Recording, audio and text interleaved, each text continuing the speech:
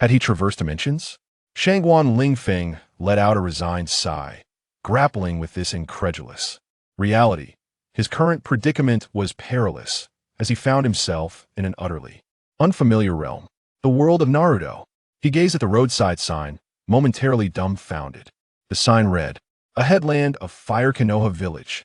With his hand pressed against his forehead, a blend of astonishment and concern flickered in his eyes. Naruto. This world was teeming with ninjutsu, tailed beasts, and other legendary figures, all of which had previously existed solely in the fantastical works of his former life. Yet now, they had morphed into a tangible reality. However, this world was fraught with danger. But he was merely a fragile youth, powerless and delicate, amidst a realm brimming with formidable beings. How could he possibly survive? No, he was but a boy. How could he navigate this world? Lost in thought, Shangguan Lingfeng continued along the rugged mountain path. His clothing was tattered and ragged, flapping in the wind, resembling a destitute beggar. If I don't reach Konoha soon, I shall perish from hunger. With a body devoid of strength, he limped forward, casting his gaze toward the distant mountains, his heart brimming with hope that he knew that if he persevered a little longer, he would reach Konoha in this world of Naruto. Alas, the journey was fraught with challenges. Reality was merciless. He had traveled for an extended duration, and fatigue, coupled with hunger, rendered him nearly immobile. Having traversed such a vast distance without sustenance, he now felt as if stars danced before his eyes. Panting heavily, Shangguan Lingfeng looked up apart from a small stream amidst the trees. There was an endless expanse of forest. Konoha village seemed a great distance away, for he could discern no signs of civilization. My system awakened swiftly. With a thud, Shangguan Lingfeng plopped down onto a stone by the stream, gasping for breath. A journey through dimensions should come with a golden finger. After all, he glanced down at the faint glow emanating from his abdomen, his expression one of exasperation. System, please manifest. If you delay any longer, your master shall starve. He murmured softly, perhaps responding to Shangguan Lingfeng's call.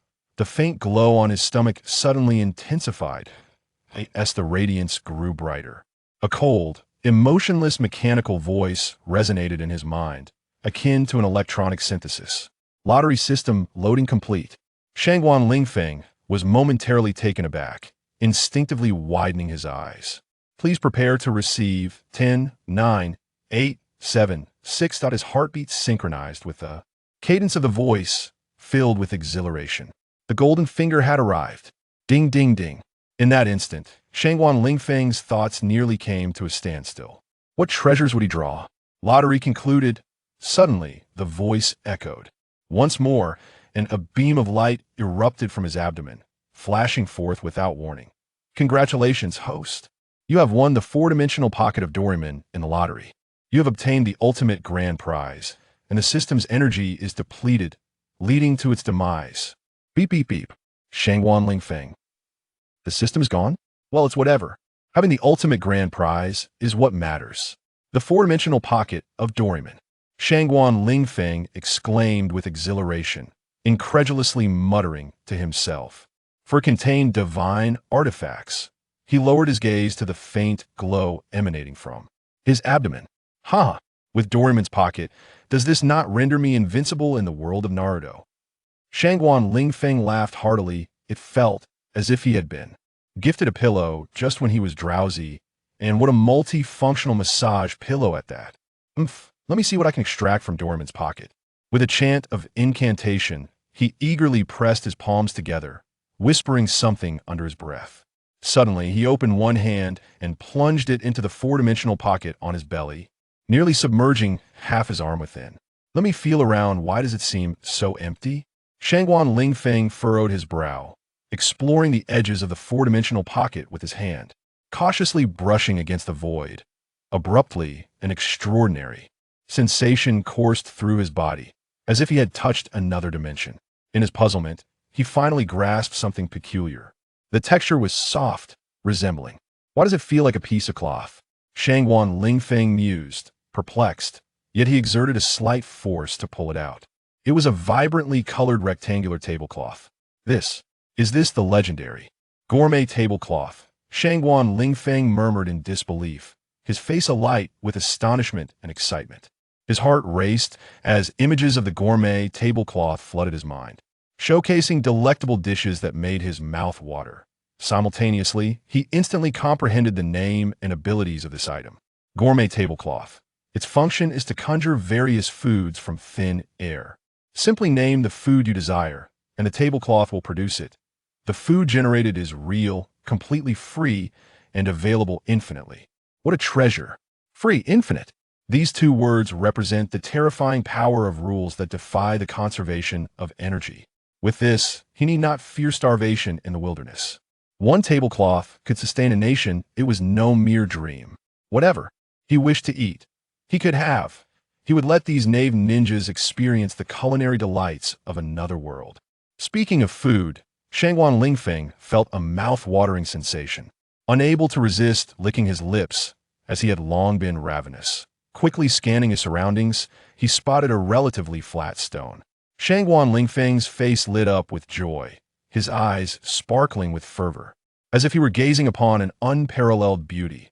Hee, this will do nicely. Time for a sumptuous feast. As Shangguan Lingfeng embraced his gourmet tablecloth, he trotted forward, feeling an invigorating surge of energy coursing through his body. With a swift motion, he meticulously spread the tablecloth upon a stone, then sat beside it, rubbing his hands together in eager anticipation. Reflecting on a certain menu from his previous life, he exclaimed with palpable excitement, "I would like a portion of spicy dry pot chicken, pearl potatoes braised with river crab, pan-seared abalone from Dalian with Longjing tea, steamed deep-sea grouper, Louis XIII pizza, top tier, black and white caviar." Before him, an array of delectable dishes materialized upon the tablecloth, each exuding enticing aromas that wafted through the air. Shangguan Lingfeng's eyes sparkled with delight, his breath quickening, his heart racing with uncontainable joy. In his former life as a recent college graduate, he could scarcely afford such luxuries, yet now he could summon whatever he desired. Reaching out, he delicately picked up a morsel and savored it. The sensation was unprecedented, crispy on the outside, tender within, fragrant yet not overly rich. As he allowed the flavors to linger on his palate, the exquisite taste seemed to permeate throughout his being. Exquisite. Ah, yes, a refreshing drink would be splendid. Another large glass of ice cold Coke from 1982, please. He gulped it down with fervor, chilled. His eyes gleamed as he fixated on the feast before him. Before long, Shangguan Lingfeng's mouth was glistening with oil from the sumptuous fare. This is the epitome of culinary delight. This is what life is truly about. Reclining on the grass, he murmured contentedly to himself. After indulging in a lavish meal, each ingredient bore its own unique texture and flavor. He felt as though he were immersed in a bustling gastronomic paradise, brimming with an array of scents and colors, the sizzle of grilled meats over flames, the steam wafting from the simmering fish, the rich, unctuous taste of braised pork tantalizing his tongue. Each bite was a memory to cherish. Yet now, with the gourmet tablecloth beside him, remnants of delectable dishes lingered, sending forth delightful aromas. Nevertheless, Shangguan Lingfeng found himself quite satiated. Fortunately, all the food on the tablecloth was complimentary. No guilt in indulging. He was no longer the lower-tier worker who had to take leftovers from a bowl of ramen. He had risen, stretching languidly. He shifted into a more comfortable position. Perhaps I shall take a brief nap before exploring my pocket-sized treasures. This journey has truly exhausted me. As he prepared to fold the gourmet tablecloth, he suddenly froze in surprise. Across the stream, a swaying figure with yellow hair approached. Shangguan Lingfeng rested his chin on his hand, sitting cross-legged beside a rock. "Naruto, take your time eating," he chuckled, observing the youth across from him who was voraciously devouring his meal. With his golden short hair, azure eyes, and 6 whisker-like markings adorning his cheeks, the boy wore a radiant smile reminiscent of the sun. Uzumaki Naruto, the Jinchuriki of the Nine Tails, was the protagonist of the Hokage series. Were it not for Shangguan Lingfeng's extraordinary abilities, he might have shamelessly approached Naruto by now. However, possessing the capabilities akin to Doraemon's fourth-dimensional pocket, he regarded Naruto as an ordinary person. After all, in the face of such extraordinary powers, Not even Kaguya Ōtsutsuki could intimidate him. He was unwaveringly confident. Hey, Lingfeng. These delicacies are absolutely delicious. I've never tasted anything so exquisite. Naruto exclaimed, savoring a piece of Peking duck dipped in spicy sauce. This was a dish specially ordered by Shangguan Lingfeng for him. Come, don't just eat. Have a drink. Erguo too, a beverage from my hometown. Shangguan Lingfeng lifted a clear glass, prompting Naruto to hurriedly nod and gingerly clink his cup. Cheers. Shangguan Lingfeng said with a grin. Cheers. Naruto quickly imitated, tilting his head back to down the contents of his small cup in one gulp. Naruto, you're impressive. You've adapted to the taste of Erguo too so swiftly. Shangguan Lingfeng praised him. Big brother Lingfeng. Hick. Naruto's cheeks flushed slightly, and he spoke a bit unsteadily. This Erguo too is quite good. But I'm feeling a bit dizzy now. He grimaced, his furrowed brow appearing as if it could hold a finger. Hey, here a glass of lemon juice.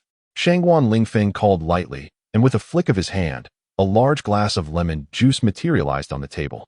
This will sober you up. Drink it. Thank you. Big brother Lingfeng. Naruto exclaimed, tilting his head back to gulp down the refreshing beverage. Ah, delicious. I feel much better now. He chuckled shyly, rubbing the back of his head. Do you want more? I can order a few more dishes. Shangguan Lingfeng inquired grandly with a sweeping gesture. No, I'm full. Big brother Lingfeng, this ninja tool of yours is truly incredible, able to conjure various delicacies out of thin air. Naruto exclaimed in amazement as he gazed at the tablecloth before him. A ninja tool capable of summoning food at what was beyond anything he had ever seen or even heard of. Impressive, isn't it? This ninja tool is uniquely mine. No one else can even dream of wielding it. Shangguan Lingfeng boasted with a triumphant smile. Naruto, somewhat skeptical, tried naming a few dishes, only to find his attempts fruitless, which led him to finally give a thumbs up in admiration. Big brother Lingfeng, the food you provided was so delightful that I'll never settle for instant ramen again. Naruto wiped the drool from the corner of his mouth, his face filled with respect. But alas, I am a wanderer. Our paths may not cross again. Shangguan Lingfeng sighed, shaking his head in contemplation. Upon hearing this, Naruto was momentarily taken aback, pondering for a moment. Brother Lingfeng, are you a wandering ninja? Why not come to our Konoha village? Our village is wonderful, I assure you. As Naruto spoke, he suddenly paused, a hint of melancholy crossing his face. Observing this, Shangguan Lingfeng felt a stir in his heart and curiously inquired, Are you perhaps reminded of your friend, the wayward boy named Sasuke? Indeed, brother Lingfeng. It is true that Sasuke. Naruto quickly regained his cheerful demeanor and began to introduce Sasuke, Sakura, and many stories of Konoha village to Shangguan Lingfeng. Lingfeng maintained a smile, attentively listening, but inwardly he began to contemplate. It appears that the timeline is set more than 2 years after Sasuke's defection. Naruto has returned after his training, only to venture out once more in vain to search for Sasuke. Thus, could it be that Jiraiya is also nearby? As Shangguan Lingfeng's mind whirled, he feigned turning around to scan the surroundings. However, he saw nothing, as an ordinary individual. How could he possibly detect one of the legendary Sannin? Never mind. Although this was not the beginning of the story, it did not significantly impact the present. Moreover, with the aid of the fourth-dimensional pocket of Doraemon, Shangguan Lingfeng was unconcerned about personal safety and remained unbound by the constraints of the timeline. After all, possessing numerous artifacts that manipulate time, any one of which could send tremors throughout the ninja world, he was far from anxious. By the way, brother Lingfeng, Naruto suddenly exclaimed with excitement. What is it, brother Naruto? Shangguan Lingfeng, taking a large sip of bubble tea, looked at Naruto in surprise. Since acquiring the gourmet tablecloth, he had discovered that his appetite had significantly increased, with his capacity for food and drink multiplying several times over. Naruto continued explaining, brother Lingfeng. Some events occurred in Konoha over the past 2 years. You should have heard about the Chunin exams, which resulted in many civilian casualties and a severe shortage of resources. Your, superfood tablecloth. It is called the gourmet tablecloth. Shangguan Lingfeng interjected with a deadpan expression, interrupting Naruto. He was well aware of far more information regarding the matters Naruto discussed. As a wandering ninja, it was reasonable for him to be informed about significant events in the Land of Fire. I got the name wrong, Naruto said, awkwardly scratching the back of his head. Brother Lingfeng, your ninja tools are so extraordinary. They could bring great convenience to Konoha when the time comes. If you open a restaurant in Konoha, wouldn't you become prosperous while also helping the people of our village? Please, come to Konoha. Naruto extended a heartfelt invitation to Shangguan Lingfeng. Konoha? Lingfeng was slightly surprised upon hearing Naruto's words and subsequently fell into contemplation. I cannot agree so readily. It would be beneath my dignity and could arouse suspicion. Brother Lingfeng, among the various villages in the ninja world, none can rival the prosperity of our Konoha. Moreover, the security here is exceptional. You need not worry about your gourmet tablecloth being snatched away. Seeing that Brother Lingfeng appeared somewhat hesitant, Naruto hastily continued to persuade him. Good security? Brother Lingfeng responded with a look of exasperation, thinking to himself that Konoha is indeed rife with troubles. Come on, Brother Lingfeng, I truly adore your delicacies. Naruto gazed at Brother Lingfeng with tearful eyes. Sighing, Brother Lingfeng, seemingly somewhat reluctant, replied, Since you have sincerely invited me, I suppose I shall visit Konoha. As Naruto and Brother Lingfeng walked side by side, they estimated that they would soon reach the gates of Konoha village. However, even at this moment, there was still no sign of Jiraiya. Brother Lingfeng didn't dwell on it. Knowing Jiraiya's character, he was unlikely to launch a sudden attack. They would discuss it further once they entered Konoha. Brother Lingfeng, that meal we just had, was it called Lanzhou ramen? It was exquisite, far surpassing the ramen in Konoha village. Naruto's eyes sparkled with delight, seemingly still savoring the taste of the Lanzhou ramen. Is that so? Lanzhou ramen is rather average. I have consumed it for countless years. Brother Lingfeng reminisced with a nostalgic expression. In his past life on Blue Star, as a freshly graduated university student, being able to enjoy a bowl of Lanzhou ramen for lunch was a luxury. Anything pricier was beyond his means. Yes. Naruto nodded excitedly. It was incredibly delicious. As he continued to nod, he suddenly noticed the item on Brother Lingfeng's hand. By the way, Brother Lingfeng, is that pair of gauntlets you are wearing also a type of ninja tool? Naruto inquired curiously. Observing the gauntlets that Brother Lingfeng had pulled out from his pocket and donned earlier during their journey. Ahem, indeed, as a wanderer, I often encounter various dangers. These gauntlets provide me with a sense of security, Brother Lingfeng explained with a cheerful demeanor. Fairness boxing gloves, appearing like ordinary boxing gloves. Their function allows the wearer to fight evenly against any opponent, regardless of their strength. In this scenario, the one with a stronger psychological determination will emerge victorious. Brother Lingfeng recalled the capabilities of the fairness boxing gloves in his mind. This was the second item he had obtained from Doraemon's fourth-dimensional pocket.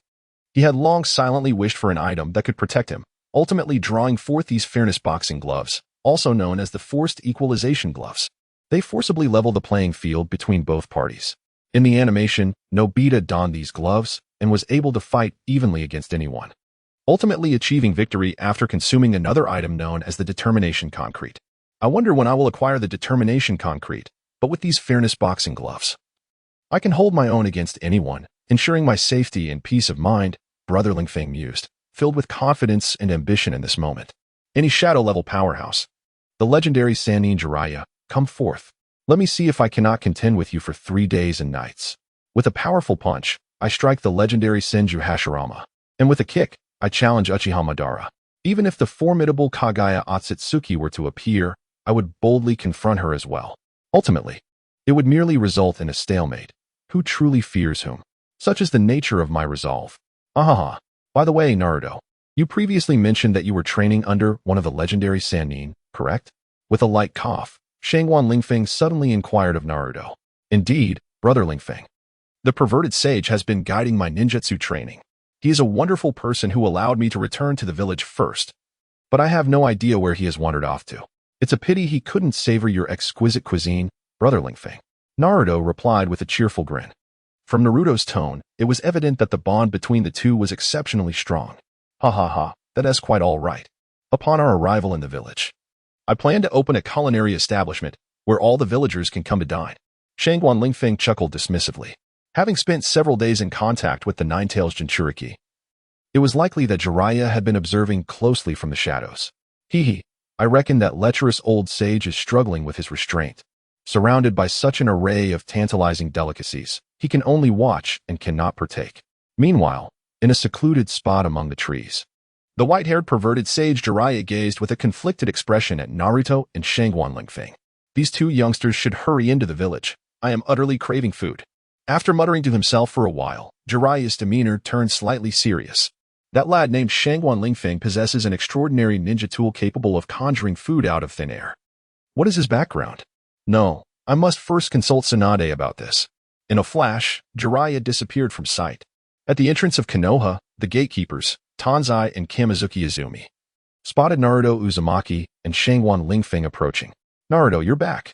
Tanzai, sporting bandages across his face, gazed at Naruto in astonishment, then cautiously surveyed Shangguan Lingfeng. Naruto scratched the back of his head and laughed heartily. Yes, my training has concluded. This is a wandering ninja I encountered on the road, brother Shangguan Lingfeng. Shangguan Lingfeng? Kamizuki Izumi squinted, scrutinizing Shangguan Lingfeng for a moment. Clad in a black trench coat and adorned with two peculiar gloves, he bore a faint smile, appearing somewhat innocuous. Yet, an air of peculiarity lingered about him. Exchanging glances, Kamizuki Izumi and Tanzai prepared to register Shangguan Lingfeng for entry into the village. What is your name? Shangguan Lingfeng. Where are you from? Blue Star. I've never heard of it. Have you registered your ninja rank? Well, no. Simultaneously, Tanzai began documenting Shangguan Lingfeng's entry into the village, occasionally glancing up to observe their conversation. Shangguan Lingfeng, from the Shangguan clan. No records of the Shangguan clan's bloodline were found. Age, 18 years. Original residence, Blue Star, situated in the distant east, subsequently became a wandering ninja after much travel. Tongzi Tai recorded notes while quietly pondering.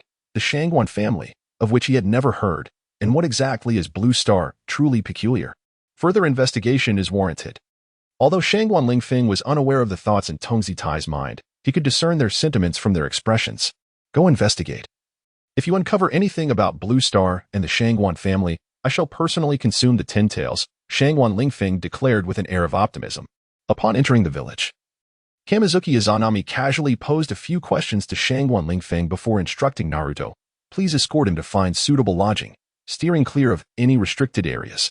Understood. Naruto responded with a wave of his hand, readily agreeing. Shangguan Lingfeng followed closely behind Naruto, making his way into Konoha village. Meanwhile, Tongzi Tai and Kamizuki Izanami observed the duo from a distance, seemingly engaged in hushed conversation. Moments later, Kamizuki Izanami swiftly vanished from the entrance using a body flicker technique. Shangguan Lingfeng gazed curiously at the village's architecture, his face alight with joy. Konoha, I have arrived. Here, I shall embark on a new chapter of my life. Gathering tailed beasts, conquering Hokage, and emerging as the strongest. I shall strike down Ashura and kick Indra, then ruthlessly trample the Ōtsutsuki. I want every village in the ninja world to know my name. Shangguan Lingfeng. Meanwhile, in the Hokage office, Jiraiya was engaged in conversation with a broad-shouldered blonde woman. None other than the 5th Hokage, Tsunade Senju. Are you saying that the young child who just entered the village possesses an extraordinary ninja tool that can generate food endlessly? Tsunade crossed her arms, her figure exuding a certain buoyancy. Jiraiya's expression was grave, avoiding Tsunade's gaze and instead staring out the window as he solemnly replied, Indeed. His name is Shangguan Lingfeng. He claims to hail from the distant Blue Star in the east and is a wandering ninja. Kamizuki Izanami has just reported that, despite sensing no chakra from him, his journey here and possession of such a remarkable tool clearly indicate he is no ordinary individual. The reflection in the window revealed that Jiraiya's right cheek appeared significantly swollen, as though it had recently endured a powerful blow. Upon hearing this, Tsunade furrowed her alluring brow, clearly startled by Jiraiya's revelation. Standing nearby, Shizen, clad in black, widened her eyes in disbelief, covering her mouth. Lord Jiraiya. If that boy named Shangguan Lingfeng possesses such a wondrous ninja tool yet has not been robbed along the way, his strength must surpass that of an ordinary Genin. Shizen's insight resonated with Tsunade, who nodded in agreement. I share your thoughts. Thus, I refrained from acting hastily. During the past few days, he has interacted with Naruto without displaying any hostility. This visit to the village presents an excellent opportunity for observation. Jiraiya, clutching his swollen right cheek, coughed lightly. Shangguan Lingfeng. Tsunade gazed out the window, where two youths were strolling side by side down the distant street. On the main thoroughfare of Konoha, Shangguan Lingfeng ambled along contentedly, having just conversed with Naruto, who had revealed an excellent spot for setting up a stall. The street vendor economy was indeed necessary for Konoha village. Eager to earn his first gold, Shangguan Lingfeng hastened to the intersection of the village's main road. With no funds to establish a shop, a stall was a commendable alternative. Equipped with fair boxing gloves, Shangguan Lingfeng spread a gourmet tablecloth in a corner of the intersection. The village was still in a state of flux, and he could not afford to remove his gloves just yet. Come one, come all. Don't miss out. Grand opening special. Everything for just 20 Rio. Today only. Tomorrow prices will return to normal. Hurry and buy. Not 100 Rio, not 50 Rio, just 20 Rio for all. Shangguan Lingfeng called out loudly. Sitting cross-legged beside the gourmet tablecloth, quickly attracting nearby villagers. Wow, what is this food? It smells divine. Only 20 Rio, exclaimed one. Indeed, it's much cheaper than Ichiraku ramen, which costs 60 Rio a bowl. Another chimed in. I spent 40 Rio on a plate of stir-fried noodles at the ramen shop. This food is such a bargain. The villagers, enchanted by the alluring aromas of various delicacies, needed no further persuasion from Shangguan Lingfeng. Today is the first day. Everyone come and taste. Seize the opportunity. Tomorrow the prices will be different, he urged, waving his gloved hands excitedly. Here comes the food. Shredded chicken, braised tripe, assorted tofu, marinated duck, marinated crab, marinated fish, braised fish slices, sauteed crab meat, plain crab meat, steamed pumpkin, stuffed zucchini, stir-fried loofah, stuffed winter melon. And let us not forget the braised chicken feet, braised duck feet, braised bamboo shoots, sauteed water bamboo, roasted eggplant with meat, duck soup, crab meat soup, and 3 flavored witter soup. As Shangguan Lingfeng shouted, an array of peculiar and delightful dishes materialized from the gourmet tablecloth, showcasing exotic cuisine from another world for the first time. I want a serving of shredded chicken. Boss, I'll take the braised chicken feet. Crab meat soup. I want this. What is it called? Braised fish slices. A dense crowd quickly enveloped Shangguan Lingfeng's stall, and after a brief commotion, they formed a long line under the guidance of the Konoha patrol. Shangguan Lingfeng's grin widened. 20 Rio, here is your shredded chicken, he exclaimed, exchanging food for coins. Your stir-fried loofah, here is your sauteed crab meat. Oh, this is delicious. I've never tasted anything like this before. Is it possible to cook vegetables this way? My goodness. This loofah is truly unique, an experience like no other. Alas, allow me a taste. With such a multitude of people, it will take an eternity to queue again. Burp, a middle-aged man belched, tears of joy welling in his eyes, exclaiming how delectable it was. And he rushed back to the end of the line to await his turn once more. Fear not. For this chef possesses a unique culinary tool that ensures no time is wasted in preparing the dishes, exclaimed Shangguan Lingfeng, his face beaming with delight. It's settled. Tomorrow, I shall acquire a shop and commence my venture. He laughed heartily. In the distance, Naruto stood with his companions, bubbling with excitement as he introduced someone. Look. That's my brother Shangguan Lingfeng whom I met on the road. The golden-haired girl, Ino, stared in disbelief at the seemingly endless line. Naruto. I can't hold back any longer. I must join the queue. Sakura, with her pink hair, clenched her teeth, unable to resist the allure of the culinary delights, and dashed ahead of an older woman to secure her share of the delicious fare. Whoosh, another large sphere rolled by, seemingly belonging to a Kimichi Choji, who was enthralled by the array of unfamiliar delicacies. Shikamaru sighed, patting his forehead in resignation. Ah, youth is synonymous with food, and food embodies youth. I shall partake as well, exclaimed Rock Lee, bouncing energetically to join Choji. It truly appears appetizing, remarked Tintin, biting her lip. Clad in a stunning white chi-pao with pink accents, exuding grace and poise.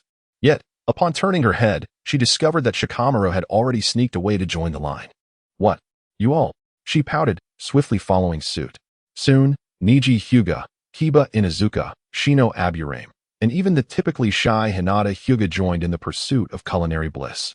At the Hokage building, Tsunade gazed at the interminable queue with an exasperated hand resting on her forehead. Well, now everyone in Konoha is aware of this lad's remarkable ability to conjure food out of thin air. Indeed, Jiraiya chimed in, gnawing on a sauced pig trotter, muttering, since Shangguan Lingfeng could traverse from the distant Blue Star to here, he must possess some hidden talents. It will be intriguing to gauge his prowess. And I must say, this pig trotter is quite delectable. Ino savored a cup of bubble tea, her expression radiant with happiness. Tsunade-sama, you should try this too. I went to great lengths to procure it for you, she offered, presenting a cup of chocolate milk tea. Is it truly that wonderful? Look at your expression, Tsunade chided, her tone laced with playful admonition. Ino beamed contentedly. Tsunade-sama, just one sip will reveal its divine taste. Sucking on the straw, Tsunade, with a stoic expression, took a sip. In the next moment, her eyes widened in astonishment. Her heart raced as if a startled deer was leaping within her chest.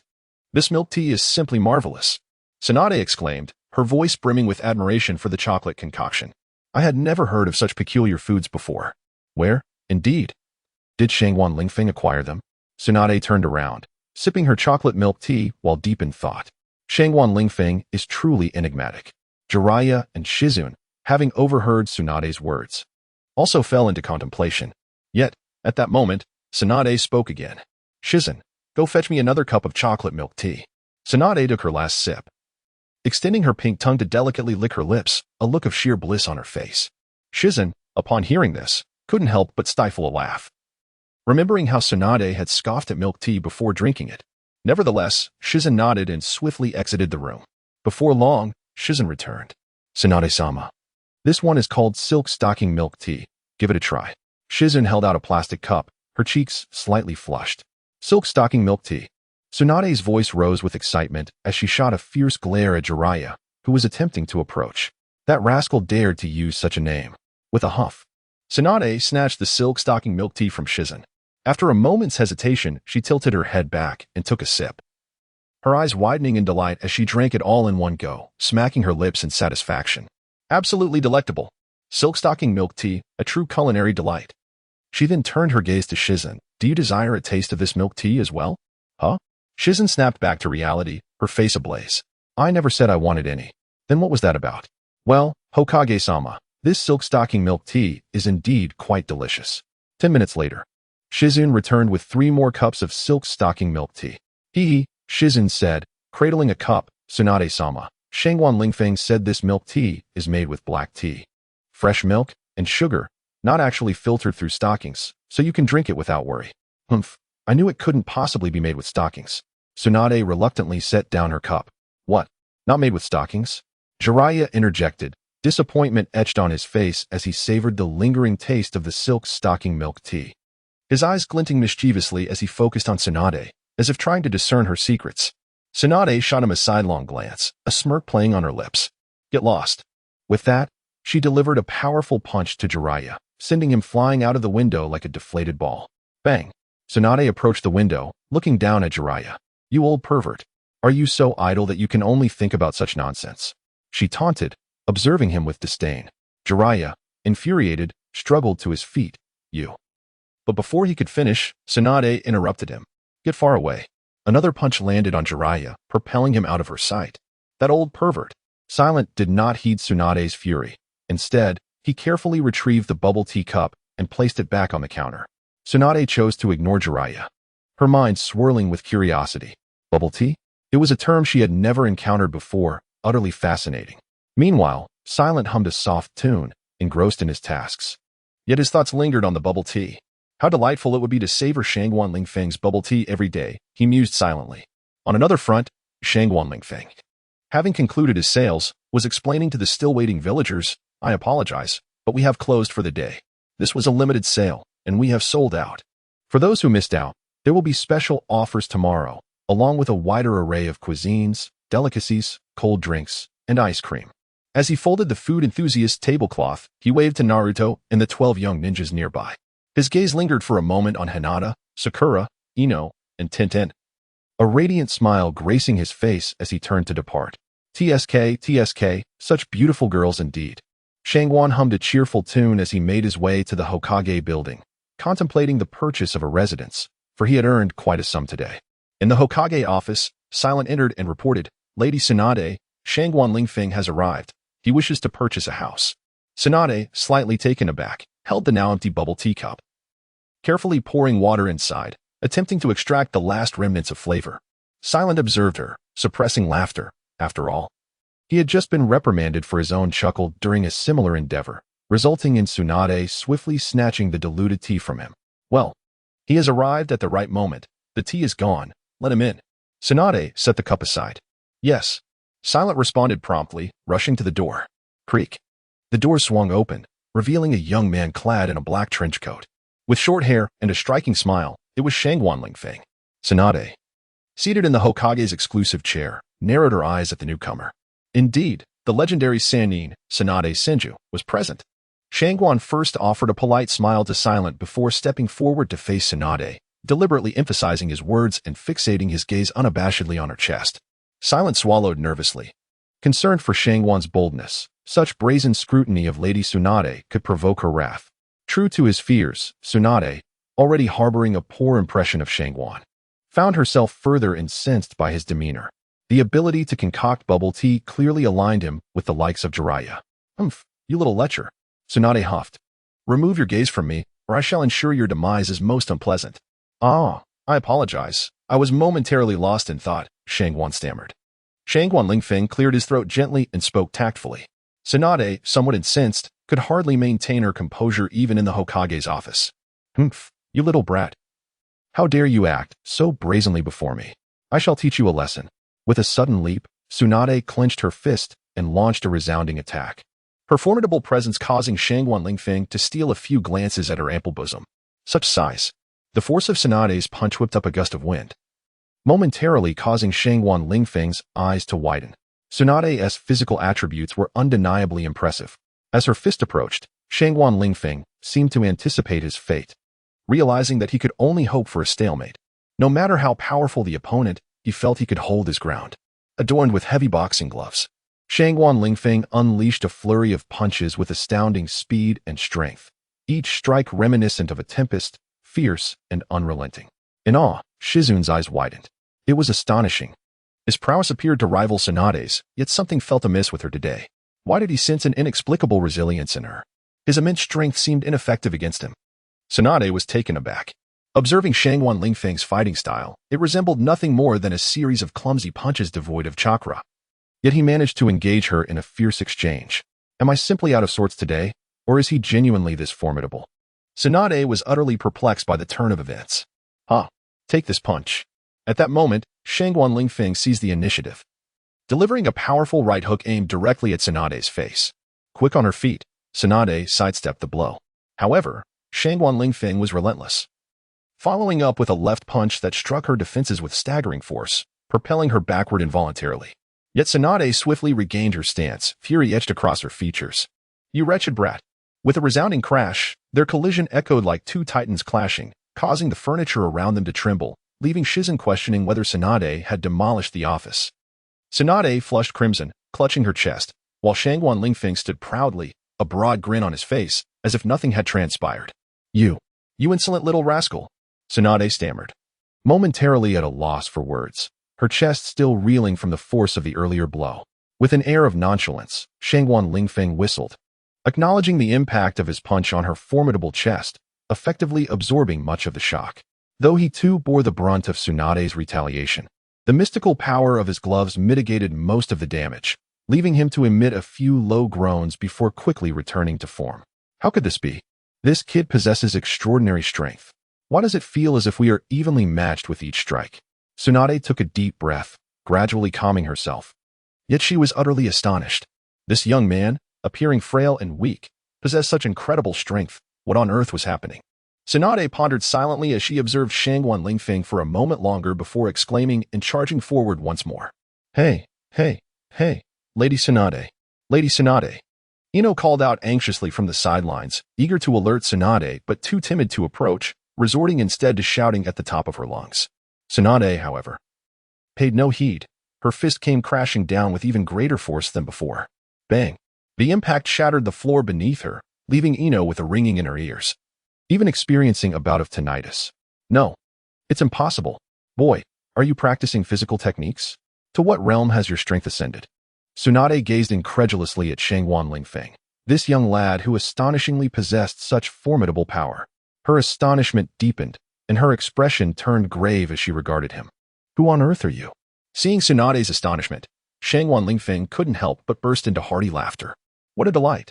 Fair boxing gloves, a divine artifact.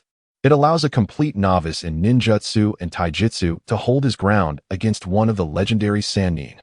A surge of confidence swelled within Shangguan Lingfeng as he felt invincible. Hey, Hokage-sama, let us proceed to the second round. He playfully waved his boxing gloves, bouncing around in a manner that irritated Tsunade to no end. Yet, given the previous encounter, she realized she alone could not subdue him. Where has that lecherous Jiraiya gone? At such a crucial moment, he is nowhere to be found. The next time I see him, I'll give him a couple of punches, Tsunade thought fiercely. Suddenly, a white-haired man with an oily complexion flew in through the window. Tall and imposing, he wore a forehead protector adorned with the character for oil. His long white hair cascaded down to his waist, and beneath his eyes was a red mark, clad in a red outer robe over a brown garment. He wore wooden clogs and armor-like gear on his arms. "It's Lord Jiraiya," Ino exclaimed with delight. "Jiraiya." Shangguan Lingfeng raised an eyebrow. This fellow had finally arrived. And two of the Sannin were now assembled. Accompanying him was another man with similarly white hair, whose presence captivated Shangguan Lingfeng even more. He wore a black mask, with his left eye obscured by his forehead protector, clad in a black tactical suit complemented by green Janin armor. His shoulders and back bore the red insignia of the Umbu. "Copy ninja Kakashi," Shangguan Lingfeng stated in a tone reminiscent of a commander. "Tsunade? Ino? Jiraiya? Kakashi? What sort of bizarre accent is that? Do you know him?" Tsunade queried, glancing unexpectedly at Kakashi. Kakashi fell silent, lowering his mask to reveal his three-tomo Sharingan, scrutinizing Shangguan Lingfeng for a moment before shaking his head. "I do not recognize you." "I do." The two spoke almost in unison. Everyone turned their gaze towards Shangguan Lingfeng. Kakashi, the foremost technician of Konoha, the copy ninja, adept in over 1,000 jutsu aside from bloodline limits. Shangguan Lingfeng, adjusting his gauntlets, recited Kakashi's intel. Speaking of Konoha's premier technician, does such a title not evoke thoughts of a certain footbath establishment? Tsunade and the others exchanged glances, a subtle silence enveloping them, the atmosphere growing delicate. Tsunade's expression suddenly turned frosty. "It seems you possess a thorough understanding of our Konoha's information, so what is your purpose?" Before she could finish, the door to the Hokage's office was abruptly flung open. Two individuals with watermelon hairstyles burst in. "Kakashi, has someone attacked the Hokage?" shouted the larger of the two, the azure beast of Konoha, Might Guy. Upon witnessing this, Shangguan Lingfeng struck a pose he deemed impressive, extending his large gauntlets, confidently proclaiming, "Come on, Azure Beast. Let me have a 50-50 encounter with you. I shall make you aware." "Hey, what are you doing?" Shangguan Lingfeng's words were abruptly interrupted by Rock Lee charging forward. "You dare to attack the Hokage? Although your culinary skills are exquisite, I will show no mercy." "Yaha." Rock Lee erupted into action. Tsunade furrowed her brow, calling out a warning. "Be careful. Shangguan Lingfeng is quite powerful. Lee, you are not his match." The rest of her words were lost. Jiraiya, Shizen, and Kakashi, who had recently witnessed Shangguan Lingfeng's prowess, were momentarily taken aback. What is happening? Shizen found it hard to believe. This fellow, Shangguan Lingfeng, cannot possibly be outmatched by Lee. Just moments ago, he seemed evenly matched with the Hokage. It appeared they were evenly matched. Unable to determine a victor in the short term, Jiraiya was equally perplexed, standing in place, unable to comprehend the strange scene before him. Could it be concealed strength? Tsunade scrutinized Shangguan Lingfeng for a moment, observing him and Lee exchanging blows, each sustaining injuries. It was not hidden strength. He could only hold his ground against Lee. Tsunade quickly made her judgment based on Shangguan Lingfeng's movements. Might Guy, bewildered, noticed Jiraiya and Kakashi, who had yet to engage, stepping aside. "Hey Kakashi, what is going on?" Might Guy quietly inquired of Kakashi. Naturally, Kakashi was disinclined to respond. Frustrated, Might Guy turned his attention back to the battlefield. "Lee, give it your all. I believe in you," Might Guy exclaimed, giving a thumbs up, revealing a row of pristine teeth. "Coach Guy, he appears formidable, yet there is something oddly peculiar about him." Lee Rock was drenched in sweat. Despite both sides suffering injuries, he felt an overwhelming sense of defeat. "All right, let us stop." Tsunade finally spoke after a moment of silence. Both Shangguan Lingfeng and Lee Rock ceased their movements simultaneously. Lee hurried to report the situation to his mentor, Might Guy, while Shangguan Lingfeng, undeterred, appeared vibrant, buoyed by the fairness of the boxing gloves. However, the recent skirmish with Little Lee might have revealed something to Tsunade and the others. "Let us sit down and discuss, shall we?" "Your previous combat did not target Little Lee's vital points," Tsunade stated as she settled into a chair, addressing Shangguan Lingfeng with a resigned gesture. Shangguan Lingfeng raised his gloved hands. "I've already mentioned that I harbor no ill intentions. I am merely a wandering ninja, drawn to Konoha by Naruto's invitation. My immediate goal is to acquire a house and a shop, as I aspire to venture into the culinary business." As he spoke, Shangguan Lingfeng pretended to reach into his trench coat, producing a food connoisseur-esque tablecloth from a dimensionally pocketed space. "Is this your ninja tool?" Tsunade inquired, curiosity piqued. Others gathered around, having seen it earlier while queuing for delicacies, Yet this was their first opportunity for a close examination. This item is truly remarkable. Indeed. After such exhaustive battles, let us indulge in some refreshments and snacks, Shangguan Lingfeng declared as he began to place an order on the connoisseur's tablecloth. Come forth. Chocolate, macarons, sakama, gum, oat crisps. With a dazzling flash of light, an array of snacks materialized on the tablecloth. Everyone, please, do not hold back. Enjoy at your leisure. Shangguan Lingfeng chuckled, seizing a piece of chocolate and devouring it ravenously. Gulp. Silence could hardly contain the sound of someone swallowing, and Tsunade cast a glance at her, exasperated. All right, everyone, let us eat, she conceded, surprisingly picking up some sakama first. Soft, sticky, and sweet, she savored it with astonishment. Others eagerly reached for their preferred treats, exclaiming, "Is this chocolate? Oat crisps? What is this? It's quite delicious. Gum has a delightful flavor, yet it's so difficult to bite. I ended up swallowing it whole." Mike Guy laughed heartily, having ingested several pieces of gum. Shangguan Lingfeng paused mid-bite, abruptly stopping his chocolate consumption. Ahem, as I mentioned, gum is meant to be chewed, not swallowed, he remarked, casting a furtive glance at Mike Guy, who appeared almost petrified. Not to worry. I believe I simply need to engage in some vigorous exercise. Mike Guy exclaimed, raising his right hand with a thumbs up, exuding fervor. With a swift motion, he took Lee Rock and departed for training. Teacher Guy, I haven't finished my macarons yet. Lee Rock's lament echoed in the distance. Tsunade disregarded the departing Mike Guy and, with a sudden forceful slap on the table, turned to Guolingfeng with a grave inquiry. Is there any more milk tea with a silky texture? Guolingfeng responded, Ah, so you have a penchant for such delicacies. Half an hour later, everyone had satiated their appetites and settled down to deliberate their strategy. Meanwhile, Tsunade, having enjoyed her own selection of beverages and snacks, felt an inexplicable urge to glance toward Guolingfeng. It is settled then, you may reside in the village, provided you adhere to its regulations. As for accommodation, you have earned a considerable sum today, so you will need to arrange that yourself, Tsunade remarked after a moment of contemplation. Guolingfeng retorted, so, the matter of housing remains unresolved. Tsunade, unaware of his true thoughts and assuming his earnings were insufficient, explained, while I cannot provide you with a lavish residence, we can offer you a stay at a guest house in Konoha. Additionally, we would be willing to allocate funds to regularly purchase your culinary creations. As long as you refrain from actions that jeopardize the village's safety. Regularly purchasing my culinary creations? That sounds agreeable. Especially since I am on the verge of opening a restaurant dedicated to food, where you may procure your meals. Guolingfeng nodded in acknowledgement. At that moment, Tsunade leaned in, gritting her teeth as she whispered to Guolingfeng. Listen here, you little rascal, I do not care what secrets you harbor. As long as they do not endanger the village's safety. Judging by your recent bout with Lee, you must have employed some method during our confrontation. Perhaps it is due to those peculiar gauntlets you possess. She cast a sidelong glance at the strange gloves adorning his hands. Ah, you figured it out. Higi, Guolingfeng chuckled nonchalantly. Tsunade frowned, her irritation mounting. Kakashi, take this little brat outside. You will arrange matters regarding his accommodation, Tsunade commanded dismissively, turning away in an effort to avoid the sight of his infuriating face. Kakashi, having already lowered his eye mask, surveyed the room with a singular eye and promptly agreed. Well then, let us hurry along. I can hardly contain my eagerness. Guolingfeng strutted ahead of Kakashi with an air of confidence. As he approached the door, he turned to Shizen, flashing what he believed was a charming smile. Miss Shizen, your demeanor is far more agreeable than that of Lord Hokage. I find it quite delightful. With that, Guolingfeng dashed out, oblivious to Shizen's reaction. After all, even with the fair boxing gloves, a stalemate would only lead to mutual injury. It was best to make a hasty exit. Indeed, a resounding crash echoed from the Hokage's office. Tsunade-sama. Shizen's timid voice could be faintly heard. You little brat.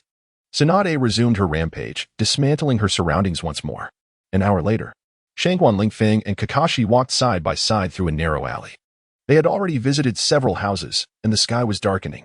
Reluctant to stay at an inn, Shangguan Lingfeng crossed his arms, his oversized gauntlets particularly striking. Let us settle for this one, he said, pointing to a particular house. Kakashi opened his eyes slightly. Why this one? Cough, cough.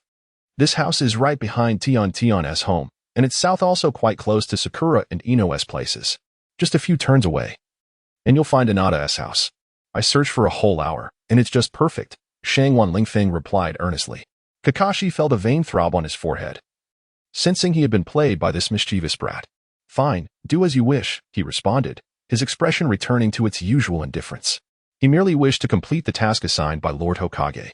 Thus, Kakashi accompanied Shangguan Lingfeng and swiftly handled the property acquisition paperwork. With Kakashi, Tsunade's right-hand man, facilitating the process, they managed to expedite it without a hitch. In just half an hour, everything was finalized. Shangguan Lingfeng's new home was a 3-story villa. In the living room, Kakashi handed over all the housing documents to him. "This is it.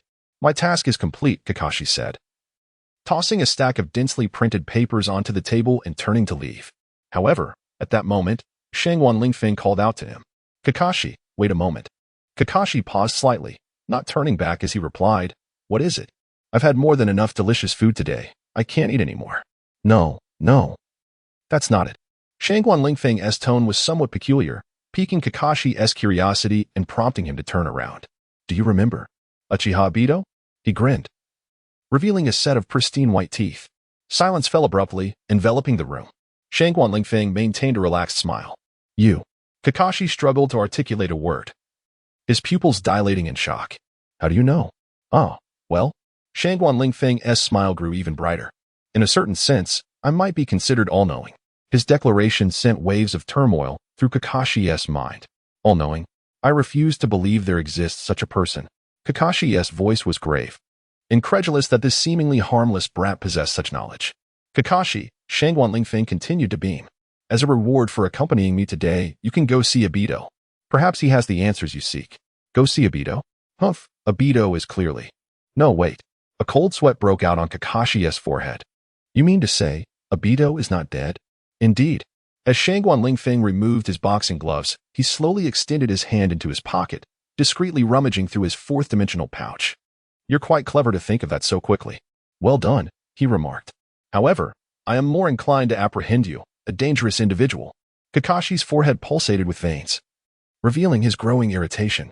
Although he was unaware of how the other party acquired the information, he could not tolerate being toyed with regarding Obito. Such insolence was utterly unforgivable.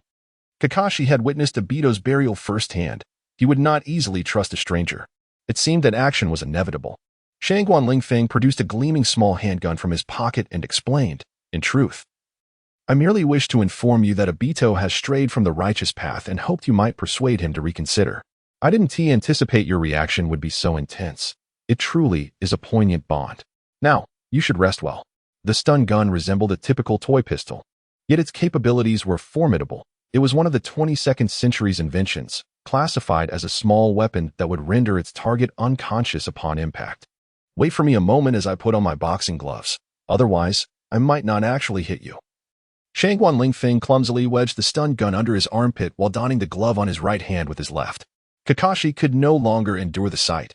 "Do not struggle. Your battle against Lee has made it abundantly clear that your strength is lacking. It would be best for you to surrender quietly." Kakashi's voice regained its calmness as he suddenly vanished from sight. Body flicker technique. Finally, all set. Shangguan Lingfeng cheerfully assumed a boxing stance, though his right hand clutched an adorably small toy gun. Whoosh, Kakashi reappeared behind Shangguan Lingfeng. Oh, take this." Shangguan Lingfeng spun around, blocking with his left hand while aiming with his right. "Experience my fist shot." "What is happening? My body cannot keep up with this sensation. Damn it." Kakashi silently cursed, realizing that his opponent's speed matched his own. "You." Shocked, Kakashi finally grasped what Tsunade and Lee had experienced, promptly lifting his mask to reveal his 3-tomo Sharingan. Yet in the next moment, Shangguan Lingfeng blocked Kakashi's attack with one glove while raising his gun and pulling the trigger with the other hand. There was no escaping this. "Who are you, really?" Kakashi's last thought barely formed before darkness enveloped him, and he lost consciousness. Shangguan Lingfeng shook his hand that held the stun gun and chuckled. "Now? We shall wait until you awaken to continue our conversation." With a thud, Kakashi fell heavily to the ground. His 3-tomo Sharingan vanished. TSK, sleep well," Shangguan Lingfeng said as he turned to head to the bedroom. After a long day, he too needed a restful slumber. Behind him, Kakashi lay motionless on the floor.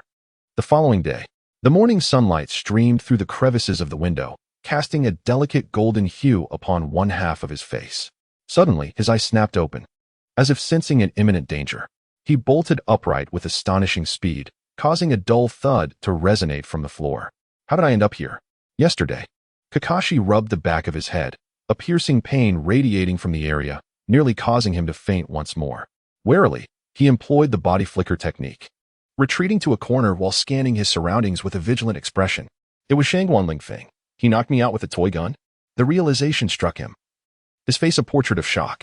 The power of that toy gun was something he had experienced firsthand. A single blow had rendered him unconscious.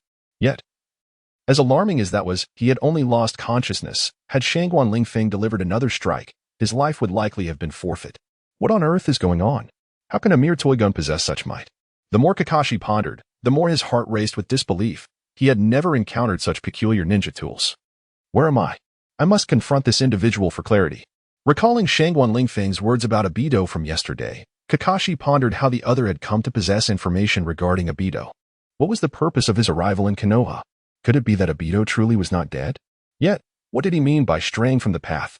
Kakashi was lost in thought when he suddenly sensed a presence nearby. Whoosh! Kakashi instantly appeared atop the roof, his eyes widening as he gazed at the figure in the sky. Shangguan Lingfeng, you can fly? Ah, it's Kakashi. You're awake. Shangguan Lingfeng floated down gracefully, a broad smile adorning his face. However, atop his head rested a bamboo dragonfly? Kakashi rubbed his eyes, ensuring he was not mistaken. Hiki, what do you think? Impressive, right? This is a ninja tool that allows ordinary people to fly. Shangguan Lingfeng proclaimed proudly, pointing at the bamboo dragonfly perched upon his head. Bamboo dragonfly, a miniature anti-gravity device that grants flight for 8 hours, requires recharging afterward. So, you rely on flight? Kakashi fell silent for a moment, pondering something that caused him to refrain from attacking. Instead, he gravely posed the question. What? Do you want one too? Sure. Shangguan Lingfeng extended his hand. A bamboo dragonfly costs 150,000 Rio, no haggling. 150,000 Rio? Are you joking? That's equivalent to the reward for an A-rank mission. Kakashi exclaimed, incredulous at Shangguan Lingfeng's audacity. Thus, in the Hokage's office, Tsunade and Shangguan Lingfeng exchanged glances. 150,000 Rio, no negotiations. 10,000 Rio. Shangguan Lingfeng turned to leave. Wait, 50,000 Rio. Your bamboo dragonfly requires recharging and cannot sustain prolonged flight. Tsunade grasped Shangguan Lingfeng's gauntlet, suppressing the urge to deliver a sound thrashing to him. After all, fighting would yield no victor. Both sides would sustain injuries in a stalemate. Tsunade had come to realize that Shangguan Lingfeng's prowess was merely a reflection of the peculiar gauntlets he donned. Without them, a mere passerby could easily incapacitate him. Alas, a sum of 50,000 taels was not out of the question, but I have 2 conditions. Shangguan Lingfeng, seizing the moment, playfully pinched Tsunade's fair fingers with his gauntlet. Noticing the fury etched upon her countenance, he refrained from overstepping and promptly released her hand. Kakashi, observing from the sidelines, felt a slight twitch in his exposed eye. This lad is audacious indeed, even daring to tease the Hokage. Once again, they settled into their seats to continue negotiations. What are your conditions? As long as they are not too excessive, I can accommodate you, Tsunade replied, her expression grim, yet it did not detract from her beauty. If this young man feels cornered, he might very well flee to an opposing nation, Tsunade thought bitterly. Ahem, my first condition is this. I have, alongside Kakashi, assess the feng shui of a shop. I intend to open a restaurant in the prime commercial area of Konoha, and I request that the Hokage lease it to me free of charge. As for the lease duration, Shangguan Lingfeng pondered for a moment.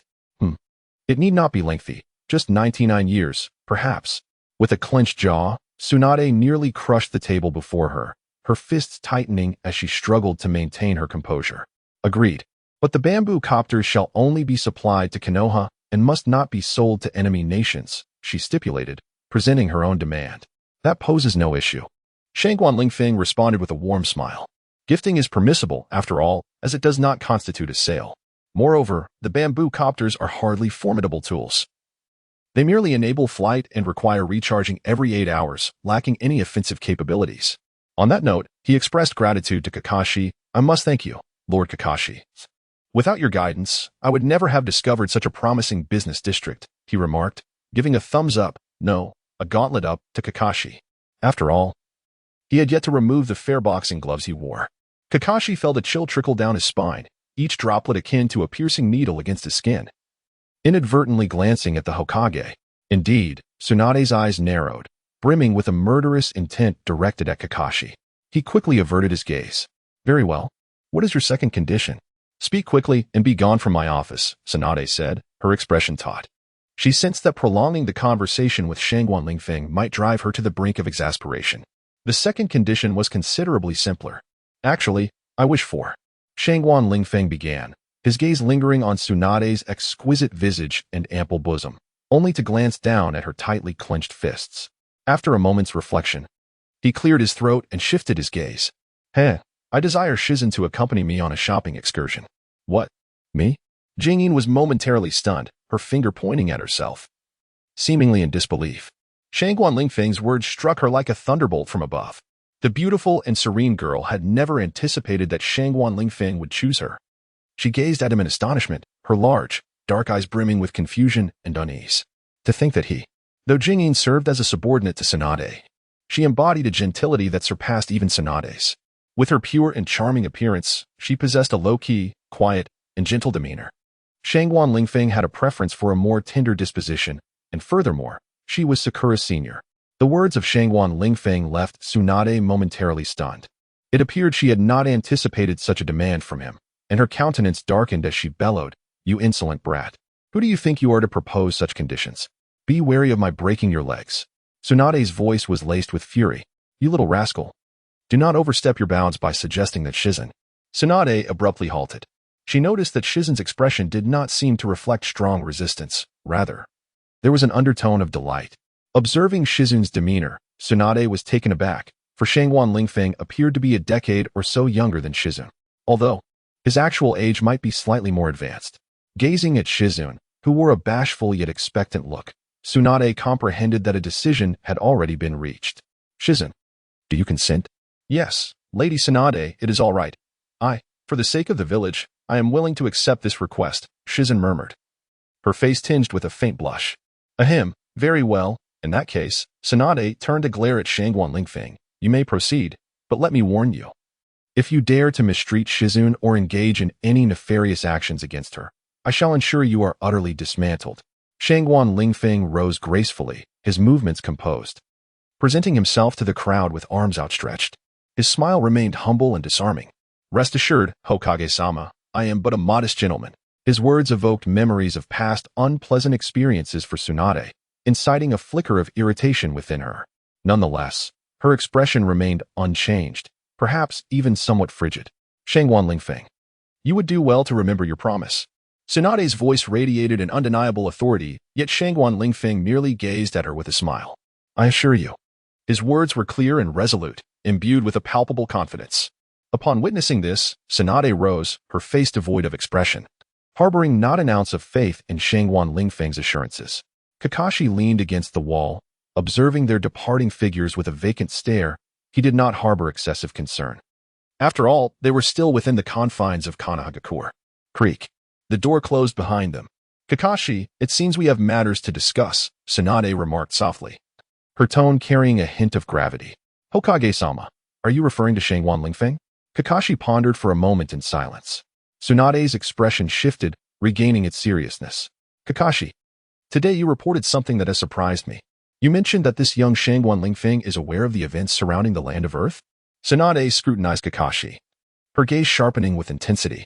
"Indeed, Hokage-sama, this revelation astonishes me as well. There are but a few who are privy to those occurrences." Kakashi's single eye glimmered with intrigue.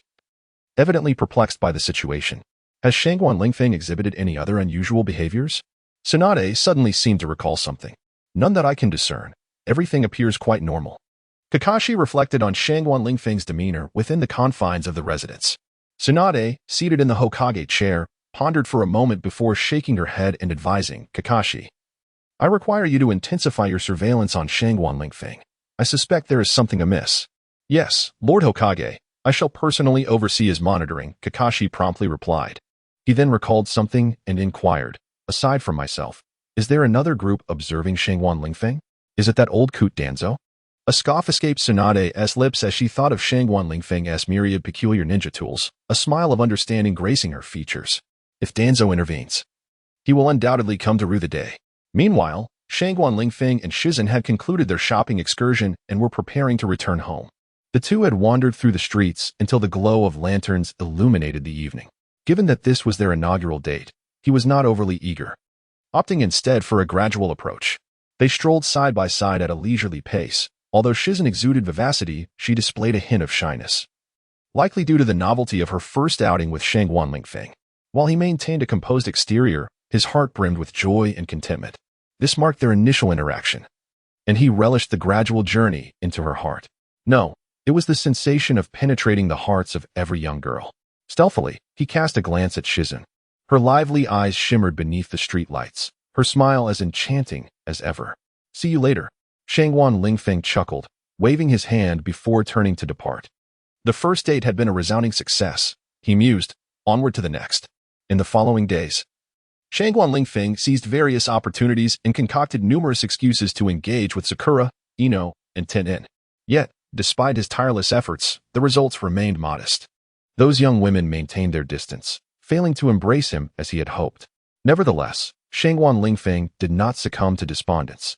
After all, this was merely the nascent phase of his endeavors. He still possessed ample opportunities and time. Moreover, should his efforts prove futile, he could await the emergence of a certain tool. As he traversed the familiar streets, sunlight filtered through the leaves, casting gentle glimmers upon his open cotton jacket. His mind was preoccupied with his recent conversation with Hinata, that beautiful maiden who effortlessly dispelled the gloom within him. Suddenly, his eyes, akin to those of a cat, brightened with excitement. Without a hint of hesitation, Shangguan Lingfeng turned and decided to head home. A new tool had surfaced. He mused inwardly, his delight palpable. This marked yet another tool that had appeared within a mere 2 days. Each new tool manifested itself as an unexpected delight, transforming his formerly mundane existence into a thrilling saga brimming with infinite possibilities. The recent influx of tools had significantly bolstered his abilities. The ninja training toolbox is filled with an array of implements for mastering various ninjutsu, including the water-walking technique, the Tengu flying technique, the godly pace technique, and transformation scrolls. Moreover, this object has undergone some extraordinary transformations. Indeed, the ninja training toolbox has mutated, leaving even the esteemed Shangguan Lingfeng astounded. It contains numerous legendary ninjutsu, such as Orochimaru's Impure World Reincarnation and Snake Substitution, Jiraiya's Rasengan and Toad Oil Firebomb, as well as Kakashi's Lightning Cutter and Shadow Clone Technique.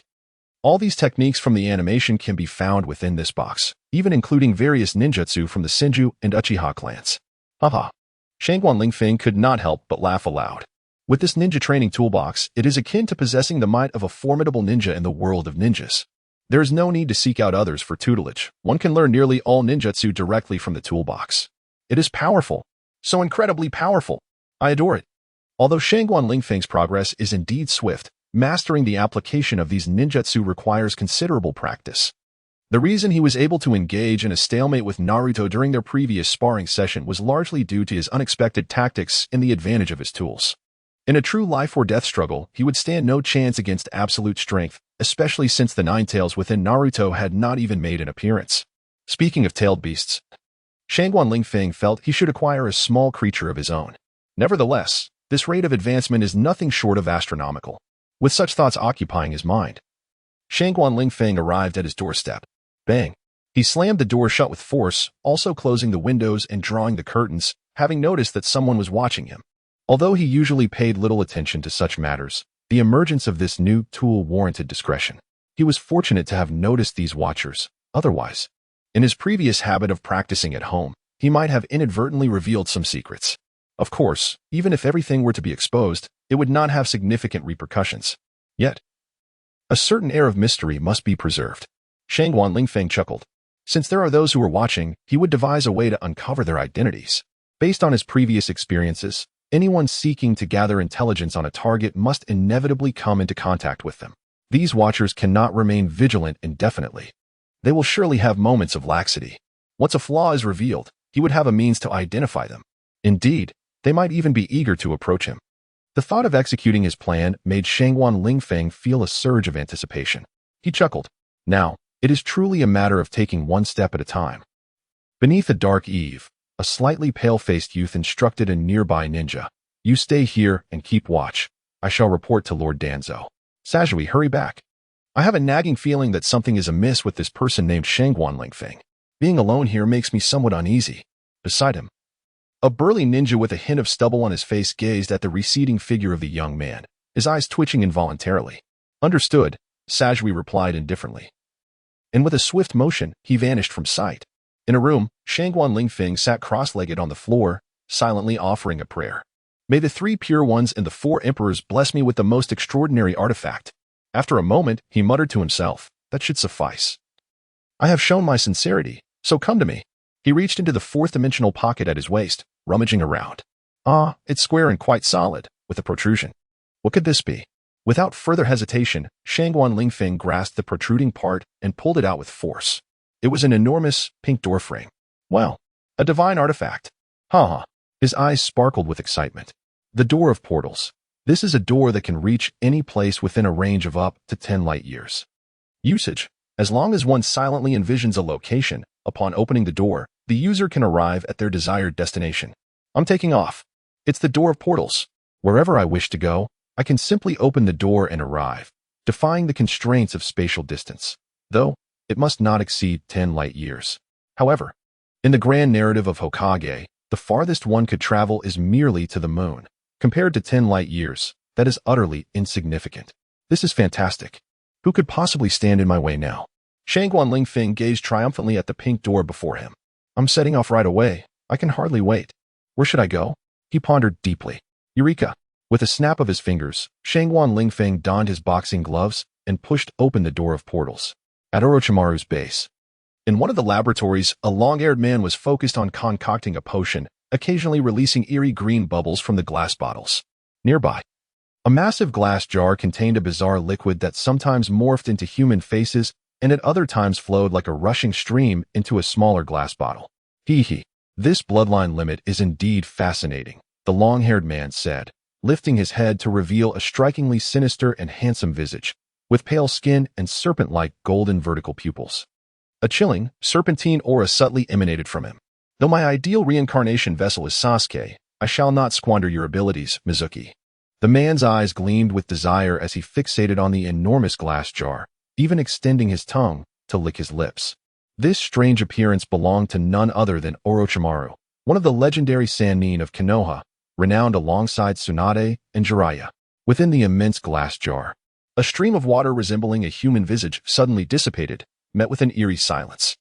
The only sound was the soft bubbling of the liquid within the glass vial held by Orochimaru, each bubble gradually bursting. A resounding boom echoed, reverberating through the laboratory as the lights flickered erratically. Soon after, tranquility enveloped the base. Orochimaru's slit pupils glimmered with intrigue as he let out a peculiar laugh. Oh, Sasuke-kun is indeed diligent, never allowing himself to slacken. This will hasten my acquisition of his body, he rasped, chuckling hoarsely as he approached a corner of the lab and poured an unknown liquid into a container. With a sinister smile, he completed the act of pouring. However, before he could set the glass down, a creaking sound from behind froze him in his tracks. In an instant, Orochimaru regained his composure, placed the cup down, and slowly turned around. Before him stood an enormous pink wooden door that had materialized in the center of the laboratory. Orochimaru's eyes widened with astonishment. He had not noticed how this door had come to be. Could it be that the Akatsuki had come to hunt him? It seemed the only plausible explanation.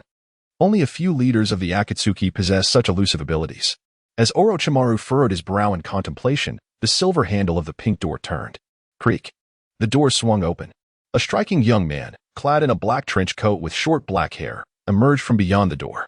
Curiously, he wore a pair of somewhat ridiculous, flamboyant red gloves. The youth ambled out nonchalantly and then, with a decisive thud, slammed the door shut behind him. At the moment the door opened, Orochimaru had fixed his gaze intently inside, yet he saw nothing. Ah, indeed, it is the legendary Sannin, Orochimaru-san. It is a pleasure to meet you. Allow me to introduce myself. I am Shangguan Lingfeng. Extending his gloved hand, Shangguan Lingfeng greeted Orochimaru with a friendly demeanor.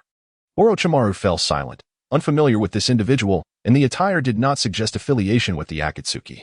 Nevertheless, as one of the Sannin who had escaped from the Akatsuki, Orochimaru possessed remarkable composure and quickly regained his calm.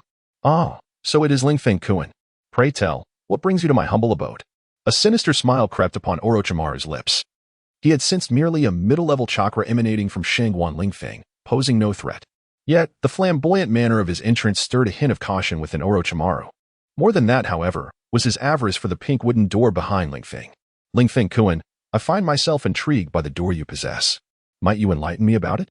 Orochimaru took a graceful step forward, approaching Shangguan Lingfeng, and extended his long tongue to lick. Shangguan Lingfeng's eye twitched slightly. How revolting. Ah, you mean this? This door is called the Any Door. As long as one envisions a destination, one can appear anywhere on this planet. Remember, it's anywhere. Shangguan Lingfeng chuckled as he playfully lifted the Any Door with both hands clad in red boxing gloves. The Any Door. It could take one to any desired location. Orochimaru was taken aback, his vertical pupils igniting with fervor. Then he witnessed an astonishing sight. The pink door was embraced by Shangguan Lingfeng, who swiftly tucked it into his trench coat. Orochimaru was slightly astonished, but made no attempt to intervene. Lingfeng-kun is truly remarkable, he exclaimed. Can it really reach any place? Doubt lingered in Orochimaru's mind. Of course, Mr. Orochimaru. Did you not see? I arrived here through this door, and whether it be Konoha or any other shinobi village. Just think of it, and the door will open, allowing instant arrival. We could even reach the Akatsuki's headquarters. Shangguan Lingfeng repositioned himself, revealing a peculiar smile. Astonishing, indeed. As expected, Orochimaru's snake-like eyes narrowed in surprise. Lingfeng-kun, you know about the Akatsuki. You are certainly no ordinary ninja. After a moment of contemplation, a sly smile crept onto his face. I find myself increasingly curious about you and your unusual ninja tools. Is that so? Shangguan Lingfeng struck a boxing pose, bouncing with exuberance and laughter. Orochimaru, become my subordinate. Join me, and I promise you eternal life. I have great faith in you. In his previous life, while watching Naruto, Shangguan Lingfeng had always admired Orochimaru's scientific spirit. He was the true scientist of the Naruto world. Unfortunately, Orochimaru had squandered his talents on unethical human experiments in pursuit of everlasting life. It was a grave waste of potential. Thus, upon arriving in the Naruto universe, Shangguan Lingfeng was determined to enlist Orochimaru to advance technology and transform this world. It seems Lingfeng-kun is quite confident in himself. In that case, I shall indulge your whims, for I am profoundly intrigued by your Any Door. Orochimaru opened his mouth, producing a sharp sword. Kusanagi.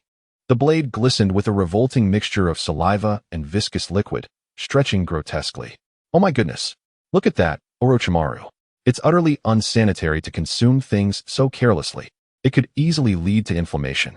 Allow me to enlighten you. Shangguan Lingfeng dramatically placed a hand on his forehead, feigning disbelief, his tone extravagantly exaggerated. Lingfeng-kun appears quite self-assured. I hope you remain so joyful in a moment. Orochimaru grasped the saliva-soaked Kusanagi and charged forward. One-handed hand seals. Wind release. Great breakthrough. Orochimaru opened his gaping maw and howled, unleashing a visible tempest that surged forth like a monstrous serpent, fierce and unyielding. At the same time, he raised his other hand, wielding the Kusanagi sword with lethal intent. Yet, Shangguan Lingfeng remained unfazed, tilting his head slightly, a hint of mockery gracing his lips. The wild winds raged around him, rustling his coat and lifting strands of hair, but he stood resolute as an unyielding rock. Suddenly, a colossal red gauntlet materialized out of thin air, directly intercepting Orochimaru's advance. Bang! In the next moment, both Shangguan Lingfeng and Orochimaru were sent hurtling backward. What transpired? My jutsu's pressure has weakened. In that instant, Orochimaru sensed something amiss. The clash of physical and ninjutsu seemed to nullify his strength, while an entirely different force emanated from Lingfeng's fist, causing his blood to surge uncontrollably. As he was propelled backward, Orochimaru could not suppress a mouthful of blood. It felt as if he were merely at the level of a chunin. Come again. Do not dawdle.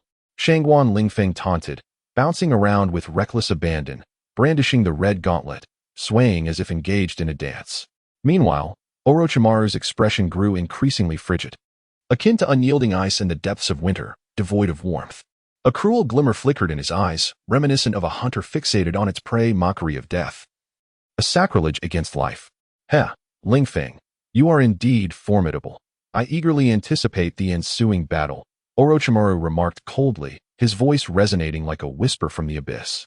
Imbued with the essence of death, he formed seals once more, a green mark illuminating in his hands, akin to the forked tongue of a venomous serpent, cunning and lethal. Wind release, wind cutter technique. Shangguan Lingfeng, in a mocking manner, observed Orochimaru's movements without retreating. Instead, he advanced. His form was as light as the wind, elusive and unpredictable, rendering him nearly impossible to grasp. Bang! Shangguan Lingfeng swung the red gauntlet with ferocity, akin to a blazing flame slicing through the air, leaving a lingering afterimage. A barely perceptible tearing sound resonated in the atmosphere. The inaudible wind blade was instantaneously dispersed. However, the aftermath of this strike reverberated back upon him. The cuffs of his coat tore apart in the invisible shockwave, yet no sound accompanied the rupture. Orochimaru watched this spectacle, a flicker of confusion and perplexity crossing his serpentine pupils. His gaze remained fixed upon the red gauntlet in Shangguan Lingfeng's grasp, and a suspicion began to brew within him. This red gauntlet, it remains unscathed, yet his attire bears the scars. Could it be due to this red gauntlet? Orochimaru's slit pupils narrowed slightly as he contemplated the implications of the gauntlet's power. Bang! Their collision erupted with a resounding crash, akin to mountains collapsing, sending laboratory equipment toppling and scattering across the floor. Orochimaru and Shangguan Lingfeng clashed in a display of equal prowess, further affirming the inexplicable alteration in his strength. Although the cause eluded him, a strategy swiftly formed in his mind. With a sudden leap into the air, he evaded Shangguan Lingfeng's devastating punch. Fire release, great fireball technique. A deep chant resonated from within Orochimaru's being, his cheeks swelling like a colossal beast preparing to regurgitate.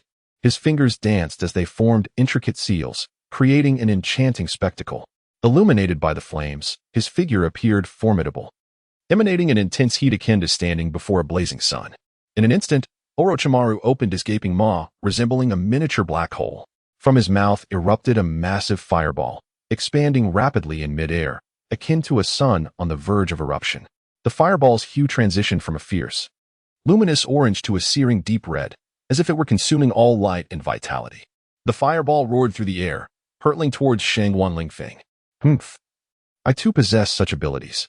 Shangguan Lingfeng's cold gaze swept over Orochimaru, a derisive snicker escaping his lips as his glimmering red gauntlets whirled in his hands. With a series of resounding thuds, it seemed he was preparing to form seals. Witnessing this, Orochimaru's grin widened. Clad in gauntlets, his opponent would struggle to perform seals, allowing Orochimaru to overwhelm him with relentless ninjutsu. Yet, in the next moment, Orochimaru's smile faded. What seals are you forming? Shangguan Lingfeng's gauntlets clapped together forcefully. In that instant, Orochimaru perceived the air in front of his adversary ripple violently, waves radiating outward like ripples on a water's surface. Fire release, water chaos wave technique. This was... Orochimaru's eyes widened, his heart constricting as if he might spew blood. He could not believe it. No seals were necessary.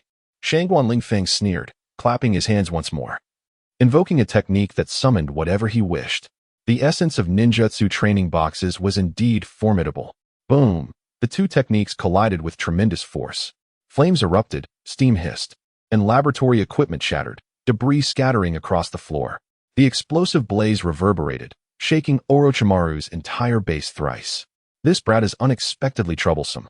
Orochimaru mused darkly, his expression growing increasingly grim.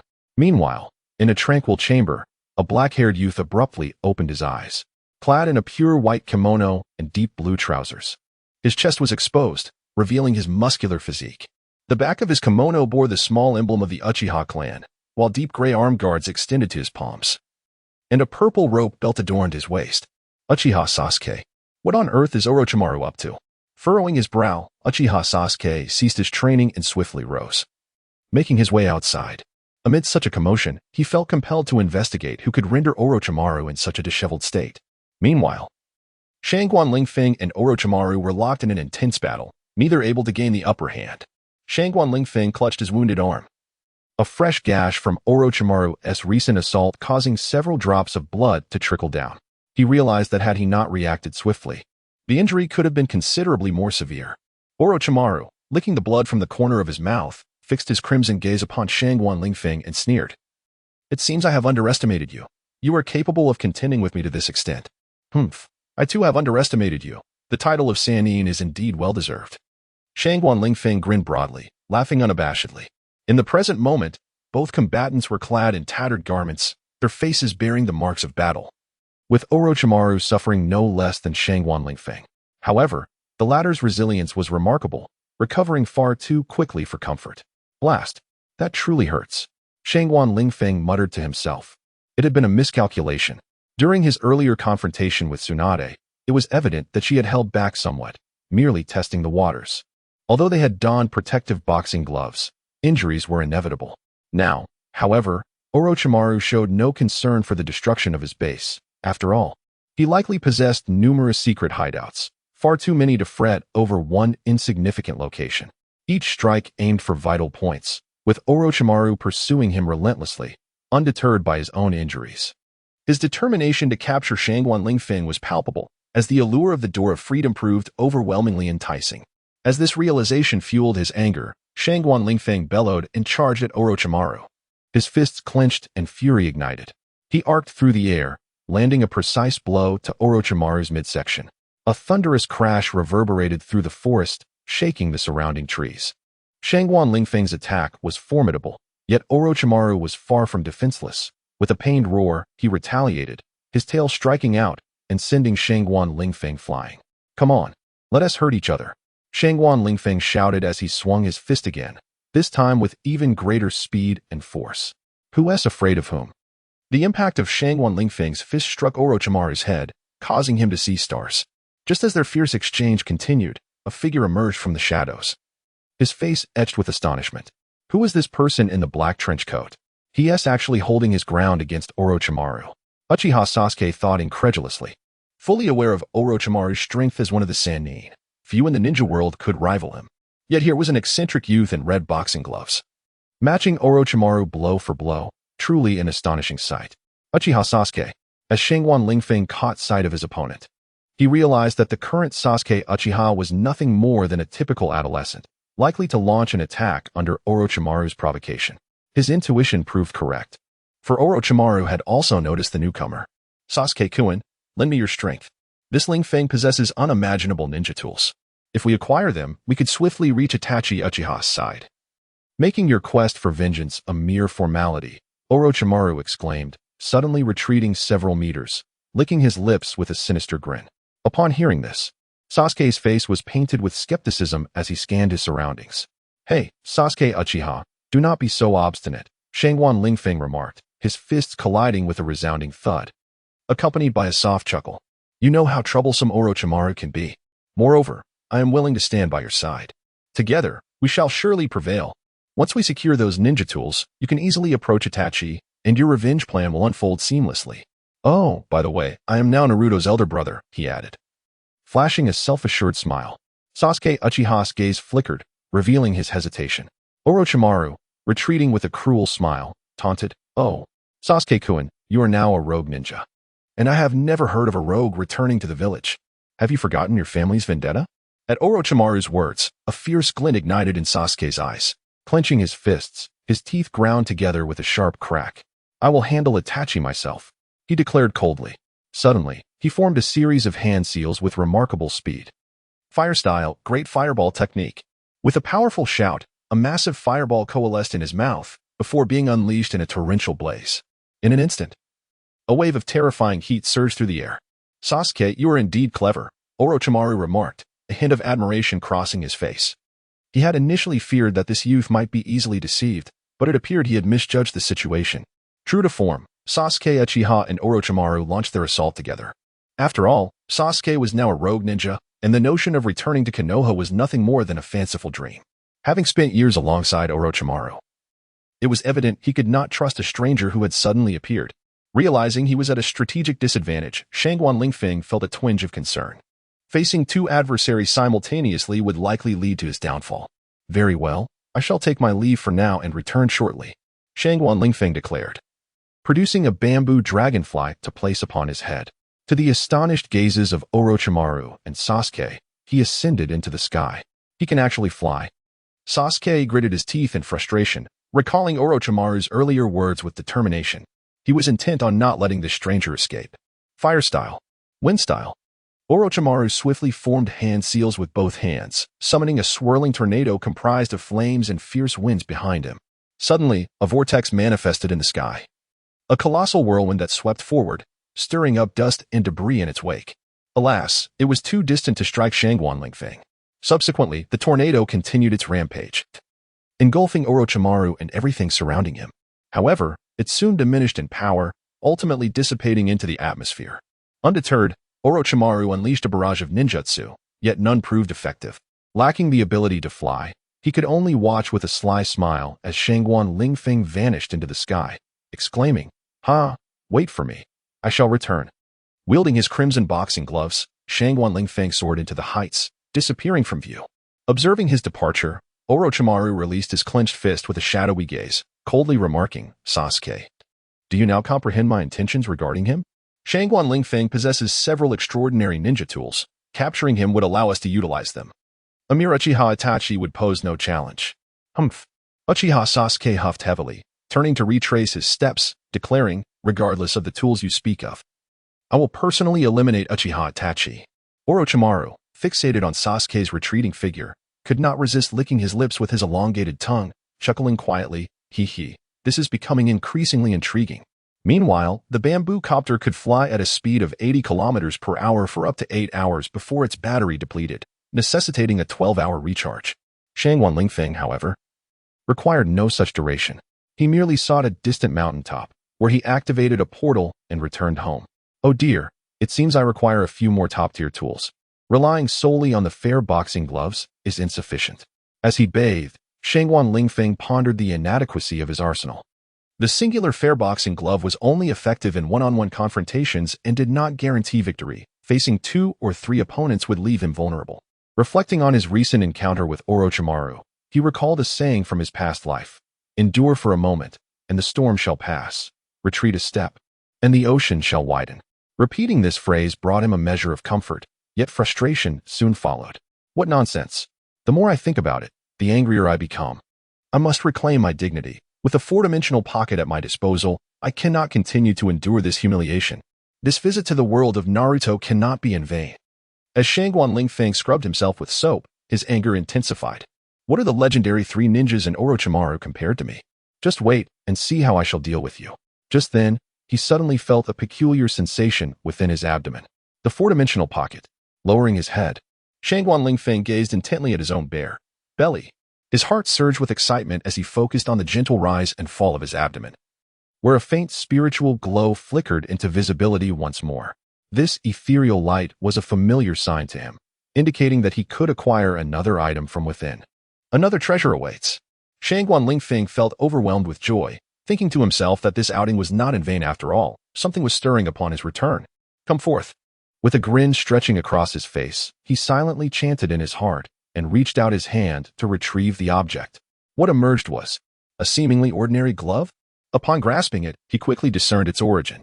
Glove for taming beasts, no matter how ferocious the beast. A gentle stroke of its chin will compel it to obey. A glove for taming beasts? It appeared rather insignificant. Shangguan Lingfeng frowned as he regarded the glove in his hand, feeling somewhat perplexed. Rubbing his head, he scrutinized the beast-taming glove and couldn't help but ponder. Which beast could possibly defeat a ninja? To be frank, he truly believed that this glove offered no substantial assistance. One might ask, what kind of wild beast could vanquish Orochimaru? One of the legendary Sannin. A mere beast would be like offering vegetables. Wait a moment. Snakes. Shangguan Lingfeng stroked his chin, deep in thought. A glimmer of insight flashed in his eyes. Snakes, to an ordinary person, could indeed be quite formidable. However, in this world, snakes didn't seem particularly powerful, except for the legendary snakes. The master of those serpents is Orochimaru. Then, Orochimaru bears a striking resemblance to a snake. Could he be considered a close relative? This amusing yet plausible thought flitted through Shangguan Lingfeng's mind. It might indeed be possible. Well, let us first tame other beasts, if all else fails. I could always try the glove on Orochimaru later. A sly smile crept onto Shangguan Lingfeng's lips.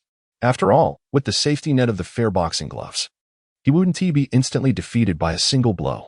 He mused that if Orochimaru were truly classified as a beast by this glove, using the beast-taming glove on him would undoubtedly be an intriguing strategy. Yet, I must thoroughly investigate this glove to uncover its secrets. At that moment, another question struck Shangguan Lingfeng. What constitutes a beast? Tailed beasts, they should qualify too, right? After all, tailed beasts seem to fit the definition of beasts. With this thought, Shangguan Lingfeng's eyes lit up. It felt as if he had stumbled upon something monumental, like opening a new door.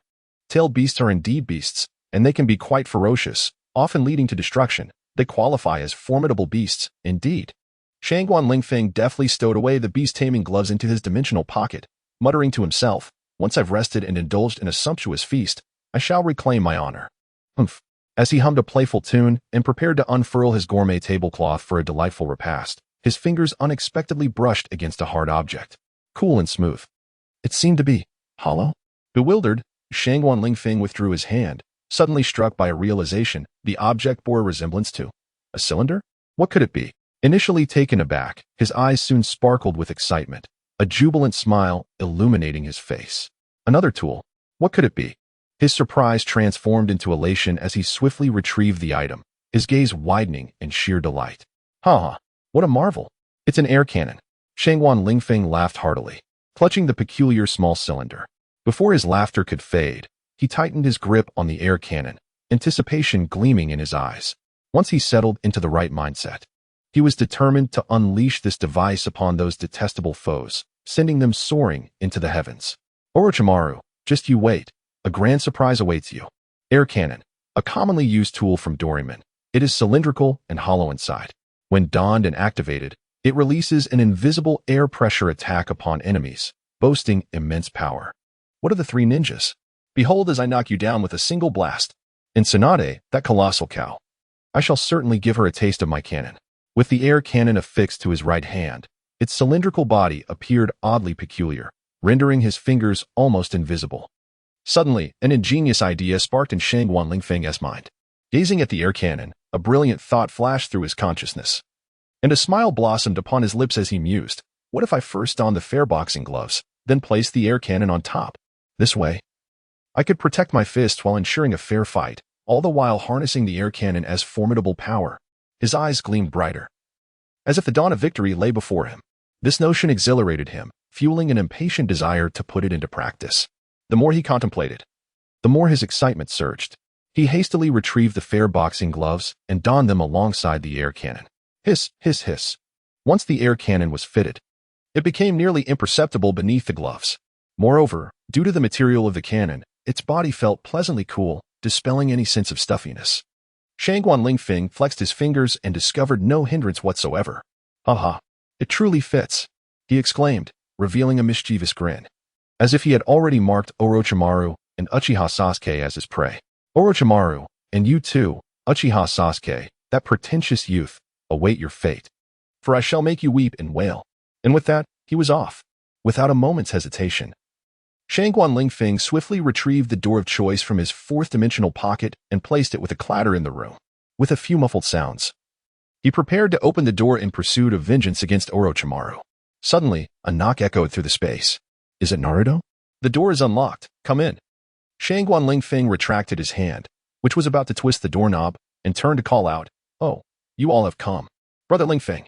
Uzumaki Naruto exclaimed with enthusiasm as he greeted Shangguan Lingfeng. Following him were Haruno Sakura, Namanaka Ino, Hinata Hyuga, and Niji Hyuga. The entire Konoha 12 had gathered, their expressions a tapestry of emotions ranging from shyness to embarrassment. "Ah, what a rare gathering. What brings you all here?" Shangguan Lingfeng asked in surprise. "Brother Lingfeng, we've been searching for you for quite some time. We couldn't find you." Uzumaki Naruto scratched his head, his trademark goofy grin plastered across his face. He rubbed his hands together, seemingly a bit bashful. "Indeed, we accompanied Naruto to come visit." Haruno Sakura chimed in with a gentle smile. This display left Ino, Naruto, and the others momentarily astonished. Was this truly the same fierce girl they knew? Nevertheless, everyone refrained from dismantling the moment, as they had come with a purpose. Thus, warm smiles appeared on their faces, for they understood that despite Shangguan Lingfeng's brief stay in Konoha, he had seamlessly integrated into the village's life. The Hokage had even personally announced the impending grand opening of Shangguan Lingfeng's shopping mall to the entire village. At least, that was their perception. "Oh, I indeed have been preoccupied these past few days, so it's only natural that you couldn't find me," Shangguan Lingfeng said. Reclining on the sofa with his hands clasped in front of him, a charming smile gracing his features. This left Sakura and Ino momentarily entranced, while Hinata's cheeks flushed with a hint of red. "What is it? Speak up," Shangguan Lingfeng inquired lazily, half lying on the sofa. The 12 young warriors exchanged glances, and after a moment of resolve, They collectively declared, "We want the bamboo copter. We want the bamboo copter." The Hyuga siblings blushed slightly at their own exclamation, while the others wore unabashed expressions. "Bamboo copter? How did you know about that?" Shangguan Lingfeng asked, exasperation apparent in his demeanor. "Well, we heard it from the Hokage. She accidentally mentioned it one night while she was a bit tipsy." Hinata, typically shy, spoke up, her voice soft yet audible enough for all to hear. Her words carried a subtle charm that made the listeners feel a delightful shiver. Shangguan Lingfeng chuckled in disbelief. "Then why come to me? You should just ask your Hokage directly. I sold the bamboo copter to her. But we don't dare disturb the Hokage. Compared to her, I would much prefer to receive it from you." Lingfeng-kun, Hinata murmured, her gaze lowered, as the others looked at Shangguan Lingfeng with hopeful anticipation. Hinata Niji unexpectedly glanced at his sister, noting that such boldness was a rarity for her. "Oh, I see, little Hinata. Aha, I had anticipated this." Tsunade's big mouth could never keep a secret. "No matter." Shangguan Lingfeng smiled warmly at Hinata. "Would you like a bamboo dragonfly?" "Absolutely no problem. This little trinket is nothing. Here, take it." Shangguan Lingfeng enthusiastically declared, producing a brand new bamboo dragonfly from his pocket and gently beckoning Hinata closer. Hinata gazed at the bamboo dragonfly in Shangguan Lingfeng's hand, her heart fluttering with excitement and a hint of shyness. She glanced around, feeling the encouragement and support from everyone, and finally mustered the courage to approach him with timid steps. "This is the first gift I am giving you." Shangguan Lingfeng smiled, gently holding Hinata's small hand, and, observing her blushing demeanor, placed the bamboo dragonfly into the palm of her hand. At the same time, he playfully squeezed her soft hand. Quite soft indeed. Hinata felt a warm sensation wash over her as Shangguan Lingfeng softly grasped her hand, causing her to lower her gaze, a blush creeping onto her cheeks as she murmured, "Thank you, Lingfeng-kun." Shangguan Lingfeng, delighted by Hinata's bashful reaction, thought to himself, "Naruto, may you cherish your friendship with your dear companion forever. This bamboo dragonfly is a token of my affection. I hope you will like it." He spoke gently, his tone imbued with tenderness and care. Upon hearing these words, Hinata raised her head and met Shangguan Lingfeng's warm, affectionate gaze, her heart racing like a startled deer. Bashfully lowering her head once more, she felt his gentle movements. A mix of embarrassment and urgency rising within her, prompting her to hurriedly return to the group. Niji stood nearby, his eyes fixed intently on Hinata, his expression a blend of helplessness and turmoil. Yet, he knew what he must do. He could not allow his sister to be hurt. For now, it appeared that Hinata was genuinely happy. Furthermore, for the sake of the bamboo dragonfly, he would endure. Meanwhile, Naruto and a few other friends were taken aback upon seeing Hinata receive the bamboo dragonfly. Naruto, pouting like a jilted lover, exclaimed, "But we've known each other the longest." The next moment he sulked, his expression one of mock despair. Shangguan Lingfeng beckoned the remaining 3 lovely girls to step forward. "Lingfeng-ji, this is quite unfair. You only presented bamboo dragonflies to Sakura, Ino, Tenten, and Hinata in front of everyone, neglecting me. I was the first to meet you." Coughing awkwardly, Shangguan Lingfeng rubbed his nose and couldn't help but chuckle. "Naruto, just wait a bit longer. Your turn will come soon. As a good man, I cannot favor one beauty over another. Sakura, Ino, Tenten, and the 3 lovely girls are waiting, after all." "Understood," Naruto replied weakly, his irritation evident. Before the girls, Lingfeng always exhibited a demeanor of exceptional gentleness and thoughtfulness, a stark contrast to his usual self around boys. Naruto occasionally pondered whether this fellow shared a personality akin to that of the lecherous sage. "Sakura, this is for you. Ino, brother has a delightful treasure for you. Tenten, do you like the gift from Brother Lingfeng?" With a beaming smile, Shangguan Lingfeng personally handed a bamboo dragonfly to Sakura, Ino, and Tenten, eagerly reading their palms as well. During the palm reading session, Shangguan Lingfeng meticulously observed every detail, his words resembling a mysterious incantation that captivated Sakura, Ino, and Tenten entirely. Their faces radiated with anticipation and astonishment. Especially when he held Sakura's hand, scrutinizing it closely, Naruto felt a pang of frustration, his teeth nearly grinding to dust. However, recalling the bamboo dragonfly and the gourmet tablecloth, Naruto swallowed his crushed teeth with tears in his eyes. Finally, it was Naruto and the others' turn. "What? 10,000 Ryo?" Naruto's expression fell, and Hinata, Niji, and Choji widened their eyes in disbelief, looking utterly dismayed. "Why is it that when it's our turn, we must pay 10,000 Ryo, while Sakura and the others spent nothing?" Naruto questioned, wearing a look of indignation that suggested a bias against males. Ahem, this is the rule, the rule. Shangguan Lingfeng shot him an incredulous glance. Are you a girl? I understand now. You are just like the lecherous sage, a man who adores women. Naruto suddenly exclaimed, pointing at Shangguan Lingfeng with fervor. At this proclamation, Sakura, Hinata, Tenten, and Ino all blushed deeply. Ahem, there is some truth to your words. Shangguan Lingfeng found himself momentarily speechless, the bluntness of Naruto's statement rendering him somewhat embarrassed. It seems you've caught me. In that case, we shall not pay. Naruto's voice shifted to a low murmur, prompting a puzzled look from Shangguan Lingfeng. Are you thinking of a confrontation? Come, I shall teach you a lesson. Shangguan Lingfeng donned his gear, rolling up his sleeves. Instantly, Naruto wilted at the thought of facing someone who could match Tsunade in combat, his heart quaking slightly. His gaze inadvertently flicked towards Shangguan Lingfeng, and recalling his relaxed demeanor when looking at Sakura and the others, an idea sparked in Naruto's mind. With a sudden burst of inspiration, he formed hand seals and shouted, "Behold this!" With the sound of his voice, a swirling mist enveloped the surroundings. As if the clouds had come to life, undulating and roiling. Shangguan Lingfeng blinked in surprise, not expecting Naruto to unleash such a technique, his eyes widening. Could it be? Sure enough, from within the veil of swirling mist, a golden-haired beauty emerged like a rainbow, her face as exquisitely delicate as a porcelain doll, breathtakingly beautiful. Her figure was graceful, petite yet alluring, her bare form partially obscured by mist, adding an air of tantalizing mystery. Her expression was shy, reminiscent of a budding flower. As she playfully nibbled on her fingers, seemingly anticipating something. Just from the contours of her face, one could discern a striking resemblance to Naruto. Oh dear. Naruto. You. Sakura, Hinata, Ino, and Tenten hastily covered their eyes and turned away, their cheeks flushed, yet peeking through their fingers with curious gazes. Their faces were etched with a blend of shyness and intrigue, as if they were awaiting an unfolding secret. Meanwhile, Neji Hyuga and Rock Lee, among the boys, found themselves unable to suppress their salivation, their eyes brimming with awe and an indescribable emotion. They sought to turn their heads, yet felt irresistibly drawn to the enchanting girl before them. Neji, stop looking, Rock Lee urged, tugging at Neji's arm. Though he himself remained rigidly fixated on Naruto's delicate form. I can't help it. I just want to gaze upon Naruto's exquisite figure.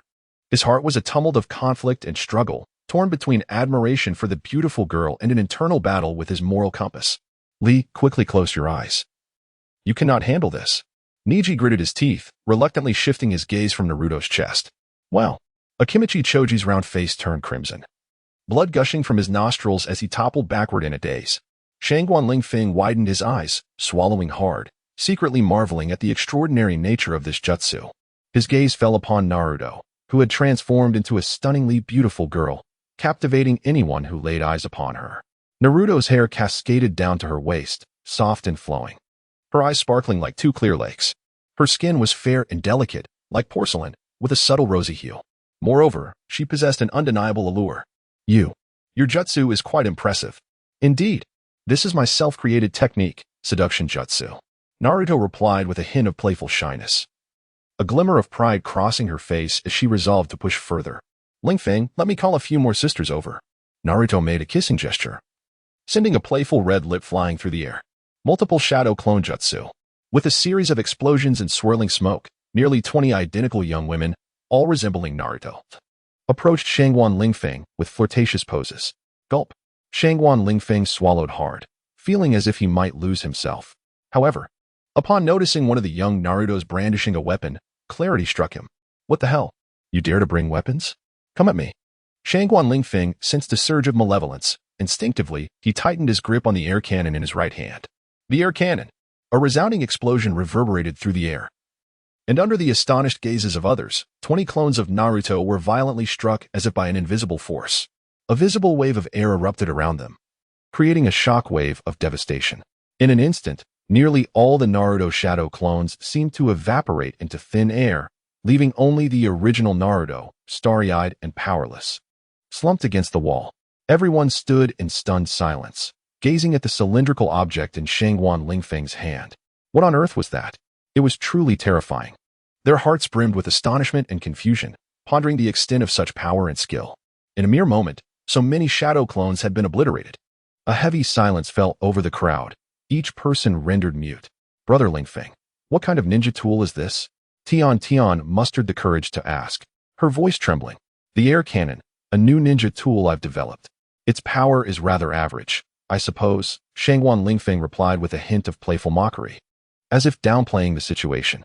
However, upon hearing his words, the 12 young ninjas exchanged incredulous glances, silently questioning, is this what he considers average? Just as their thoughts swirled, a masked figure suddenly appeared beside them, teleporting instantly to Naruto's side. Reaching out, he checked on Naruto and let out a sigh of relief. It's Kakashi-sensei, Sakura exclaimed, rushing over, with Lee and the others following in concern. It's fine, Naruto just fainted. He hasn't sustained any serious injuries. Kakashi reassured them while his mask had already been lifted. Yet, within, he felt a pang of anxiety. Naruto was the Jinchuriki of the Nine Tails. A sudden mishap could spell trouble. As he contemplated this, Kakashi glanced at Shangguan Lingfeng, then turned his gaze back to the cannon, his mind now on high alert. You still managed to hold back. That power just now startled me. I thought you were about to kill Naruto, Kakashi said with a hint of irritation. The explosive force that had erupted in that moment had led him to believe it was a terrifying tailed beast bomb, truly horrifying. Huh, why would I ever kill Naruto? Just giving him a little scare. Don't tell me you weren't angry after witnessing his recent jutsu. Shangguan Lingfeng raised the cannon, gently blowing on it as he chuckled. Kakashi fell silent. So, this is what you call a little scare? You nearly gave me a heart attack. He raged internally. He was acutely aware of how terrifying that strike had been. The terrifying energy had coalesced within that cannon. The mere pressure had nearly taken his breath away. Thankfully, Shangguan Lingfeng had diminished the power just before firing. Otherwise, the consequences would have been unimaginable. Moments ago, he witnessed Naruto employing an unimaginable seduction technique, complemented by the shadow clone jutsu, which conjured a dozen taboo maidens devoid of attire. The impulse to confront Naruto violently surged within him. Setting that matter aside, let us proceed to the Hokage's office. I believe the Hokage would be quite intrigued by the ninja tools you possess, Kakashi said solemnly to Shangguan Lingfeng. Moreover, you vanished without a trace yesterday. Neither I nor anyone else could locate you. What transpired during your sudden disappearance from the village? Oh, regarding that, I simply utilized the anywhere door, Shangguan Lingfeng replied nonchalantly while digging at his ears. The anywhere door? Kakashi and the 12 young ninjas appeared astonished, and at that moment, Naruto gradually regained consciousness. Ouch, that hurts. Brother Lingfeng, your cannon is quite formidable. Naruto grimaced, drawing in a sharp breath as he approached. In reality, Shangguan Lingfeng had considerably reduced the power of the air cannon, so Naruto had not sustained severe injuries. However, he certainly felt some soreness. The anywhere door allowed you to depart directly from this room? Kakashi disregarded Naruto, his instincts suggesting that the anywhere door mentioned by Shangguan Lingfeng was a remarkable ninja tool that would astonish everyone. Where did you go using the anywhere door? Oh, it was nothing significant. I merely left through the anywhere door and had a skirmish with Orochimaru yesterday. Shangguan Lingfeng waved his hand dismissively, as if discussing a trifling matter. Orochimaru? Upon hearing that name, Sakura Haruno, Ino Yamanaka, Hinata Hyuga, and others visibly paled, fear subtly creeping into their expressions. Naruto's teeth clenched audibly. It was Orochimaru who had lured Sasuke away. Kakashi, however, discerned more than the others. His expression turned grave. Shangguan Lingfeng, you encountered Orochimaru and fought him? Indeed, though unfortunately, that snake possesses some skill. We managed to reach a stalemate. In the end, that brat Sasuke teamed up with Orochimaru to attack me. I donned my bamboo dragonfly and flew away from the battlefield, returning temporarily through the anywhere door, Shangguan Lingfeng remarked with a hint of annoyance. Sasuke, Brother Lingfeng. You saw Sasuke? How is he? Naruto rushed over, urgency etched on his face as he inquired. Sakura also wished to ask, but suddenly felt an emptiness within her. The words she longed to express caught in her throat, as if Sasuke had diminished in significance in her heart. Sasuke Uchiha. Bringing him back will not be an easy feat, Naruto. His strength is no longer trivial, Shangguan Lingfeng said, stroking his chin while smiling at Naruto. Is that so? Regardless, I must bring Sasuke back. I need to continue my training and defeat him. Naruto clenched his fists, his jaw set tight. The expressions of the others mirrored a complex mix of emotions. Brother Lingfeng, please grant me a bamboo dragonfly. With it, I shall have greater confidence in defeating Sasuke. Naruto implored, clasping his hands together, his eyes brimming with tears as he gazed pitifully at Shangguan Lingfeng. Alas, how could I bear to refuse you? Here. Shangguan Lingfeng sighed, a smirk dancing on his lips as he produced a generous handful of bamboo dragonflies, distributing one to each of the 12 young ninjas. Haha. Thank you, Brother Lingfeng. Akimichi Choji exclaimed, overflowing with joy. Brother Lingfeng, such a kind soul. Hyuga Niji remarked, his expression momentarily conflicted before he too called out. Brother Lingfeng. You shall forever be my dear elder brother, Rock Lee declared, tears glistening in his eyes. The other members of the 12 young ninjas, unwilling to be outdone, showered Shangguan Lingfeng with flattery, much to his delight. Very well, I hereby designate you all as members of the Dragonfly Squad. I am the captain, and you shall all heed my commands. Shangguan Lingfeng proclaimed, hands on his hips, exuding confidence. Let's first conquer the 12 young ninjas of Konoha. That shall be our initial goal. Understood, Captain. They chorused eagerly. Kakashi, observing the scene, furrowed his brow, a myriad of thoughts swirling within. Please, everyone step outside. I need to discuss something with Shangguan Lingfeng. After a moment's contemplation, Kakashi addressed the others. All right then, Brother Lingfeng, we shall take our leave, Naruto said, his gaze lingering on the bamboo dragonfly, longing to bid farewell to Shangguan Lingfeng, only to find him demonstrating to Sakura, Tenten, Ino, and Hinata how to operate the bamboo dragonfly. Such treachery towards friends. Naruto huffed indignantly, exchanging glances with Niji and Lee, who nodded in agreement. Sakura, return and use it as I instructed. Oh dear, Tenten, do ensure your bun does not obstruct the bamboo dragonfly's rotor. Ino, wearing it on a ponytail works as well. Hinata, fear not if you cannot manage it. Once I have dealt with Kakashi, I shall come to assist you. Shangguan Lingfeng advised the 4 girls, ensuring their safe departure before noticing Kakashi and Naruto's frosty expressions directed at him. Ah, Naruto, you haven't left yet? If you linger any longer, I shall reclaim the bamboo dragonfly. Shangguan Lingfeng raised an eyebrow, playfully intimidating the remaining young ninjas. With a whoosh, Naruto and Lee bolted out the door like the wind. Clang. Inside the room, only Kakashi and Shangguan Lingfeng remained, their gazes locked in silence. Eventually, it was Kakashi who broke the stillness.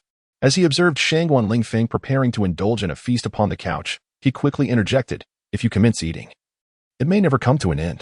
Shangguan Lingfeng, hold off on your meal. We must head to the Hokage Tower. The Hokage is quite eager to discuss your sudden disappearance yesterday, particularly concerning your dimension-altering door. We wish to understand more about it. Very well. It has been a day since I last saw Lady Tsunade. Let us proceed. Shangguan Lingfeng finished a cup of cappuccino and casually tossed Kakashi another, while collecting the gourmet tablecloth. Upon hearing Tsunade's name, Kakashi's expression darkened, yet he refrained from commenting, silently raising his own cup. Sipping it, he detected a pleasant aroma. But upon tasting, he grimaced at the peculiar blend of sweetness and bitterness. What is this cappuccino? What do you know? Aside from me, you are the first to taste this cappuccino. It's my new beverage, destined to be a bestseller at the soon-to-open Blue Star supermarket. Shangguan Lingfeng shot Kakashi a disdainful glance, his eyes revealing a hint of disdain. Kakashi thought to himself, forget it. Let the Hokage deal with this headache. What is this Blue Star supermarket? It's beyond his purview. Shall we depart? Kakashi maintained his characteristic blank stare, verbally expressing his intent to leave, yet his gaze lingered on the pink door, his body refusing to budge. Are you leaving or not? What are you waiting for? Do you wish for me to escort you to the Hokage building? Shangguan Lingfeng scrutinized Kakashi with a hint of annoyance. Kakashi sighed in resignation, explaining, I merely wish to ascertain the nature of your gate of anywhere and whether it poses a threat to the village. Oh, so you don't trust me? Shangguan Lingfeng narrowed his eyes menacingly. Kakashi quickly shook his head, clarifying, I do not distrust you. I simply seek confirmation. Very well, proceed with your verification. I shall ensure that I report truthfully to the Hokage. Kakashi spoke with such earnestness about duty that it was hard to refute. Given your insistence, I shall graciously allow you to experience it. Remember, aside from me, you are the first ninja to encounter the gate of anywhere. Shangguan Lingfeng smirked, dismissing Kakashi's blank stare. And with a twist, he opened the handle of the pink door. The gate of anywhere swung open. Kakashi's eyes widened in astonishment, and without hesitation, he pulled down his eye mask, his Sharingan spinning wildly. Is this a space ninjutsu? He inquired. That's a fair assessment, but it is no ordinary space ninjutsu. Shangguan Lingfeng replied proudly. No other technique can compare. This door can lead to anywhere I desire. Kakashi paused, astonished, before stepping through the portal. Meanwhile, in the Hokage office, Tsunade reclined comfortably on a plush sofa, savoring a chilled original-flavored bubble tea, occasionally taking sips and relishing this rare moment of leisure. Her capable assistant, Shizen, toiled at her desk, overwhelmed by a mountain of paperwork, her expression betraying fatigue and exasperation. Lady Tsunade, there are far too many documents. May I take a moment to rest? Silently, Shizen raised her gaze to Tsunade, her eyes brimming with entreaty. Yet, Tsunade merely chuckled softly, gesturing towards the documents on the table. Shizen, this is your responsibility. You mustn't shirk your duties. With a resigned sigh, Shizen returned to her labor, her fingers dancing swiftly across the keyboard, producing a symphony of clicks and clacks. Meanwhile, Tsunade continued to savor her milk tea, occasionally emitting slurping sounds as though relishing a gourmet delicacy. Suddenly, the office door swung open, and a young ninja hurried in, his face etched with tension and anxiety, clearly bearing urgent news. Approaching Tsunade, he bowed his head and spoke, Lady Hokage, there is an urgent matter that requires your attention. Tsunade set her milk tea aside, her expression turning serious as she accepted the report. Her pupils narrowed slightly as she regarded the young ninja intently before replying. Understood. You may leave now. Yes. The young ninja closed the door behind him. Tsunade-sama, what has transpired? Shizen inquired, peeking her head out with curiosity. Humph, it's that old fool Danzo. I explicitly warned him not to surveil Uchiha Lingfeng, yet he disregarded my words. He has likely been discovered by Lingfeng, Tsunade replied, her voice laced with irritation. Oh. A flicker of concern crossed Shizen's eyes, though it vanished swiftly as she addressed Tsunade. Lady Hokage, may I take a brief respite? I find myself quite fatigued. Have you even been working for long, Shizen? You must strive harder. Tsunade set down the report, encouraging her earnestly. Shizen felt tears welling up in her eyes. Who truly is the Hokage here? Oh, Shizen, you are quite something. I'm merely adding a bit more to your plate. You must understand the need for progress. Tsunade placed her pearl milk tea down, beaming at Shizen. However, I am not entirely unkind. Come, have a sip of this original pearl milk tea. Thank you, Lady Hokage. Shizen exclaimed joyfully, for this was the very drink she had procured from Uchiha Lingfeng's temporary stall, where 1,000 cups were prepared daily, vanishing almost instantaneously. Securing 2 cups was indeed a privilege of the Hokage. Lady Hokage, with your myriad responsibilities, wouldn't it be excessive to indulge in a cup of milk tea to ease your nerves? Shizen remarked. Shizen, that little brat Lingfeng. Where did he acquire such extraordinary ninja tools? I have never heard of them in all my years. Milk tea truly is a divine delicacy. Shizen, what are you staring at? Tsunade lounged on the sofa, noticing Shizen's astonished expression, her heart suddenly alert. Turning her head swiftly, she discovered a pink door materializing from thin air in a corner of the Hokage's office. Creak, the door swung open, revealing 2 figures emerging. Kakashi and you. You little pervert. Tsunade and Shizen exclaimed in astonishment, disbelief etched on their faces. After a brief glance at the duo, Tsunade sprang to her feet and approached the pink door, scrutinizing it intently. Greetings, Jingyin. It has been several days since we last met. Have you missed me? Shangguan Lingfeng said with a charming smile, waving at Jingyin. Her cheeks flushed slightly as she turned her head away, gripping her bubble tea tighter. Yet she gently nodded in affirmation. Ah, a significant improvement. Shangguan's eyes sparkled. Clearly, his strategy involving bubble tea was yielding results. However, Tsunade was too preoccupied to pay attention to Shangguan Lingfeng. Instead, her expression grew increasingly serious as she and Kakashi stared intently at the pink door in the Hokage's office. What on earth is this? Tsunade inquired, her hand grazing the pink door. After conversing with Kakashi, her face turned to one of shock as she turned to Shangguan Lingfeng with a grave expression. Oh, it's a door of portals. Didn't Kakashi mention it to you? It allows one to reach any location directly, Shangguan Lingfeng said, reclining in the Hokage's office chair with his arms crossed. Yet Tsunade had no inclination to engage in banter with him. To appear anywhere at will? Tsunade and Jingyin echoed in disbelief. How is that even possible? There's nothing impossible about it. Moreover, this ninja tool is exclusively mine to wield. No one else can utilize it without my command, Shangguan Lingfeng declared, revealing a gleaming smile that sparked a desire in Tsunade to reprimand him. Then we could directly invade the enemy's stronghold through it? Jingyin suddenly exclaimed, realization dawning upon her. A heavy silence enveloped the room as everyone grasped the gravity of the situation. This item is terrifying. Does it mean you can bring enemy ninjas into our village at any moment? Tsunade fixed her gaze on Shangguan Lingfeng, swiftly recognizing the implications. Rest assured, I have not used this tool for such purposes in all the years I've possessed it, he replied, omitting the fact that he had only just acquired the Door of Portals. Tsunade, Kakashi, Jingyin, please step outside. I require a private discussion with Shangguan Lingfeng. And regarding the Door of Portals, do not mention it to anyone, Tsunade instructed gravely, her demeanor serious. Understood, Hokage-sama. Kakashi and Jingyin exchanged knowing glances. Fully aware of the mission's significance, without hesitation, they left the Hokage's office. Just as they were about to exit, Jingyin turned back, worry etched on her face. Casting a glance at Shangguan Lingfeng, he smiled slightly, exuding confidence, and playfully blew her a kiss. Jingyin's face turned crimson as she hurriedly exited the room. That guy, even at this moment, remained so unrefined, she thought. Inside the Hokage's office, Tsunade huffed in annoyance. That little rascal dares to tease the Hokage's assistant. How audacious. She placed her hands on her hips, glaring at him. Shangguan Lingfeng merely chuckled, standing there nonchalantly, as if Tsunade's wrath did not faze him. He smirked and said, "Oh, Hokage-sama, do not be upset. Miss Jingyin is indeed quite lovely. And not only am I audacious with the Hokage's assistant, but I also dare to tease the Hokage herself." He whistled playfully. In this suffocating silence, Shangguan Lingfeng's gaze wandered over Tsunade's magnificent form. He grinned, his tongue lightly caressing his lips. Tsunade sensed his scrutiny, her brows furrowing in anger. Contrary to Shangguan Lingfeng's expectations, after her initial frown, she did not immediately explode with fury. "What exactly do you intend to do?" Tsunade inquired, her voice imbued with profound confusion. The emergence of such a miraculous artifact could not merely be for the sake of silence. It was inconceivable that a nameless individual possessed something even the legendary Sage of Six Paths would not have. Tsunade's eyes glinted with intensity, as if she sought to pierce through Shangguan Lingfeng's heart. Yet, he remained unfazed, still wearing a playful smile. "Lord Hokage, I assure you, my only aim is to rescue more beautiful maidens." Tsunade scoffed. "Rescue maidens? Do you believe I would buy into your nonsense?"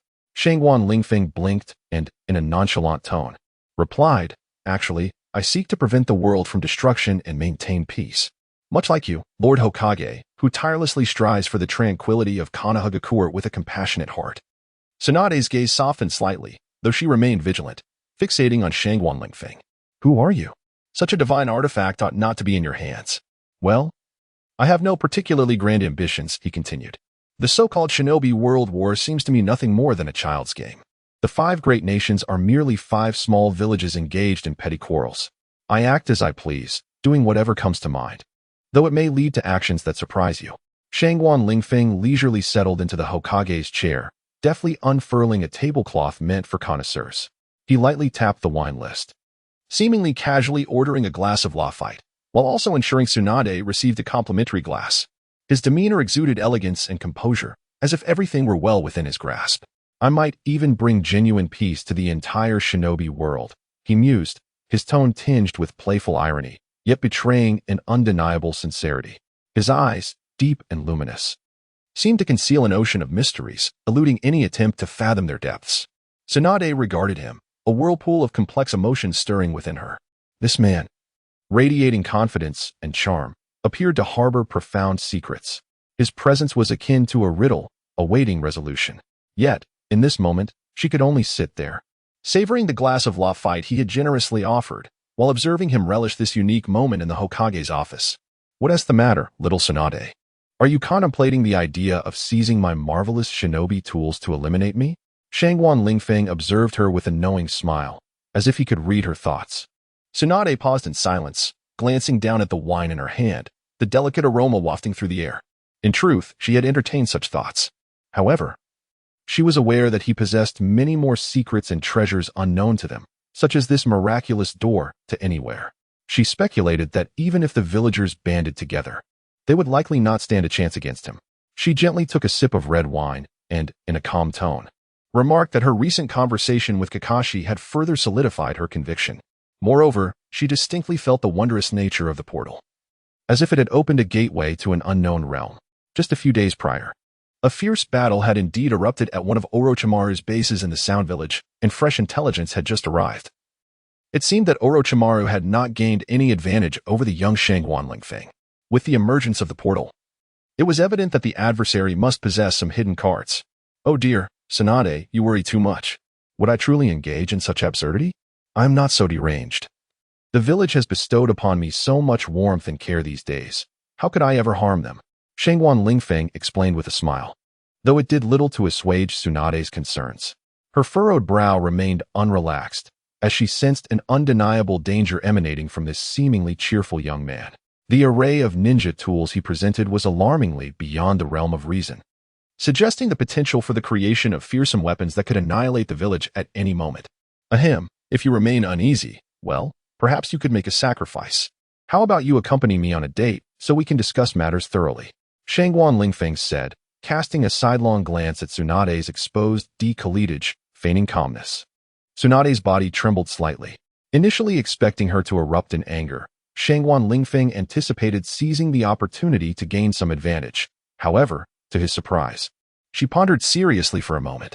After a brief hesitation, Tsunade refrained from lashing out. She silently vowed that if this individual dared to threaten the village, she would exert every effort to safeguard it. Very well, let us proceed to the area you have in mind, and see how your Blue Star supermarket is shaping up, Tsunade declared, rising without delay. Ah, splendid. Wait for me, Shangguan Lingfeng exclaimed, grasping her hand. Her smooth fingers were reminiscent of a youthful 20-year-old, astonishing for someone of 50. What is it? Tsunade frowned, but did not shake off his hand. This fellow, willing to reveal the existence of such an incredible portal, seemed to possess a modicum of integrity. Ahem, do you not wish to experience the portal? Let us traverse through it, Shangguan Lingfeng said with an enchanting smile, which compelled Tsunade to steal a few more glances. Under the sunlight, his smile radiated brilliantly, akin to a dazzling star that captivated her attention. This impudent boy certainly looked charming when he smiled. Tsunade nodded, her anticipation for the mysterious portal growing.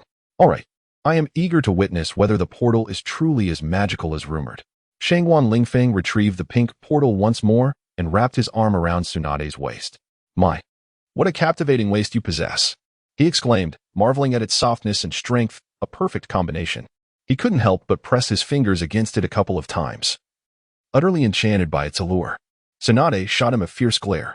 This is the method of utilizing the door of all things, apart from myself. Anyone else who wishes to use it requires my command, particularly when physical contact is involved for optimal effect. Upon noticing that Tsunade was about to erupt in anger, Shangguan Lingfeng hastily offered an explanation. It indeed sounded somewhat reasonable. Observing that Tsunade seemed to accept this notion, Shangguan Lingfeng discreetly gave himself a thumbs up. Haha, I'm truly clever. With a gentle smile, Shangguan Lingfeng wrapped his arm around Tsunade's waist, guiding her towards the portal. His hand delicately pressed against the door, which immediately emitted a melodious hum, as if welcoming their arrival. He then grasped the silver-white doorknob. Next came the moment of witnessing a miracle. Their destination, the grand marketplace of Blue Star Creek. Tsunade's eyes widened in disbelief. She gazed ahead as the door slowly opened, revealing a familiar sight. It was a shop, brightly lit, undergoing its final touches of decoration. Fortunately, they had materialized in a secluded corner, unnoticed by any other patrons. Tsunade stepped forward, emerging from the pink portal. Ignoring Shangguan Lingfeng's triumphant gaze, she glanced around, her expression reflecting sheer incredulity. She approached, lightly touching the wall ahead, as if to affirm that this was not a mere dream. Astonishingly, they had indeed been transported here in an instant. Tsunade, undeterred by the subtle movements of Shangguan Lingfeng's hand, stepped out from the pink portal. Her voice trembled slightly, still grappling with the reality before her. There was no trace of spatial distortion, nor any sign of chakra energy. She sensed nothing amiss. Furrowing her brow, Tsunade turned back, attempting to analyze the principles of the portal, yet found herself perplexed. Stop looking. You won't comprehend it. When it comes to research, you're miles away from Orochimaru.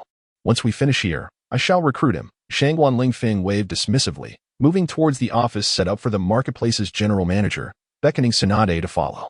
Inside the office, he unveiled a gourmet tablecloth and began to announce the dishes one by one. After a myriad of unfamiliar names were recited, a feast, rich in flavor, aroma, and presentation, appeared before them. Ahem, come now, Lady Tsunade, it's time for a candlelit dinner, Shangguan Lingfeng grinned, extending a dessert towards the voluptuous woman who had just entered the office. Humph, I don't have time to indulge in a meal with you right now, Tsunade huffed, feigning annoyance as she accepted the treat. She shot him a glare, but hesitated to eat. Her gaze swept the room, landing upon a bottle of wine that Lingfeng had just retrieved. It appeared to be a glass bottle, imbued with an ancient brown hue, unmistakably an aged vintage. Humph, your thoughts are not on the meal. They are fixated on this bar. Tsunade scoffed, a hint of dissatisfaction evident in her eyes. Heh, Lady Hokage, you are unjustly accusing me. I sincerely wish for you to savor the delicacies, Shangguan Lingfeng replied with a slight smile, picking up another bottle of wine. What kind of wine is this? Why does it have such a pungent aroma? Tsunade furrowed her brow, eyeing the bottle in Lingfeng's hand with hesitation. This is quite the flavorful choice. A 52-degree-old white liquor, rich and delightful. I assure you will be satisfied. Shangguan Lingfeng offered the bottle. What variety of wine is this? Why does it smell so sharp? Tsunade furrowed her brows slightly, unable to contain her curiosity, and took a sip. She understood that such a fine spirit could not merely be an ordinary accompaniment. Casting a skeptical glance at Lingfeng, she pondered his intentions. However, Lingfeng merely smiled, his mischievous eyes glinting with an elusive light. Suddenly, Tsunade's eyes widened in surprise, sparkling with delight. What a flavor! She exclaimed. Another glass, please. Lingfeng's lips curled into a sly smile as he skillfully refilled Tsunade's glass, his gaze revealing a playful anticipation. Not just this, but also beer, red wine, yellow wine, brandy, champagne, whiskey. With each name Lingfeng uttered, a bottle would magically appear on the gourmet tablecloth, as if by sorcery. Tsunade's eyes grew round, shimmering with excitement. As a connoisseur of fine wines, the opportunity to sample various spirits was nothing short of a dream come true. Her hands moved swiftly, seizing a bottle of yellow wine. Mine, she declared triumphantly. All of this is mine. Tsunade gazed greedily at the bottles before her, akin to a treasure trove. The fervor of her passion for alcohol sparkled in her eyes, rendering her even more enchanting and capturing Lingfeng's attention. Little rogue, bring forth all the exquisite wines. I wish to indulge, she proclaimed. As long as I can drink to my heart's content, I shall grant you another request. Tsunade downed 5 hefty cups in quick succession, her senses becoming hazy. Her complexion flushed as if it might drip with moisture. She grabbed a bottle, tilting her head back to take a swig, nodding with satisfaction. Her face radiated an expression of fulfillment and pleasure, as though that single sip was enough to make her forget all her worries. Lingfeng observed Tsunade's demeanor, secretly amused. Very well. Hokage-sama, please enjoy at your leisure. The drinks are plentiful. With one hand on a bottle, he continuously retrieved more from the gourmet tablecloth, filling nearly half the room. What is this wine? Tsunade suddenly found herself momentarily speechless, her gaze fixed on a bottle of crimson liquid. The color resembled blood, causing her to involuntarily pause her movements, as if touched by a hint of sanguine allure. It is red wine, although red in hue. It possesses a unique flavor that you will surely adore, Lingfeng said softly with a gentle smile. Under the influence of the alcohol, Tsunade abruptly seized the bottle of red wine, unhesitatingly tilting it back as she gulped it down. The crimson liquid spilled from the corners of her mouth, trickling into her clothing and dampening her chest. Her body trembled gently, each swallow seemingly testing her limits. The corners of her eyes began to redden, a reflection of both the wine's stimulation and the turmoil within her soul. Delicious. Tsunade sighed as she gulped the last of the wine, swaying slightly, supporting herself with the bottle, her gaze becoming somewhat dazed. Her golden locks were slightly disheveled, her complexion radiant, and her delicate lips adorned with vivid crimson lipstick. At that moment, the corners of her mouth were subtly lifted, reminiscent of a tipsy fairy. Shangguan Lingfeng gazed at Tsunade, a flicker of astonishment crossing his eyes. The sight of this inebriated woman was unexpectedly enchanting. However, he quickly recalled his earlier embarrassment and promptly redirected his thoughts, taking the wine bottle from Tsunade's hand and setting it on the table. Are you all right? Shangguan Lingfeng inquired, his gaze fixed on Tsunade. I'm fine. Tsunade waved her hand dismissively, leaning back against the sofa, her gaze still hazy. Shangguan Lingfeng felt a sense of relief wash over him as he poured another glass of red wine and offered it to her. No need. Tsunade gestured again, her body leaning precariously, one hand clutching the fabric of her blouse, a faint smile gracing her lips. Shangguan Lingfeng sat in the office, firmly grasping a goblet filled with red wine, the hue reminiscent of the blush that adorned Tsunade's chest, captivating his attention. His eyes were locked on the wine trickling down her neckline, the alluring color seemingly beckoning him to savor its essence. A playful smile danced on his lips, and just as he prepared to tease her, he heard a soft sob. His gaze shifted from the droplet of wine to Tsunade's face, where tears glistened in her eyes. "Would you like to hear a story?"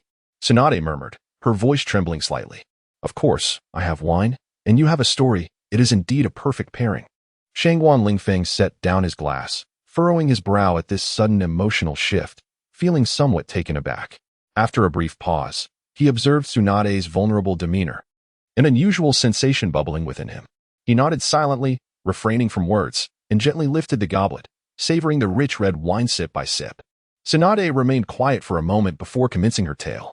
Her voice was deep and clear, as if recounting a distant dream. Shangguan Lingfeng listened intently, not interrupting her.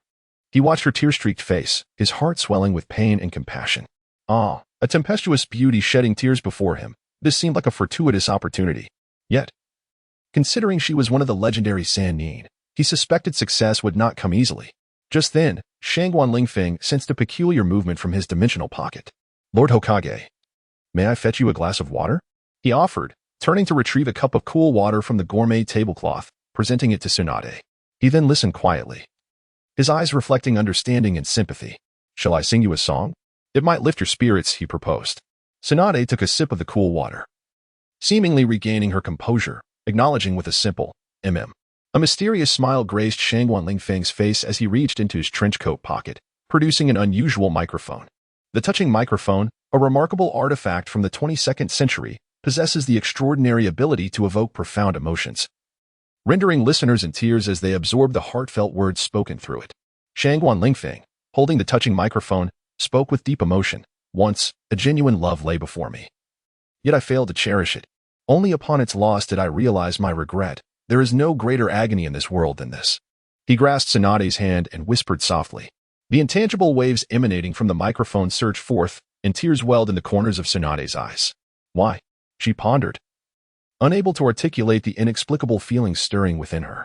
His words had penetrated her heart deeply. Tsunade found herself unable to comprehend her emotions. She merely recognized that when Shangguan Lingfeng uttered those phrases, her heart was profoundly stirred. It felt as though every word and syllable he spoke pierced her heart like a blade. In that moment, the two embraced, and the office filled with a melodious rhythm that lingered on. The following morning, Tsunade stirred from slumber, murmuring as she gradually opened her eyes. "What happened?" "I remember drinking." Furrowing her brow, she surveyed the unfamiliar room, the strange ceiling, walls, bed, and window. Yet, her own garments lay familiar around her. "Wait." Tsunade froze, sensing something amiss. "Is this my clothing?" she exclaimed, grabbing the green jacket and gray skirt. Suddenly, the realization dawned upon her as she threw off the covers. "Am I not dressed?" Shangguan Lingfeng. Her teeth ground together, yet memories of the previous night's escapades flooded her mind, causing her cheeks to flush with warmth as a torrent of heat surged within her. "This mischievous rascal, he truly went all out," she muttered, adopting a petulant demeanor. Abruptly, her gaze shifted to a blank sheet of paper on the nearby table. Curiosity piqued, she picked it up and read the words inscribed upon it. Her expression grew increasingly serious, astonishment flickering in her eyes. In the final moment, her pupils dilated as she read, "My Hokage, you must be tired from last night. Rest well here as a secret. I can take you to see Rope Tree. Don't ask too many questions, for I know all." Gently setting down the paper, Tsunade lifted her gaze, her exquisite features now streaming with tears. "This little rascal, where has he gone?" Meanwhile, Shangguan Lingfeng was folding the pink door, having traversed through the portal to Orochimaru's secret lair. Not far off, Orochimaru stared in bewilderment at the suddenly appeared handsome youth. "Ah, it is Lingfeng-kun."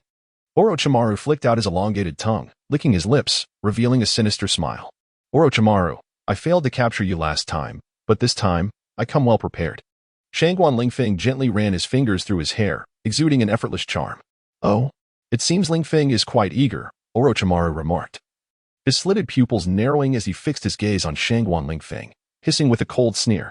Come, let me show you a high-tech marvel."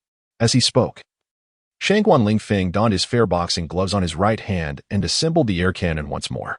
"What is this contraption?" Orochimaru inquired, curiosity etched upon his face, devoid of any concern. Although his opponent wielded various peculiar devices, their power did not exceed his own significantly. "The air cannon. Soon you shall witness its might." "Is that so? Then I shall not hold back," Orochimaru retorted with a chilling laugh, transforming into a white serpent and lunging forward. Shangguan Lingfeng remained steadfast, an expression of calmness gracing his features as he slowly raised the air cannon. Gazing at the gleaming metallic barrel, a foreboding thought crept into Orochimaru's mind. In the next instant, Shangguan Lingfeng's lips curled into an enchanting arc as he softly uttered a single word. Bang! The air cannon instantaneously harnessed an unfathomable energy, surging forth and threatening to engulf the entire world. Orochimaru's pupils constricted. The visible shockwave erupted from the cannon's barrel with a thunderous roar. Like a harbinger of destruction emerging from the depths of hell, carrying immeasurable force and shock. The powerful energy wave seemed poised to rend the very fabric of space. The air became alarmingly thin, and everything around appeared to dissolve into nothingness under this overwhelming power. Triple Rashomon. Orochimaru bit into his finger, blood cascading onto the ground as he exclaimed urgently.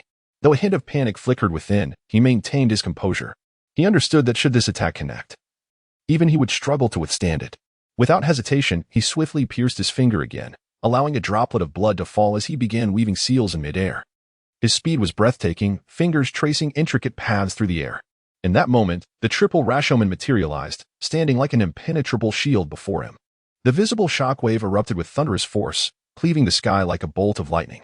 The might of the air cannon collided with the triple Rashomon, producing a deafening roar. A tremendous energy erupted, consuming everything in its vicinity.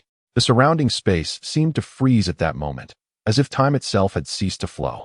After what felt like an eternity, the shockwave gradually subsided, and the world around them returned to tranquility. Shangguan Lingfeng and Orochimaru remained in place, yet the contrast was stark. Shangguan Lingfeng appeared relaxed and content, while Orochimaru was shrouded in dust, looking somewhat disheveled. What is this contraption? Orochimaru rasped. The air cannon, Shangguan Lingfeng replied with a smirk. A creation that transcends the technology of the ninja realm. Interested in studying it? He lifted the cannon, blowing a light breath upon it. In Orochimaru's eyes, a cold glimmer flickered, revealing a hint of perplexity, which was swiftly shrouded by his characteristic ruthlessness. He regarded Shangguan Lingfeng with an icy stare, as if reassessing the strength of this adversary. An air cannon? A technology that transcends the realm of ninjas? Orochimaru's confusion deepened. He was well aware of the capabilities of ninja technology, yet the air cannon in Shangguan Lingfeng's hands appeared to surpass any understanding within the ninja world.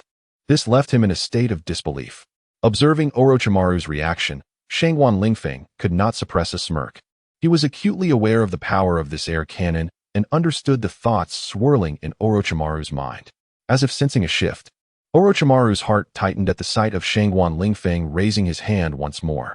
With an enchanting smile, Shangguan Lingfeng remarked, Orochimaru, you still seem unconvinced. Let us engage a few more times. Boom, boom, boom, boom. After a relentless barrage of cannon fire, Orochimaru lay bloodied amidst a pile of rubble. Yet, on his face lingered that familiar, deranged grin. His eyes, though dimmed, remained fixated on Shangguan Lingfeng. Lingfeng, your air cannon is truly terrifying, devoid of any side effects. And it can be fired instantaneously simply by uttering boom, is it? He coughed, a cruel smile curling at the corners of his lips. Shangguan Lingfeng halted, casting a nonchalant gaze upon him. Indeed, Orochimaru. Do you find it appealing? I would be willing to lend it to you for research, for I am a lover of peace. And it would be unwise to take your life over such a trivial matter. Orochimaru's eyes gleamed with sudden brightness as he licked his parched lips. Oh, you would allow me to study it? Certainly, I have always admired the wisdom of intelligent individuals and am willing to explore the endless mysteries of this world alongside them. The allure of immortality has perpetually been my pursuit, and I seek to unravel the secrets of life.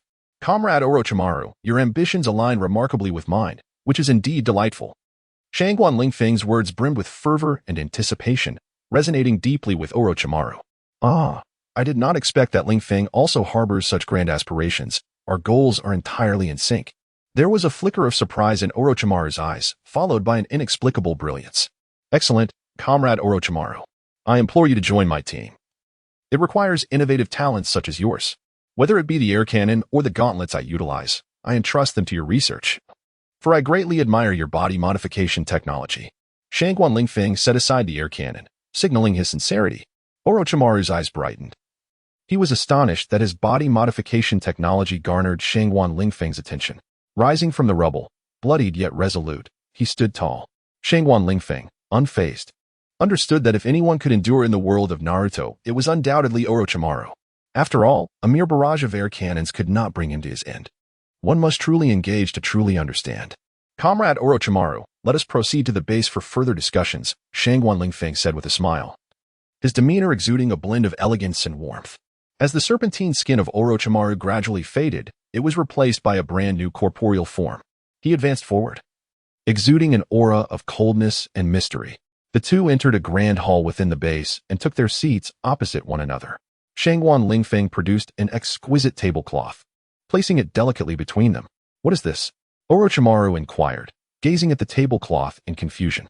With a smile, Shangguan Lingfeng shook his head, then began to artfully arrange an array of delectable dishes upon the cloth, leaving Orochimaru utterly astonished. His movements were both skilled and graceful, akin to a true banquet host. 10 minutes later, Orochimaru exclaimed, "It is truly unbelievable, Lingfeng. This gastronomic tablecloth you've crafted has opened my eyes in ways I never imagined.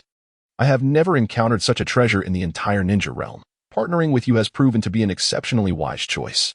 He licked the remnants of delicacies from the corner of his mouth, his serpent-like eyes sparkling with eager delight as they fixated on the sumptuous spread before him. In his hand, he held a cup of freshly poured red date soy milk, gently blowing away the steam, his expression one of pure contentment. To his left rested a double-layered glass cup filled with freshly steeped Tiguanyin tea.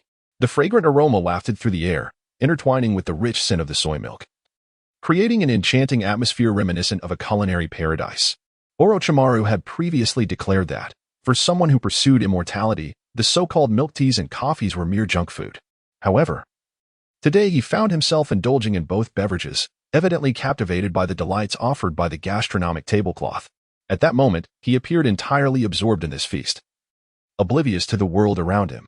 Yet, Lingfeng maintained a serene smile, standing quietly to the side, observing Orochimaru relish every moment. Eventually, he selected another cup of red date soy milk, and Orochimaru proclaimed his intention to drink tea henceforth. He specifically requested a large jar of Tiguanyin, Longjing, and even pu'er tea from Shangguan Lingfeng's tablecloth. The gastronomic tablecloth boasted an eclectic assortment of dishes. The staples section featured fried buns, dumplings, rice, egg fried rice, an array of meats, and seafood risotto. The side dishes included various vegetable soups, meatballs, pan-fried bacon, cheese, pizza, and meat pies. The main courses comprised sauerkraut fish hot pot, braised pork, spicy hot pot, fatty beef hot pot, crayfish, and garlic steamed scallops. Desserts included tiramisu, cream cake rolls, and mango mousse, alongside an assortment of fruits such as watermelon, blueberries, cherries, and pineapple. Additionally, yogurt and juice were available. Meanwhile, Lingfeng held a chicken leg, savoring it with unrestrained delight.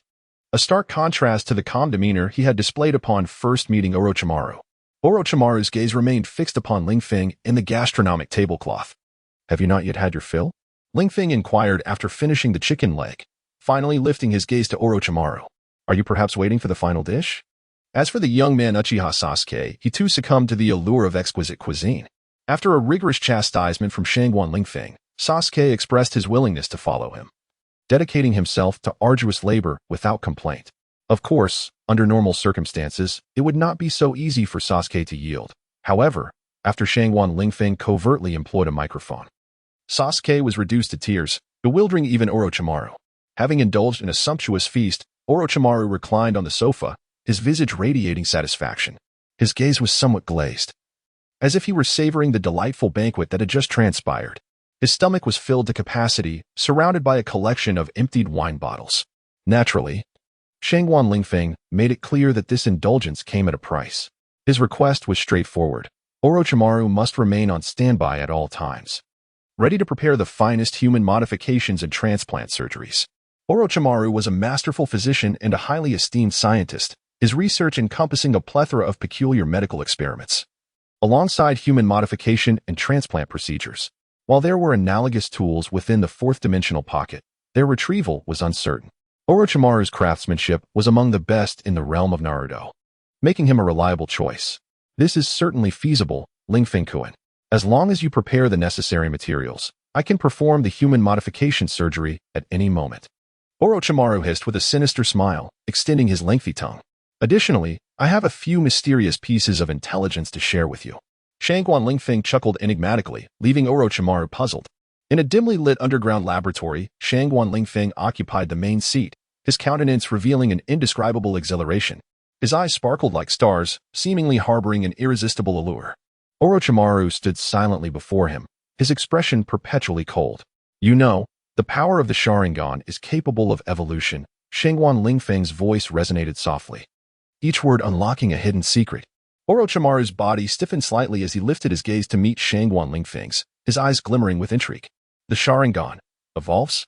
I am certainly aware of the progression. 1 tomo, 2 tomo, 3 tomo, culminating in the most formidable Meijiki Sharingan.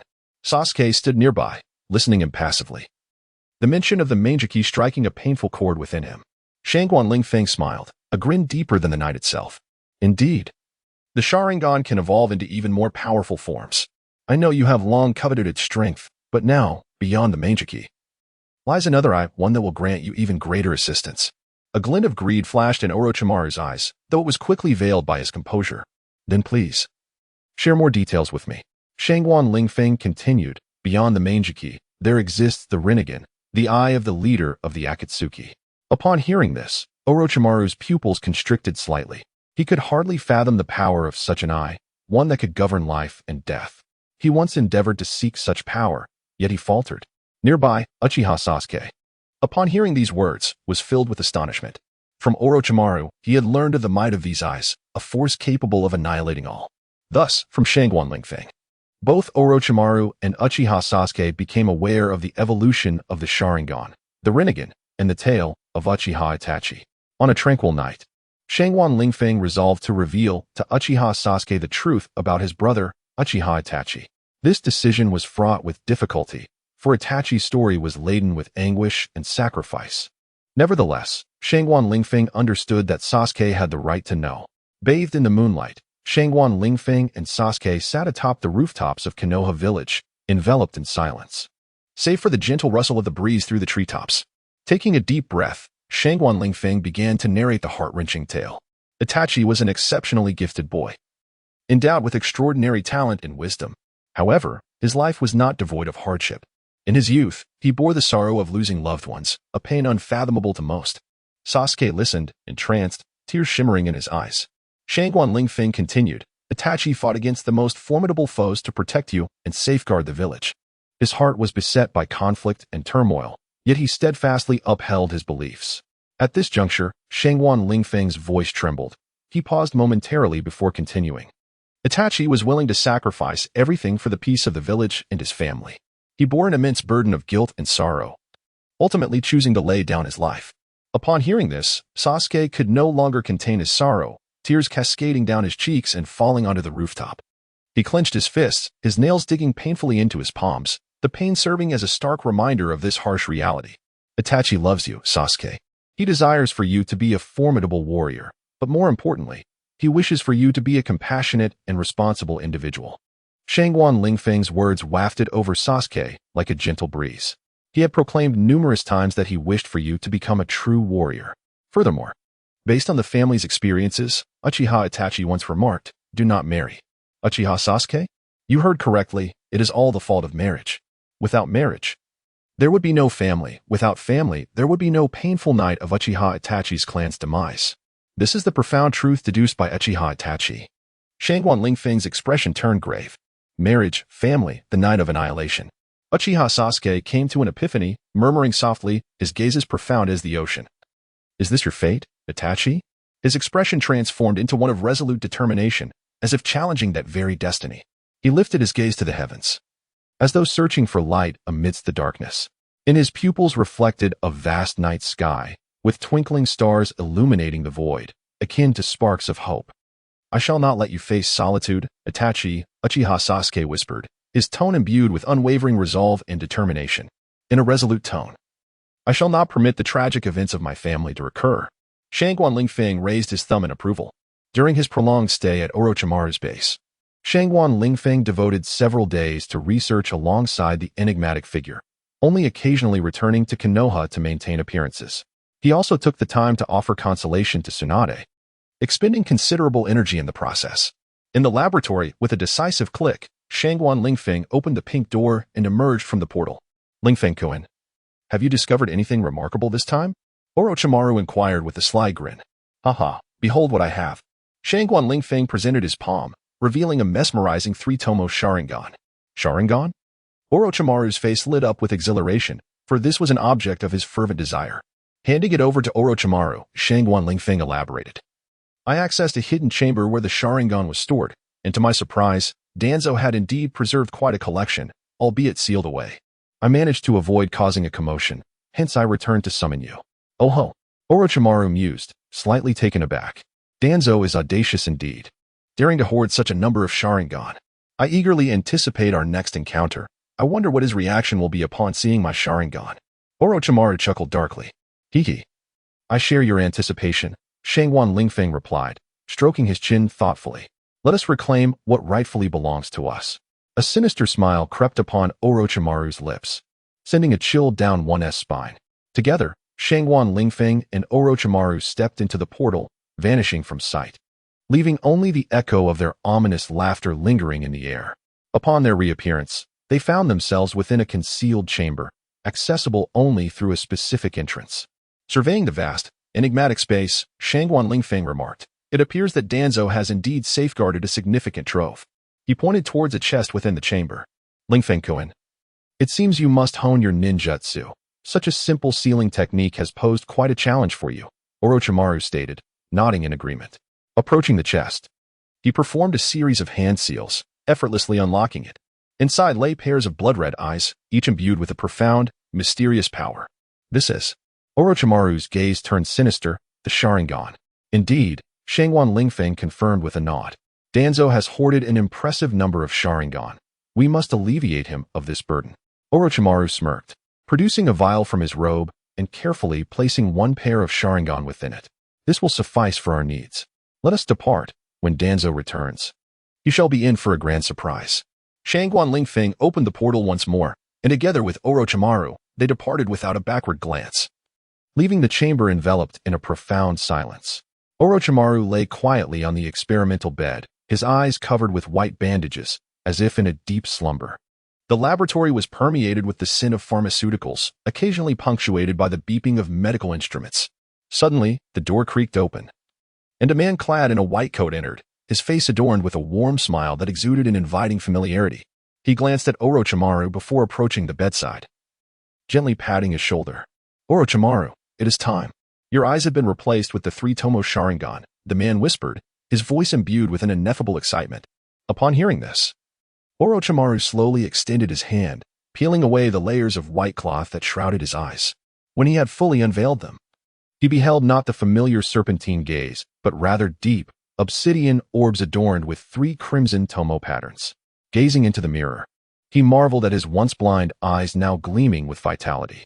He licked his lips, savoring the taste of triumph. Thank you, Lingfeng. Without you, I would not have attained this Sharingan, Orochimaru uttered softly, his tone rich with gratitude. The man smiled and shook his head. No need for thanks. It is our duty as scientists.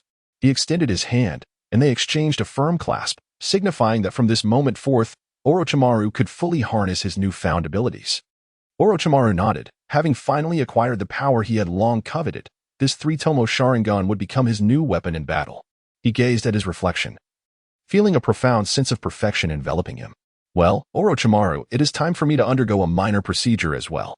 I have long desired Hashirama cells, Lingfeng remarked, crossing his arms and standing aside. Are you certain? Orochimaru's voice was low and raspy, reminiscent of the depths of an abyss. Absolutely, Lingfeng replied with a subtle smile, his expression radiating childlike innocence and determination. Orochimaru silently regarded Lingfeng, his eyes betraying an indescribable emotion. He then gently nodded, as if acquiescing to the whims of an unpredictable fate. The ensuing scene was chilling. The surgical instruments glimmered ominously under the harsh lights, while Orochimaru's fingers danced gracefully over them, akin to an elegant performer. Lingfeng's face bore no trace of fear or pain, only resolve and anticipation. Time seemed to suspend in that moment. All sounds faded, leaving only Orochimaru's raspy voice softly intoning. His fingers moved as if animated, each touch orchestrating a silent symphony upon the instruments. And then, the surgery concluded. Lingfeng smiled at Orochimaru, his gaze revealing an ineffable sentiment, while Orochimaru regarded him in silence. How do you feel? Well, I feel exceptionally well. Lingfeng turned, his face alight with joy, extending his finger as a green sprout swayed gently in the palm of his hand. Orochimaru's two Sharingan, adorned with 3 tomo each, fixated intensely on Shangguan Lingfeng, as if seeking to uncover some hidden truth within him. To my astonishment, Lingfeng, you have flawlessly absorbed the cells of the first Hokage, as if they were custom-tailored for you. Orochimaru's voice rasped ominously, sending chills down the spine. Shangguan Lingfeng offered a subtle smile, gazing at the green twig in his hand. Yet, he mused, such power remains feeble and cannot possibly compare to the true might of Senju Hashirama. With a slight exertion of his fingers, the twig withered instantaneously, crumbling into a fine dust. Oh, might you possess an understanding of the first Hokage's strength, Lingfeng? From my observations of the reincarnated first and second Hokages, they hardly exhibit such formidable prowess, Orochimaru inquired hoarsely. My ability to absorb his cells may stem from the uniqueness of my body, which harbors some extraordinary constitution and abilities. Moreover, there exists a certain compatibility between the first Hokage's cells and my own, Shangguan Lingfeng replied with an air of nonchalance.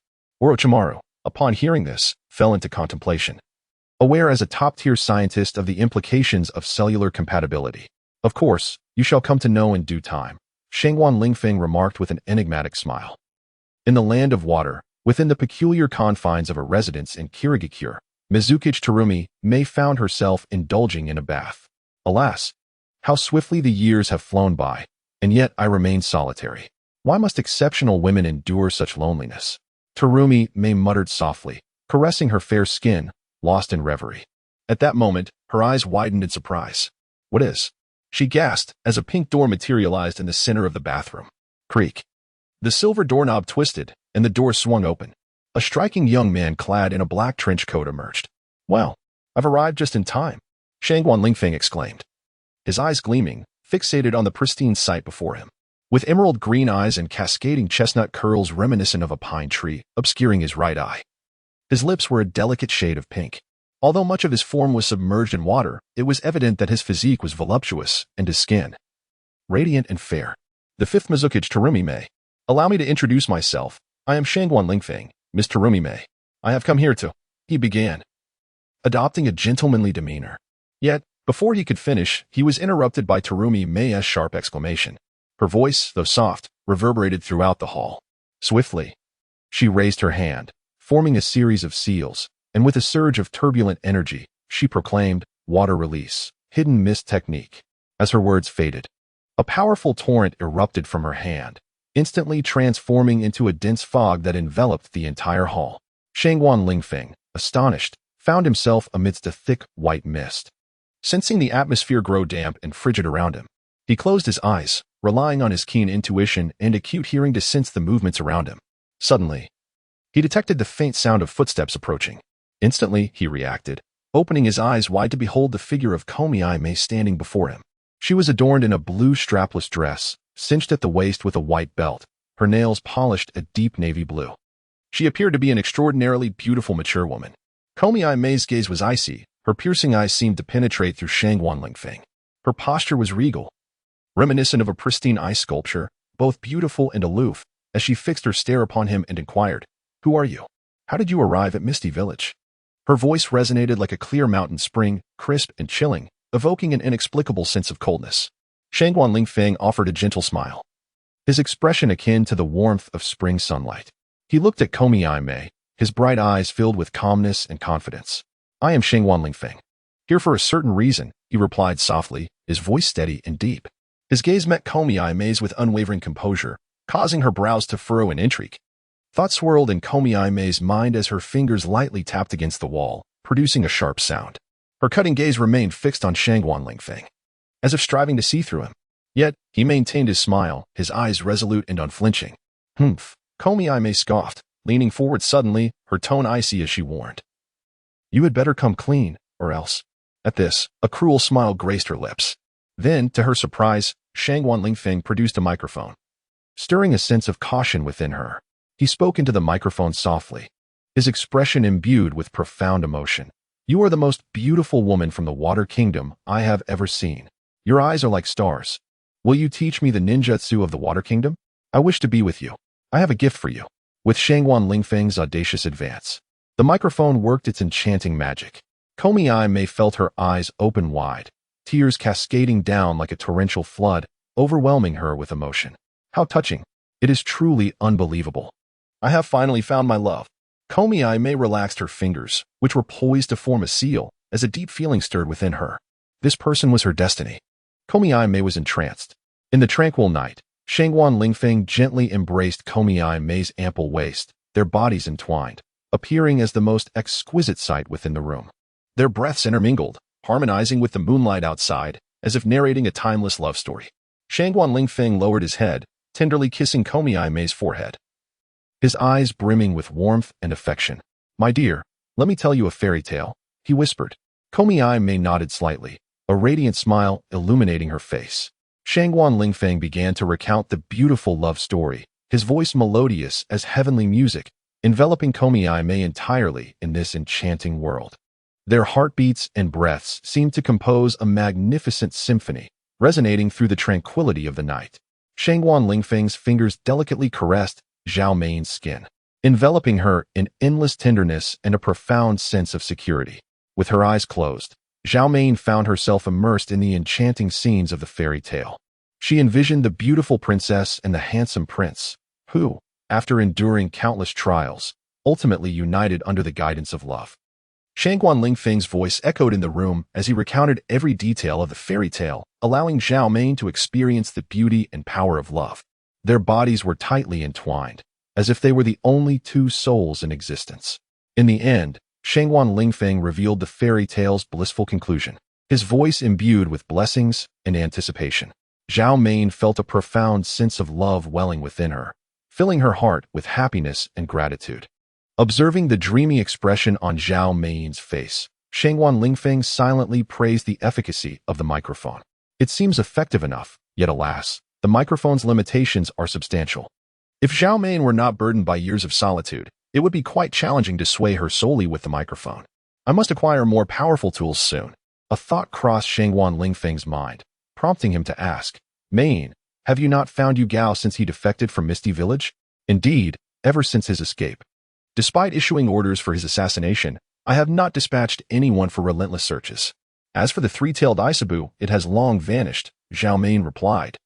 Languidly reclining against Shangguan Lingfeng's chest, her fair fingers tracing circles. "Oh, is that so? No matter.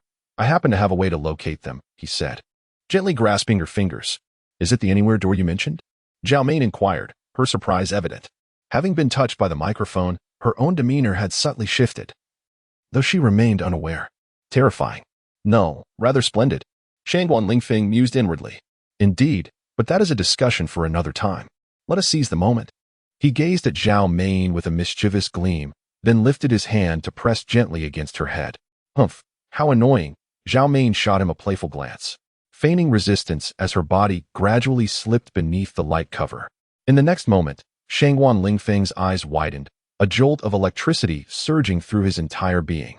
Truly, she was a water shadow. The following day, Shangguan Lingfeng utilized the anywhere door to leisurely return to Konoha village, where he spent a delightful half-day with Tsunade, relishing this rare moment of peace.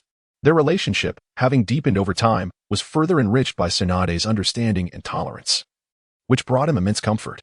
He had not forgotten the significant undertaking at the Blue Star supermarket. He recognized that this weighty responsibility required his personal attention. Thus, he meticulously explained the situation regarding the marketplace, alongside his plans and arrangements, to Tsunade. Upon hearing this, Tsunade's eyes flickered with concern. Yet upon witnessing his unwavering and confident gaze, she could only lend her silent support.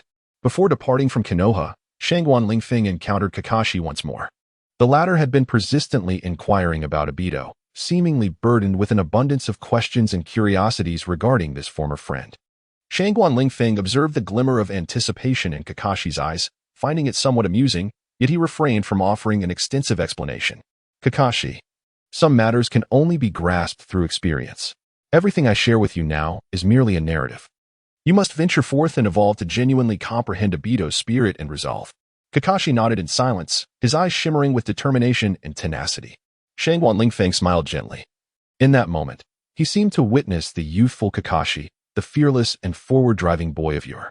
After bidding farewell to Konoha and Tsunade, Shangguan Lingfeng returned to the hidden mist village. There, Terumi Mei awaited him, personally adorning his hands with the tamed gloves, which felt as though they had melded seamlessly with his palms, fitting and comfortable. "Little rascal, will you truly be able to locate the tailed beast?"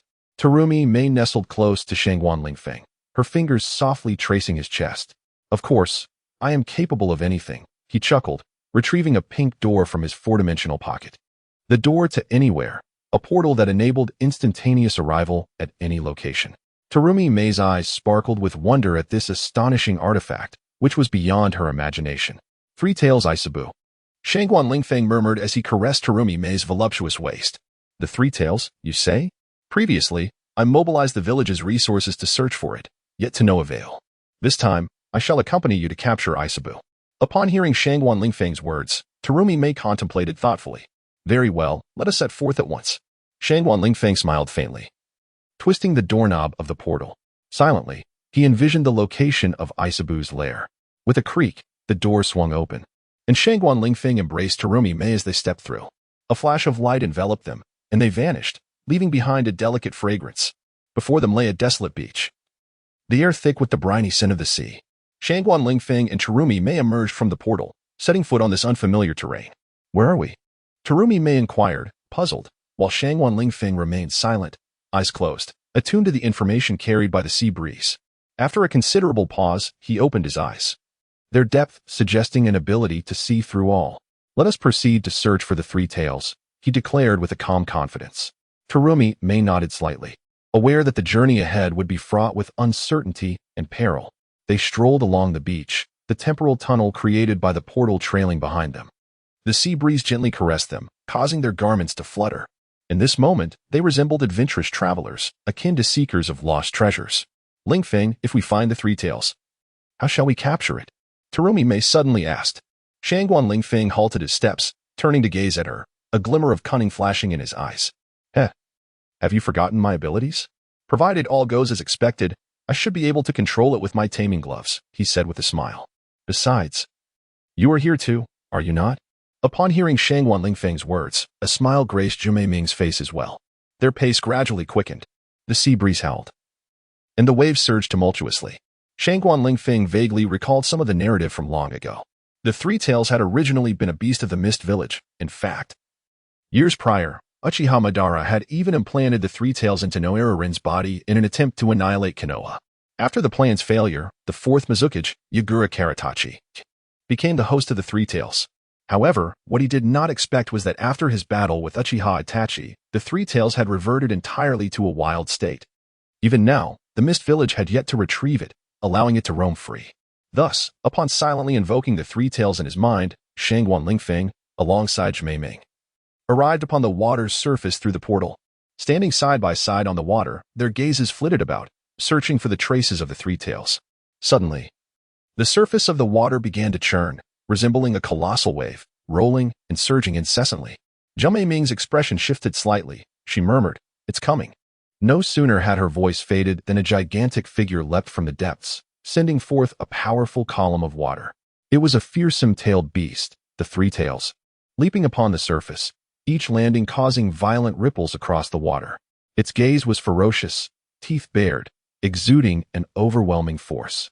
A turtle, covered in spines and boasting 3 tails, emerged before Shangguan Lingfeng's eyes. As he focused intently, he beheld the tailed beast in all its imposing glory.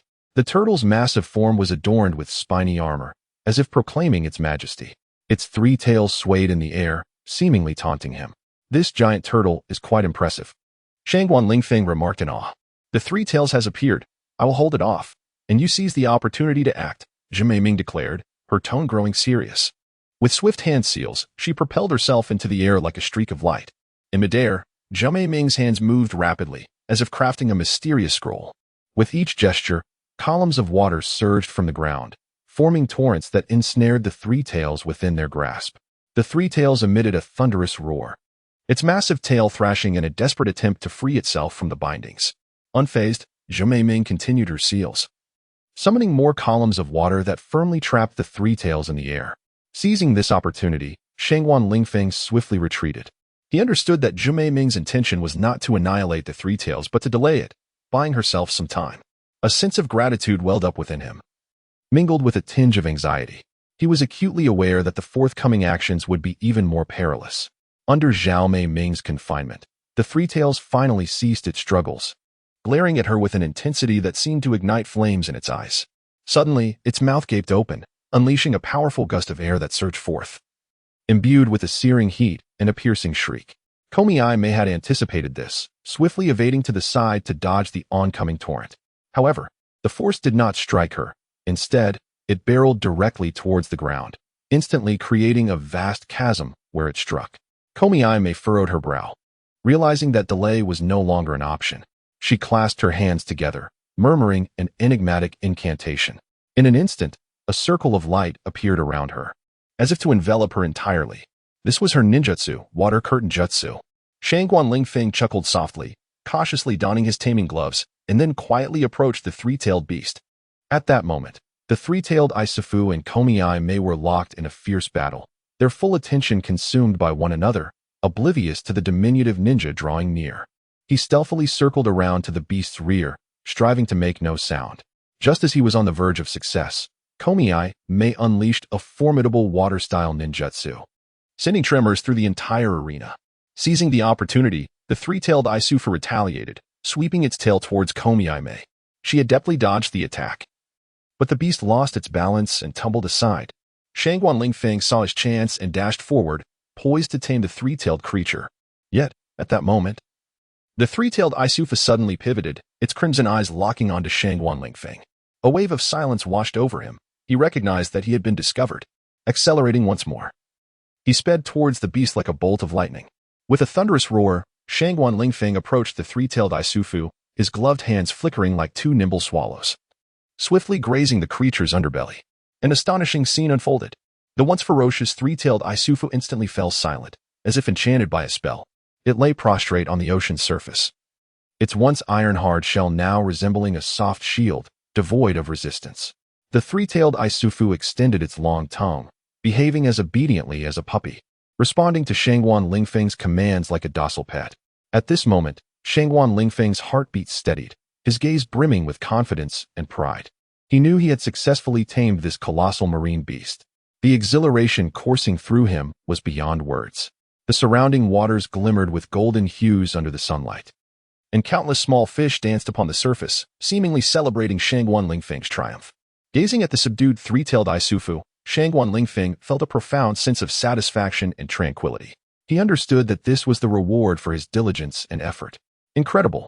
Konoha Mei exclaimed in astonishment, her beautiful eyes wide in disbelief at Shangguan Lingfeng's remarkable achievement of taming the three-tailed Isufu. Standing beside the massive creature, Shangguan Lingfeng appeared both triumphant and at ease. He smiled, extending his hand to gently caress the head of the three-tailed Isufu. The action appeared strikingly intimate, akin to a master soothing his pet. However, the transformation of the three-tailed turtle left Konoha in astonishment. The three-tailed turtle she had previously encountered was a ferocious, colossal creature, an imperious beast whose fierce gaze instilled a sense of dread with each attack. Yet now, its eyes brimmed with gentleness and loyalty, as if it had become an entirely different being. "What on earth have you done?" Konoha inquired, her voice laced with surprise and curiosity. "Haha, just as you see." Shangguan Lingfeng perched atop the massive turtle, a proud expression adorning his face. Konoha beheld this scene, her heart swelling with both awe and envy. She marveled at the man's courage and wisdom, for he had managed to tame such a formidable creature. She envied the extraordinary bond he had forged with the three-tailed turtle, a connection steeped in unspoken understanding and trust. She recognized that this was an extraordinary moment. This man, Shangguan Lingfeng, had conjured a miracle with his intelligence and bravery. Indeed, the aftermath of the emotional microphone struck.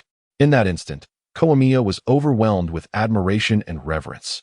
Yet, what truly astonished her was the transformation of the three-tailed turtle. The gigantic creature seemed infused with a new vitality, its gaze softened, even exuding warmth. Its movements became gentle, resembling a once wild beast now transformed into a companion of humanity. All of this was simply beyond Konoha's comprehension. "Hee, now I too have a little pet," Shangguan Lingfeng chuckled. "Konoha, this three-tailed turtle is entrusted to you. I shall summon it when needed." With a swift motion, Konomiya appeared atop the turtle's back. Very well, she agreed, gazing at the massive creature with enthusiasm. I must return to Konoha. Tsunade has been quite displeased with my absence from the village, Shangguan Lingfeng remarked, wrapping his arm around Konomiya's waist with a playful smile. Konomiya scoffed lightly. That old hag Tsunade. Are you truly going back? What if she? Her words trailed off, yet her meaning was unmistakable. Shangguan Lingfeng smiled gently, patting her hand for reassurance. Fear not, I know my limits. Besides, I cannot linger here forever, can I? After all, I am a man of many loves. He laughed heartily, producing a portal to send Konomiya back to the hidden mist village. Without pause, he then returned to Konoha. In the picturesque village of Konoha, nestled within a tranquil office, the private domain of the Hokage, Princess Tsunade and her beloved Shangguan Lingfeng were engaged in a sweet quarrel. The setting was the bedroom adjoining the Hokage's office. The Hokage appeared somewhat irked, while Shangguan Lingfeng stood nearby, wearing a bemused smile as he adjusted his attire. I detect the scent of another woman upon you. Before your return, did you engage in any indiscretions with that woman from the hidden mist village? Oh dear. After all these years as a married couple, why inquire into such matters? Shangguan Lingfeng retrieved a glass of iced red tea from the gourmet tablecloth and presented it to Tsunade. Humph, you incorrigible lecher. Tsunade huffed in discontent, but accepted the iced red tea, quenching her thirst with a few sips after her earlier exertions. By the way, where has Shizen gone? Shangguan Lingfeng suddenly inquired, his eyes glinting with curiosity. It seems Shizen cannot escape your clutches either. Tsunade sighed, expressing her resigned understanding. She was acutely aware that her dear junior, Shizun, had already fallen under the gaze of this unscrupulous man. Do not sigh. For you are both my wings. Shangguan Lingfeng gallantly assisted Tsunade with her attire, relishing the moment as she was one of his favored companions. I have dispatched Shizun to manage your Blue Star Marketplace, as business has been booming recently. Your culinary delights have spread beyond the village, reaching the 5 great nations, necessitating someone to oversee operations, and thus Shizun was sent. Tsunade shook her head, still finding the concept of such miraculous ninja tools difficult to comprehend. Ha ha, is that so? I shall go observe Shizun at work then. My esteemed Hokage, do take a moment to rest. Shangguan Lingfeng bestowed a gentle kiss upon Tsunade before activating the random door, transporting himself to the Blue Star Marketplace. Upon entering, he was immediately confronted by a burly man, whose beard and heavy perspiration were unmistakable. Hey, who are you? This is the Blue Star Marketplace. No unauthorized personnel are allowed, the man declared brusquely. Shangguan Lingfeng offered a slight smile. I am here to see Shizun. Might I inquire if she is present? Shizun, the general manager? What do you want with her? The man asked, his demeanor shifting to one of suspicion. I am a friend, here to discuss a matter with her, Shangguan Lingfeng explained. Oh, a friend? The general manager is quite busy, and I suspect you, a mere pretty boy, are merely attempting to woo her. I have seen plenty of your kind around here, the man concluded, raising a fist in warning. Shangguan Lingfeng shook his head in resignation, realizing this man was merely Shizun's subordinate and not seeking trouble. Very well, I shall take my leave then. With that, he turned to exit. Just as he was about to depart through the main entrance, a voice called out from behind. Wait. Shangguan Lingfeng turned to see Shizun approaching with an expression of surprise. What brings you here? Do you require something from me? Shangguan Lingfeng regarded her with concern, knowing well how tirelessly this young woman worked for the marketplace, likely exhausting herself in the process. Let us speak in the office, Shizun said, gripping his hand tightly as they hurried towards the general manager's office on the 3rd floor. Within the grand marketplace of Blue Star, the employees, all hailing from the village, held a profound admiration for Jingyin's candid and composed demeanor. Their astonishment was palpable as they witnessed the general manager, Jingyin, hand in hand with an unfamiliar man, ascending the staircase. Was that truly their esteemed general manager? Many found it hard to believe their own eyes. Who was the man beside her? And why were they entwined in such a manner? Questions swirled silently in their minds, undeterred by the gazes of those around them. Jingyin and Shangguan Lingfeng remained focused on their destination, their hands clasped tightly, as if conveying some significant message. Their strides were resolute, devoid of any hesitation. The murmurs of the onlookers faded into the background, and Jingyin seemed to shed her fatigue, fixating solely on the goal ahead. Her gaze was steadfast and radiant, as if declaring their shared resolve to the world. Upon entering the office, Jingyin gently closed the door, creating a sanctuary from the external clamor. She inhaled deeply, then turned to face Shangguan Lingfeng, her eyes brimming with determination and anticipation. Now, you may divulge everything, she urged softly, her voice imbued with conviction. "Are you curious about my whereabouts these past few days?" Shangguan Lingfeng inquired, his gaze lingering on Jingyin's delicate visage. He nodded, taking a breath. "In truth, I spent my time in Wuyin village, engaging in an extensive dialogue with Terumi Mei." A flicker of surprise danced in Jingyin's eyes. She had never imagined that Shangguan Lingfeng would seek out Terumi Mei in Wuyin village. A twinge of curiosity stirred within her. How many secrets did this man possess? Extensive dialogue. What does that entail? She pondered, her brow furrowing slightly, intrigued by his recent activities.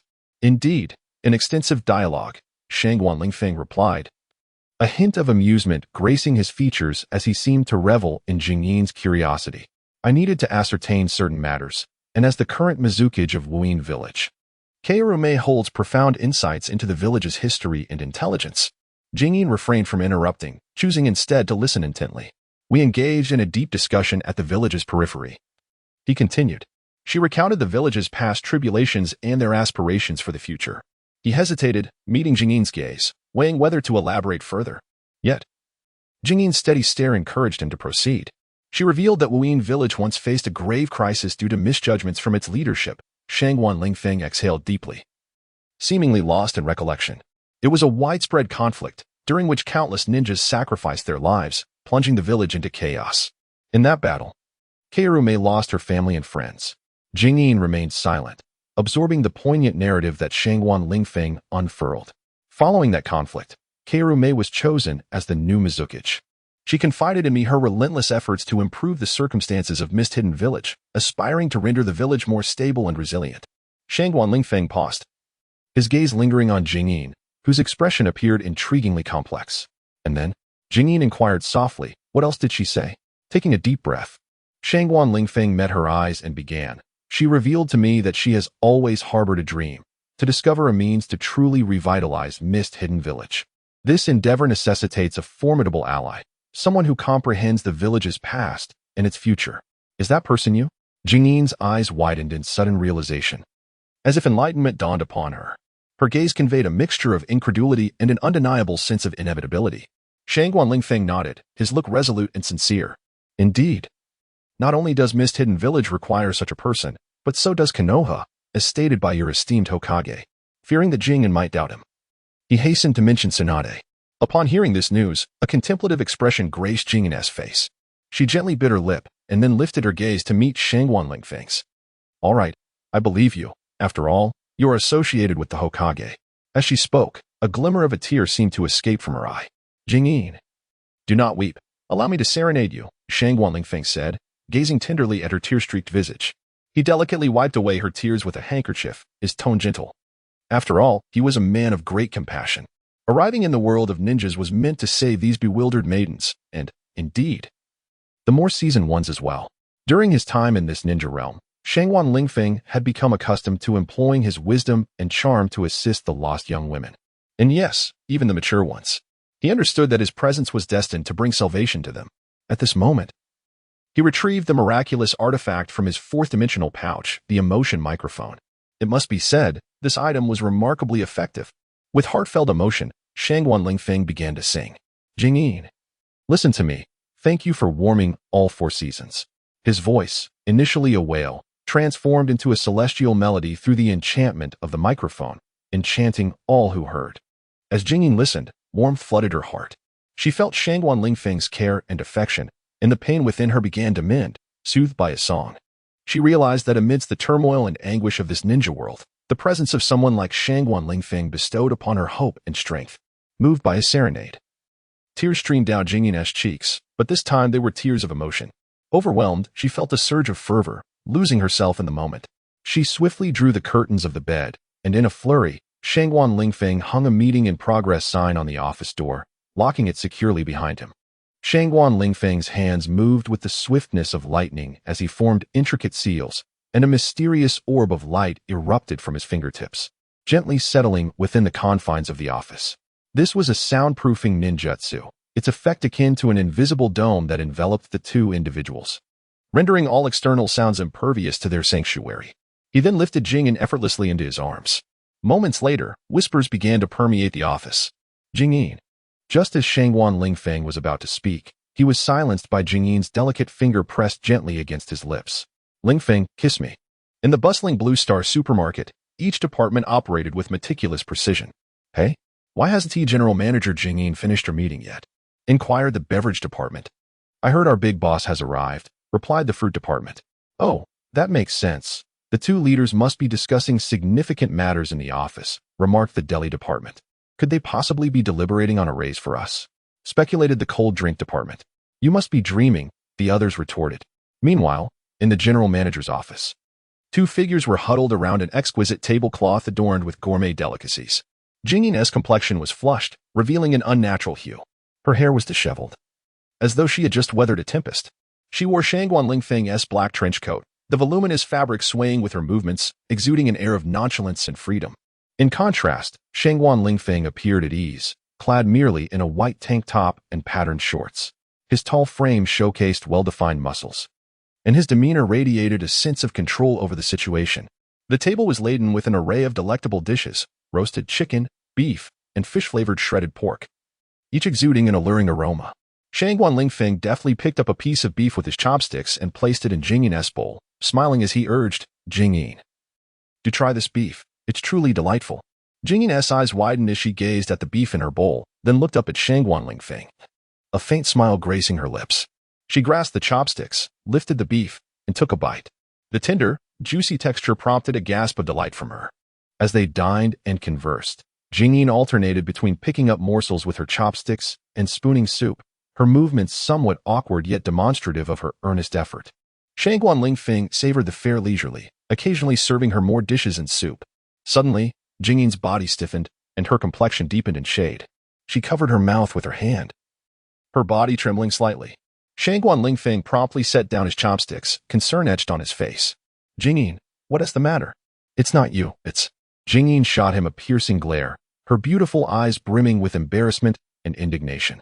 She lowered her head, her lips moving slightly, yet no words escaped her. Her cheeks flushed deeper, and her chest rose and fell, clearly in the throes of heavy breaths. Ahem, every endeavor has its first time. With practice, one shall grow adept. Shangguan Lingfeng cleared his throat twice, but his words made Jingyin's face redden even more. You are bullying me, Jingyin pouted, feeling somewhat aggrieved. A pang of sympathy surged within Shangguan Lingfeng. He gently wrapped his arm around Jingyin's shoulders and spoke softly. Jingyin, do not be angry. Do you know? I have never bullied you. I have always been protecting and caring for you. Suddenly, an idea struck Shangguan Lingfeng. He leaned closer to Jingyin's ear and whispered intently. What? You captured the three-tailed Isabu? Jingyin could hardly believe her ears. Shoo! Shangguan Lingfeng raised a finger, and Jingyin, as if recalling something, covered her little mouth. This was too astonishing for her to comprehend. Hiki, you will find out soon enough. My Blue Star Mall will be entrusted to you, Shangguan Lingfeng said, caressing Jingyin's smooth little face and suddenly pressing down. On the third day, Shangguan Lingfeng used the anywhere door to return directly to Konoha village. By this time, the sun was setting, painting the sky a fiery red. Upon arrival, his first order of business was to comfort the increasingly impatient Tsunade.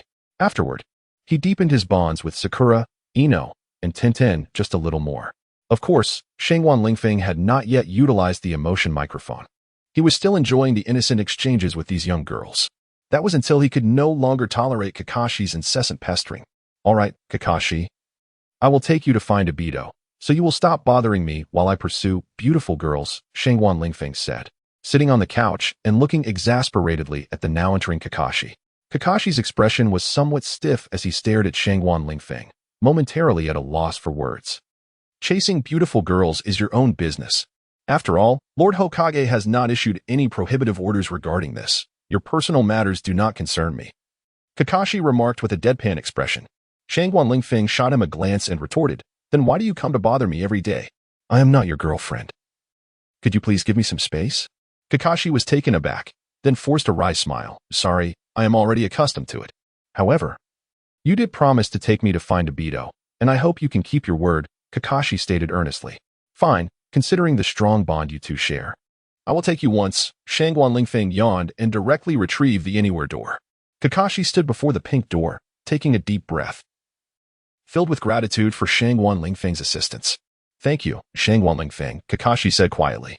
If it weren't for your tool, I would find it hard to believe that Obito is still alive. Kakashi's words faltered slightly, his gaze flickering before he suddenly froze. Hearing Kakashi's voice, Shangguan Lingfeng gently inquired, "Do you think I seem rather serious?" At that moment, Shangguan Lingfeng was already fully equipped. He donned a pair of fair boxing gloves, wielding an air cannon in one hand and a shotgun in the other, fully armed. Could it be that Obito? In an instant, Kakashi's mind was flooded with countless possibilities. His heart raced as a myriad of images flashed before his eyes. Indeed, Obito's current prowess far exceeded his own. He had transformed into an incomprehensible villain of formidable might. If they were to cross paths, a confrontation was inevitable. Moreover, he must surely covet my portal. How amusing. Shangguan Lingfeng chuckled nonchalantly, as if discussing an inconsequential matter. Yet, to Kakashi, there was a peculiar undertone to his laughter. Kakashi furrowed his brows, his thoughts racing. After a moment, he turned to Shangguan Lingfeng and spoke in a low voice. "In that case, should we not bring a few more people from the village?" Kakashi considered his friend, Might Guy. They had faced numerous life and death situations together, their unspoken understanding transcending words. Kakashi was well aware of Guy's strength, recognizing him as one of the most powerful in Konoha.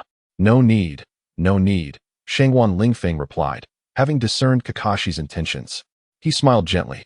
"You only need to ensure your own safety and stay by my side. Rest assured, should any trouble arise, we shall return through the portal. Besides, did I not mention?" As he spoke, Shangguan Lingfeng produced a red cloak.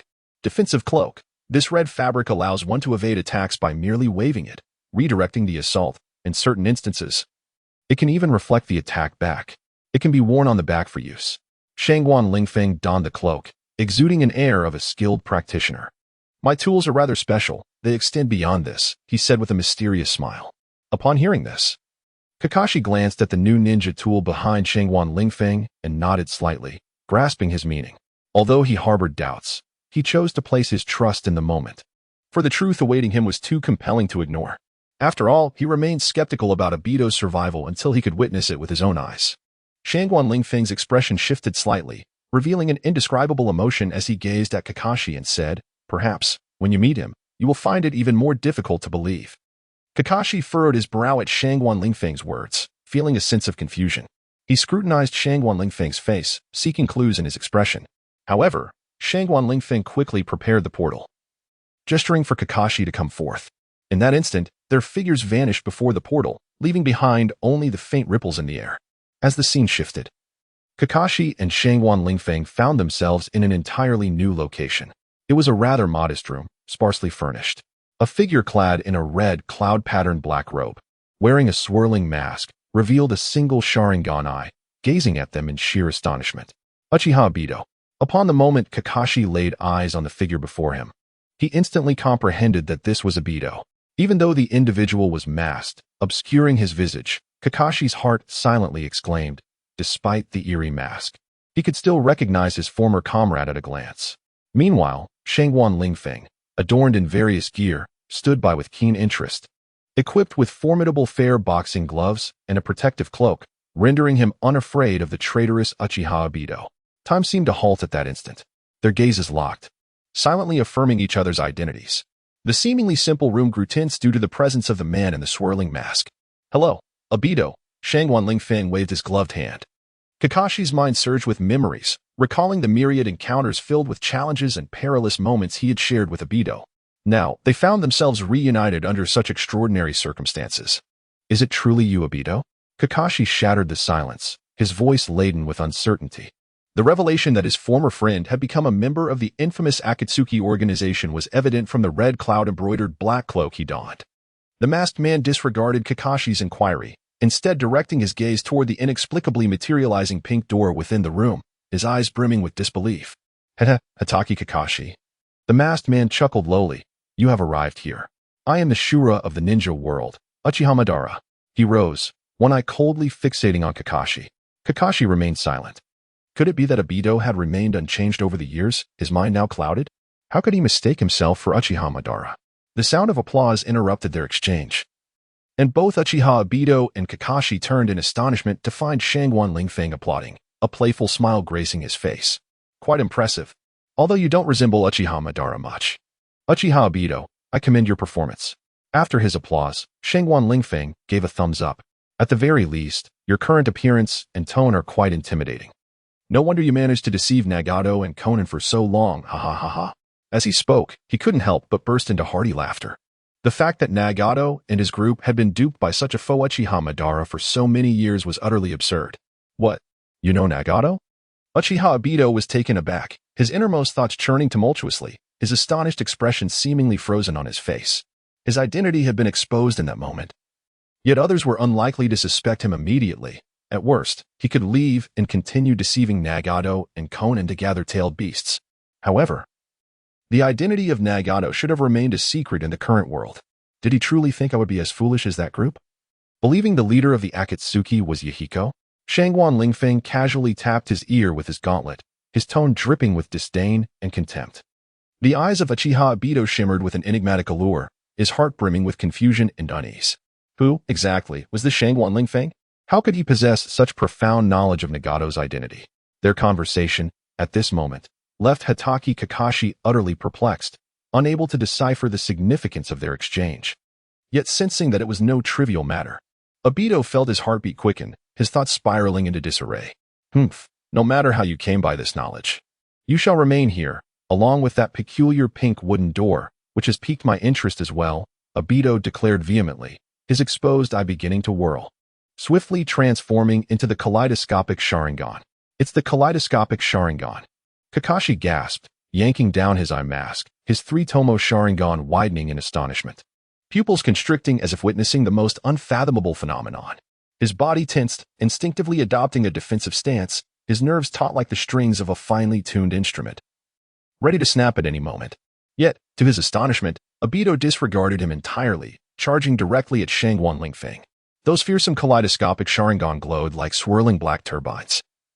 Radiant and captivating. I had anticipated this, Shangguan Lingfeng remarked with a resigned smirk, his tone laced with a hint of exasperation, yet imbued with a serene clarity that suggested he saw through it all. In an instant, one of his hands rose, the oversized gauntlet resembling an invisible shield, encompassing his form and protection. In the next moment, the air was violently torn apart as the illusion of the Sharingan was dispersed by Shangguan Lingfeng's strike. Obito's attack surged like a bolt of black lightning, slicing through the air towards Lingfeng's throat. However, at this critical juncture, Lingfeng's defense materialized. His hand, imbued with an invisible force, collided with Obito's assault. There was no explosion, no billowing smoke. Only the faint sound of impact resonated between them. Their gazes locked, silently contesting one another. Obito's disdainful snort echoed through the air as he raised his hand, unleashing a barrage of fire dragons that roared towards Shangguan Lingfeng. The flames radiated immense heat, capable of incinerating anything in their path. Yet at that moment, Lingfeng remained remarkably composed. He elegantly flicked his crimson cloak, which traced a graceful arc through the air, as if whispering an ancient incantation.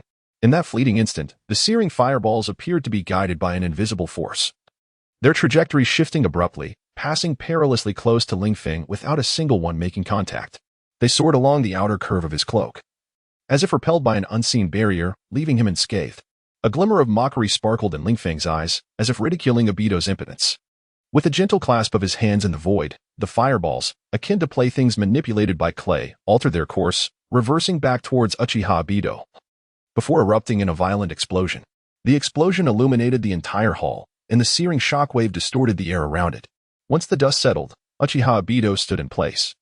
His once proud ninja attire now coated in dust, his hair singed and charred. He widened his eyes in disbelief, unable to comprehend the events that had just transpired.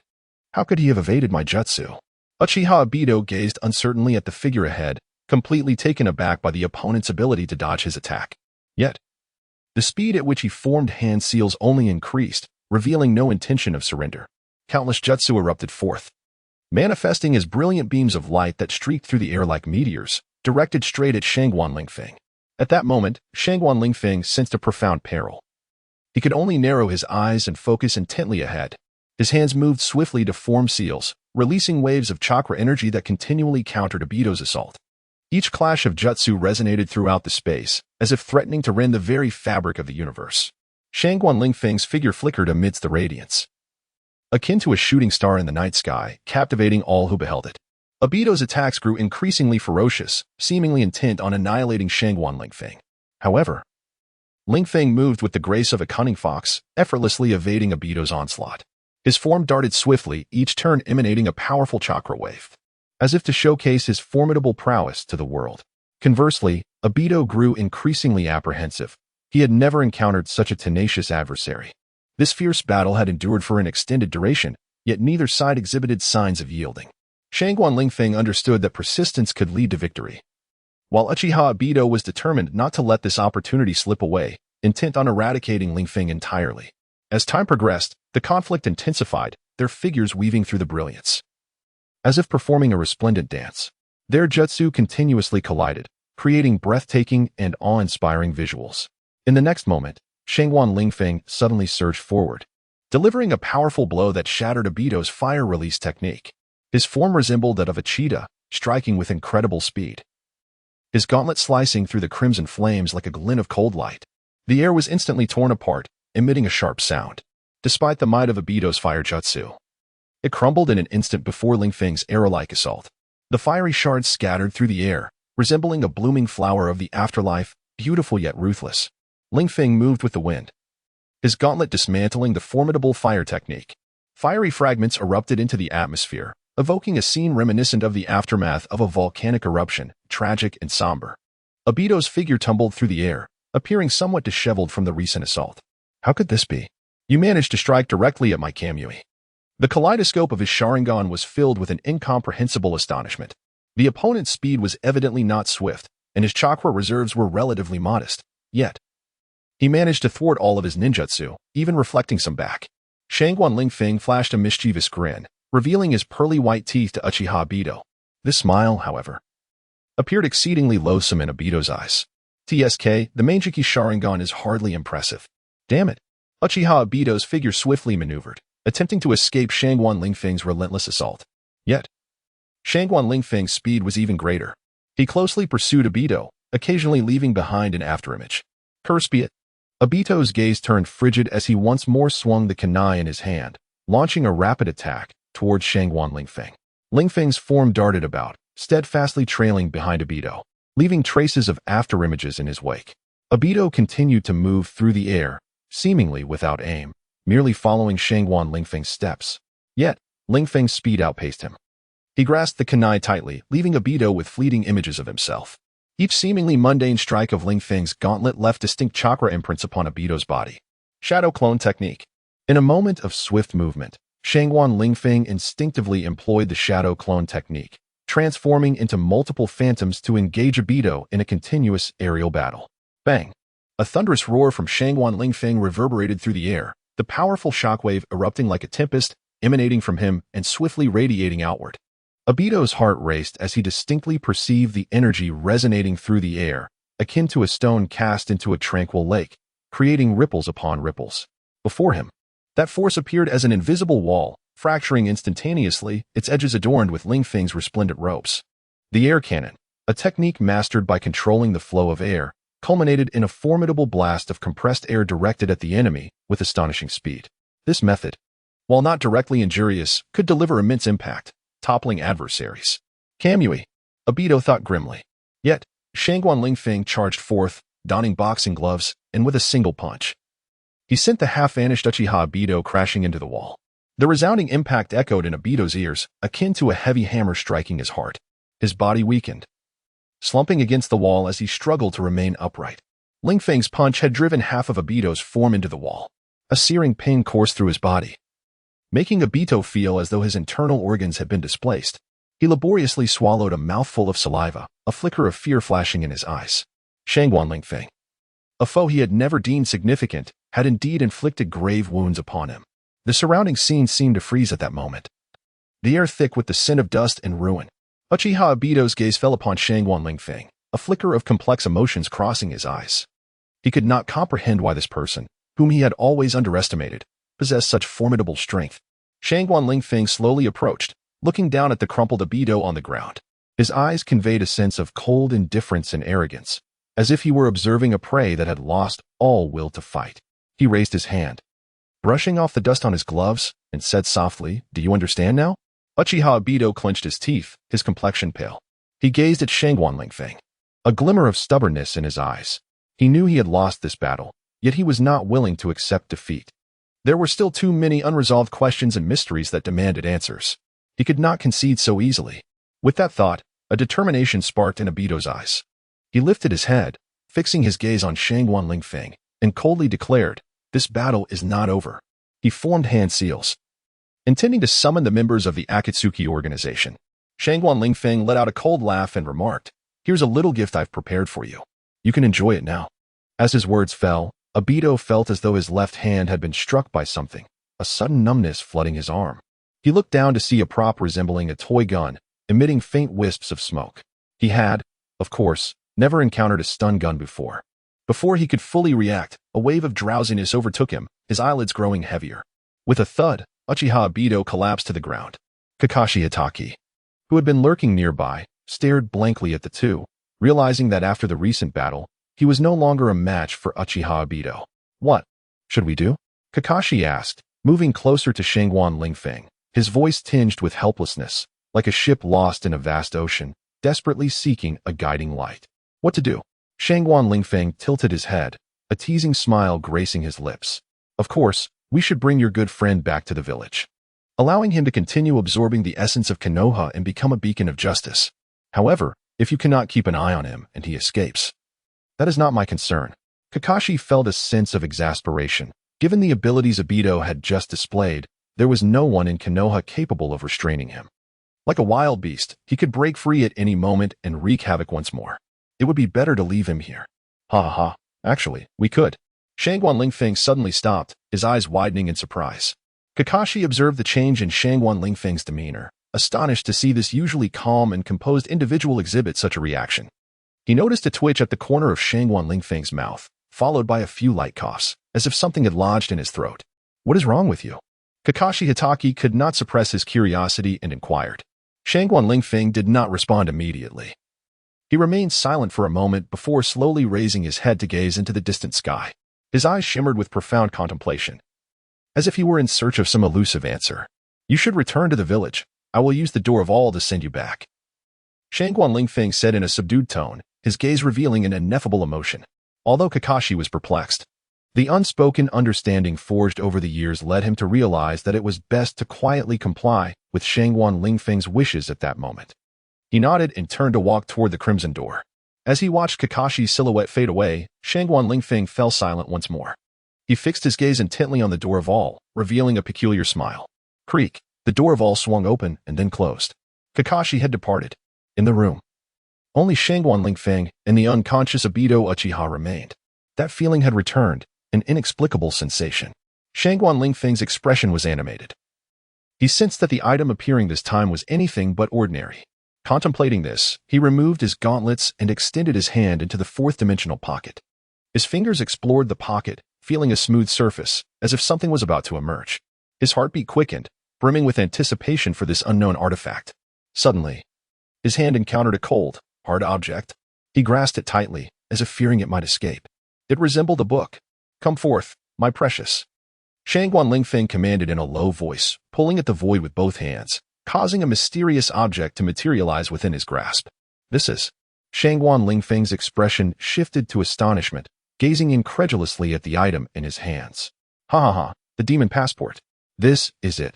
The 5 great nations shall be at my mercy. No, I would dare to venture to the moon. It wouldn't matter how many people come." Shangguan Lingfeng beamed with delight, his eyes sparkling with fervor as he clutched the small red book. He was euphoric, as if he possessed the treasures of the world. Before him unfurled a splendid vision, where the 5 great nations lay under his control, and the moon bore his footprints. However, his heart did not swell with arrogance. Rather, he recognized the immense power of the passport with greater clarity.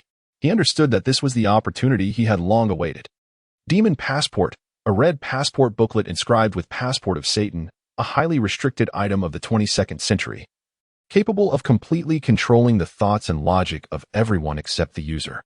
Thus, it transcends all laws established by nations, should the user engage in wrongdoing and face complaints. As long as the passport is in possession, the other party will unconditionally permit the user to act as they please. In other words, anyone who possesses the demon passport can leverage its formidable psychic control to dominate the political, military, economic, and cultural spheres of an entire nation.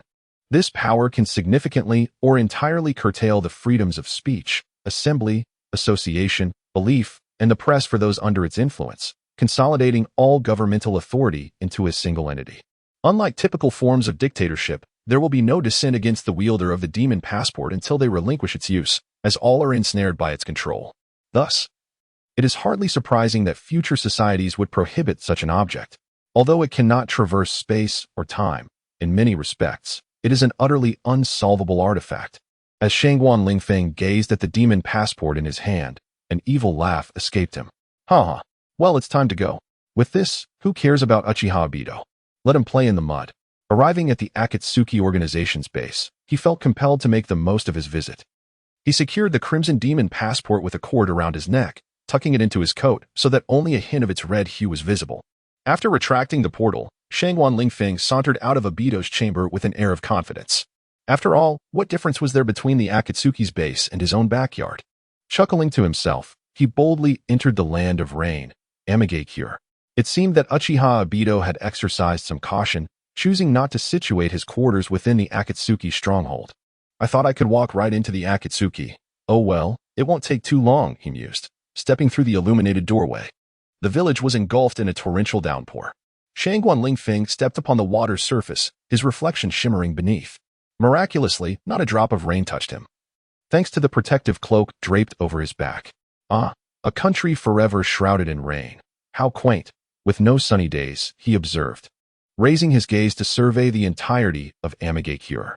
Nestled at the confluence of the earth, leaf, and sand territories, Amigakure is a small nation, uniquely positioned amidst towering mountains. Its architectural style is distinctive, primarily utilizing steel with stone as a complement, creating a singularly captivating landscape. These structures gleam under the sunlight, as if narrating the village's storied past. The buildings resemble towering steel fortresses, with lofty steel columns supporting their frameworks, while a labyrinth of pipes and sewers crisscrosses beneath. Akin to the city's lifeblood, these conduits and drainage systems are intrinsically linked to Amigakure's abundant rainfall, adeptly managing drainage while forming a unique visual feature. Given the region's propensity for precipitation, these features are vital for flood prevention. In this realm of steel and stone, the towering spires stand as the emblematic architecture of Amigakure. The summits of these towering structures are generally uninhabited, save for Chanmin and Xiaonan. These two solitary souls vigilantly observe the transformations of the village from within the tower. The apex serves as a resting place for the deceased. Those who once thrived on this land now lie in tranquil isolation, detached from the world. Shangguan Lingfeng traverses the damp terrain, strolling through the streets of the rain country. Raindrops create ripples beneath his feet, reminiscent of the vast ocean, yet silent and serene. Villagers huddle beneath eaves, clasping hands tightly, their faces etched with anxiety and anticipation. "O benevolent angel, please save us." An elderly man trembles as he kneels on the ground, gazing skyward with hands clasped in prayer. His voice, hoarse yet fervent, resonates like the whisper of ancient trees swaying in the wind. "God, bestow upon us the sun." Another villager follows suit, arms outstretched as if embracing an unseen presence. His gaze is resolute and brimming with hope, akin to a beacon sought amidst the darkness. Observing this, Shangguan Lingfeng cannot help but smirk. Chongmin and Xiaonan, indulging in their so-called game of saving the world in this rain country, appear rather naive to him. Perhaps this embodies the spirit of youthful folly. Shangguan Lingfeng meanders leisurely through the streets, droplets of rain gently gracing his shoulders, the moist pavement accentuating his tall silhouette. In this moment, he exudes a profound tranquility and solitude, as if he were an outsider to this world. Suddenly, an object drifts gracefully through the rain, a small paper crane. It seems to beckon him, gliding effortlessly and gracefully. Shangguan Lingfeng watches it with a flicker of amusement in his eyes. Resolving to follow this delicate paper crane to discover where it might lead him, he trails the crane through winding alleyways until he arrives at the entrance of a grand tower. This ancient and enigmatic edifice inspires a sense of reverence. Shangguan Lingfeng pushes the door open, the creak echoing in the empty air. He steps inside, leaving behind the rain-soaked streets and the whimsical paper crane. Inside the tower, the light is dim, and Shangguan Lingfeng's eyes gradually adjust to the shadowy ambience. He observes a woman standing there, clad in a black robe adorned with red clouds. A white paper rose perched atop her head. Her cascading, pale lavender hair is styled in a bun, and her striking beauty and statuesque form render her akin to a figure from a painting. She dons a black coat embroidered with red clouds bordered in white and fitted lavender trousers, beneath which she appears to wear a backless top fastened with a zipper. Shangguan Lingfeng is confident in his discerning gaze. A ring adorns her navel, and a protective talisman from the rain-hidden village is secured to her waist. A delicate blue paper flower rests on the right side of her head, and her light orange pupils reveal a hint of surprise. It is indeed Xiaonan. Upon noticing Shangguan Lingfeng, her expression remains inscrutable as she stands there in silence. Shangguan Lingfeng gazes at her, feeling an inexplicable sense of familiarity. After all, the characters from anime and this tangible reality differ greatly. Xiaonan softly inquires, "Who are you?" Then she raised her gaze to Shangguan Lingfeng, her eyes seemingly brimming with a myriad of unspoken words, yet resembling a silent mountain. Shangguan Lingfeng's voice, akin to a gentle spring breeze, caressed Xiaonan's spirit, causing her to widen her eyes as if she beheld a brand new world. His smile was like the first ray of sunlight at dawn, dispelling the shadows that lingered in Xiaonan's heart. "I am here to save the world and to serve as a guide, leading you towards the righteous path," Shangguan Lingfeng declared, his voice imbued with unwavering conviction and confidence. His gaze was profound and fervent, as if it could penetrate the depths of one's soul, rendering it impossible to avert one's eyes. Xiaonan could not help but reminisce about her past, those moments of confusion and anguish. Shangguan Lingfeng's words seemed to illuminate her dark world with a glimmer of hope. She bit her lip, a surge of inexplicable courage swelling within her. She yearned to transform herself and to alter the course of this world. Shangguan Lingfeng observed Xiaonan, recognizing the determination and resolve reflected in her eyes. He understood that this girl was prepared, ready to embrace new challenges and embark on a new journey. With a gentle smile, he extended his hand toward her.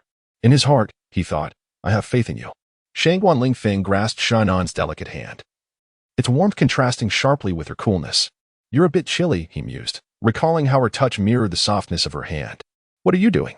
Xiaonan inquired, a hint of irritation in her voice, yet inexplicably, she felt no resistance within. Her eyes betrayed a flicker of panic, akin to a startled fawn, evoking an instinctual desire to touch her hand once more. Shangguan Lingfeng gazed at her, an unbidden impulse rising within him. He felt an urge to kiss her tender hand. Offering an exaggerated apology, his voice laced with mirth, he said, "Oh, my apologies for my sudden action." His words rendered Xiaonan's cheeks a delicate shade of crimson, her already fair complexion flushing with shyness. This blush stirred something within Shangguan Lingfeng, making him wonder why he hadn't obtained the demon's passport sooner. He looked upon Xiaonan's lovely face, a smile gracing his lips. Meanwhile, Xiaonan appeared touched by Shangguan Lingfeng's sincerity, lowering her gaze, her expression suffused with bashfulness. Though she wished to withdraw her hand from his grasp, she found herself inexplicably captivated by his genuine warmth, unable to resist. In that moment, their heartbeats seemed to entwine, their gazes locking, as if the entire world had faded away. They were only aware of each other's existence, with the sound of their heartbeats echoing in their ears. Xiaonan felt bewildered. The Shangguan Lingfeng before her felt unfamiliar. His eyes were deep, concealing some secret, and a subtle smile played at his lips, sending a shiver down her spine. "No." Just as Xiaonan was about to speak, Shangguan Lingfeng swiftly interrupted her. "It's all right, it is my fault," he whispered softly, tenderly stroking her hair. A flutter surged through Xiaonan. She suddenly perceived this man as both intimidating and irresistibly gentle. "Is it?" Shangguan Lingfeng chuckled lightly, gently pulling her into his embrace. Xiaonan gasped, her heart racing as a flush crept across her cheeks. A sense of unease lingered within her, yet warmth enveloped her spirit. The presence of Shangguan Lingfeng felt both foreign and penetrating, as if his gaze could unveil the depths of her soul. She instinctively recalled the matter of the devil's passport. "Oh, the terrifying devil's passport. How fortunate it is in my possession. Otherwise, I too might be manipulated by others." Shangguan Lingfeng silently relished this thought. As it crossed his mind, a shiver ran down his spine. The devil's passport was immensely powerful, truly a tool of malevolence. He could not allow it to fall into the hands of another. Thankfully, it remained in his grasp, and a sense of secret satisfaction bloomed within him. "Ha ha, Xiaonan. Let me impart some knowledge about physiology," Shangguan Lingfeng declared, playfully caressing Xiaonan's delicate face with a grin. Simultaneously, the invisible energy of the devil's passport began to emanate. "No." Xiaonan instinctively wished to resist, yet inexplicably, as she gazed upon Shangguan Lingfeng, waves of impulse surged within her. "All right, Lingfeng-kun, I entrust this to you." Shangguan Lingfeng's fingers danced in the air like ethereal sprites, sometimes elusive, sometimes drifting, teasing the tender contours of Xiaonan's face. He gently traced her lips, akin to caressing a blossoming flower, his eyes shimmering with an enigmatic light, as if narrating a captivating and mysterious tale to her. Do you know, Xiaonan, within our bodies lies a realm of mystery?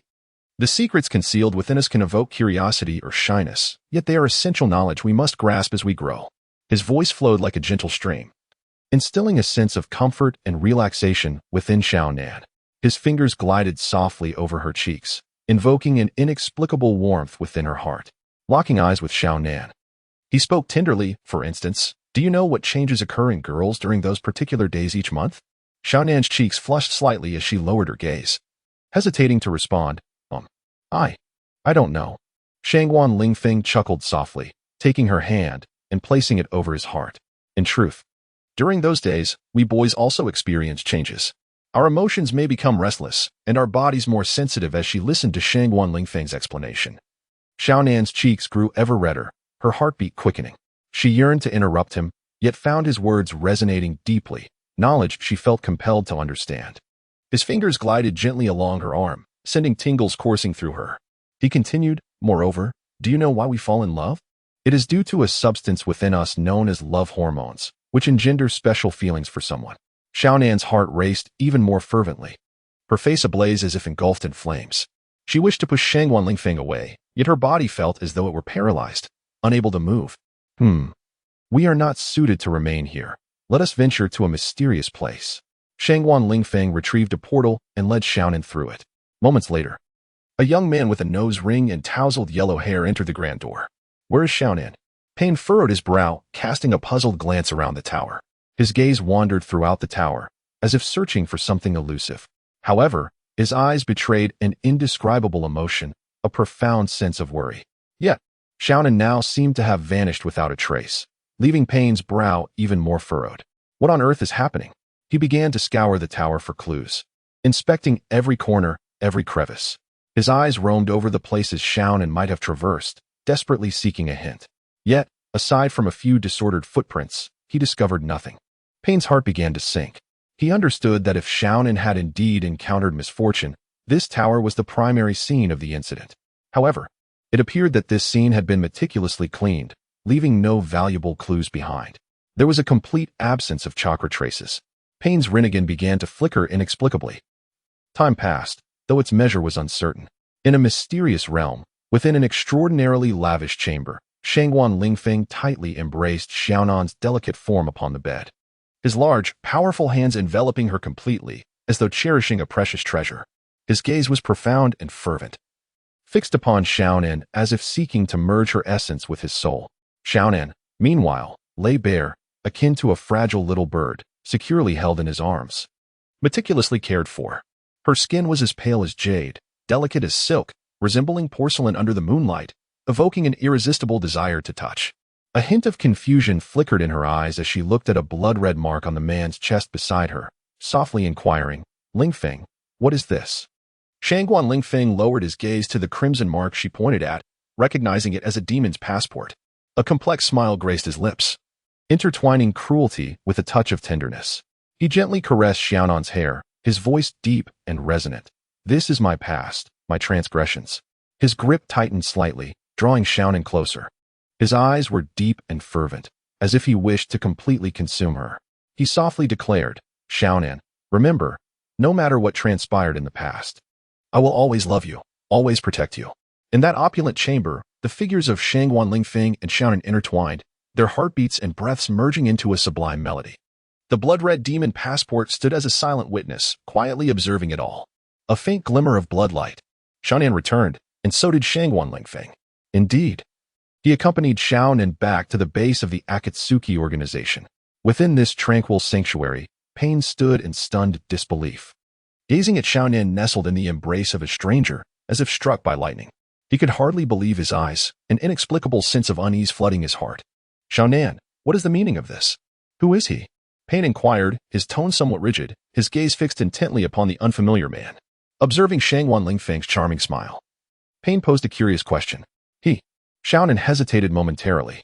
Upon hearing Pain's voice, she looked up in a flurry, a flicker of uncertainty crossing her eyes, seemingly at a loss for how to respond.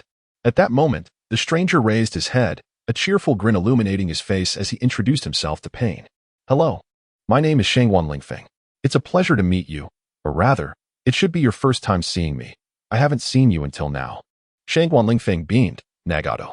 Upon hearing this, Pain's Rinnegan eyes narrowed in disbelief as he intoned gravely, How do you know my identity? Shangguan Lingfeng offered a slight smile, gently shaking his head. I do not know your entire identity, merely sensing the extraordinary aura about you. However, since you have allowed me to glimpse part of your secrets, I can share some insights that you might be unaware of. Pain regarded Shangguan Lingfeng with a wary gaze. What do you know? Shangguan Lingfeng took a deep breath. I know that you are a person burdened with a significant mission. You endure pressures that ordinary individuals cannot fathom, and this weight may have indelibly marked your very soul. He paused, noticing a flicker of profound pain and confusion in Pain's eyes, confirming his intuition. I also know that you possess a pair of unique eyes capable of perceiving what others cannot. This ability is both a gift and a burden, Shangguan Lingfeng continued. Pain fell silent for a moment, a hint of bewilderment crossing his features. Who exactly are you? How do you possess this knowledge? Shangguan Lingfeng replied with a calm smile. Who I am is of little consequence. What matters is whether we can trust and assist one another. I believe that, like me, you are in search of a trustworthy companion.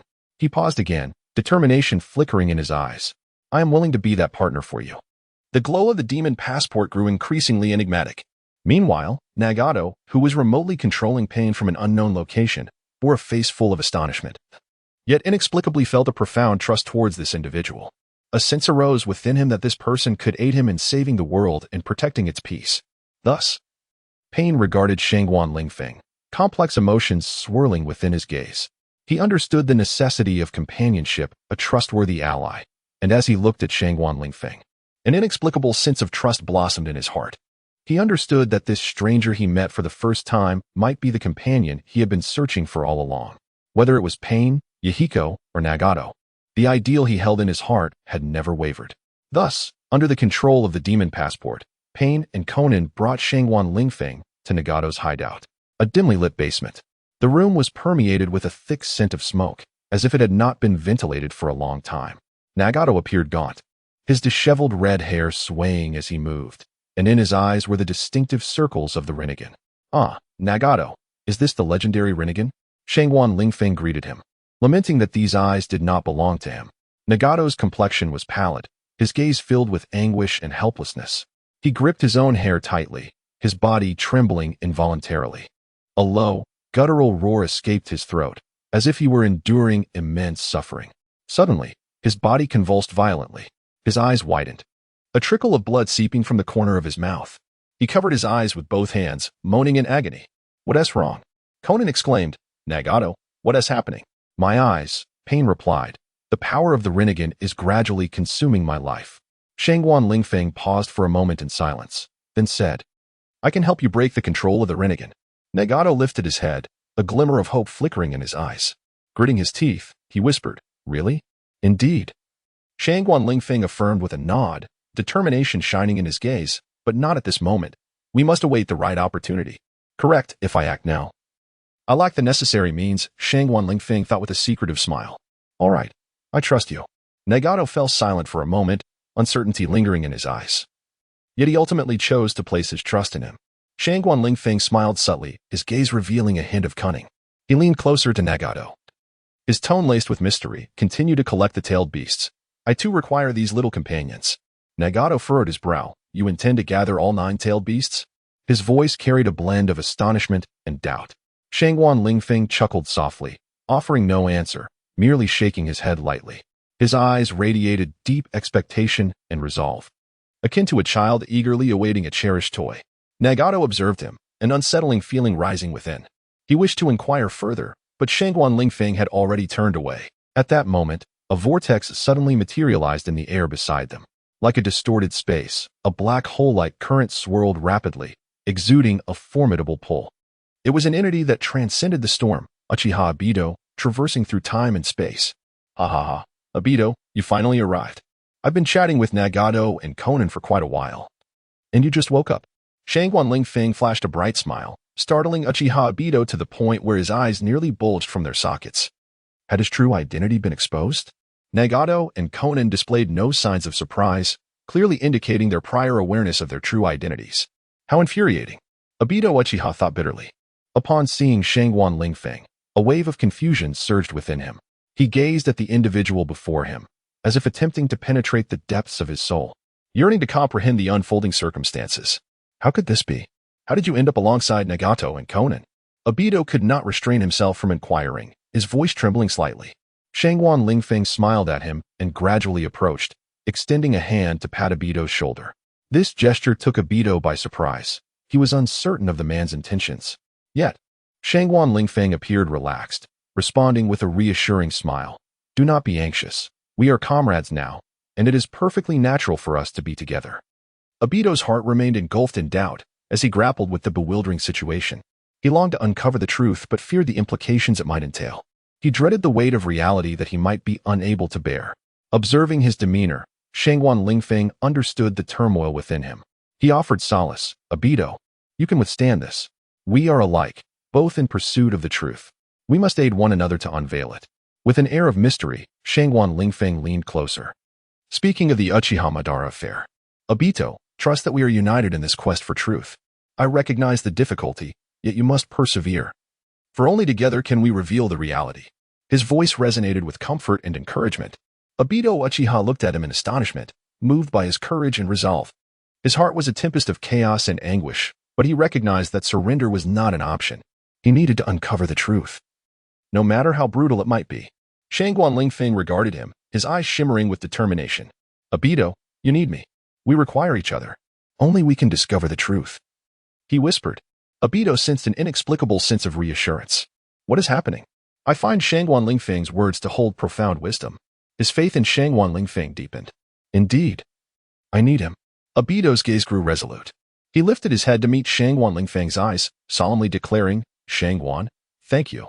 I comprehend your message now. I shall persevere and will not let you down. Shangguan Lingfeng nodded with a smile. Another one persuaded. Wearing the guise of a devil, the task became remarkably effortless. Whatever the endeavor, the path was unimpeded.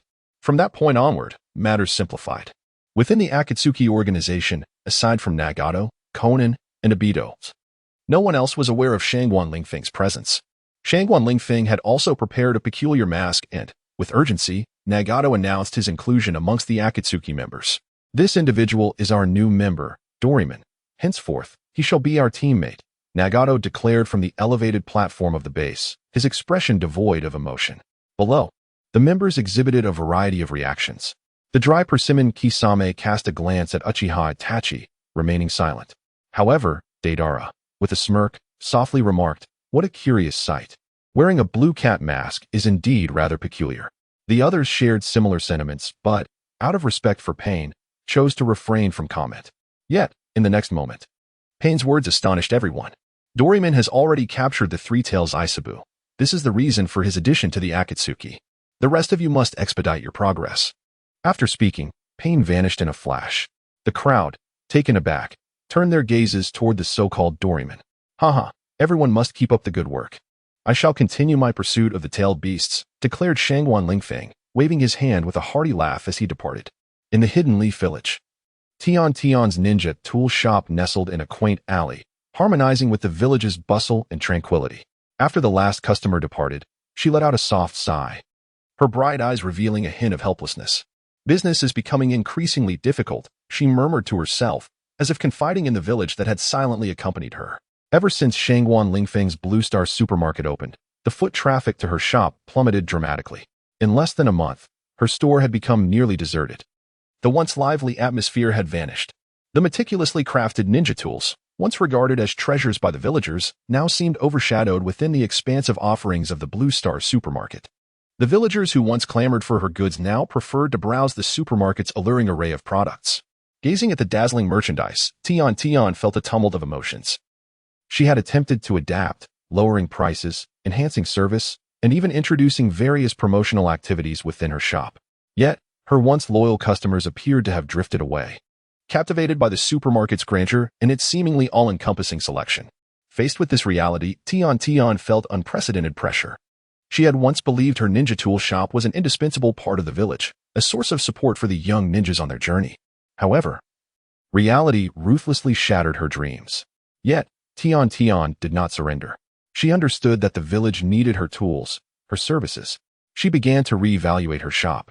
Searching for the root of the problem, she realized that she needed to change, to discover a method to compete with the Blue Star supermarket. Only then could her ninja tool shop survive in this fiercely competitive market. But what to do? A frown adorned Tian's delicate face, her large, listening eyes filled with concerns for the future. A gentle breeze tousled her hair, revealing her exquisite features. Should she seek out Shangguan Lingfeng? In this moment of anxiety, a flicker of indecision crossed her gaze. Just then, a look of surprise replaced the worry on her charming face. Her eyes were fixed on a suddenly appeared large pink door beside her, which quietly swung open before her, as if it were an entrance to another world. What is this? Tian's mouth fell agape in surprise, rendering her quite adorable, her two bun-shaped hairdos bobbing slightly. Creak! The pink door opened, revealing a handsome man clad in a black trench coat who stepped out. His brows bore an air of distinctive charisma, as if he had weathered countless storms. His gaze was profound and luminous, sparkling like the stars. The black trench coat fluttered around him gracefully, accentuating his aloofness and extraordinary presence. It is you, Lingfeng Jun. Tian could not help but rise to her feet, clad in a pristine Chinese martial arts uniform, exuding a valiant demeanor. Her voice brimmed with surprise and excitement, which simultaneously stirred an indescribable sense of familiarity within Shangguan Lingfeng. He smiled at Tian, a warm current surging in his heart. He slowly approached her, each step imbued with strength and confidence. Hello, Shangguan Lingfeng closed the pink door of destiny, greeting Tian with a gentle expression. It's been several days since we last met. His voice was soft and amiable, reminiscent of a long-lost friend reuniting after many years. Tian gazed at Shangguan Lingfeng, her heart swelling with joy and anticipation. She moved towards him, her face radiating a brilliant smile. Tian, what is the matter? Lingfeng Jun inquired with a smile, catching a glimpse of the surprise and curiosity in her eyes. The pink door behind him seemed to harbor endless mysteries, inviting imagination. Lingfeng Jun, what brings you here? And what is that door behind you? Tian could not contain her curiosity, her gaze fixed unwaveringly on the door. Oh, this door? Lingfeng Jun chuckled softly. It's called the Door of Destiny, and it can take you anywhere you wish to go. His tone conveyed a hint of enigmatic charm that was irresistibly alluring. How miraculous! Tian exclaimed in astonishment. Shangguan Lingfeng smiled slightly and then produced a gourmet tablecloth, laying it upon a nearby table. Chocolate pearl milk tea. With a snap of his fingers, a cup of fragrant chocolate pearl milk tea appeared on the gourmet cloth. Shangguan Lingfeng brought it over, slowly walking to Tian's side, gently grasping her delicate little hand. Come on, Tian, have a drink first, he said, producing a cup of iced red tea along with an array of cookies, cakes, and crispy rolls. Tian's eyes widened. As if she could scarcely believe what she was seeing, she swallowed hard, her small hands instinctively fiddling with the milk tea before her. Is this for me? She asked cautiously, her cheeks flushing a deeper shade of pink. Shangguan Lingfeng nodded with a smile, then tenderly stroked her hair, rendering the scene remarkably warm and romantic. Here, for you. Shangguan Lingfeng offered the chocolate pearl milk tea to Tian and then sat beside her. Tian accepted the milk tea, her little hands clutching it tightly, as if fearing it might escape. She took a sip, and her mouth was instantly filled with the sweet and delectable flavor of milk tea, a sensation that brought her immense joy and satisfaction. Meanwhile, Shangguan Lingfeng continued to tease Tian, occasionally stroking her hair and playfully pinching her cheeks, which made her feel that this handsome gentleman was truly gentle and amiable. Shangguan Lingfeng smiled, his fingers gently caressing Tian's bun, the soft strands of hair evoking a sense of inexplicable comfort. He began to speak eloquently, as if he were a sage imparting secret teachings to his disciple. In the realm of business and the operation of a tool shop, the intricacies are as numerous as the stars. However, they can be distilled into vision, decisiveness, and perseverance. One must learn to observe the market, to discern what people need, and then devote oneself wholeheartedly to fulfilling those needs. Opening a tool shop demands meticulousness and patience. It is essential to understand the performance, pricing, and usage of various tools, and even to know how to repair them. Tian's eyes widened as she listened intently to Shangguan Lingfeng's explanation, as if she were witnessing an entirely new world unfold before her. A playful strand of hair in her bun bobbed with her nodding, adding to her inherent cuteness. Shangguan Lingfeng paused, his expression turning serious. He took a deep breath and continued, "Business acumen is the cornerstone of running a shop. Without it, you are like a ship adrift without a compass, unaware of where to navigate. Thus, you must acquire various business knowledge, from market analysis to management, from marketing strategies to legal regulations." Upon hearing this, Tiantian's expression transformed into one of astonishment. Her large eyes sparkled with a thirst for knowledge and anticipation for the future. She suddenly realized how vast the world was, filled with countless things to learn and explore. Shangguan Lingfeng looked at her with a sense of satisfaction, knowing that his explanations had profoundly impacted her. He saw in her a girl brimming with hope and passion, and the strands of hair in her bun seemed to dance joyfully for her future. Curiously, Tian asked, "Lingfeng Kuan, what do you think of my tools?" Shangguan Lingfeng smiled slightly, a glimmer of wisdom in his eyes. He gestured for Tian to come closer. She leaned in, and he slowly opened a mysterious box filled with an array of peculiar tools. These tools appeared ancient yet exuded an aura of mysterious power. Tian could not help but marvel. These tools seemed more formidable than any she had encountered before. Shangguan Lingfeng said with a smile, "These are some remarkable tools from my collection, some of which I developed myself, while others were acquired from various sources. Take a look and see if any might assist you." Tian carefully accepted the tools, feeling the potent energy contained within each one. She studied them meticulously, contemplating how to enhance their capabilities to better suit her combat style. Suddenly, her eyes lit up as she discovered a particularly special tool, a dagger inscribed with enigmatic runes. She attempted to grip the dagger tightly, feeling a surge of potent energy emanating from it. A wave of joy surged within her as she realized she had discovered what she sought. Shangguan Lingfeng observed the elation on Tian's face, understanding that she had found the perfect ninja tool. With a gentle smile and a nod, he remarked, "It appears you have found what you needed. This dagger was acquired from an ancient ninja. It possesses formidable power that can aid you in achieving victory in battle." Tian gazed at Shangguan Lingfeng with gratitude, fully aware that this enigmatic weapon had been meticulously prepared for her by him. Her heart swelled with appreciation, and she resolved to train diligently, determined not to disappoint Lingfeng.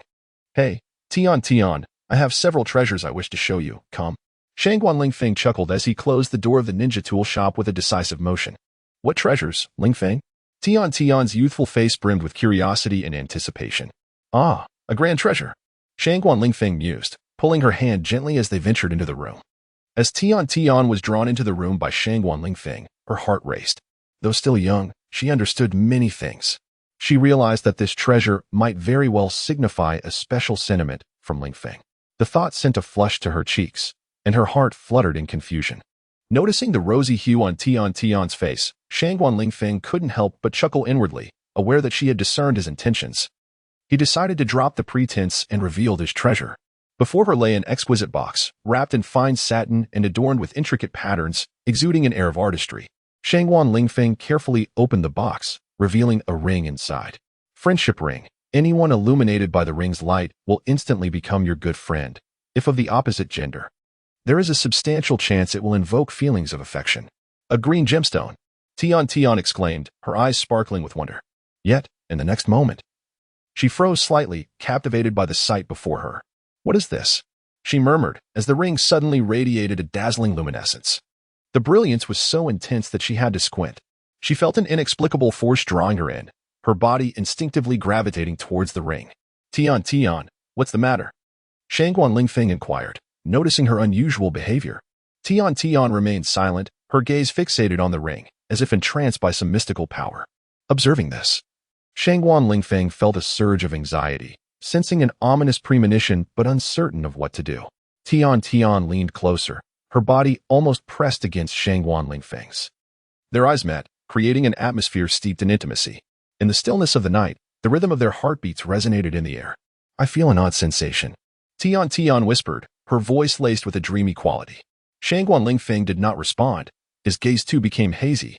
He sensed Tian's heartbeat quickening.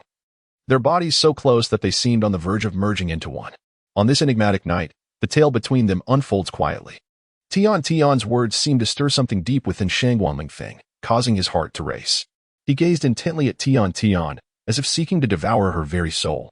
"Do you believe in me, Tian?" Shangguan Lingfeng asked in a low, resonant voice, imbued with profound emotion. In her dreamy eyes, Tian revealed a deep trust and reliance. She nodded gently and replied softly, I believe in you, Lingfeng.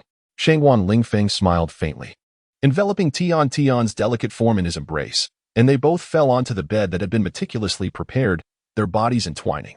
Tian, this enchanting girl, resembled a gentle kitten quietly nestled in his arms.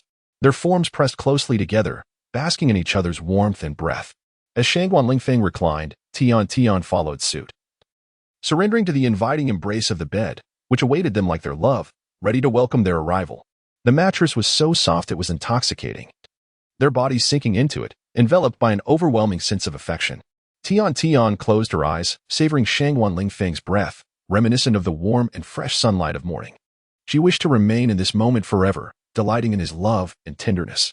Shangguan Lingfeng caressed Tian's body gently, his fingers falling upon her skin like a light rain. His gaze brimmed with love and tenderness, as if they were the only two souls in existence. Their bodies melded together, their hearts intertwined, their breaths and heartbeats harmonizing like a symphony, beautifully resonant. In this splendid moment, they forgot the passage of time, relinquishing all worries and troubles. Meanwhile, Xiaoying and Jingye strolled along a path, the early summer breeze softly caressing their garments and hair.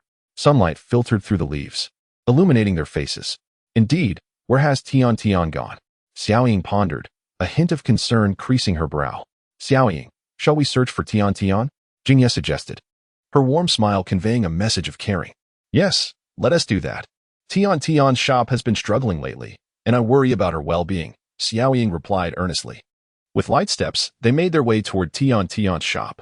Though the streets bustled with people, their figures stood out under the sun, their friendship radiating warmth and brightness akin to the early summer light. Upon reaching the shop, the door was tightly shut, presenting a scene of desolation. Xiaoying and Jingye exchanged glances, their mutual concern deepening. They pushed open the door, only to find the interior empty. The warm smile that had always greeted them was now conspicuously absent.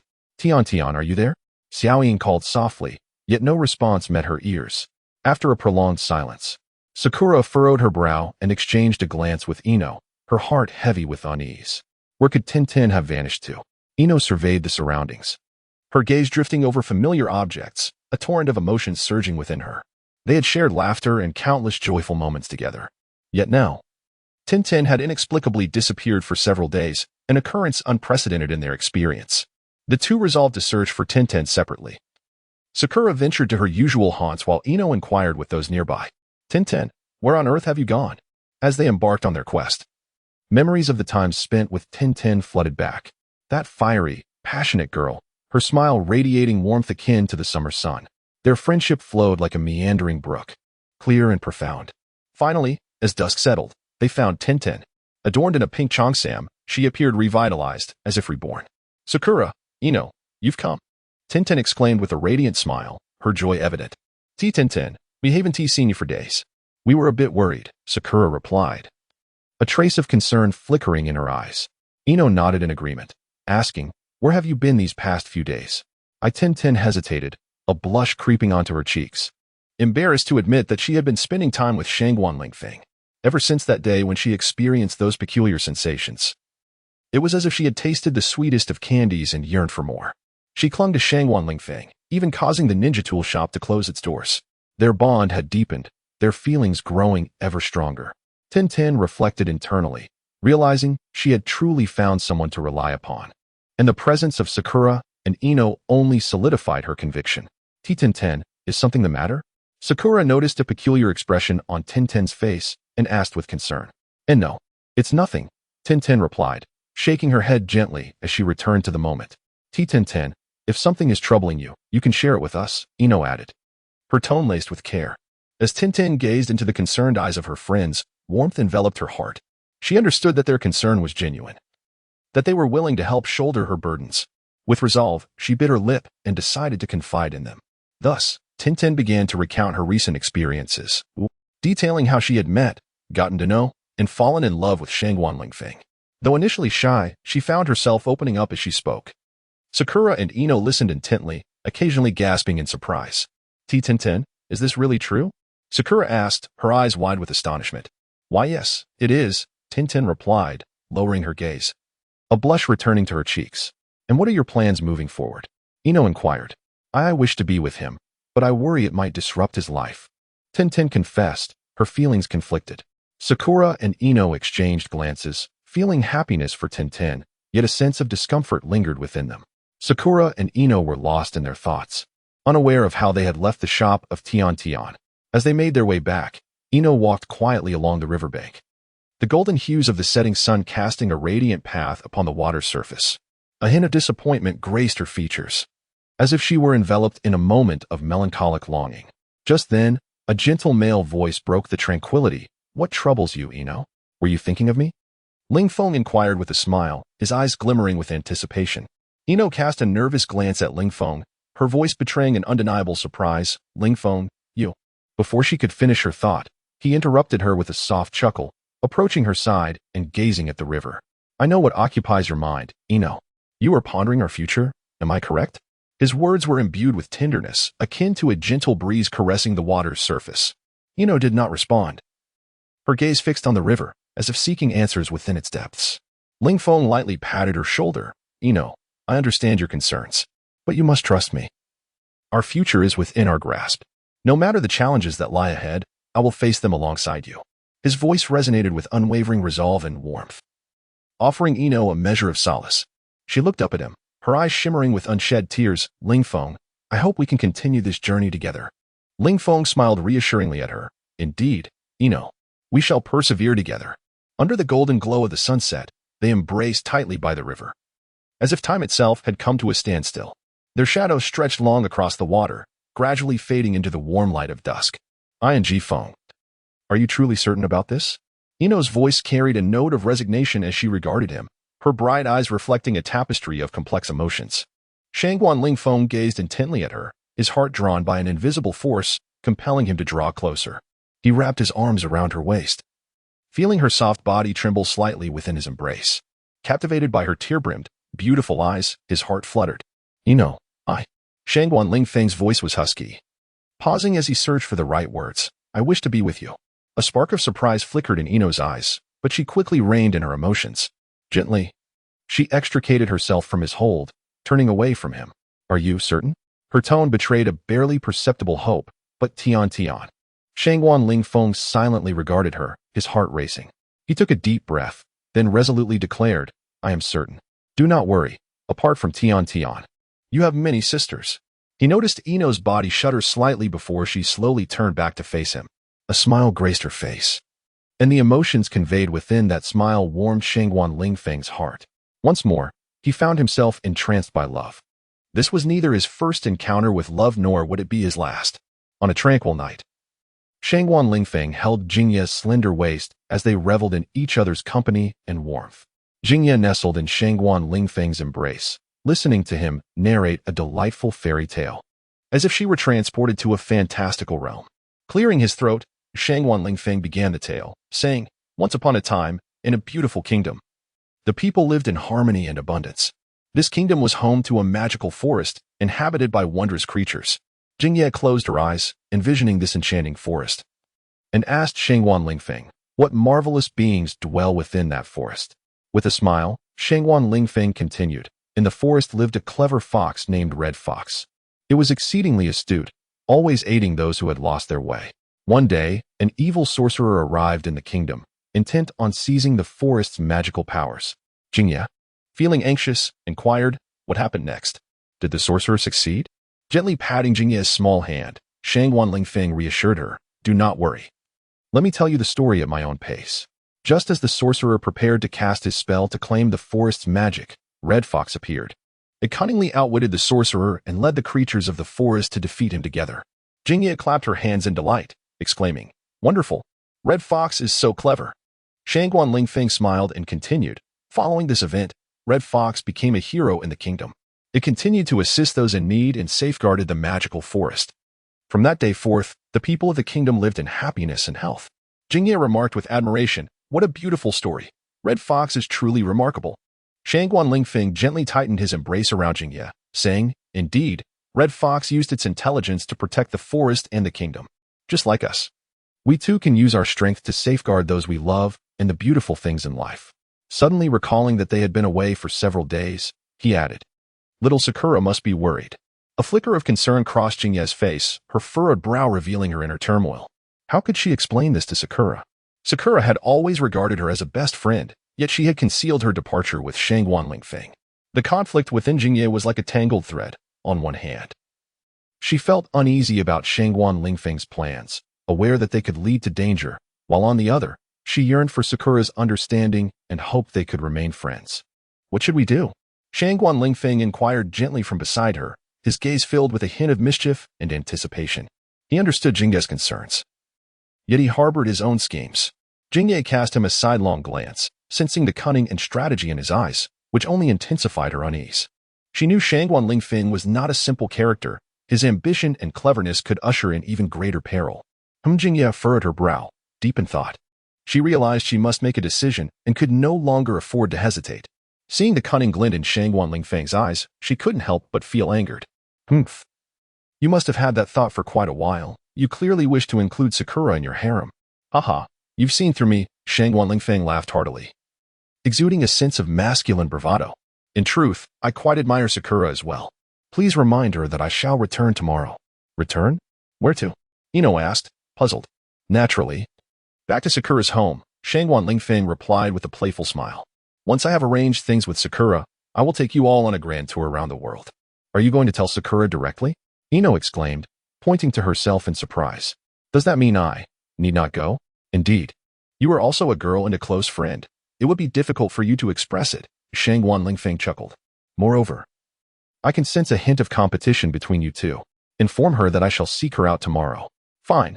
I won't interfere any further. The rest is up to you. Ino pouted helplessly. Although they often teased each other, Sakura had always held the place of her best friend in Ino's heart. She hoped for Sakura's happiness. A night passed in silence. Haruno Sakura, having apprenticed under the 5th Hokage, Tsunade, mastered the medical ninjutsu developed by her and the summoning technique for slugs, known as the Strength of 100. She was an exceptional medical combat ninja, adorned in a sleeveless red top paired with black shorts, complemented by a pink coat and her striking pink hair. Her charming visage made Sakura quite the focal point. Amidst the bustling crowd, Shangguan Lingfeng's gaze immediately found Sakura. Her distinctive aura was undeniable, even in the throngs of people in the square. With a bouquet of flowers in hand, he approached Sakura with a smile, the flowers symbolizing his sentiments, subtle yet brimming with fervent emotion. Hello, Sakura, he murmured softly, his tone imbued with profound tenderness. Sakura looked up, a flicker of surprise crossing her face. She had not anticipated his presence at this moment. Are these flowers for me? She inquired, her eyes filled with uncertainty yet tinged with sweetness. Shangguan Lingfeng chuckled gently, his smile radiating warmth akin to sunlight. Of course, they are for you. He extended his hand, offering the bouquet to Sakura, which seemed to embody all his emotions and hopes. Sakura's cheeks flushed slightly as she accepted the flowers, warmth flooding her heart. In that instant, time appeared to stand still, the surrounding sounds fading into oblivion. Wow, that sister received flowers. A little boy exclaimed nearby. Sakura's face turned crimson in an instant. Shangguan Lingfeng took hold of Sakura's hand and led her to the back mountain. Sakura, aren't you interested in the random door? He asked, reaching into his dimensional pocket to retrieve a pink random door. Sakura's eyes sparkled with surprise as she gazed at Shangguan Lingfeng, her heart brimming with anticipation. Shangguan Lingfeng smiled, holding a pink portal adorned with golden patterns, exuding an air of mystery and beauty. Xiaoying, this portal can transport us anywhere, he said, his voice imbued with intrigue. Excitement sparkled in Xiaoying's eyes as she yearned to discover what lay beyond the portal. Haha, of course. Let us go to, Shangguan Lingfeng pondered for a moment. Let us visit the sky bridge. Great. I've heard the scenery there is stunning, and I've been wanting to go. Xiaoying exclaimed joyfully. With a creak, Shangguan Lingfeng turned the silver handle and opened the portal. On the other side lay the sky bridge of Chain Village. Wow. Delight illuminated Xiaoying's eyes as she dashed toward the bridge, followed closely by Shangguan Lingfeng. The sky bridge spanned the valley, with a gentle stream flowing beneath it, the verdant grasslands contrasting beautifully with the azure sky. One side of the bridge was adorned with a flourishing cherry blossom grove, where pink petals glistened in the sunlight, while the other side revealed endless mountains, their peaks layered and stretching into the distance. Walking side by side on the sky bridge, Shangguan Lingfeng and Xiaoying reveled in the refreshing breeze caressing their cheeks. They spotted a few deer frolicking in the cherry blossom grove below, and saw towering pines standing majestically on the distant peaks. "It's so beautiful," Xiaoying marveled. Shangguan Lingfeng nodded, smiling as he replied, "Indeed, this place is truly a paradise on earth." They continued onward, admiring the breathtaking scenery. Suddenly, a small bird flew from the sky and landed on Xiaoying's shoulder. "Wow!" she exclaimed in surprise. Observing the bird, Shangguan Lingfeng smiled and said, "That is a greenback flycatcher. A charming little bird." Xiaoying cautiously extended her hand, gently stroking the bird's feathers. The little creature seemed to relish her touch, closing its eyes and remaining still. "It's so adorable," Xiaoying laughed. "Thank you for telling me its name." They strolled back and forth on the bridge, taking in the sights and exchanging sweet words. Their interaction was so delicate and tender, as if the entire world existed solely for their presence. The clouds in the sky rolled gently, narrating an ancient and eternal tale. Standing on the bridge, their figures appeared somewhat ethereal in the caress of the breeze. They gazed into the fathomless canyon.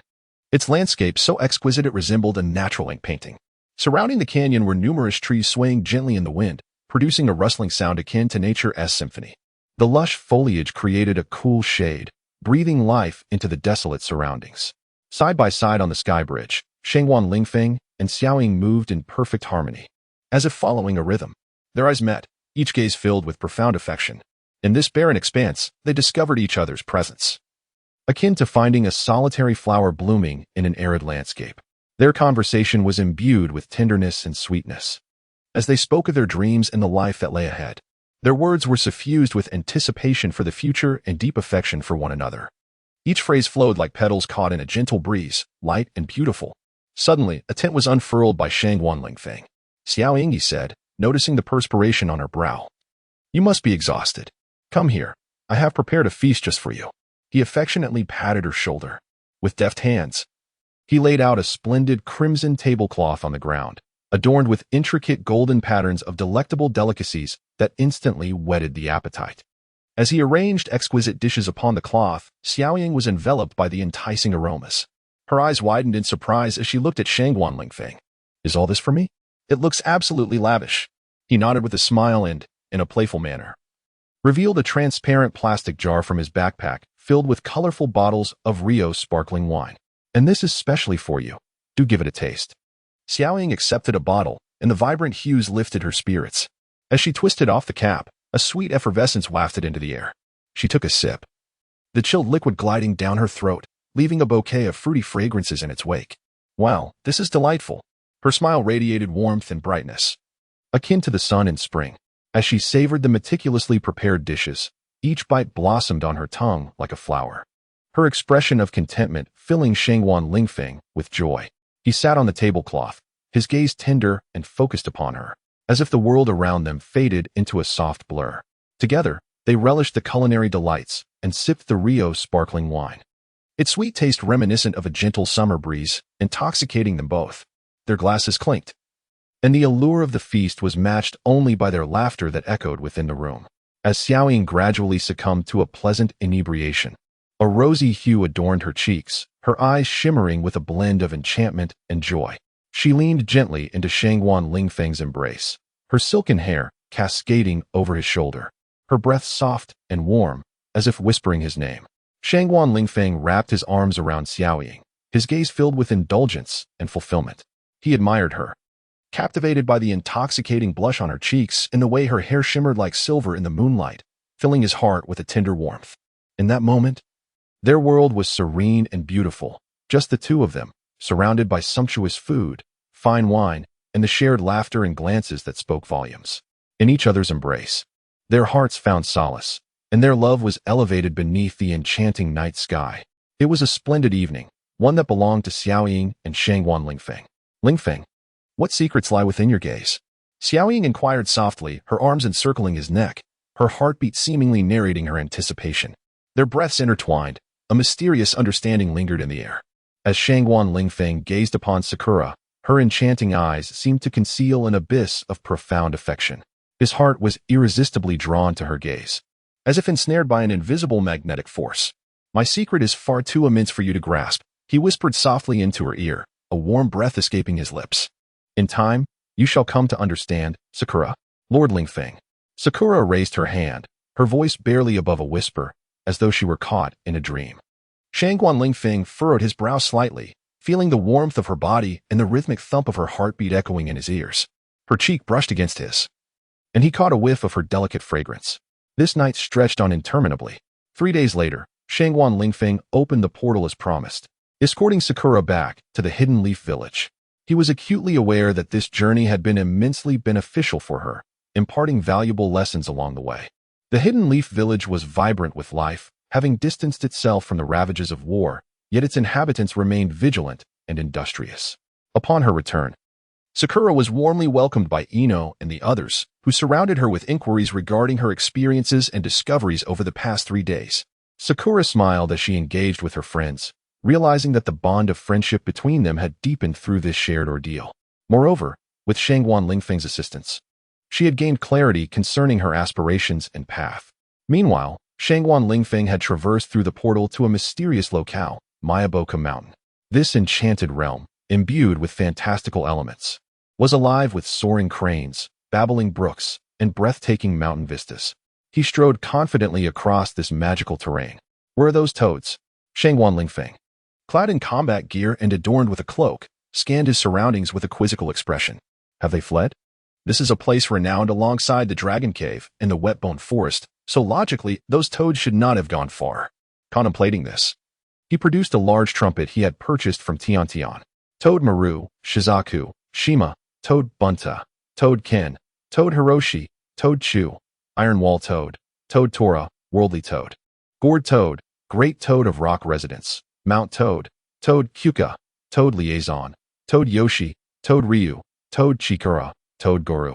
Hello, I've come to see you all. Shangguan Lingfeng called out, listing a multitude of toad names in one breath. In a certain region of Mayaboku Mountain, a congregation of toads had gathered. Among them was an extraordinarily large super toad, its body a vibrant orange, with yellow eyes and a string of prayer beads adorning its neck. Featuring a pale purple cat's eye stone inscribed with characters of wisdom, topped with a doctoral cap. This toad was none other than Toad Maru, the venerable sage of Mayaboka Mountain, having survived for over a millennium since the era of Kaguya, revered as the Great Toad Sage, possessing remarkably precise prophetic abilities. Its orange form reclined upon a throne dedicated to it, inscribed with the character for sage. Beside it stood 2 smaller toad sentinels. The 2 of them, undoubtedly, were Shinzua and Jijian. The Great Toad Sage, the Shangguan Lingfeng, has indeed arrived as you anticipated. What shall we do now? Shinzua and Jijian exchanged glances, their expressions tinged with concern. The Great Toad Sage slightly lifted its eyelids, and its wise eyes gleamed with an all-seeing insight. It spoke slowly, its voice imbued with calmness and wisdom. Everything is as I foresaw. Shangguan Lingfeng has come. Upon hearing this, Shinzua and Jijian felt an even greater sense of trepidation. They understood that the events that would unfold next would determine their fate, as well as the future of the entire world. Do not fret. I have glimpsed into his future. He possesses an extraordinary power that even Ōtsutsuki Kanshiki lacks, and perhaps even Ōtsutsuki Kaguya does not possess such capability.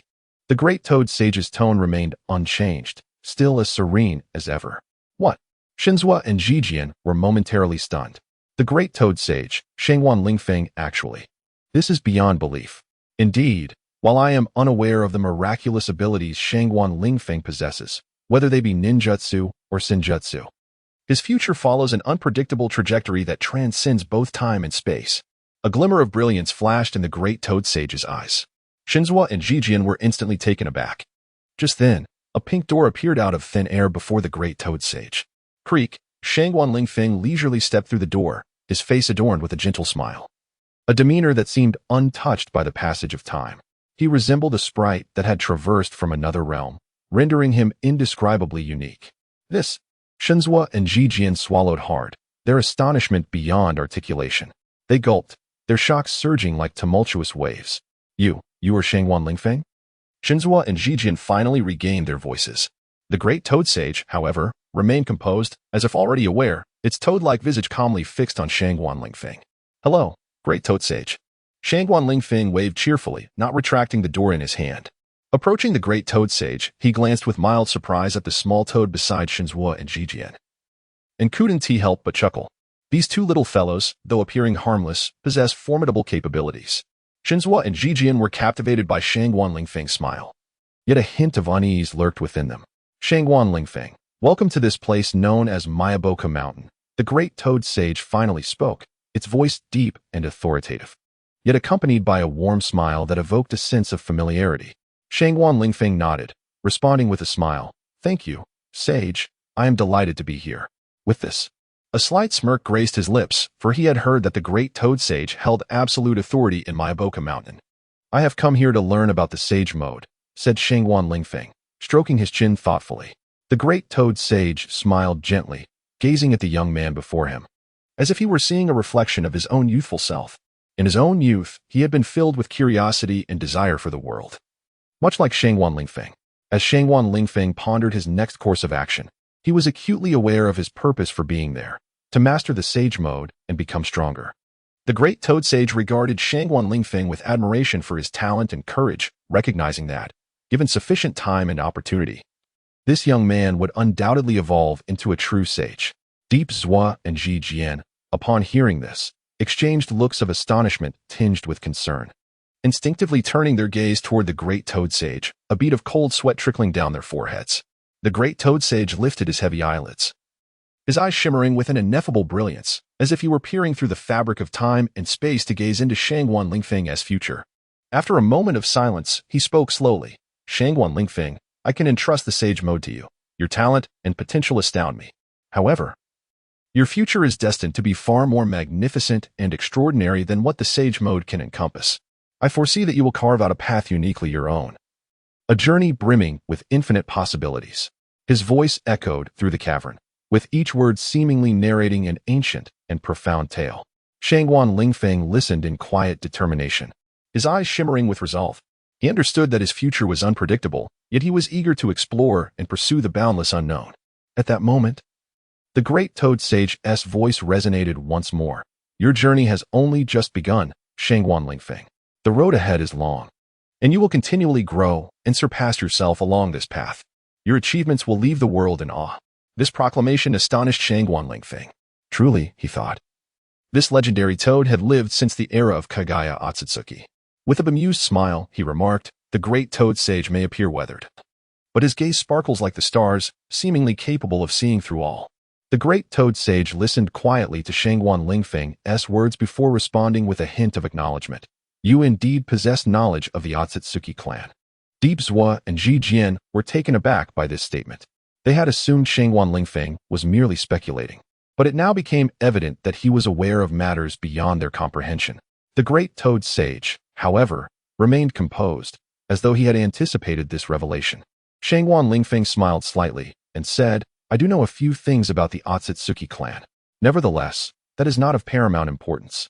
What truly matters is finding a way to navigate the crisis we face. The great toad sage nodded in agreement, gazing deeply at Shangguan Lingfeng before inquiring, so, do you have any ideas? Actually, not much, Shangguan Lingfeng replied. I believe, given your abilities, you must have foreseen something. With a faint smile, Shangguan Lingfeng mused that perhaps one day in the future, he would return to the past to resolve the dilemma posed by Ōtsutsuki Kaguya. You are truly exceptional. Although I have not glimpsed your precise future, my intuition tells me that you possess the potential to transform the entire shinobi world. The great toad sage solemnly remarked to Shangguan Lingfeng. Shangguan Lingfeng smiled subtly, fully aware of the underlying meaning in the great toad sage's words, which served as both affirmation and encouragement. He felt a swell of gratitude within, yet maintained an outward composure, replying softly, I shall do my utmost. Unlike the great toad sage, who could easily perceive the futures of others, Shangguan Lingfeng relied solely on his own narrative memories. In that moment, he sensed the sincerity and determination radiating from the great toad sage. Their conversation remained undisturbed by those around them, who quietly awaited the next move from the great toad sage. Their wait was brief, as the great toad sage soon resumed his actions. Drawing in a deep breath, he slowly declared, Now, allow me to help you forge this path. His voice resonated deep and powerful, imbued with an enigmatic force. Once more, his hands rested upon Shangguan Lingfeng's head, his eyes shimmering with an otherworldly light. Concurrently, Shangguan Lingfeng felt an inexplicable energy emanating from the great toad sage's hands. A warmth and strength that seemed to penetrate the very depths of his soul. The air around them grew heavy, as if time itself had paused in that instant. Only the great toad sage's words echoed in the atmosphere. Let the path to the future unfold. The great toad sage stood quietly before Shangguan Lingfeng, his palm gently caressing the top of his head. A chilling yet moist sensation coursed through Shangguan Lingfeng's body, as if a formidable force were gradually seeping into him. The surrounding air began to warp, as though an invisible giant hand was gathering all the Senjutsu chakra. These chakras swirled like a colossal vortex, coalescing into a powerful sphere of energy. Shangguan Lingfeng felt his body being slowly consumed by this energy sphere, as if he were becoming a mere puppet, no longer in control of his own form. Yet, rather than experiencing pain or fear, he found himself enveloped in an indescribable sense of comfort and warmth. His spirit was being cleansed by this potent force, leaving his heart brimming with light and hope. Suddenly, the great toad sage withdrew his hand from Shangguan Lingfeng's head, and the energy sphere gradually dissipated. Shangguan Lingfeng felt his body regain its strength and vitality, as if it were once more under his command. Just when he believed everything had come to an end, the celestial chakra around him began to gradually recede, akin to stars dimming in the night sky. Concurrently, a powerful energy began to coalesce in the space above his head, resembling an invisible cocoon enveloping his form. Suddenly, that ethereal cocoon began to fracture, reminiscent of a spring chrysalis breaking open, heralding the emergence of new life within. A surge of formidable power erupted from the shattered cocoon. It was Shangguan Lingfeng's newfound strength, a new artifact from his four-dimensional pocket. This was the power of the sage's talisman, yet I cannot bestow it upon you. For such an item holds little significance for you, remarked the great toad sage, as if perceiving everything with weary insight. Shangguan Lingfeng chuckled lightly, his disappointment minimal, for he had not harbored high hopes for the sage's talisman. He was merely taken aback by the sage's words. After a moment of contemplation, a flicker of understanding crossed his eyes. So it was, the sage's talisman was a mystical emblem left by the legendary sages, imbued with boundless power. However, legends remain just that. Possessing the sage's talisman does not guarantee access to the treasures left behind by the sages, as only the inheritor of the sage's bloodline can unlock them. The great toad sage nodded slightly, a glimmer of relief evident in his weary gaze. Shangguan Lingfeng's heart stirred. He instantly comprehended the great toad sage's intent. The inheritors of the sage's bloodline, as the legends tell, possess immense talent and potential, yet over the millennia, those with such blood have become exceedingly rare, and even then, they may not necessarily unlock the treasures. It was this knowledge that prevented the great toad sage from giving him the talisman. Shangguan Lingfeng reflected, marveling at the complexity and wonder of this world. He gazed at the great toad sage, filled with respect and gratitude. Even in the absence of the sage's talisman, he felt no regret, for he had acquired something far more precious, an encounter with the great toad sage. He looked deeply into the eyes of the great toad sage and expressed his gratitude. Thank you, great toad sage. You have enlightened me on many matters. The great toad sage regarded him, a hint of a smile flickering in his fatigued eyes. In truth, the so-called sages are merely the bloodline of the Ōtsutsuki clan. This, you should already know. Of course, from a certain perspective, I possess more knowledge than you.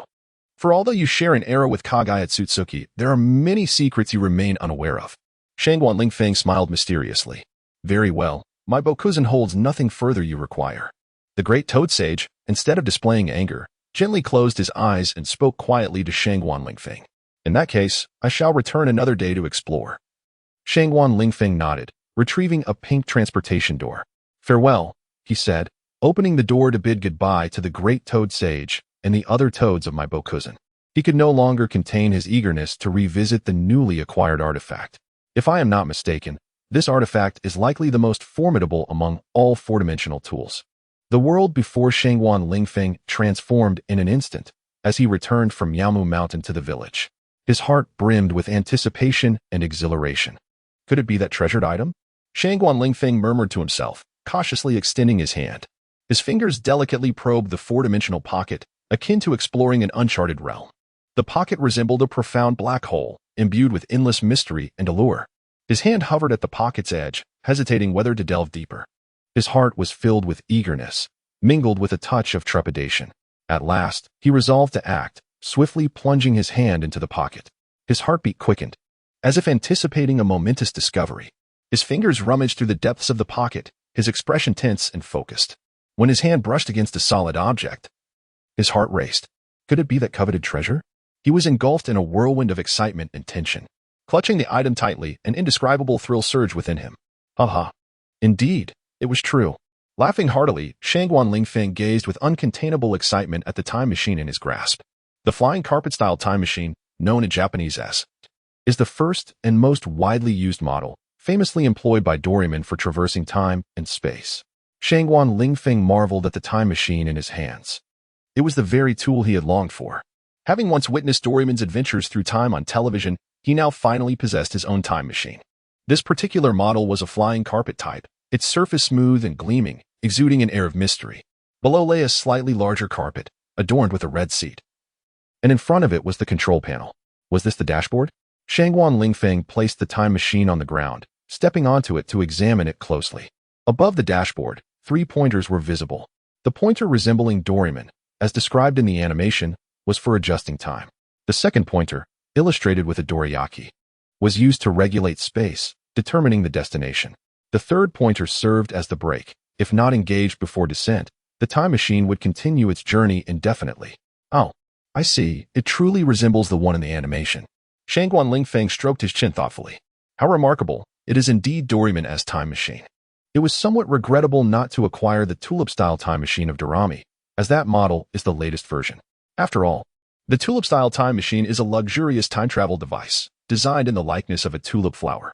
Unlike the open design of the flying carpet type, the tulip model is enclosed, requiring entry into the inner space for operation. Its energy is stored in energy tanks in the form of love. Boasting a speed twice that of the flying carpet type and priced at 5 times the cost, it is entirely incomparable to Doraemon's time machine. However, for Shangguan Lingfeng, the distinction is negligible. As long as he can traverse through time and space, it suffices. Unable to contain his excitement, the prospect of a time machine ignited an insatiable yearning within him to journey back into the past. His eyes sparkled with fervor as he gazed at the time machine before him, unable to suppress the thrill coursing through him. A slight smile graced his lips, and his gaze was resolute, as if harboring countless secrets and undiscovered adventures. Time machine, activate, he whispered softly, as if awakening a slumbering dream. The machine seemed to come alive, radiating a dazzling light reminiscent of stars scattered across the night sky. Shangguan Lingfeng focused intently on it, mentally counting down. 3, 2, 1. With a smirk, he ventured forth, to the year 45 of Konoha. He adjusted the dial on the time machine with careful precision. Whoosh, like a tunnel of starlight, the time machine surged forward, vanishing from sight. As his countdown reached its conclusion, a brilliant beam of light erupted from the machine, enveloping Shangguan Lingfeng within its embrace. He closed his eyes tightly, feeling the force of time swirling around him. Suddenly, he sensed himself being pulled by an immense power. His body traversing through an infinite expanse of stars, weaving through time and space. It felt like merely an instant before tranquility returned. When Shangguan Lingfeng opened his eyes, he found himself in an entirely new world, a serene little courtyard. He stowed away the time machine and began to observe this unfamiliar haven. The essence of Japanese aesthetics enveloped him, with every detail exuding exquisite comfort. Yet, what captivated his attention most was the unique Uchiha fan emblem in the courtyard, representing the honor and responsibility of the Uchiha clan. This place, he realized, was the residence of the Uchiha. Shangguan Lingfeng murmured softly, a mysterious and tense atmosphere pervading the air. Just then, the door creaked open, revealing a beautiful woman clad in a kimono, cradling an adorable infant in her arms. Her gaze fixed on Shangguan Lingfeng with a blend of astonishment and vigilance. The woman knelt on the ground, her expression one of surprise. She gently played with the baby, yet her watchfulness remained undiminished. "Who are you? How did you enter here?" she inquired, her voice soft yet imbued with an undeniable firmness. "Hee. This child must be Uchiha Itachi," Shangguan Lingfeng chuckled, moving far quicker than Uchiha Makoto, and swiftly scooped up Uchiha Itachi into his arms. "Wow, what an adorable little baby!" he exclaimed, playfully teasing Itachi with his fingers and even producing some toys.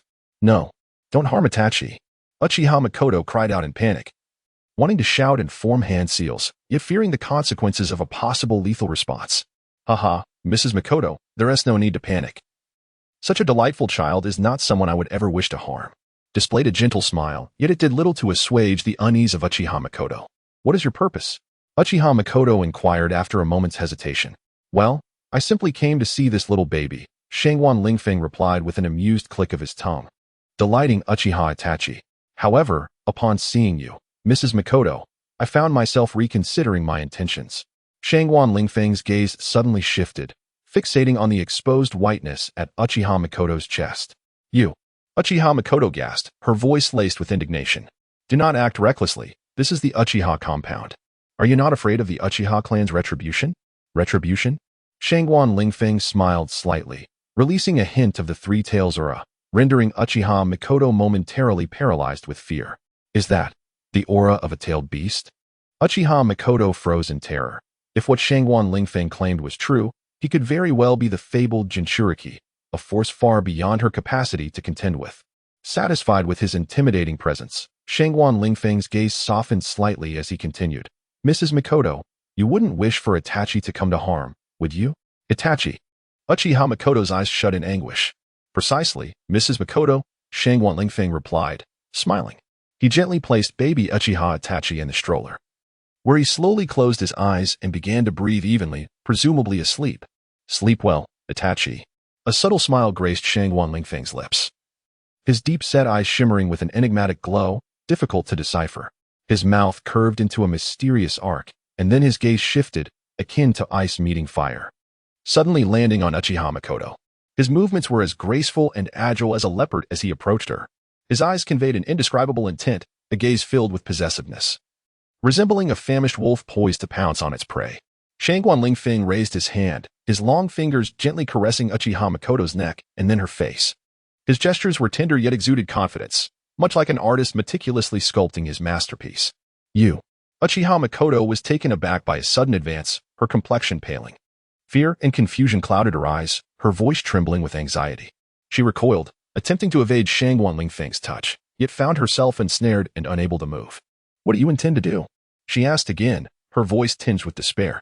Her heart was laden with dread and uncertainty, feeling trapped in an inescapable snare. Shangguan Lingfeng did not respond to her query, but merely smiled, a chilling and ruthless expression gracing his features. He continued to caress her face before abruptly seizing her chin, compelling her to meet his gaze. A cruel glimmer flickered in his eyes, reminiscent of a beast that had captured its prey. What do you want? You shall become my woman, he uttered icily, each syllable dripping with imperious authority that brooked no dissent. His tone sent a shiver coursing through Uchiha Makoto's veins, her body trembling involuntarily. No. Makoto's pupils contracted instantly, her entire being seized by an arctic chill. Consider carefully, you know what must be done. His words slithered past her ear like the edge of a frozen blade. At this proximity, no one can save you. Each syllable was a nail wrenched from permafrost, sharp, glacial, and inexorable. Makoto stood paralyzed, her limbs locked as if encased in ice. The man's voice instilled in her a primal terror, the kind a fawn feels when confronted by a ravenous wolf. I'll comply, Makoto whispered through ceaseless tears, allowing Shangguan Lingfeng to drag her into the bedchamber. Her heart swelled with dread, akin to a helpless sparrow caught in a tempest, uncertain when it might plummet and shatter upon the earth. The air in the chamber congealed, suffocating. Makoto's frame quivered uncontrollably, her tears unending, her heart convulsing mutely. Shangguan Lingfeng's gaze petrified her, an inescapable stare, like prey sighted by a hunter with nowhere to flee. What exactly have you promised me? His voice was a scalpel, carving deep into her soul. I pledge to stay with you, Makoto murmured, her voice a broken sigh. Then remember your oath. A glint of pitiless steel flashed in his eyes. Do not betray me. Makoto shuddered, knowing the weight of her vow was as immovable as a mountain. Betrayal was impossible. She could only weep silently, drowning in boundless fear and resignation. Shangguan Lingfeng forced her onto the bed, his eyes alight with cruel amusement. Makoto felt her body had ceased to be her own, resistance futile, escape unthinkable. His fingers clamped around her jaw like iron manacles, immobilizing her. His gaze burned with feral intensity, that of a wolf fixated on cornered prey. TCH. Still so well preserved, even after bearing children, he mused, his hand tracing her cheek with slow, deliberate strokes that set every nerve aflame with terror. Makoto lay powerless, her eyes pools of fear and tears. She knew what awaited her. His fingertips split her lip like a razor, blood welling in its wake. She could only endure. His touch a scourge upon her flesh. Tears streamed endlessly down Makoto's face, her heart a maelstrom of anguish and horror. She understood she was his now, with no hope of deliverance. Uchiha Fugaku, the patriarch of the Uchiha clan, was perpetually busy, often returning home late. The door creaked open as he stepped inside. There, within the confines of their home, Uchiha Makoto was calmly tending to Uchiha Itachi. Fugaku's smile radiated warmth akin to the gentle sunlight of spring, casting a soothing glow upon Itachi's cherubic face. His large hand enveloped Itachi's small palm tenderly, imparting a silent yet profound protection that instilled a sense of security in the young boy. "I must patrol tonight. Please take good care of Itachi while I am away," he stated softly, yet his voice resonated with authority. Although he was a father who seldom expressed his emotions, his sense of duty and responsibility was indelibly etched in Itachi's heart in a different manner. Uchiha Makoto listened quietly, a slight shiver coursing through her delicate frame. She refrained from meeting Fugaku's gaze, lowering her head and softly responding, "MHM." Makoto's attire was slightly disheveled at the neckline, reminiscent of a heart stirred by unspoken anxieties. As night enveloped the world, Fugaku's silhouette vanished into the darkness beyond the door. Once he had departed, a figure emerged from within the room. It was Shangguan Lingfeng. "Madam Makoto, I recall that you and Uzumaki Kushina are quite close, aren't you?" Shangguan Lingfeng remarked, encircling Uchiha Makoto's ample waist with his arm, his voice suddenly breaking the tension. Makoto trembled, a flicker of fear igniting in her sparkling eyes. She turned to Shangguan Lingfeng, her voice rising in pitch. You intend to." Yet, as her apprehension and resistance swelled, they faltered upon glimpsing the sinister gleam in Shangguan Lingfeng's eyes, akin to an ominous pressure that rendered her powerless to resist. It was as if invisible shackles of terror bound her, with Shangguan Lingfeng looming over her like a formidable demon, extinguishing any courage to defy his will. With a devilish smirk curving his lips, Shangguan Lingfeng's hand glided over Makoto's voluptuous waist, and he whispered softly, "Indeed, I require your assistance." Makoto's body stiffened slightly, the terror and resistance in her eyes gradually yielding to a semblance of resignation and sorrow. Biting her lip, she murmured, "All right, fine." Shangguan Lingfeng caressed Makoto's silky black hair, an unsettling glimmer flickering in his gaze. He leaned closer to her ear, speaking in a hushed tone meant solely for their ears. "I need you to find someone." Makoto shuddered, her head snapping up to meet Shangguan Lingfeng's gaze in alarm. "Find someone? Who?" With a light chuckle, he replied, "Yes. Uzumaki Kushina." "Uzumaki Kushina?" Makoto's pupils dilated as realization struck her. This man likely had more sinister intentions. "Indeed, you would do well to heed my words," Shangguan Lingfeng asserted, gripping Makoto's chin and compelling her to look into his eyes. His gaze was profound and piercing, akin to a hawk in the night, fixated on its prey. Uchiha Makoto yearned to struggle, yet Shangguan Lingfeng's hands gripped her chin with the strength of iron pincers, rendering her utterly helpless. She sensed an insurmountable inability to resist. Moreover, she dared not exert herself too fiercely. "I understand," Uchiha Makoto murmured softly, her voice tinged with a deep sense of resignation and sorrow. Following Shangguan Lingfeng's directive, she gradually knelt. Strangely, in her heart, she found herself becoming less resistant.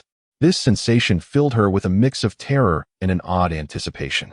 Shangguan Lingfeng observed her, a wicked smile curling at the corners of his lips.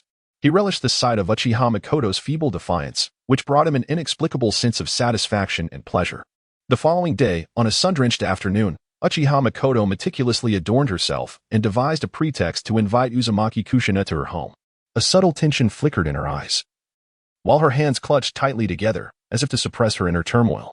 Uchiha Makoto and Uzumaki Kushina were old adversaries on the battlefield and friends in life. They admired one another and engaged in perpetual competition, never ceasing to pay attention to each other. However, today bore an air of difference. Uchiha Makoto's gaze held a deeper affection, while Uzumaki Kushina's expression betrayed a hint of confusion. The two sat in Makoto's courtyard, basking in the warmth of the sun. Taking a deep breath, Makoto finally spoke. "Kushina, we were once rivals on the battlefield, but that is in the past. Now, I wish to discuss something with you." Kushina raised an eyebrow, silently observing Makoto. She understood that this formidable Uchiha had made a decision, and whatever she said would inevitably lead to confronting certain truths. "I like you."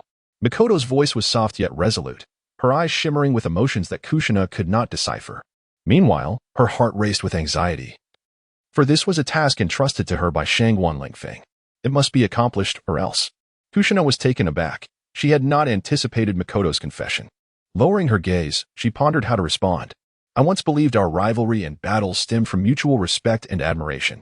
However, I now realize that my feelings for you transcend mere friendship," Uchiha Makoto continued. Uzumaki Kushina lifted her head, locking eyes with Uchiha Makoto. Her heart was in turmoil. Yet she recognized that she could not evade this reality. I like you too. She finally articulated her feelings. A smile blossomed on Uchiha Makoto's face.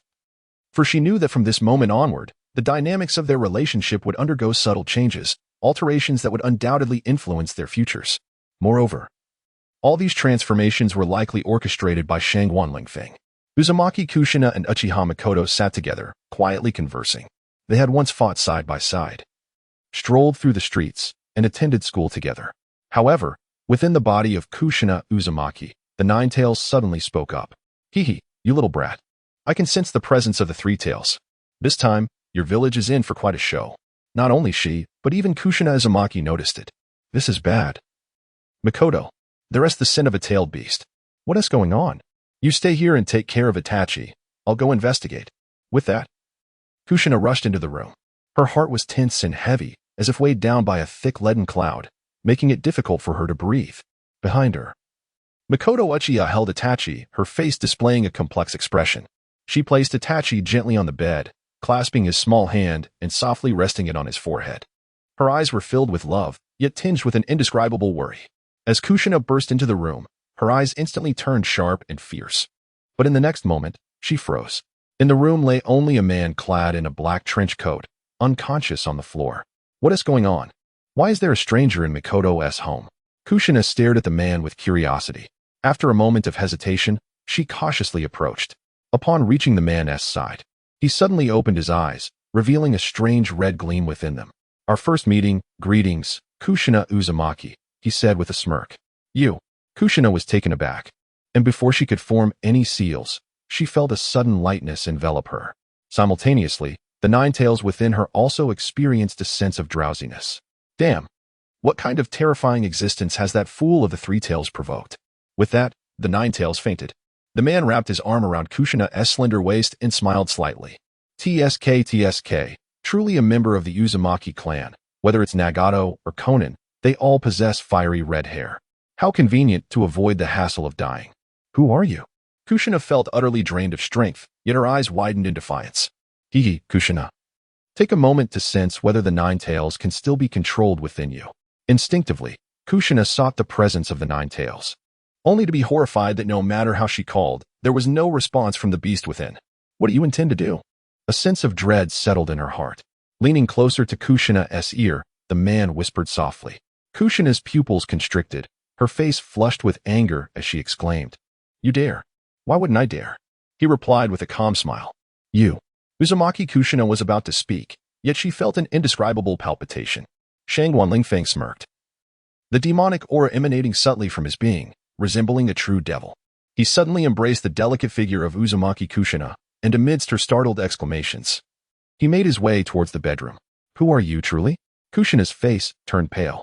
No matter how hard she tried, she could not fathom why she felt no inclination to resist. Inside the bedroom, Shangguan Lingfeng tore open Kushina's clothing, his gaze fixated on the stunning beauty before him. Why? I do not feel the slightest bit of anger, she thought, her eyes clouded and bewildered. Shangguan Lingfeng's visage appeared ever more handsome and imposing in her eyes, leaving her with the unsettling notion that perhaps this was not such a poor choice after all. Kushina, I require your assistance in my cultivation, Shangguan Lingfeng declared. And the lights in the room dimmed instantaneously. Meanwhile, outside, while on a mission, Minato Namikaze suddenly felt a sharp pain in his heart. Minato, what is the matter? A middle-aged ninja beside him inquired, noticing his peculiar demeanor. Minato shook his head, a look of confusion clouding his eyes. He too was at a loss as to what was amiss. He felt an unsettling sense that something was occurring. It's nothing. I'll take a walk, he replied, rising and vanishing into the night. The middle-aged ninja was left momentarily stunned. Minato, where are you going? I'm going on patrol, was Minato's final remark. In Konoha village. Within the chamber of Uchiha Makoto, Uzumaki Kushina lay quietly on the bed, her beautiful face marred by a complex expression, tears staining her cheeks. Beside her, Uchiha Makoto was lost in a deep slumber. As for Shangguan Lingfeng, he lay between the two enchanting women, one arm draped over each, snoring soundly. Suddenly, Shangguan Lingfeng's eyes flew open. He glanced over. Uzumaki Kushina parted her lips but remained silent, only acutely aware of Shangguan Lingfeng's large hand roaming across her body. Heh. It seems you have yet to acclimate? Shangguan Lingfeng remarked with a teasing smile, his chakra converging in his hand. Kushina's face flushed crimson.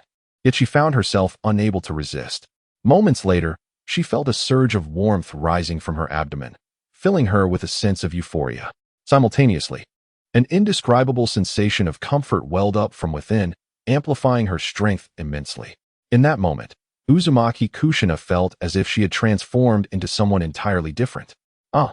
She gasped, her face aflame, her body arching as she succumbed to a deep slumber, her eyes languid and alluring. Simultaneously, within Shangguan Lingfeng's body, a fiery red energy began to circulate quietly, again and again. How delightful! After a brief moment, Shangguan Lingfeng stretched lazily, feeling a wave of pleasurable sighs resonate from his bones to his body. To his astonishment, refining chakra could indeed enhance physical strength. Through the dual cultivation with Uzumaki Kushina, he distinctly sensed the chakra energy of the nine tails, which left him rather surprised. However, overall, this was undeniably a fortuitous development, as it marked a significant leap in his prowess. Shangguan Lingfeng smiled faintly before closing his eyes in deep concentration, entering a state of cultivation. At this moment, Uchiha Makoto had evidently awakened. Upon seeing Uzumaki Kushina, her expression turned somewhat complex. "You stay here with her. I have matters to attend to.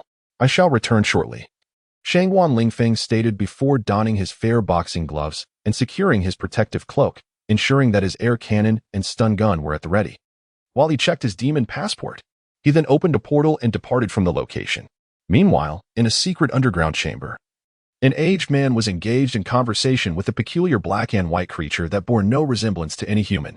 Behind them loomed a terrifyingly massive creature, a mere shell of its former self, grotesque in appearance, with 10 protrusions adorning its back, the outer path golem. "Madara, as you previously mentioned," Black Zetsu spoke. The elderly man opposite him was none other than the legendary shinobi, Uchiha Madara. According to the prophecies, a great war would soon erupt in Konoha, during which a remarkable ninja would emerge.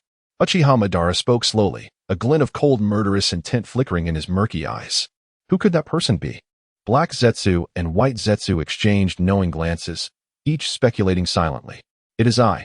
Only I can emerge as the true victor." After a pause, Uchiha Madara continued. "However, an unexpected individual will make an appearance." Upon hearing his words, Black Zetsu and White Zetsu's pupils constricted, a flicker of shock crossing their features. Could it be? Indeed, it is the prophesied child. Uchiha Madara nodded, a chilling murderous intent surfacing on his fearsome visage. His arrival will alter the entire landscape of the shinobi world. However, he is not yet worthy to be my opponent. Is he also a reincarnated individual? Black Zetsu inquired solemnly. Uchiha Madara coughed twice, his aging body struggling to support him. "No, he is the sole variable, and this will impact my plans."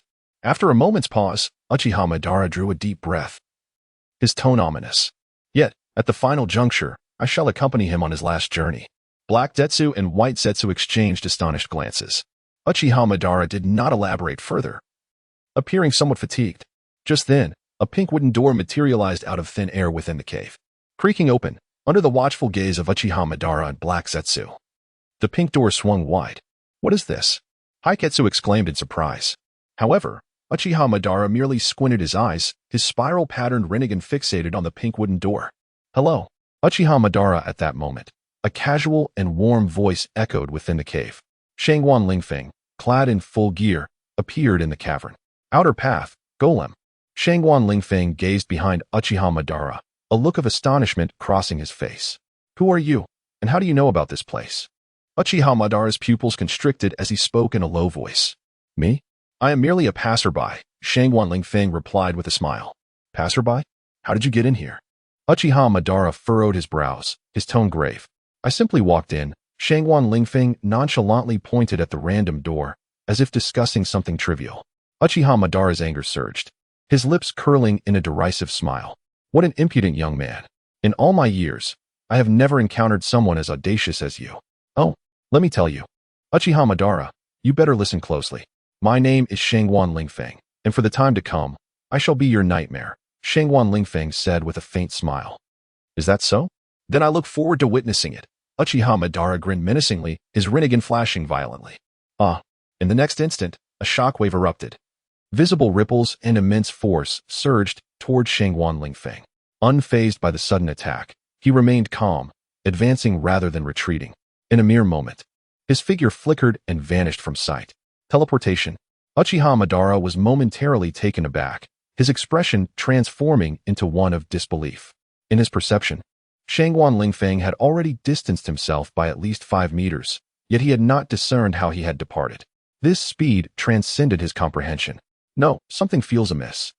Uchiha Madara quickly sensed the anomaly. The opponent's strength was unusual, and he realized his own state was also peculiar.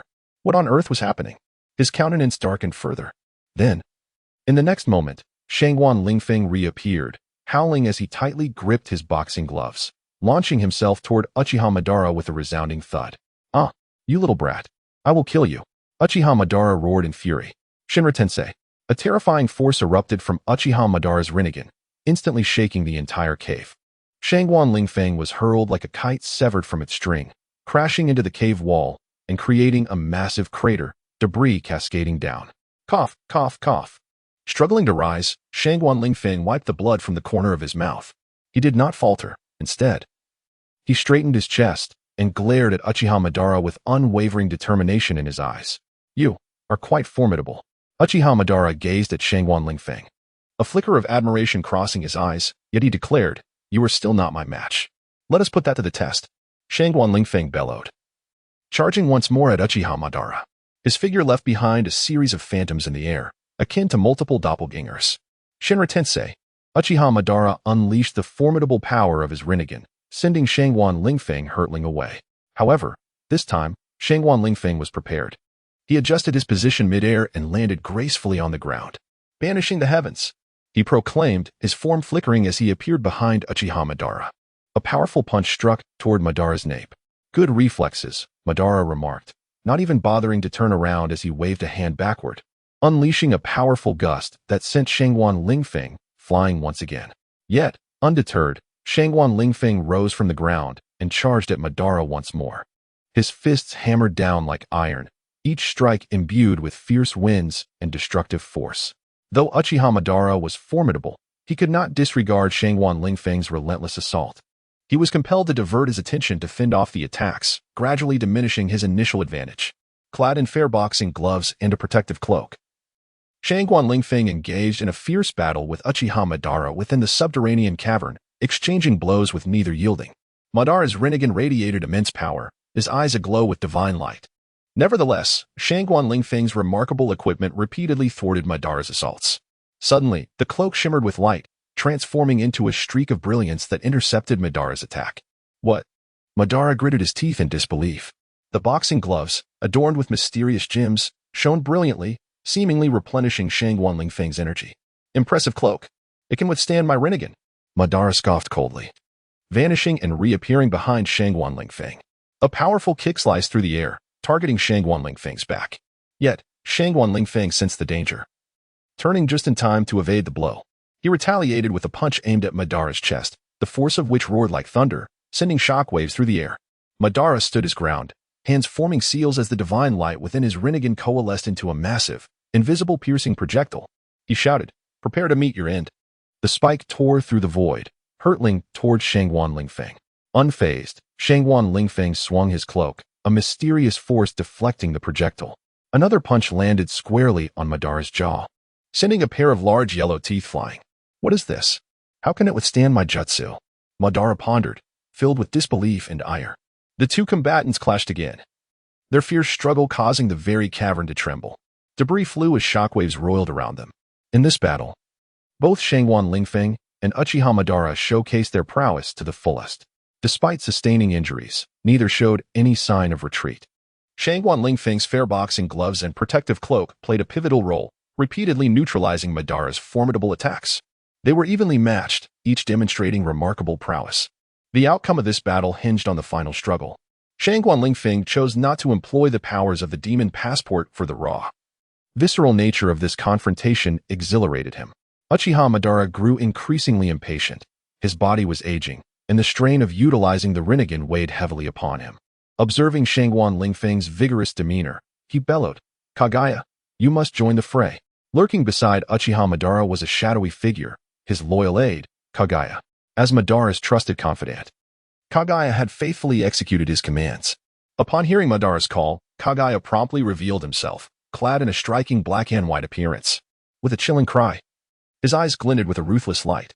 Grasping a black dagger, Kaguya leapt into action, swiftly appearing behind Shangguan Lingfeng, thrusting the dagger towards his back. Sensing the cold wind behind him, Shangguan Lingfeng remained unfazed. He lunged forward, twisting his body to evade Kaguya's attack.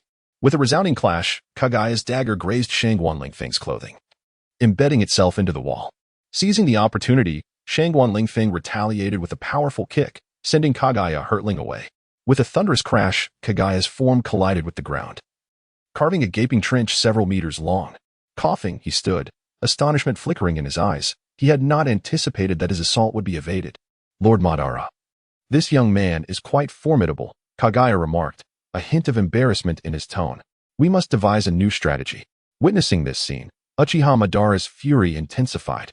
He could no longer afford to wait. He needed to swiftly eliminate this troublesome adversary. Thus, he summoned the strength of the Rinnegan once more, preparing to deliver a final blow to Shangguan Lingfeng. The might of the Rinnegan is beyond your capacity to withstand, child. Uchiha Madara sneered. You shall pay dearly for this. Madara's eyes shimmered with divine light, and a formidable power emanated from his being. The entire cavern trembled as if it were on the verge of being torn asunder. Shangguan Lingfeng raised the air cannon, aiming it at Uchiha Madara. With a thunderous explosion, a visible, terrifying shockwave radiated outward from Madara's center. The immense reverberation shattered stones beneath, sending fragments flying in all directions. Everything in the vicinity was uprooted, dust swirling chaotically. After a brief moment, tranquility returned. The cavern walls behind them had nearly vanished, as if the previous turmoil had never transpired. Uchiha Madara felt as though his very organs had shifted. A surge of vitality rushed to his chest. He hastily summoned chakra to stabilize his tumultuous life force. Moments later, he opened his eyes, his complexion restored. The recent assault had inflicted considerable damage upon him. However, for a ninja of his caliber, this minor damage was inconsequential. Mere trifles. Uchiha Madara spat blood, his face adorned with arrogance. Indeed, you possess a certain level of skill. Thus, I shall allow you to witness the true power of the Rinnegan. Oh, are you alluding to Susanoo? Shangguan Lingfeng chuckled, casting a sidelong glance at Uchiha Madara. What? You actually know about Susanoo? Uchiha Madara's expression darkened instantly. In that case, there is no need for me to conceal it any longer. However, this body may have reached its limits, Uchiha Madara murmured to himself. Susanoo. A terrifying chakra skeleton began to form in an instant. Yet, in the next moment, Shangguan Lingfeng activated the power of the Demon Passport. Show me a performance. Gundam Dance, Shangguan Lingfeng whistled. Demon Passport, activate. Uchiha Madara suddenly felt an overwhelming terror. His entire being became momentarily dazed. The colossal skeleton morphed into a semi-human form, commencing a ludicrous dance. Despite its semi-human nature, each movement was vividly animated, evidently meticulously choreographed. Ha ha ha, this is my latest invention in combat, Gundam Dance. Shangguan Lingfeng laughed heartily, declaring that this dance was specifically designed for you, Lord Uchiha Madara, guaranteed to leave your opponents in stitches. Ha ha ha ha. Do you also wish to join the dance? Shangguan Lingfeng laughed until tears streamed down his face. Uchiha Madara, witnessing the absurd dance before him, was struck with astonishment. Susanoo had completely slipped from his control, inexplicably dancing within this cavern. He never anticipated that Shangguan Lingfeng would confront him in such a manner. Ha ha ha, Uchiha Madara, have you been amused by my Gundam dance? Shangguan Lingfeng boisterously exclaimed, but do not underestimate this dance. It possesses formidable offensive power.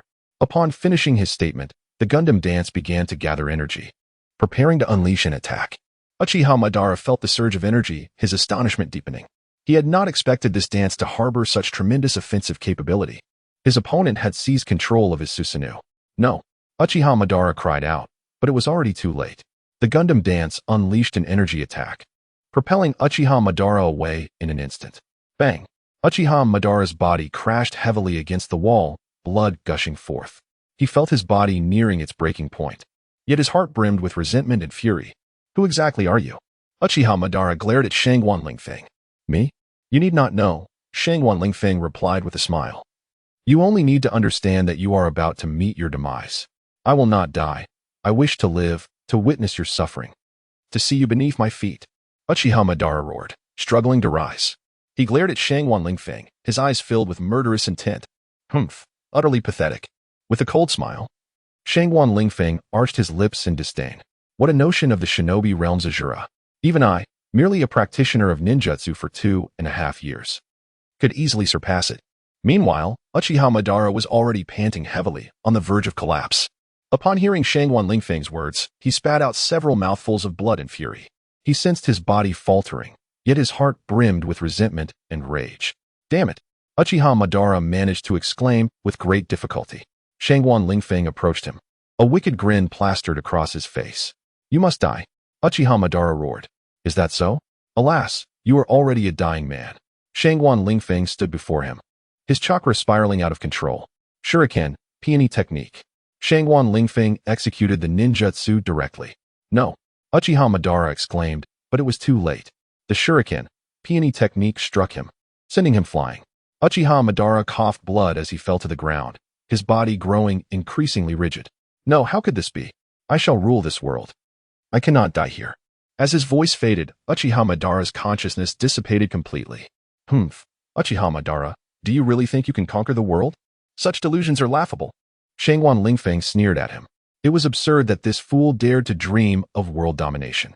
Even Kurizetsu, who had followed him for years, failed to see through him. What intelligence did he possess to rule the world? One who is sold, yet counts the money for others. With a scornful curl of his lips, Shangguan Lingfeng reached out and plucked out Madara's 2 eyes. Ha ha ha, the Rinnegan. Shangguan Lingfeng's eyes gleamed as he held the 2 Rinnegan in his hands. What a treasure. From this day forth, I shall be the master of the Rinnegan. Shangguan Lingfeng gazed at the eyes, exhilarated. This is true power. This is dominion. While not the supreme Rinnegan of 9 Tomo, the ordinary Rinnegan was more than sufficient to contend with the vast majority of ninjas in the shinobi world. Aside from the Ōtsutsuki clan, no one else stood a chance against these eyes. Oh, and that Senju Hashirama is also incredibly formidable. Nevertheless, it mattered little. Holding 1 Rinnegan in each hand, Shangguan Lingfeng pressed them directly into his eye sockets, employing the medical ninjutsu he had learned from Orochimaru. In the world of Naruto, as long as one understood a bit of medical ninjutsu, it was as simple as plug and play. Ah, how delightful. Shangguan Lingfeng opened his eyes, the swirling pupils shimmering brilliantly, instantly feeling invigorated. Is this what power feels like? He clenched his fists, sensing that he could effortlessly obliterate a mountain. Indeed, this is the Rinnegan. Shangguan Lingfeng exclaimed joyfully. He then raised his hand toward the nearby stone wall, palm open. Shinra Tensei.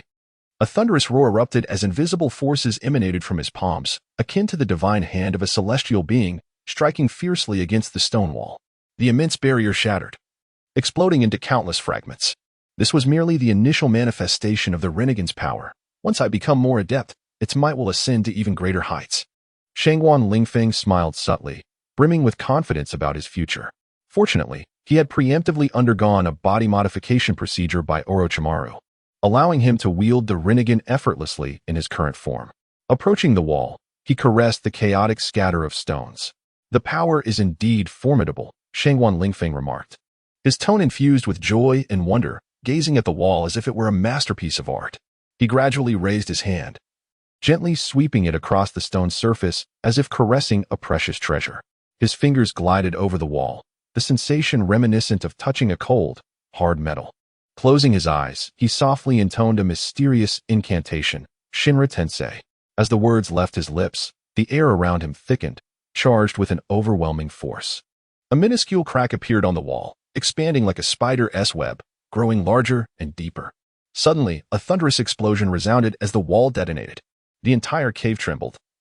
The swirling in the aftermath. Shangguan Lingfeng opened his eyes slightly, a satisfied and content smile gracing his face. The explosion's ferocity was staggering, flesh and debris flying. Yet he stood unscathed, as if relishing a grand fireworks display he had orchestrated himself. Observing the scene before him, he couldn't help but marvel. Truly, this is the Rinnegan. Following this harrowing confrontation, Shangguan Lingfeng cast a dramatic glance at Uchiha Obito's lifeless body. His eyes gleamed with pride and triumph, unabashedly revealing the reality that he had just survived a life-and-death struggle. Fire style, he exclaimed. With a flick of his finger, a searing fireball erupted upon Obito's corpse, instantly reducing it to ashes. The magnificent spectacle seemed to herald his victory in the demise of Uchiha Obito. At that moment, Black Zetsu began to stealthily retreat. Seeking to escape, Shangguan Lingfeng regarded him coldly, saying nothing. With a wave of his hand, an invisible force descended upon Black Zetsu, forcibly drawing him into his grasp. Universal pull. Shangguan Lingfeng's palm morphed into a claw, capturing Black Zetsu. The power surged as if to command the very world itself, leaving Black Zetsu with no avenue for escape. In a state of terror, Black Zetsu struggled, yet his efforts proved futile. Shangguan Lingfeng's strength seemed to derive from the very cosmos, utterly irresistible. He held Black Zetsu firmly, leaving him immobile. A glint of mockery and disdain shone in Shangguan Lingfeng's eyes, as if to convey to Black Zetsu that all his endeavors were in vain, and that his escape was nothing more than a delusion. He has already triumphed in this battle. Kurizetsu, do not rush to flee. Are you not intent on rescuing your mother, Ōtsutsuki Kaguya? Shangguan Lingfeng remarked with an alluring smile, teasing the retreating Kurizetsu. Kurizetsu's figure faltered, disbelief etched across his face. How could you possibly know? In the pitch-black night, under a sky twinkling like daylight, Shangguan Lingfeng's voice resonated with a chill colder and sharper than the night itself. Kurizetsu felt an icy dread envelop him, as if he had fallen into a terrifying trap. Have I been exposed? Kurizetsu's mind spun in confusion. After so many years, why had he suddenly been unmasked? His body shivered beneath the moonlight, his eyes brimming with an unfathomable darkness. He understood that he must not lose heart. He had an unfinished mission to rescue his mother, Ōtsutsuki Kaguya. Shangguan Lingfeng's two renegade eyes resembled profound black holes, shimmering with an eerie light. His gaze exuded a sense of resolve and determination, as if declaring his will to the world. Only I can save Ōtsutsuki Kaguya. His voice was deep and powerful, each word resonating like steel, emanating an undeniable conviction. He raised his hands gently, as if countless invisible threads danced within his grasp. It was a power, a strength derived from the renegade, a force capable of controlling life and death, of altering destiny. Behind him lay a shattered cavern, crumbled walls, and a scene of utter chaos. Why are you doing this? Kurizetsu questioned, confusion and fear evident in his eyes. You need not inquire about that. Just know, follow me, and I shall lead you to your mother. Shangguan Lingfeng replied with a smile, his tone suffused with mystery and persuasion. Kurizetsu gazed at him, his heart heavy with bewilderment. This man seemed to harbor an unfathomable secret within his eyes, as if poised to unveil the truths of the shinobi world. Uchiha Madara is truly dead. Not even ash remains. Upon Shangguan Lingfeng's return to Konoha, Uchiha Makoto and Uzumaki Kushina were rendered speechless at the sight of his rinnegan. Eyes akin to those of the Sage of Six Paths. I presume you have never encountered such. Shangguan Lingfeng laughed heartily, embracing both Uchiha Makoto and Uzumaki Kushina. His gaze was deep and mysterious, akin to the vast cosmos. Within his eyes lay an infinite tapestry of stories and experiences, as if he could perceive all truths and futures. Do you know, I once encountered eyes that mirrored those of the Sage of Six Paths, filled with boundless compassion and wisdom, capable of discerning all that is false from the genuine. Those eyes are truly unforgettable. Uchiha Makoto and Uzumaki Kushina stared in astonishment at Shangguan Lingfeng, unable to fathom that this man possessed such extraordinary vision. They too felt the wisdom and narratives embedded within his gaze, as if before him, all pretense and disguise lost their significance. Those eyes seemed capable of perceiving all, whether it be the benevolence or malice of humanity, or the beauty and ugliness of the world. Within those eyes, I beheld boundless tolerance and forgiveness, alongside a glimmer of hope and anticipation for the future. Shangguan Lingfeng spoke with fervor, his words leaving Uchiha Makoto and Uzumaki Kushina profoundly astounded, as they sensed the profound implications nestled within his heart. Now, I shall lead you to behold those eyes, to experience the power and wisdom they impart. Shangguan Lingfeng's utterances astonished both Uchiha Makoto and Uzumaki Kushina. Feel the eyes? In the next moment, Shangguan Lingfeng lunged at Uchiha Makoto and Uzumaki Kushina. From this moment forth, you must not close your eyes. You shall gaze into mine, he declared, his voice gentle yet imbued with an irresistible force. Uchiha Makoto and Uzumaki Kushina, taken aback by this sudden turn of events, widened their eyes, their hearts racing in confusion. Shangguan Lingfeng's breath lingered near them, evoking a sense of inexplicable tension and anticipation. At this instant, time appeared to stand still. The three pairs of eyes met, igniting sparks in the air. Shangguan Lingfeng gazed at them with deep affection, as if searching for something, or perhaps awaiting an answer. Uchiha Makoto and Uzumaki Kushina found themselves entranced by Shangguan Lingfeng's gaze, compelled by an invisible force that drew them closer. Their cheeks flushed, and their eyes sparkled with a shy radiance. In this moment, their hearts beat in unison. Their breaths intertwined, and their gazes locked. Their emotions converged, forming a formidable force. Yet, this was not a scene of bloodshed and violence. Rather, it was a moment brimming with emotion and expectation. It marked a beautiful beginning, a starting point filled with infinite possibilities. Time machine. Activate. Shangguan Lingfeng stepped forth from the time machine, treading upon the unfamiliar and ancient land. Instantly, he was struck by the desolation surrounding him. The ground was strewn with gravel, devoid of life, as if it were a realm untouched by existence. He raised his gaze to the sky, where the scorching sun seemed to mock his insignificance and helplessness. Is this the ancient era? His voice drifted through the air, seemingly traversing the millennia.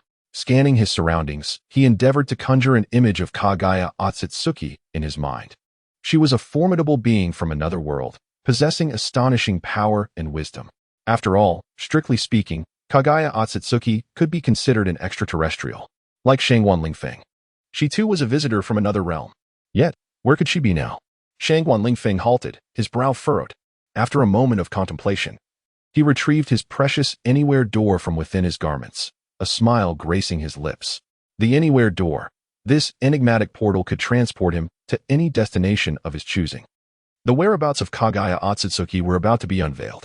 He decided to directly approach the domain of Kaguya Ōtsutsuki, sparing himself the waste of time.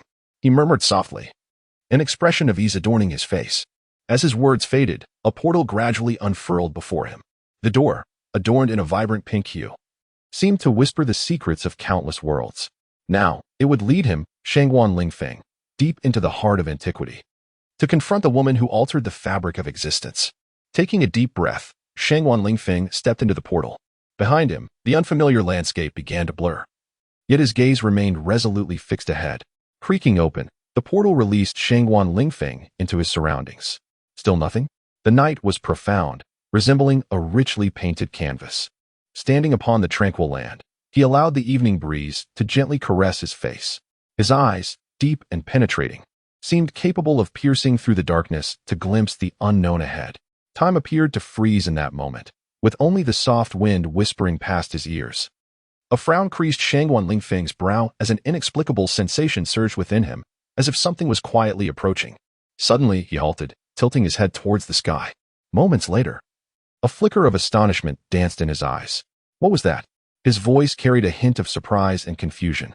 In the sky, a colossal meteor streaked across the horizon, trailing a brilliant light that illuminated the darkened expanse. Shangguan Lingfeng's eyes widened, captivated by the spectacle. It was coming this way. In mere moments, a thunderous crash echoed, accompanied by a terrifying shockwave, as the meteor struck the ground not far off.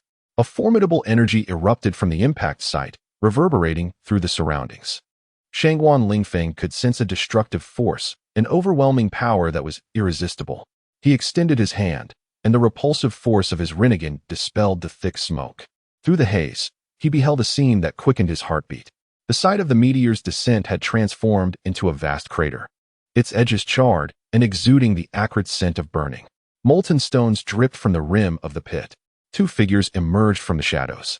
One was a woman, her skin pale and her hair a striking blue-white, cascading well beyond her form. Lacking eyebrows, her features were exquisite, crowned with two horns and long nails. Clad in white adorned with black patterns resembling the cursed jade, her eyes were white, with a rinne sharingan emblazoned upon her forehead. The identity of this woman was unmistakable. Kaguya Ōtsutsuki. Who are you? Kaguya's voice was frigid, exuding a sense of distant aloofness. Are you of the Ōtsutsuki clan? Shangguan Lingfeng approached her, his rinnegan fully visible. Your eyes. Kaguya's voice cut through the air like the winter wind, sharp and crystalline, devoid of warmth. Her gaze mirrored the surface of a frozen lake, calm yet concealing an inexhaustible chill beneath. As Shangguan Lingfeng met her gaze, his reincarnation eyes shimmered with an extraordinary brilliance. He approached step by step, each movement akin to traversing a frozen lake, seemingly serene yet fraught with peril. Ōtsutsuki Kaguya regarded Shangguan Lingfeng, a flicker of confusion crossing her features. The aura surrounding this man felt oddly familiar, as though they had encountered one another in a distant past. Yet there was no recollection of him within her memories. Shangguan Lingfeng noticed the perplexity in Kaguya's eyes and offered a subtle smile, a glint of cunning flashing within. He extended his hand, and a surge of formidable chakra emanated from his being. This is reminiscent of the Ōtsutsuki clan, or perhaps merely a semblance of it. Kaguya's surprise finally surfaced. I have come to this planet, eagerly awaiting your arrival, Shangguan Lingfeng casually fabricated. Our clan forged an agreement with the Ōtsutsuki clan long ago. We are tasked with safeguarding the ecological balance of this planet, while the Ōtsutsuki provide us with a continuous flow of energy. He maintained a serene smile as he elaborated effortlessly. Then, you are here to protect Ōtsutsuki Ishiki? Kaguya inquired, her brow furrowed, revealing a trace of skepticism and vigilance. Her gaze swept over Shangguan Lingfeng, seemingly searching for any flaw. One might say that. Shangguan Lingfeng nodded, arms crossed over his chest, a faint glimmer illuminating his dark eyes. He quietly observed Kaguya's reaction, speculating on her thoughts. Why did you not accompany Ōtsutsuki Ishiki? Instead, you chose me? He has already met his demise at my hands. A fact you should be able to sense. Kaguya's tone conveyed her uncertainty and unease. She did not fully trust Shangguan Lingfeng's words, yet could find no overt inconsistencies. Shangguan Lingfeng chuckled softly, hands outstretched as he replied, It is not that I am at odds with Ōtsutsuki Ishiki. Rather, my clan has been diligently safeguarding this planet from the shadows. We wish to keep this secret from him, for his ambitions are far too great. We believe that should he uncover this truth, he would harness this power to conquer the entire planet, potentially unleashing an inevitable catastrophe. Kaguya fell silent for a moment, her eyes reflecting a myriad of complex emotions. She appeared to be deep in contemplation, while Shangguan Lingfeng patiently awaited her response. Then, you have consumed the fruit of the divine tree? Shangguan Lingfeng inquired, his expression one of keen interest, as if the fruit belonged to him. Kaguya hesitated briefly before responding. Indeed, Ōtsutsuki Ishiki intended to use me as a sacrifice, allowing the Ten Tails to devour me. Ultimately, I managed to ambush and severely injure him. After which I offered the gravely weakened Ishiki as a living sacrifice to the Ten Tails, subsequently consuming the fruit of the divine tree. I now possess the power of the bloodline limit. Kaguya recounted her tale without the slightest hint of concealment. Shangguan Lingfeng inwardly chuckled. Kaguya had only just arrived on this planet, and her innocence was truly endearing. A faint, barely perceptible smile graced the lips of Shangguan Lingfeng as he leisurely approached Kaguya Ōtsutsuki, his eyes shimmering with a distinctive light. This girl from the cosmos, newly arrived on this planet, was imbued with curiosity and a sense of unfamiliarity towards her surroundings. Her innocence and straightforwardness appeared remarkably endearing and precious amidst the complexities of this world. Do you know? He murmured, his tone laced with a profound sarcasm directed at this world. The inhabitants of this planet are embroiled in conflict over ephemeral desires, fame, status, wealth. They live and die for these illusions. Kaguya's eyes widened, a flicker of confusion crossing her face. Why do they do this? She inquired, bewildered. Shangguan Lingfeng regarded her with a smile, as if witnessing a reflection of his former self. It is merely the nature of humanity.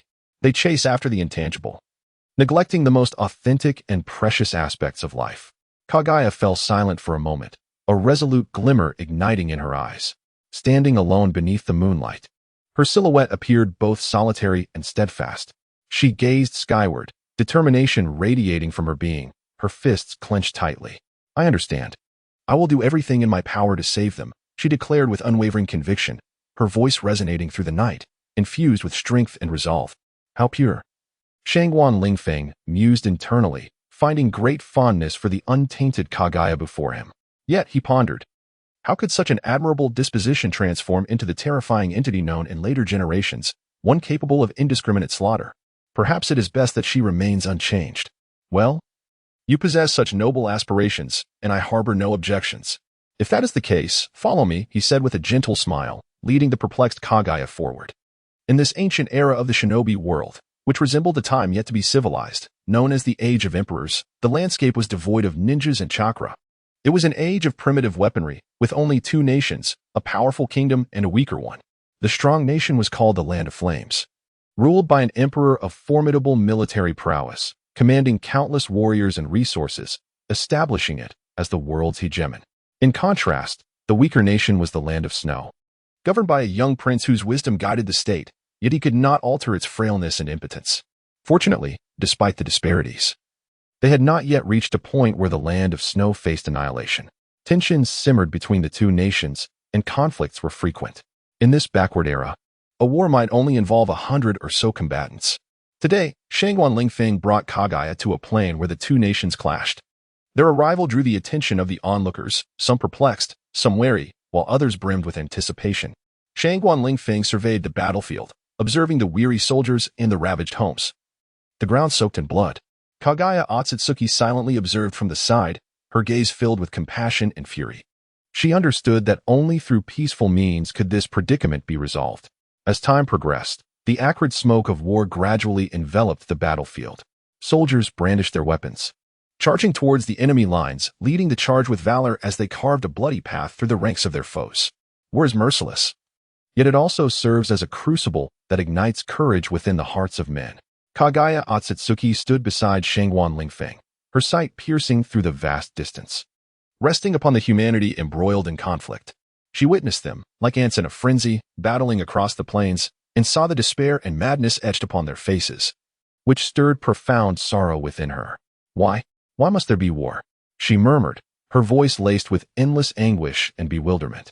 As a traveler from another realm, she was an enigma to the inhabitants of this world. Being a member of the Ōtsutsuki clan, Kaguya struggled to comprehend the warfare that plagued this realm, the greed and hatred that fueled it. She had once thought that only in the direst of circumstances would people take up arms against one another. Yet, upon witnessing this scene, her heart was deeply moved. She observed those bewildered souls now turned into instruments of war, engulfed in a maelstrom of despair and fear. Her heart brimmed with pain and confusion. She could not fathom the reasons behind this world's conflicts or the avarice and animosity driving them. She yearned to halt this madness. She could not remain a passive observer. She could not allow this world to remain mired in the quagmire of war, nor could she permit its people to endure such suffering and hopelessness. Thus, Kaguya Ōtsutsuki resolved to wield her strength to transform this world and to put an end to the ongoing conflict. In a tranquil valley, Shangguan Lingfeng and Kaguya Ōtsutsuki sat quietly in a carriage, journeying towards a nearby town. Shangguan Lingfeng donned a long black robe adorned with silver dragon motifs, signifying his noble lineage. His handsome visage and piercing gaze seemed capable of discerning the depths of the human soul. In contrast, Kaguya Ōtsutsuki wore a flowing white gown, her beauty ethereal, with a hint of mystery lingering in her eyes.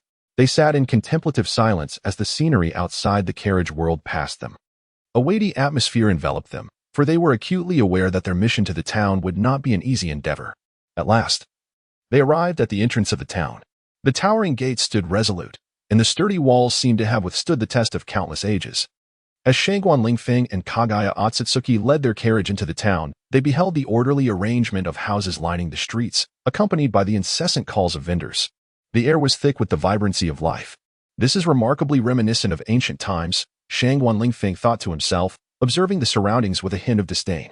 He still believed that this era would be akin to savagery. They arrived at the entrance of an inn, where Shangguan Lingfeng entrusted the horse-drawn carriage to the young attendant before entering alongside Ōtsutsuki Kaguya. The inn's decor was quaint and elegant, with a subtle aroma of wood permeating the air. Approaching the front desk, Shangguan Lingfeng inquired with the innkeeper about something. Upon acquiring the information they sought, he and Ōtsutsuki Kaguya ascended to the guest rooms on the second floor. The room was simply yet comfortably arranged, and the view from the window was breathtakingly beautiful. "I wish to know," Ōtsutsuki Kaguya began to speak. However, at that moment, a piercing scream echoed from downstairs. Shangguan Lingfeng and Ōtsutsuki Kaguya exchanged alarmed glances and rushed down the stairs. At the entrance of the inn, a throng of panicked guests had gathered, their screams intertwining with cries of despair. Shangguan Lingfeng and Ōtsutsuki Kaguya pushed through the crowd, only to behold a lifeless female body sprawled on the ground. Her complexion ghastly pale, her garments soaked in crimson. Her eyes were wide open, seemingly incomprehensible of the fate that had befallen her. The innkeeper's wife stood nearby, ashen-faced, gripping a young attendant whose lips trembled, his visage as white as snow. A sense of urgency coursed through Lingfeng as he knelt to examine the corpse closely. He discovered that the woman's throat had been slit, a deep wound still oozing blood. It was evident that she had been ambushed from behind with a sharp blade. Ōtsutsuki Kaguya, witnessing this horrific sight, felt her face flush with rage, her eyes sparkling with fury. She turned to the surrounding crowd, demanding loudly, "Who did this?" Her indignation was palpable. Yet, the onlookers could only muster expressions of terror, too frightened to respond. An old man, clad in tattered garments, quavered as he spoke. "It must have been the spies of the enemy nation." His trembling finger pointed towards a group of terrified villagers. Shangguan Lingfeng and Ōtsutsuki Kaguya exchanged wary glances, sensing an underlying tension.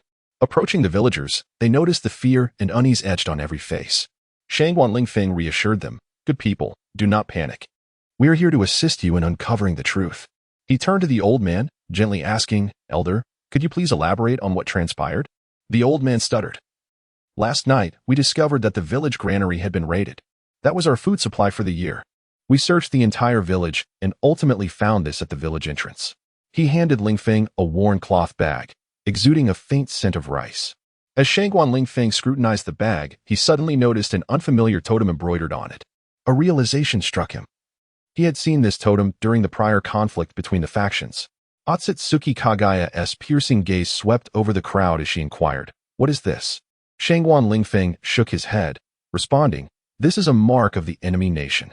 Do they intend to incite war?" Upon hearing this, the atmosphere grew even more tense. Lingfeng raised his hand, signaling for silence. With composure, he declared, "Good people, now is not the time for fear. We must unite to confront the enemy." He turned to Kaguya Ōtsutsuki, "Lady Kaguya, how should we proceed?" A glimmer of cold light flickered in Kaguya's eyes. "We must immediately inform the other villages and unite to thwart the enemy's sinister plot." He looked towards Shangguan Lingfeng. "Will you join me in leading everyone to save this village?" Shangguan Lingfeng straightened his chest and replied resolutely, "I will give it my all." The innocent Kaguya Ōtsutsuki now appeared almost like a little girl. Amidst the chaos and flames of war, Kaguya shone like a brilliant star, emerging into the fray. Her renown instilled fear across the nation, compelling the hearts of the people to yield to her will. The bloodline limit she possessed was an irresistible force, transcending the imagination of any adversary. When her foes were utterly vanquished by this power, she ascended as the ruler of the realm. Alongside her, Shangguan Lingfeng fought valiantly, together forging a new nation. Their names, akin to twin jewels, etched a glorious era.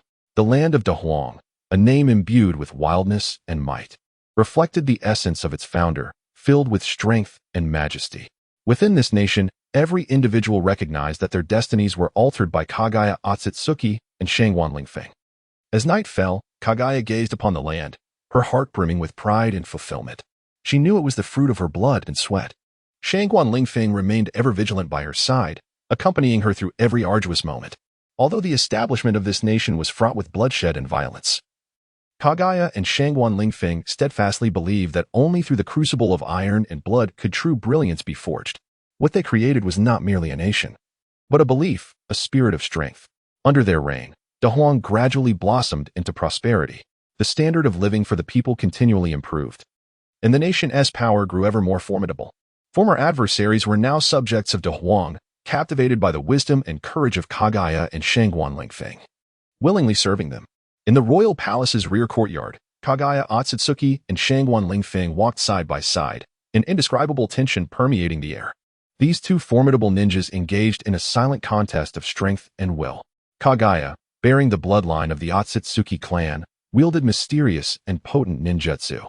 Her eyes exuded an unspoken sharpness, akin to a drawn sword, cold and piercing. Shangguan Lingfeng, in contrast, possessed a gaze that was steadfast and serene, reminiscent of a hidden ocean, calm on the surface yet concealing profound depths. As they strolled through the courtyard, it seemed as though they were admiring their dominion. Their strides were slow yet powerful, each movement imbued with strength and confidence. Suddenly, Kaguya halted, turning to Shangguan Lingfeng. A smile graced her face, a blend of challenge and respect. She spoke, "Lingfeng, it is time to conclude our battle." Shangguan Lingfeng nodded slightly, his expression inscrutable. He understood that this confrontation was not merely a clash of strength, but a battle of wills. With unwavering determination in his gaze, he met Ōtsutsuki Kaguya's challenge. "Indeed, our conflict has lingered far too long."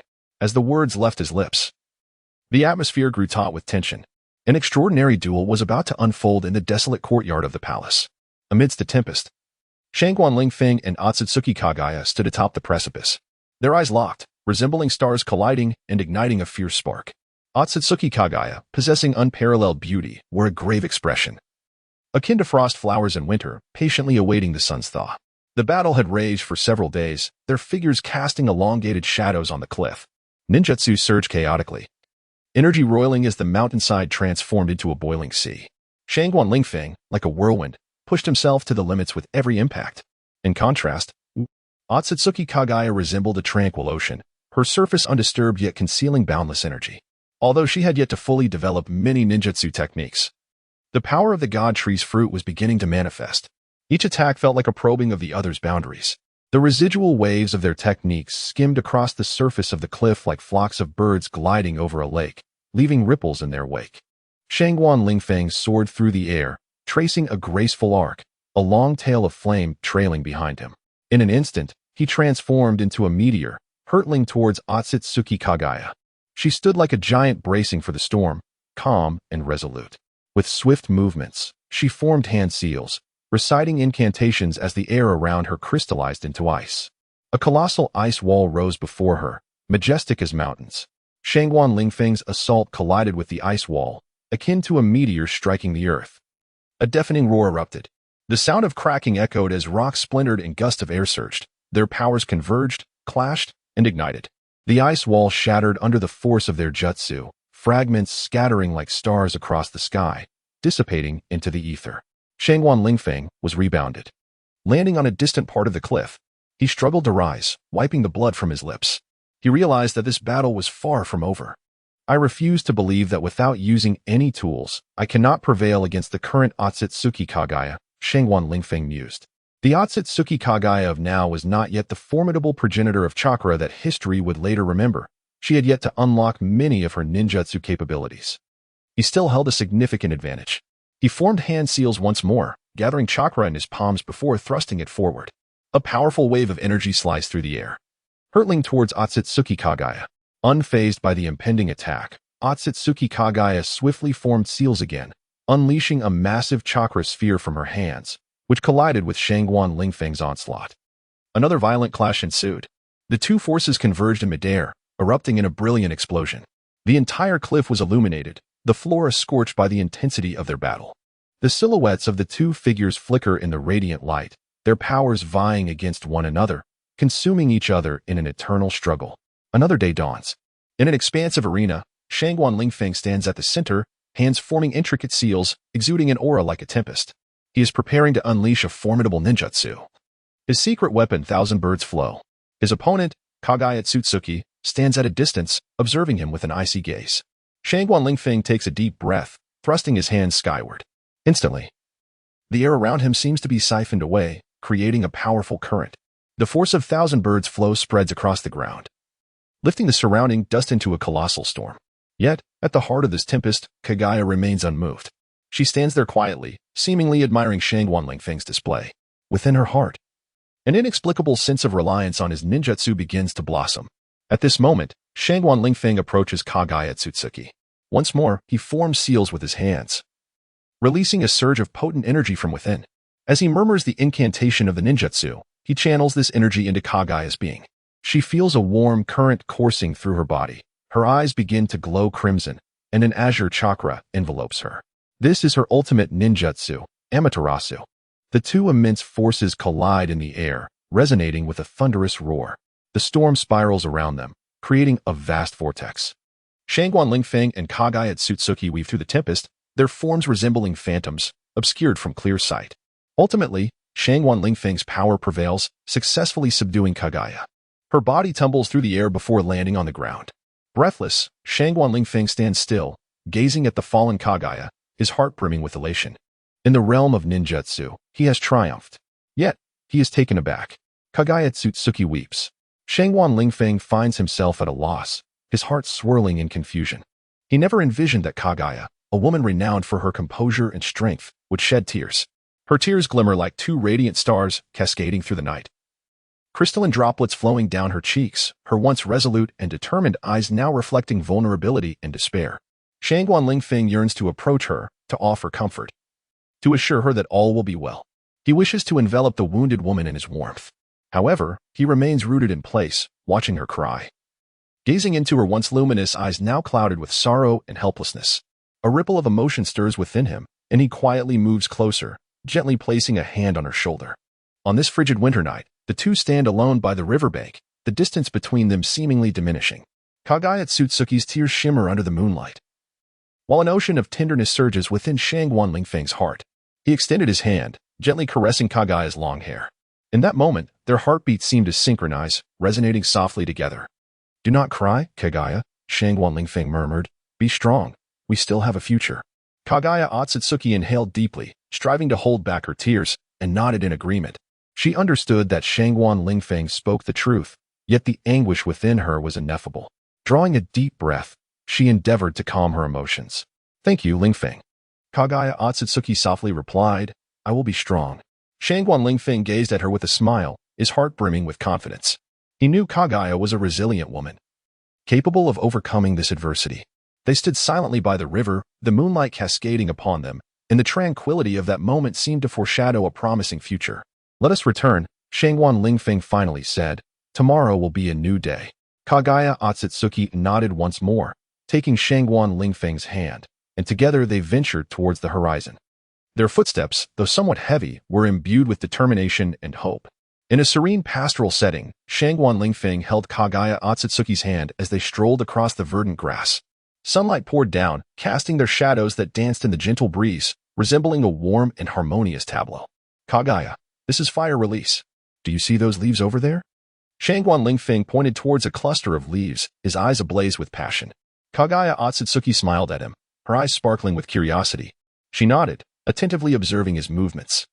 Shangguan Lingfeng closed his eyes, swiftly forming hand seals with his hands. Then, an invisible force erupted from his palms, striking the leaves. In an instant, the leaves ignited under the sunlight, reduced to ashes. "This is fire release. You see, with the right control over chakra and technique, such effects can be achieved." Shangguan Lingfeng elucidated, his eyes filled with earnestness. Kaguya Ōtsutsuki was utterly astonished, her gaze upon him brimming with admiration and intrigue. Subsequently, Shangguan Lingfeng demonstrated wood release, water release, and earth release, among other ninjutsu techniques. Each display filled Kaguya Ōtsutsuki with wonder and excitement, her eyes reflecting a thirst for knowledge and anticipation for the future. In this tranquil countryside, they explored the realm of ninjutsu together. Their exchanges and interactions resembled a beautiful poem, evoking a sense of camaraderie and mutual respect. As the sun dipped below the horizon, Shangguan Lingfeng showcased a grand water release technique. With his hands clasped, a powerful column of water surged forth from his palms, soaring into the sky before transforming into a torrential downpour. Kaguya Ōtsutsuki was drenched by the sudden rain, her face alight with laughter and gratitude as she gazed at Shangguan Lingfeng. Soaked to the skin, Kaguya Ōtsutsuki's elegant hair clung to her forehead, droplets cascading down her cheeks. Her garments, as if submerged in water, clung to her form, rendering her appearance somewhat disheveled. Yet, her eyes radiated determination and anticipation. She lifted her gaze to the heavens, where the raging downpour seemed intent on engulfing her, yet she stood resolute, her eyes burning with anticipation as if awaiting a momentous event. At that instant, a figure emerged from the tempest, revealing itself to be Shangguan Lingfeng. Clad in a flimsy coat, the rain cascaded down his hair, yet it did not hinder his stride. He approached Ōtsutsuki Kaguya and halted before her. Kaguya regarded him, her eyes brimming with unspoken gratitude and joy. She parted her lips to speak, but was abruptly seized by a fit of coughing, her body trembling slightly. Noticing her discomfort, Shangguan Lingfeng promptly removed his coat and draped it over her shoulders. "Are you all right?" he inquired with genuine concern. Kaguya shook her head, then suddenly fell into his embrace. Their bodies pressed closely together, transforming them into a living inkwash painting amid the torrential rain. In that moment, time seemed to stand still. All sounds were swallowed by the rain, leaving only the rhythm of their breaths echoing in the air. Kaguya closed her eyes, relishing the rare warmth and tranquility. Meanwhile, Shangguan Lingfeng held her quietly, his heart awash with a tumult of emotions. He understood that this girl held profound gratitude for him, and he too felt an inexplicable affection for her. Yet, they were ensnared in chaotic times, their future shrouded in uncertainty. He could only silently pray for a bright tomorrow. In the downpour, Shangguan Lingfeng caught sight of Kaguya in her gauzy dress, clinging delicately to her form, resembling a vivid tableau. His heart began to stir. Captivated by the scene unfolding in the rain, he encircled her waist, feeling the warmth beneath her ethereal gown. The fabric, drenched by the rain, accentuated her gracefulness. She turned her head, casting a soft smile towards him. Her smile blossomed on her rain-soaked visage, akin to a flower unfurling, both delicate and resilient. Shangguan Lingfeng's heartbeat quickened as he tightened his embrace, as though wishing to meld her essence with his own. His gaze deepened, intent on etching her image into his very soul.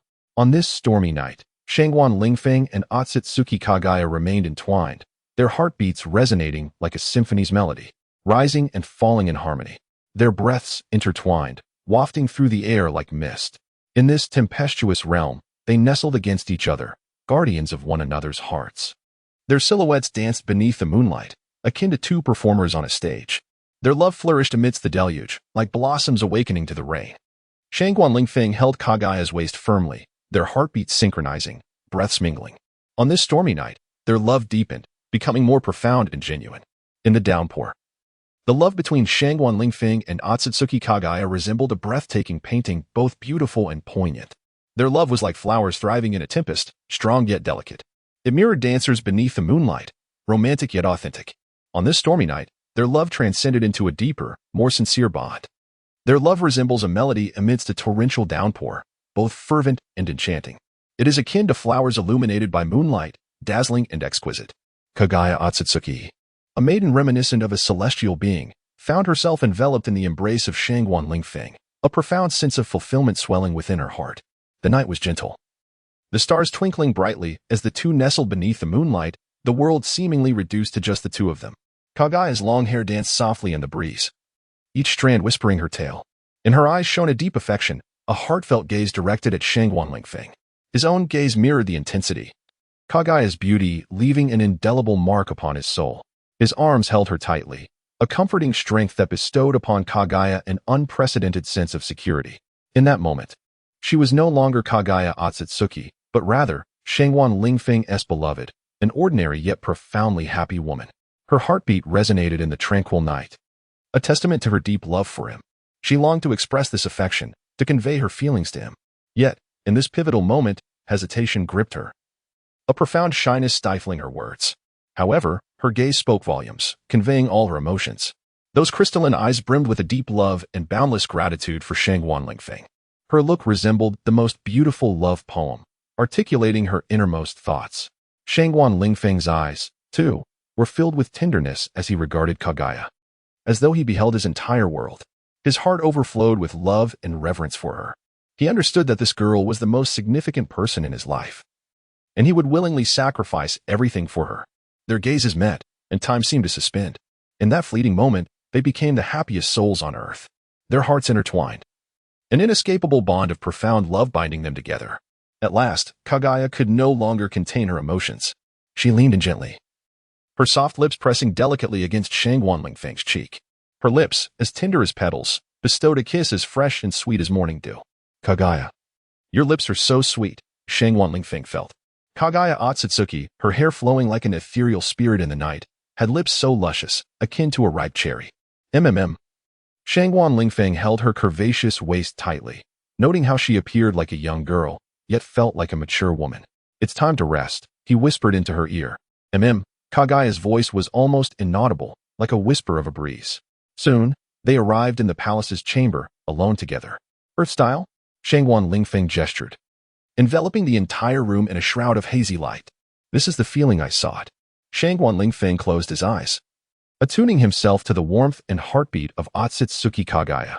An indescribable emotion surged within him.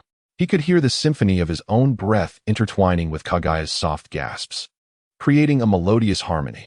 As time passed, their breaths quickened, and their bodies began to move instinctively, as if seeking out more sensitive points on each other's forms.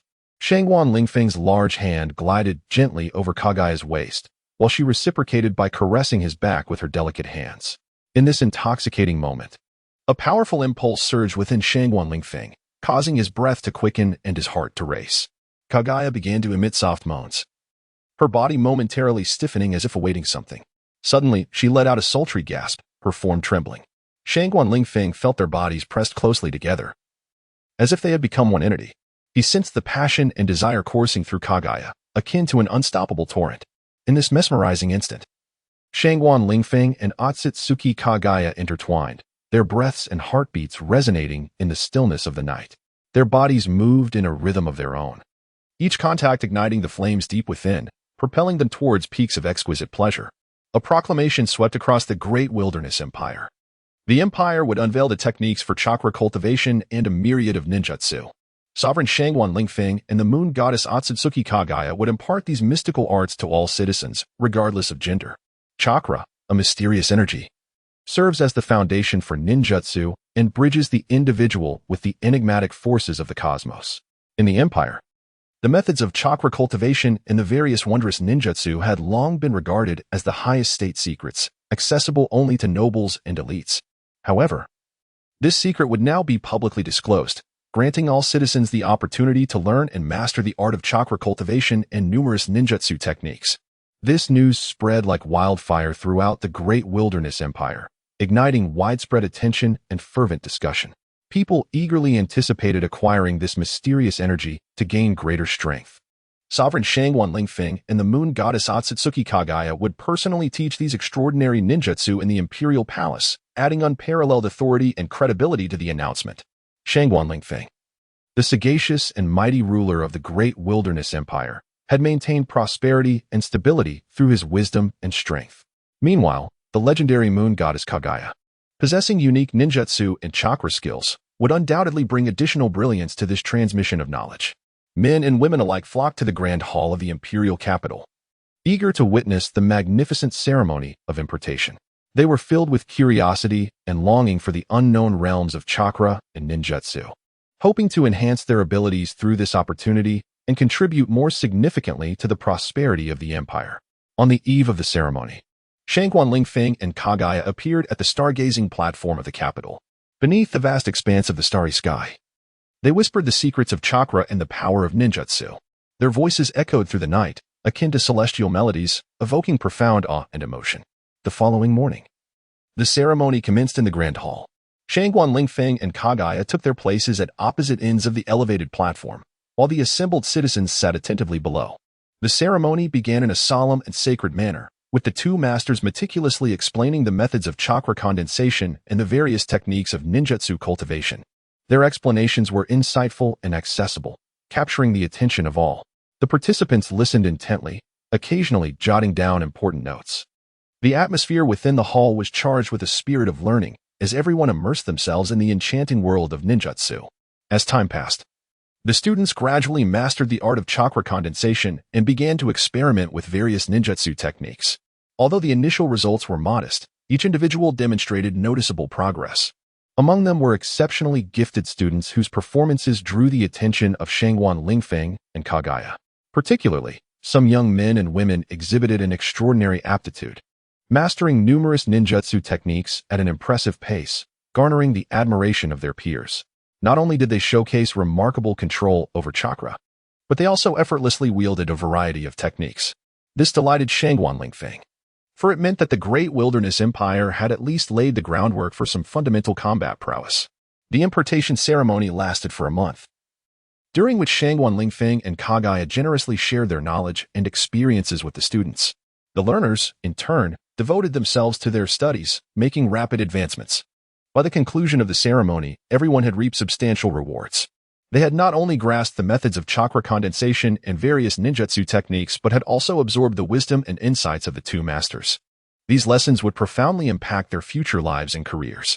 Throughout the process of imparting ninjutsu, the prestige and influence of Shangguan Lingfeng and Kaguya grew immensely. The entire Great Wilderness Empire began to fervently pursue the study of ninjutsu, transforming it into a coveted honor and trend. Countless individuals sought to learn, sharing their aspirations with one another, yearning to harness this mysterious power and become stronger. Nobles, commoners, and even women and children all aspired to change their destinies through the study of ninjutsu. In their journey of practice, the people sensed the presence of chakra. This enigmatic energy became the foundation of their cultivation. They gradually mastered the techniques of chakra condensation and various wondrous ninjutsu skills. As time unfolded, practitioners across the Great Wilderness Empire began to flourish, their strengths and influence steadily expanding. Some gifted individuals emerged as shining stars, becoming the subjects of admiration for many. In this process, certain families and factions began to emerge, wielding greater resources and power. However, this did not disrupt the stability and development of the nation as a whole. Under the leadership of the sovereign, Shangguan Lingfeng, and the goddess of the moon, Ōtsutsuki Kaguya, the Great Wilderness Empire maintained a long-standing prosperity and stability. In this realm filled with mystery and magic, individuals continually sought more formidable power and elevated realms. On this day, Shangguan Lingfeng was instructing several young men and women in the art of fire-release ninjutsu. Among them was Zheng Tianxiong, a bright young lad with short red hair and piercing eyes. He was brimming with enthusiasm and confidence, displaying unwavering dedication to his studies in ninjutsu. Upon hearing Zheng Tianxiong's remarks, Shangguan Lingfeng paused his movements and turned with a smile. He regarded Zheng Tianxiong, his eyes alight with admiration and encouragement. "Excellent, Tianxiong," he said. "Your comprehension of fire-release ninjutsu is commendable. The Great Fireball technique is an advanced form of fire-release ninjutsu that demands formidable control and mental fortitude. Are you confident in your ability to master this technique?" Without hesitation, Zheng Tianxiong replied, "Indeed, my lord. I am eager to embrace the challenge and strive to master the Great Fireball technique." Shangguan Lingfeng nodded with satisfaction, saying, "Very well. Then, Tianxiong, commence your training in the Great Fireball technique. Remember to control your chakra and attune your heart to the essence of the flames." Taking a deep breath, Zheng Tianxiong closed his eyes. He began to concentrate, striving to control his chakra. He felt the flow of power within his body, and gradually, he became aware of the flame's might. He sought to sense, to touch with his consciousness, and to wield with his spirit. Time passed unnoticed. Zheng Tianxiong's efforts bore fruit as he successfully mastered the Great Fireball technique. Upon opening his eyes, they sparkled with confidence. He proudly presented the ninjutsu manual to Shangguan Lingfeng, declaring, "My lord, I have succeeded." Shangguan Lingfeng gazed at Zheng Tianxiong, his eyes brimming with appreciation and encouragement. He recognized that this young man had taken a significant step towards mastering the Great Fireball technique. Nodding, he accepted the manual and gently said, "Well done, Tianxiong. You have taken the first step toward success. Continue to strive in your training." Zheng Tianxiong bowed deeply, expressing his gratitude. "Thank you, my lord." His heart was filled with joy and anticipation, for he knew this was merely the beginning of his journey in ninjutsu. He would relentlessly endeavor and challenge himself, forging a path toward greater strength. On this same day, Ōtsutsuki Kaguya was instructing a group of young men and women in fire-release ninjutsu. Among them was the astute purple-haired girl, Shiranui Reiko, who possessed an alluring appearance and a pair of curious, resolute eyes. When she spoke, Ōtsutsuki Kaguya turned with a smile, her gaze radiant with recognition and encouragement. "Excellent, Reiko. Your understanding of ninjutsu is profound. The ability to perceive the flow and transformation of water is a crucial prerequisite for mastering water-release ninjutsu." Upon hearing this, Reiko Niji no Hikari's face blossomed with a radiant smile. She nodded, expressing her recognition and gratitude towards Kaguya. Then she began to concentrate, striving to sense the flow and changes of the water around her. Time slipped away unnoticed. Through relentless effort and diligent training, Reiko finally succeeded in mastering the water release technique. When she opened her eyes, satisfaction and pride sparkled within them. She approached Kaguya, clasped her hands together, and bowed in appreciation, saying, "Thank you, Lady Goddess of the Moon." Kaguya Ōtsutsuki regarded Reiko with admiration and encouragement in her gaze. She recognized that this young girl had taken a significant step forward in her journey of mastering the water release technique. Nodding gently, she remarked, "Well done, Reiko. You have proven your potential and talent. Continue your diligent practice." Reiko deeply bowed and expressed her gratitude. "Thank you, Lady Goddess of the Moon." Her heart brimmed with joy and anticipation. She understood that this was merely the beginning of her journey with the water release technique, and she would persistently strive to challenge herself, advancing towards a more powerful path. Meanwhile, in other regions of the Great Wilderness Empire, countless individuals were eager to learn various ninjutsu. The dissemination of these techniques not only bolstered the empire's strength and influence, but also fostered communication and collaboration among different clans and factions. In this world brimming with mystery and magic, people incessantly pursued greater power and higher realms. Reiko Niji no Hikari was but one among them, determined to continue her studies of the water release technique in pursuit of her dreams. Yet, while learning ninjutsu, she often found herself unconsciously glancing towards the direction of Shangguan Lingfeng. "He is so handsome," Reiko thought silently to herself. It seemed that Kaguya Ōtsutsuki discerned her distraction, letting out a cold snort as she unleashed her ninjutsu. In that instant, the atmosphere of the training ground grew tense. Kaguya's fire release technique was immensely powerful, as if the very air ignited in that moment. Reiko was startled but managed to evade just in time. A trace of fear crossed her face as she trembled and addressed Kaguya. "I apologize, Lady Goddess of the Moon." "Humph. During training, do not look around. Focus on your practice," Kaguya scolded, a hint of anger in her voice. On the other side, Shangguan Lingfeng observed with a slight smile. Your Majesty, what should we pay attention to when practicing ninjutsu? What exactly is chakra? A small boy below suddenly inquired. Shangguan Lingfeng glanced at him. Recalling the boy's name, Kong Tiao Chenjialang, who seemed to possess considerable talent in ninjutsu. He was not only intelligent and eager to learn, but also exhibited a strong understanding of ninjutsu, earning Shangguan Lingfeng's esteem. With a smile, Shangguan Lingfeng replied, Chenjialang, there are several key points to consider when practicing ninjutsu. Firstly, one must possess sufficient chakra. Chakra is the essential energy required to perform ninjutsu, a fusion of mental and physical energy. To fully cultivate and enhance one's chakra is essential for the manifestation of more formidable ninjutsu. Moreover, mastering chakra control is a pivotal aspect of ninjutsu training. Only through proficient management of chakra can one adeptly execute ninjutsu and grasp its essence. Furthermore, one must prioritize the practice of taijutsu, as it serves as the foundation of ninjutsu. Without robust taijutsu, the execution of more powerful ninjutsu becomes unattainable. Thus, while pursuing ninjutsu, one must also focus on the development of physical strength and reaction speed. Finally, continuous learning and innovation are imperative. The pursuit of ninjutsu is an unending journey. One must consistently seek new techniques and innovate upon them to enhance personal prowess. After hearing this, Kong Tiao Chengdailong nodded thoughtfully, silently resolving to strive diligently and become a powerful ninja. My lord, please train us rigorously, called out several young boys and girls, envious of Kong Tiao Chengdailong's instruction from Shangguan Lingfeng. Upon hearing their earnest exclamations, Shangguan Lingfeng paused and turned around. He noticed the determined light in their eyes, reflecting their eagerness for guidance. Very well, since you all wish to learn, let us begin together, Shangguan Lingfeng replied with a smile. As he stepped into the center of the training ground, he was filled with profound emotion. These youths represented the future of the nation, brimming with boundless potential and possibilities. As their sovereign, he felt a responsibility to steer them along the right path. First and foremost, you must understand that cultivation is not achieved overnight. It demands an immense amount of sweat and effort. You must possess patience and perseverance, and not abandon your pursuits due to transient setbacks, Shangguan Lingfeng stated with seriousness. After a brief pause, he continued, Secondly, cultivation requires a rigorous approach. You must treat every detail with utmost seriousness and avoid any negligence. Only then can you truly grasp the essence of ninjutsu. As he spoke, the young boys and girls nodded in silent agreement, recognizing that these were the insightful words of experienced predecessors, a necessary pathway to success. Lastly, you must comprehend that cultivation is not a solitary endeavor.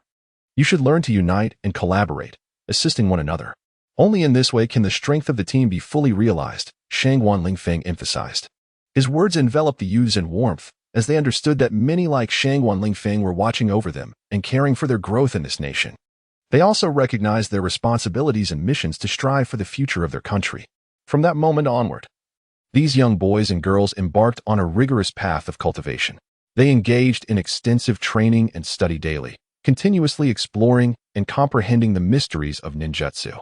Throughout this journey, they forged friendships with like-minded individuals, all diligently working towards becoming more powerful ninjas.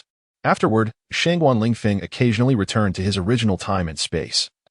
Yet most of his moments were spent in the company of Ōtsutsuki Kaguya. Ōtsutsuki Kaguya gazed tenderly at the two children sleeping in their cradle. She turned to Shangguan Lingfeng and smiled, saying, Lingfeng-kun, please bestow names upon our children. However, according to the customs of our clan, they must bear my surname. Shangguan Lingfeng looked at her, his eyes brimming with affection. He gently nodded and softly replied, Very well, let the elder brother be named Ōtsutsuki Yui, and the younger brother Ōtsutsuki Yumura. Ōtsutsuki Kaguya nodded with a smile, her heart filled with joy and anticipation as she watched the serene faces of the two children. She understood that these children would represent the future of their nation, destined to become its pride. Simultaneously, the people of this nation celebrated this delightful news. They rejoiced at the birth of these children, their hearts filled with hope for what lay ahead. At the pinnacle of this nation, Shangguan Lingfeng and Ōtsutsuki Kaguya stood side by side, overlooking the realm they had forged together. They were acutely aware that their mission was far from complete. They must continue to strive for the prosperity and future of this land. In Konoha village, Shangguan Lingfeng returned through a dimensional gate to the familiar hamlet. His thoughts lingered on a certain individual, compelling him to seek out the shy yet enchanting young lady, Hinata Hyuga. He inhaled deeply, savoring the comforting and familiar essence of the village. The sun warmed his face as a gentle breeze caressed him, carrying a hint of summer's embrace. This beloved place seemed to soothe his spirit. Soon, he found Hinata Hyuga amidst the fields, her head bowed as she tended to the flowers. Sunlight kissed her cheeks, casting a delicate blush upon her visage. Upon seeing her, a gentle warmth surged within Shangguan Lingfeng's heart. He approached cautiously, his steps light as if to preserve the beauty of the moment. He beheld Hinata Hyuga, her clear eyes shining like bright stars, filled with innocence and kindness. "Hinata," he called softly. Hinata looked up, and upon seeing Shangguan Lingfeng, a flush of crimson spread across her face, followed by a sweet smile. "Lingfeng Onaikin, you've returned." Shangguan Lingfeng regarded her, warmth enveloping his heart. He nodded with a smile. "Indeed, I have returned." "Hinata, what brings you here?" Hinata lowered her gaze to the flowers in her hands. "I am observing the flowers. They are truly beautiful." Shangguan Lingfeng stepped closer, admiring the blossoms she held. "Yes, they are exquisite." "Hinata, you are like these flowers, beautiful and pure." His voice resonated with tenderness and depth. Hinata lifted her gaze, shyly meeting his eyes. "Really? Does Lingfeng Onaikin truly think so?" Her voice was soft, almost lost in the breeze. Shangguan Lingfeng looked at her, his heart filled with certainty. "Yes, Hinata, you are my most treasured blossom, and I shall protect you forever." His tone was resolute yet gentle. Hinata gazed at him, her eyes shimmering with tears. "Thank you, Lingfeng-kun." Her voice was imbued with profound gratitude and affection. Shangguan Lingfeng sat beside Hinata Hyuga, enveloped in the tranquility of the surroundings and the serene presence of Hinata. His heart brimming with contentment. He gently inquired, "Hinata, have you made any progress in your ninjutsu training recently?" Upon hearing this, Hinata smiled and nodded. "Yes. I believe I have made some advancements, but there are still many areas where I seek guidance." Shangguan Lingfeng gazed at her, pleased. "That is wonderful to hear. However, theoretical knowledge can only assist you with fundamental issues. To truly master ninjutsu, one must accumulate experience through practical combat." Hinata, slightly shy, smiled at his words. You are right, Lingfeng-kun. Yet, I often feel a bit fearful, worried that I might get hurt." Shangguan Lingfeng looked at her, offering a gentle smile. "Do not be afraid. Hinata, everyone possesses their own talents and potential. You simply need to discover your path and persist on it. I will always be by your side to assist and protect you." Hinata, filled with gratitude upon hearing Shangguan Lingfeng's words, replied, "Thank you, Lingfeng-kun." Shangguan Lingfeng smiled at her and said, "Now, let us begin. I will first demonstrate some basic ninjutsu, and then we can practice together." Hinata nodded, ready to embrace the challenge. The two engaged in training side by side, learning from each other and progressing together. Their skills continuously improved, and their bond grew closer. Shangguan Lingfeng and Hinata studied several ninjutsu techniques, sparring and learning from one another. He felt immense satisfaction at Hinata's progress, noticing the sparkle of passion and pursuit for ninjutsu in her eyes, which made his heart swell with admiration. As lunchtime approached, Shangguan Lingfeng unveiled his gourmet picnic blanket, adorned with a variety of delectable dishes. He smiled at Hinata, inviting her to sit and enjoy the feast. Hinata's eyes lit up at the sight of the culinary delights on the blanket. She exclaimed, "Lingfeng-kun, this gourmet blanket is truly enchanting." Shangguan Lingfeng nodded. "Indeed, Hinata. I wish to share this beautiful moment with you. All this food has been prepared for you." Hinata gazed at him, touched. "Thank you, Lingfeng-kun." Her heart overflowed with gratitude and happiness. They savored the delicious food together, discussing ninjutsu and their dreams. Their laughter and conversation echoed in the air, as if that moment were eternal.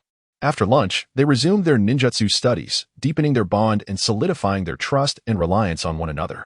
During this time, Sakura, Tenten, and Ino also arrived. Upon witnessing the closeness between Shangguan Lingfeng and Hinata, they couldn't help but pout, feeling a twinge of envy. Thus, they joined in the culinary festivities. Sakura picked up a skewer, her eyes widening as if admiring a work of art. She carefully took a bite, her face lighting up with satisfaction. Tenten, brimming with excitement, opened a packet of instant noodles, the enticing aroma instantly making his mouth water. He picked up his chopsticks and began to eat heartily, emitting a series of smacking sounds as if proclaiming his identity as a culinary connoisseur. In contrast, Jingye gracefully selected a piece of apple from her fruit salad, savoring it with a smile that radiated happiness, as though she were relishing a rare moment of tranquility and beauty. Shangguan Lingfeng observed them with immense delight in his heart. He understood that these young individuals had matured, each harboring their own dreams and aspirations. He, too, wished to remain by their side, sharing in every exquisite moment. "Ha, Lingfeng-kun, take this punch," Sakura exclaimed joyfully, raising her delicate fist towards Shangguan Lingfeng. Quick as a flash, he deftly caught her fist, feeling the softness of her slender fingers against his skin, causing his heart to flutter. He gazed at Sakura, his eyes filled with admiration and mirth. Embarrassed by his gaze, Sakura lowered her head, a blush creeping across her cheeks. Seizing the opportunity, Shangguan Lingfeng gently tapped her nose with his finger, eliciting a playful protest from her. "Haha, Sakura, your boxing skills have improved remarkably. But there is still room for growth," he chuckled, releasing her hand and finding amusement in her bashful demeanor. Sakura nodded shyly in agreement. Shangguan Lingfeng then called out the names of various dishes from the gourmet table, cold drinks, ice cream, and more. Tian, Sakura, Jingya. And Hinata's eyes sparkled with excitement upon hearing these culinary delights, and they eagerly dug in. Tian excitedly grabbed a skewer of grilled meat, devouring it with gusto while making the same smacking sounds, proudly asserting his food hunter status. Sakura, on the other hand, gingerly licked her ice cream, her face lighting up with satisfaction as she exclaimed, "Wow, this is delicious." Jingya savored her food at a leisurely pace, elegantly using her fork to enjoy the fruits, her expression glowing with joy as she embraced the rare peace and beauty of the moment. Hinata, too, relished her fried rice, each bite filled with happiness and contentment. Shangguan Lingfeng looked upon them, his heart swelling with pride. He recognized that these young women were his wings, each pursuing their dreams. He remained committed to accompanying them through every beautiful experience, cherishing the hearts of each girl. After all, he had a generous spirit capable of embracing many lovely maidens. After a deep exchange, Shangguan Lingfeng arrived at the Hokage's office. Tsunade and Shizune, taken aback by his sudden appearance through the random door, were captivated by his presence. Tsunade's eyes sparkled with an unusual light as she smiled at Shangguan Lingfeng, marveling at his handsome features and charm. She discreetly swallowed, feeling a pang of dryness in her throat. Shizune, too, displayed a mixture of shyness and joy, exclaiming, "Lingfeng-kun, you have finally returned." Shangguan Lingfeng cradled the enchanting Tsunade and Shizune in his embrace, smiling as he inquired, "Have you missed me?" The expressions on Tsunade and Shizune's faces were filled with astonishment and deep emotion. Tsunade, slightly bashful, lowered her gaze, feeling a warmth spread across her cheeks. Although she was significantly older than Shangguan Lingfeng, in his presence, she felt as though she had returned to her youthful days. Shizune, with a radiant smile, gazed at Shangguan Lingfeng, her heart racing and her body trembling with excitement. Initially, she believed he merely wanted her to oversee the grand marketplace of Blue Star. Yet now he stood before her, holding her close, and she felt an overwhelming sense of joy. Observing their reactions, Shangguan Lingfeng felt a sense of fulfillment within him. He was aware of their special feelings towards him, yet he had never intended to exploit or harm them. His sole desire was to share experiences and grow together with them. He gently whispered in their ears, "Thank you for your unwavering support and companionship. I will always protect you." Tsunade and Shizune were deeply moved by his words and embraced him tightly, wishing that time could stand still, allowing them to remain together forever. As Shangguan Lingfeng reveled in the warmth of the two lovely women, he felt a stirring within and opened a portal. The trio returned to the spacious dormitory, where another whimsical adventure began. In another realm, Uchiha Makoto swayed the cradle of Uchiha Itachi, her face radiating maternal affection. It had been a long time since Uchiha Fugaka had returned. Rumors circulated of his grievous injuries in enemy territory, with some suggesting he had perished. Yet, Uchiha Makoto refused to accept this grim reality. And where could he be? A handsome young figure appeared in her mind, tall and robust, exuding vitality. As memories flooded her mind, Uchiha Makoto felt a wave of heat wash over her, her cheeks flushing slightly. Seeing that Uchiha Itachi had fallen asleep, she rose to take a bath. However, she suddenly froze. A pink wooden door materialized in the room. "Mrs. Makoto, it's been so long. Have you missed me?" Shangguan Lingfeng observed the flush on Uchiha Makoto's face, teasing, "See, you can hardly contain yourself." He reached out, grasping a prominent peak with a bold move. Uchiha Makoto was taken aback, never anticipating such an action from him. Her delicate features turned crimson with a mix of surprise and indignation. But before she could voice her thoughts, his figure blurred, and her lips were captured by his. Shangguan Lingfeng's breath enveloped her, his hands gripping the back of her head, rendering her unable to escape. Their bodies pressed closely together, each contact sending her heart into a frenzied rhythm. With wide eyes, she inhaled his scent. A unique masculine aroma intertwined with a hint of sweat and an unmistakable fragrance. The kiss lingered deeply upon Uchiha Makoto's lips. She felt Shangguan Lingfeng's tongue invade her mouth. Gently exploring, her body weakened, completely enveloped by his presence. Her heart raced, blood boiling within her. This kiss left Uchiha Makoto in a state of shock. She had never experienced such emotional turbulence before. She attempted to resist, yet Shangguan Lingfeng's strength rendered her immobile, waves of sensation surging and rippling incessantly.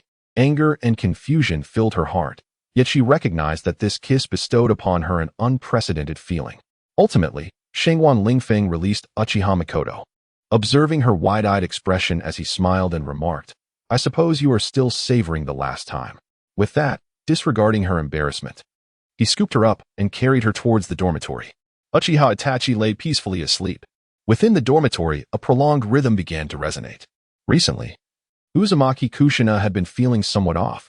She realized her affection for Namake's Minato seemed to have waned. Each day, his persistent inquiries and warm gestures began to irritate her.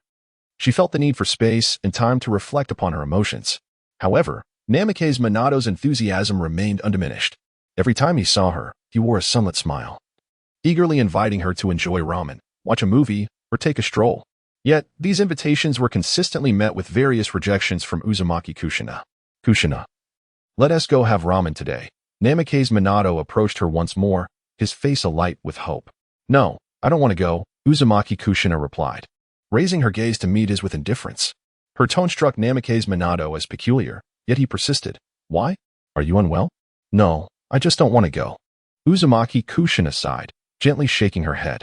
She knew she could no longer continue this way. A serious conversation with Namake's Minato was imperative. In the days that followed, Uzumaki Kushina began to contemplate her feelings earnestly. She reminisced about the moments shared with Namake's Minato, seeking the root of her diminished affection. She discovered that when with him, she felt neither excitement nor joy. It was only during her solitude that she could truly connect with herself. Moreover, the shadow in her mind grew clearer and more persistent. "Shangguan Lingfeng, what manner of person are you?" Uzumaki Kushina whispered to herself, the image of this domineering man surfacing in her thoughts. Shangguan Lingfeng, a man both commanding and formidable, possessed mysterious ninja tools, and his gaze held an indescribable depth of emotion. This unique allure rendered her powerless to resist. However, when this man suddenly appeared before her, without warning or sound, as he abruptly opened a door to another realm and stepped through, Uzumaki Kushina was taken aback. Her heartbeat quickened in an instant, her astonished gaze filled with confusion and disbelief. What was happening? Why had he suddenly appeared? Had he been watching her all along?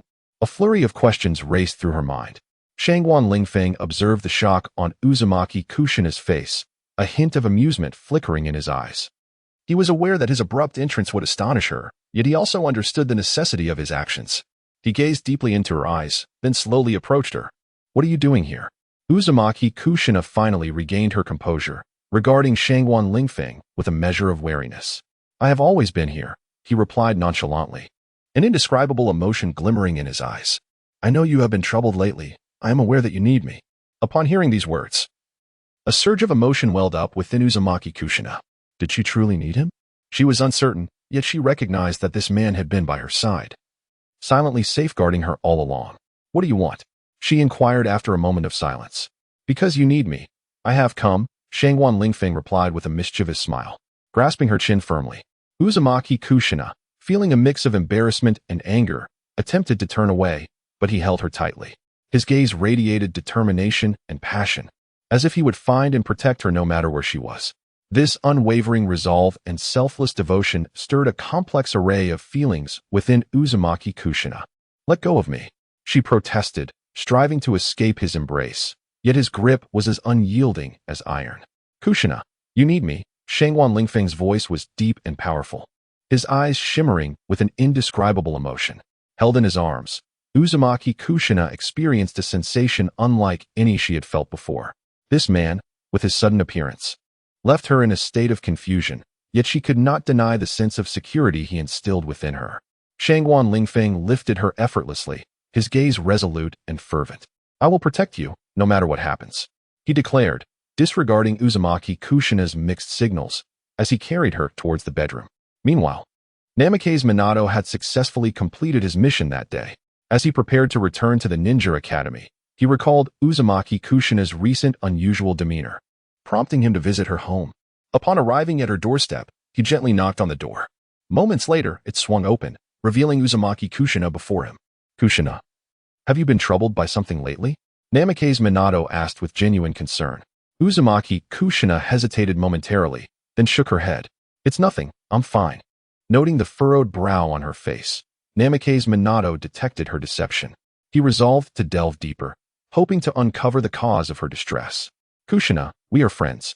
You can confide in me about your worries. Perhaps I can assist you. Uzumaki Kushina remained silent for a moment, then shook her head again. I'm fine, please go. After speaking, Kushina Uzumaki disregarded Minato Namake's reaction and closed the door behind her. She walked back into the room and quietly approached the figure of Shangguan Lingfeng lying on the bed. What's the matter, Kushina? Did someone come to see you? Shangguan Lingfeng asked with a faint smile. And no one. Kushina stammered, a sudden panic rising within her. That's good. Come. I will teach you the precise control methods of chakra. Shangguan Lingfeng lifted the covers, inviting Kushina to lie beside him. Outside the door, Minato furrowed his brow, sensing something amiss. It appeared that Kushina was concealing something from him, yet he could not ascertain what it was.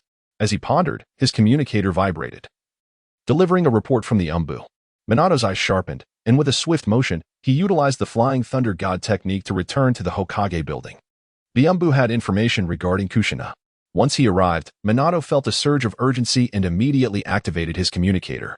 Yes, we have discovered some concerning information about Kushina. The Umbu's voice was grave and somber. What is the situation? Minato's heart raced with anxiety. She has recently been in frequent contact with an unidentified man who seems to possess considerable strength and influence. The Umbu's words deepened Minato's unease. Who is this man? Minato inquired. We are still investigating, but it is evident that this man has had a significant impact on Kushina. The Umbu's statement left Minato feeling increasingly apprehensive. He took a deep breath, resolute in his determination to uncover the truth, yet the forces of hostile nations hindered his ability to act. In the conference hall, Minato, clad in his Hokage attire, occupied the main seat as he discussed the village's current situation with several officials. Minato, the recent offensives from the Lightning and Earth villages against us have intensified. We need you to suppress them, one of the officials stated gravely. Minato frowned slightly, a sense of agitation brewing within him. He understood the implications of this news, yet he also recognized that, as Hokage, it was his duty to ensure the village's safety and prevent war. He inhaled deeply, striving for composure, and replied, I understand. I will promptly arrange my schedule to negotiate with the Lightning and Earth villages. Furthermore, we have received intelligence indicating that hostile forces may soon attempt to attack our village. We need to bolster our defenses, another official added. Minato nodded, sensing the gravity of the situation. He knew these messages carried significant weight. Yet he was determined to fulfill his responsibilities to protect the village. He rose from his seat, addressing everyone, I will make the necessary arrangements swiftly. You all must also do your part to strengthen the village's defenses. The assembly responded in unison, yes. Wolfeng Shuimin let out a deep sigh, aware that the days ahead would be exceedingly busy. Meanwhile, at the Uchiha compound, many were engaged in clandestine discussions regarding the recent military confrontations. The aggressiveness of the Hidden Lightning Village and the Hidden Earth Village was escalating. This could be advantageous for us Uchiha, remarked one man. The fiercer their offensive, the greater our opportunities. However, another cautioned, we must not let our guard down. Both the Hidden Lightning Village and the Hidden Earth Village possess formidable strength. We must prepare thoroughly. A third man added, moreover, we must take into account other factors, such as the response from Konoha and the smaller villages. The assembly nodded in agreement, fully aware that war was a complex affair requiring multifaceted considerations. Yet, they held faith that under Uchiha Fugaku's leadership, they could surmount any difficulties. Regrettably, Fugaku's whereabouts were currently unknown. Let us continue to discuss other plans, one man suggested. As the group dispersed, one remained, sighing deeply. Fully cognizant of the immense responsibility he bore, he understood that only through relentless effort and perseverance could the Uchiha clan rise again. In another realm, Shangguan Lingfeng returned to the Akatsuki base, placing down his satchel and surveying the familiar surroundings with a sense of nostalgia. He had been exceedingly busy of late, so much so that he scarcely had time to return to this stronghold. Xiaonan, have you missed me? Shangguan Lingfeng inquired gently, appearing beside her. Xiaonan looked up, her face lighting up with delight. Of course I have. You've been so busy lately. I've been quite worried. Shangguan Lingfeng offered a faint smile. I apologize for my absence. I've been preoccupied, but you all have been on my mind. What have you been so busy with? Xiaonan asked curiously. He sighed. Too much to elaborate on. In any case, I am back now and will fight alongside everyone. Xiaonan beamed with joy. That is splendid news. We truly need your assistance. He nodded. I am aware and will do my utmost to support you all. After conversing for a while, Shangguan Lingfeng began to familiarize himself with the latest developments within the Akatsuki, while Xiaonan reported on the recent task completions. As their dialogue deepened, the atmosphere in the room grew increasingly intimate. Xiaonan sensed this subtle shift, her cheeks slightly flushing. Shangguan Lingfeng gazed at her, an overwhelming emotion welling up within him. Slowly, he reached out, caressing her cheek. His fingers glided gently over her skin, imparting a warm and comforting sensation. Xiaonan softly closed her eyes, savoring the tender touch of his fingers against her face. Her heart raced, and an inexplicable affection surged within her. As Shangguan Lingfeng gazed at Xiaonan, his eyes sparkled with deep affection. He slowly approached her, their breaths intertwining. The rhythm of their heartbeats echoed throughout the room, as if composing a beautiful melody. In that moment, their emotions wove together, and the distance between them seemed to diminish. The contact of negative distance. In the Akatsuki organization, Deidara and Sasori occupied the same room, engaged in conversation. The newcomer was indeed arrogant. Upon encountering me, a senior member, he failed to greet me. Deidara seethed with anger. Is that so? That lad seems rather formidable, Sasori replied in a low voice. His name is Shangguan Lingfeng. Deidara crushed the clay bomb in his hand, gritting his teeth as he declared, I shall show him what he is up against. Sasori cast a glance at Deidara and calmly asked, What do you intend to do? Deidara's gaze sharpened. I will make him realize that members of the Akatsuki are not to be trifled with. Sasori nodded, then go teach him a lesson. A smile of agreement spread across Deidara's face. The two quickly left the room, ready to confront Shangguan Lingfeng. Upon arriving before him, they found Shangguan Lingfeng meticulously studying a map. A newcomer? Deidara asked. Shangguan Lingfeng looked up, acknowledging them with a nod. Indeed. You saw me, a senior. And yet you did not greet me? Deidara exclaimed angrily. Shangguan Lingfeng set the map aside and replied coolly, I do not know you, nor has anyone introduced us. Deidara erupted in frustration, but Sasori restrained his arm, signaling him to remain composed. Taking a deep breath to calm himself, Deidara asked, Well then, do you know me? Shangguan Lingfeng scrutinized Sasori and recognized the powerful aura emanating from him. He nodded. You are a member of the Akatsuki, and your strength is commendable. Sasori responded nonchalantly. You are quite impressive yourself, to perceive my strength. Shangguan Lingfeng offered a slight smile. Thank you for the compliment. Deidara, still fuming, warned, You'd best not provoke me, or you will come to regret it. Shangguan Lingfeng set the map down and turned to face Deidara and Sasori, his gaze radiating unwavering determination. I have never feared a challenge, especially one from you. Deidara and Sasori exchanged glances, sensing the formidable presence that Shangguan Lingfeng exuded. This newcomer possessed not only audacious confidence, but also the strength and skills to back it up.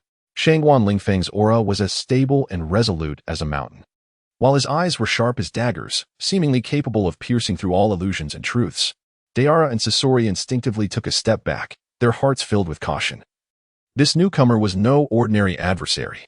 The demeanor of Shangguan Lingfeng deeply irked Deidara and Sasori, yet they recognized that this newcomer was not to be underestimated. They needed to reevaluate Shangguan Lingfeng, who was not merely an arrogant rookie but a formidable opponent endowed with immense power and unwavering conviction. Deidara scoffed, gripping his clay bomb tightly, with a glint of dangerous coldness in his eyes. Let us see what you've got. Sasori, standing beside him, observed Shangguan Lingfeng with a frigid gaze, his fingers gliding over his kunai, an ominous aura enveloping the space.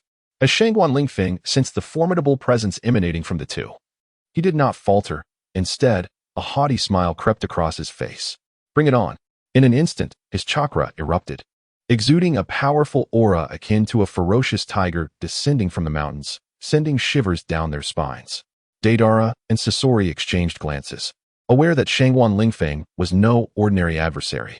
The overwhelming pressure following his chakra surge was unprecedented.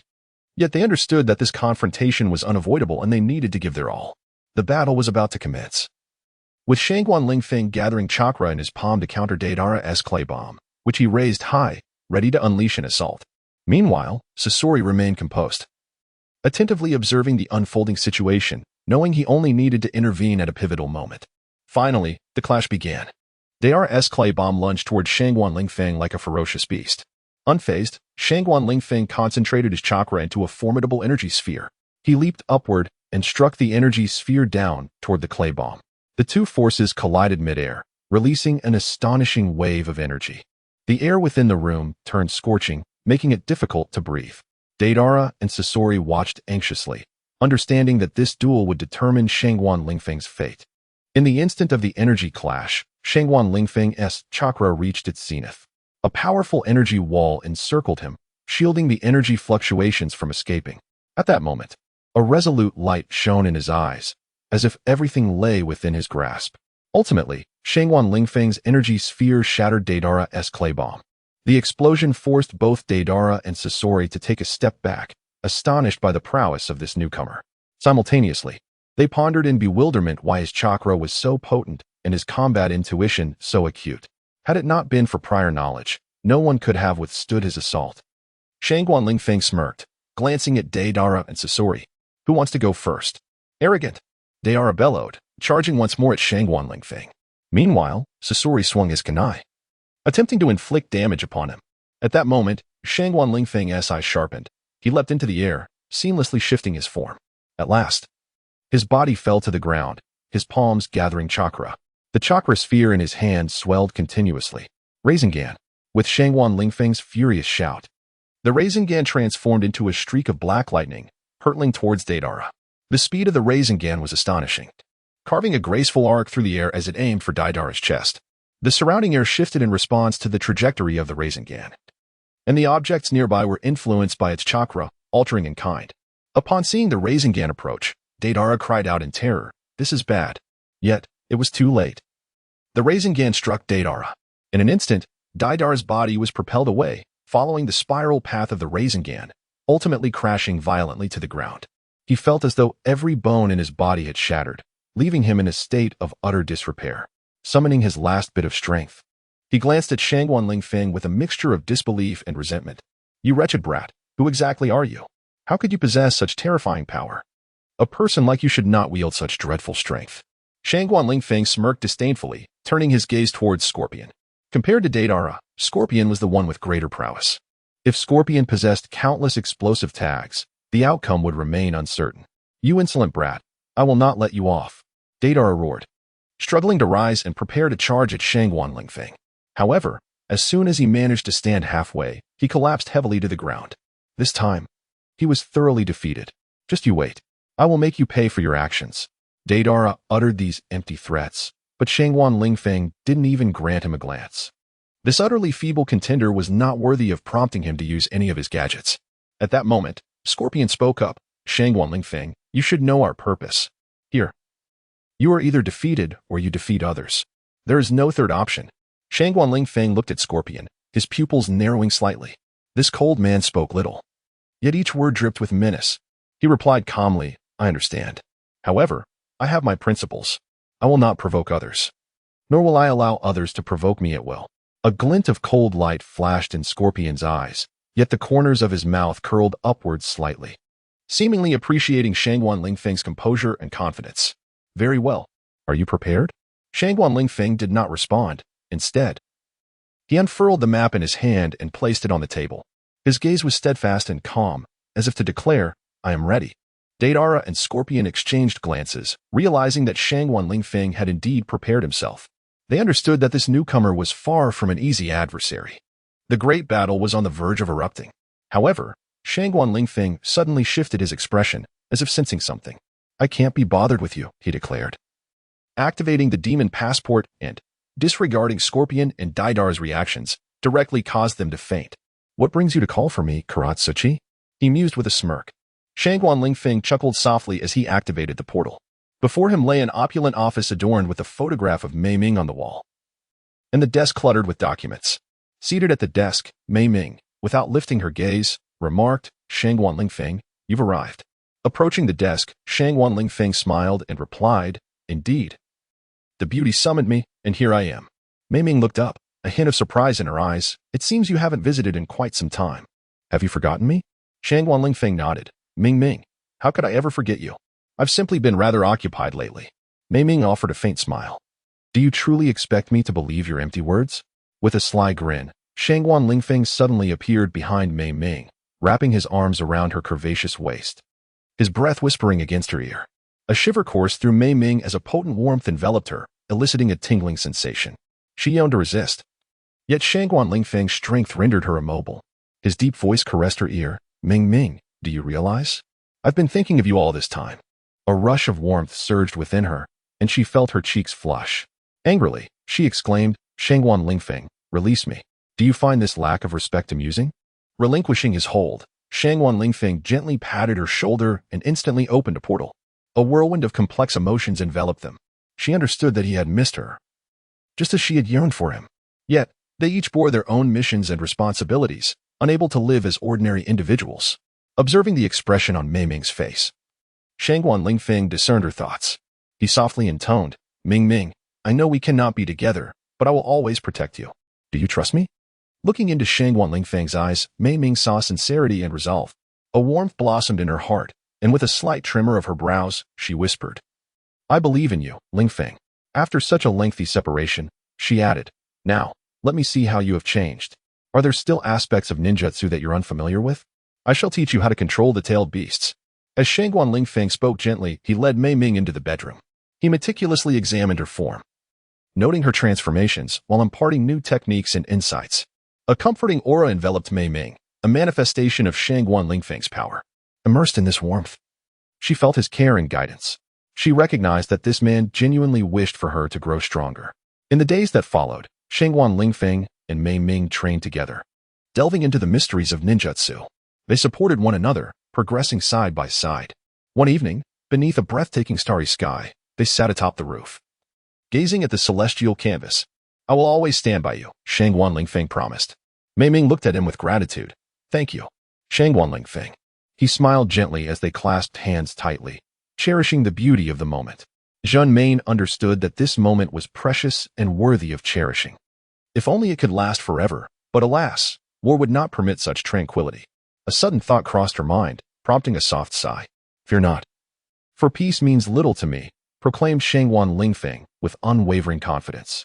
He recognized that this statement was not merely a comfort for Zhun Main, but a true reflection of his innermost thoughts. After all, peace is a necessity in any realm. Zhun Main gazed deeply at Shangguan Lingfeng, aware that this man fought earnestly for peace, striving for the future of the people. With gratitude in her eyes, she said, Thank you, Lingfeng. No need for thanks. Simply give me a good massage, he whispered playfully in her ear. Zhun Main blushed a deep crimson at the mention of a massage, feeling a wave of shyness wash over her. She lowered her gaze, unable to meet his eyes. Yet, she knew that Shangguan Lingfeng was her friend and companion. She did not wish to disappoint him or see him suffer. Taking a deep breath, she lifted her head, a smile gracing her face as she replied, All right, I shall give you a massage. Shangguan Lingfeng nodded in satisfaction and reclined on the bed, closing his eyes in anticipation of her touch. Zhun Main approached the bedside, gently lifting the covers and removing his garments. She tenderly massaged his body, inducing relaxation and comfort within him. Waves of pleasure coursed through Shangguan Lingfeng as his body unwound. He felt her fingers gliding softly over his skin, evoking sensations he had never experienced before. Opening his eyes, he beheld Zhun Main's smiling face, her eyes sparkling with warmth. He understood that this girl genuinely cared for him and sincerely wished for his comfort and relaxation. As the massage progressed, their skin continuously brushed against one another, their spirits intertwining. They understood and supported each other, facing challenges together. As the massage continued, Zhun Main's hands gradually ventured lower. 2 hours later, as the massage concluded, Shangguan Lingfeng felt utterly relaxed. He looked at Zhun Main and expressed his gratitude, saying, Thank you, Main. You were wonderful. Oh, stop it, she replied, feeling utterly languid, devoid of energy to say more. Rest now. I will attend to some minor matters, Shangguan Lingfeng said as he tucked her in and opened a portal. Departing. In the world of Naruto, peace was a distant dream. Standing atop a mountain, Shangguan Lingfeng gazed into the horizon, speaking to himself. This world was rife with war and conflict, with each individual striving for their own beliefs and interests. He understood that only formidable strength could protect himself and those around him, and that relentless battles were the path to victory. Taking a deep breath, he closed his eyes. attuning his senses to the atmosphere surrounding him. He was acutely aware that this world harbors countless adversaries awaiting his eradication and innumerable challenges that demand his fortitude.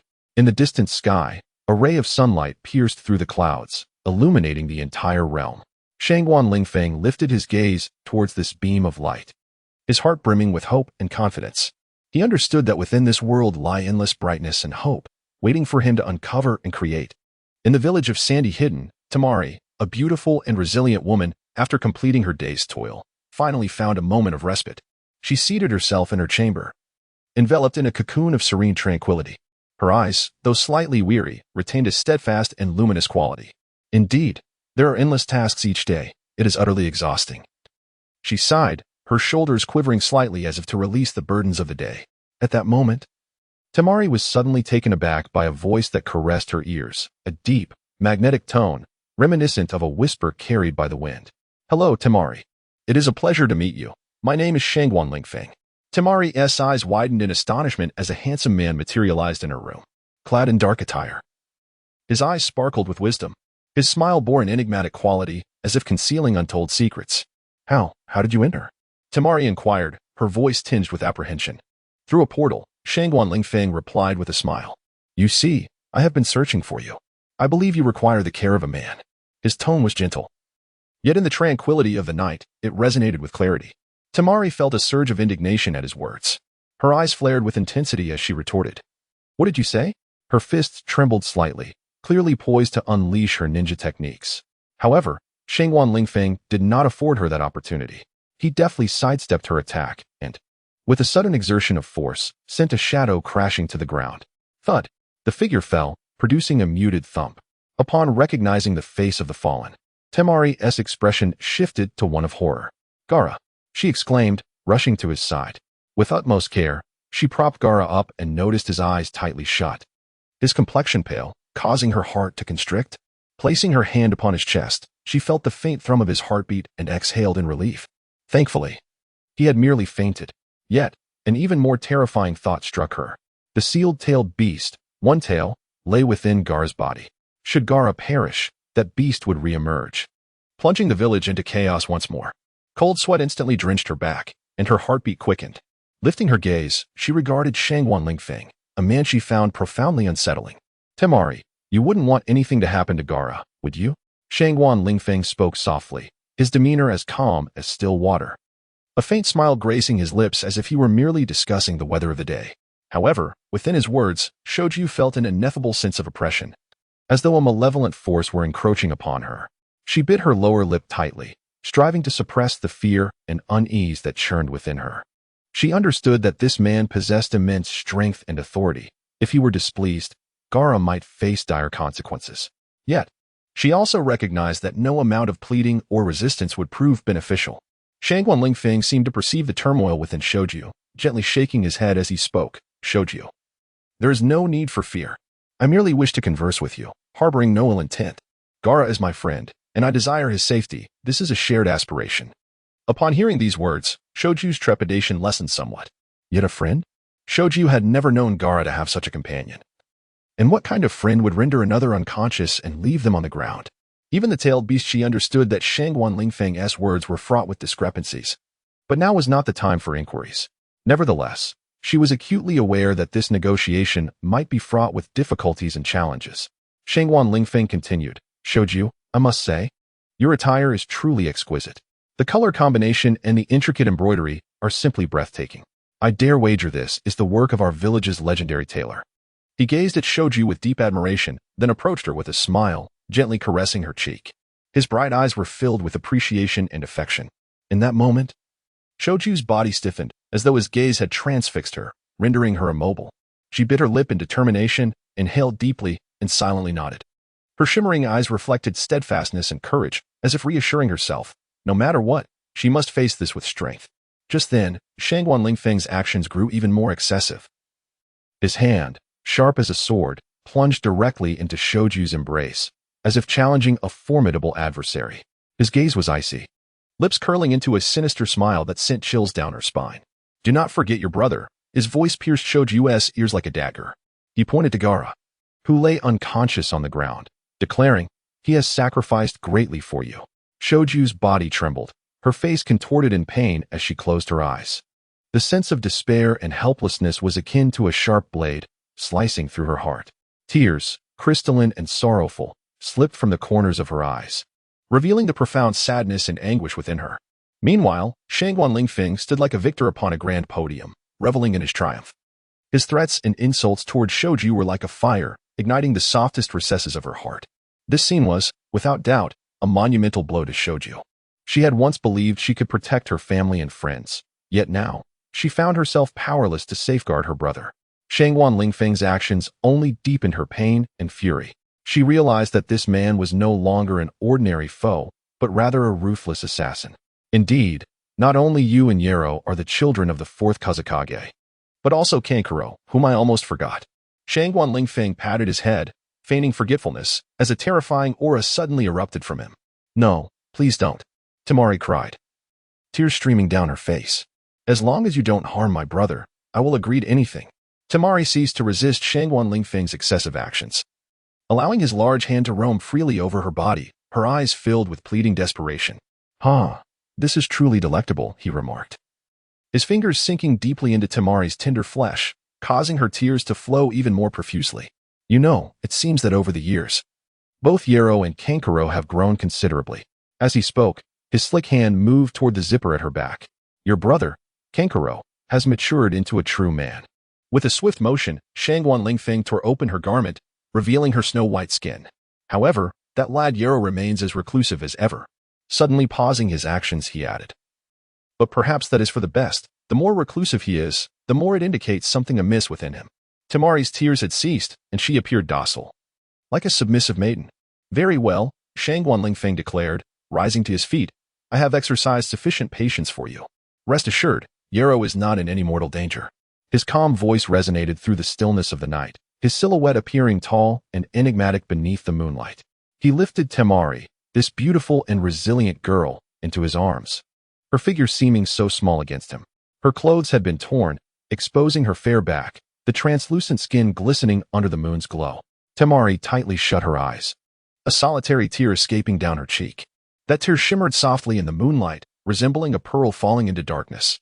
In that moment, her spirit felt as if it were being torn apart by an immense force, her body trembling in Lingfeng's embrace. Let us proceed to the bedroom for a more intimate conversation. Shangguan Lingfeng carried Temari toward the tranquil chamber.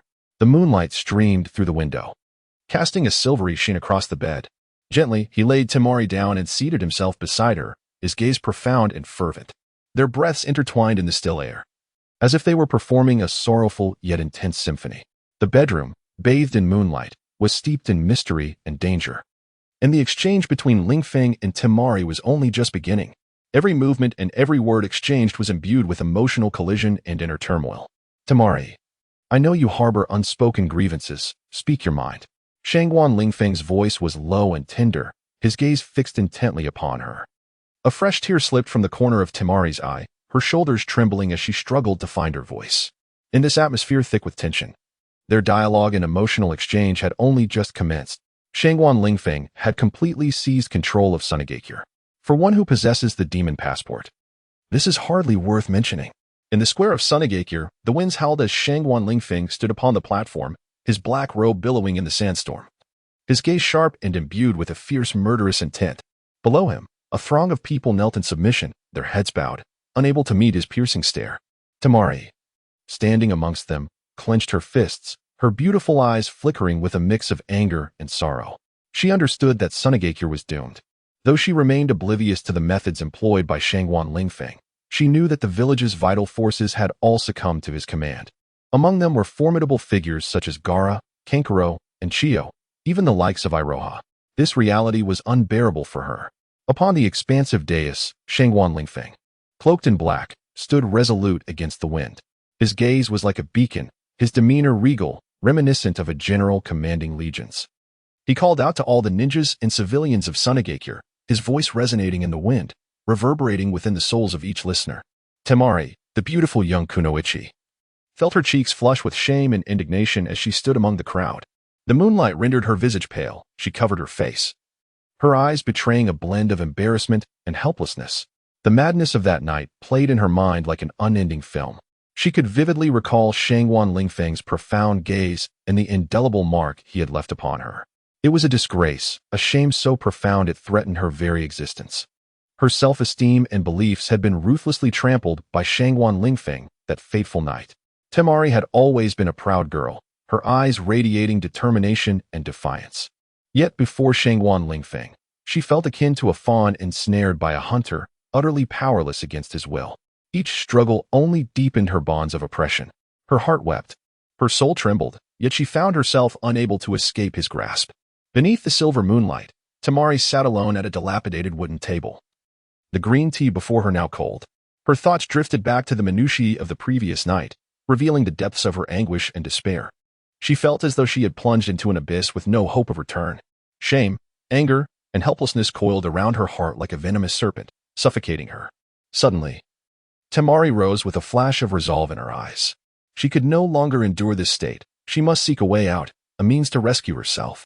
Although Shangguan Lingfeng was a formidable adversary, Temari would not yield easily. She was determined to fight, to resist, to reclaim her lost dignity and freedom. This proud girl resolved to no longer be a pawn in Shangguan Lingfeng's game. She would rise and fight for herself. The very thought that Shangguan Lingfeng could compel her to such actions filled her with profound shame and fury. Yet, the magnitude of his power was overwhelming. This reality instilled within her an acute sense of fear and helplessness. Shangguan Lingfeng not only successfully seized control of the entire Sunagakure, but also made his presence felt by every ninja and civilian alike. His voice reverberated through the winds, as if imbued with a form of enchantment, compelling all to heed his commands. However, Temari was reluctant to submit to such a fate, yet she found herself utterly powerless. For, since the previous night, through Shangguan Lingfeng's words, Temari had learned that Mizukage Terumi Mei was also one of his women, and that the entirety of the Mist Village had succumbed to his dominion. Even Tsunade of Konoha was among his conquests. A revelation that left Temari in a state of shock and disbelief. The legendary Sannin had, astonishingly, been ensnared by this man before her.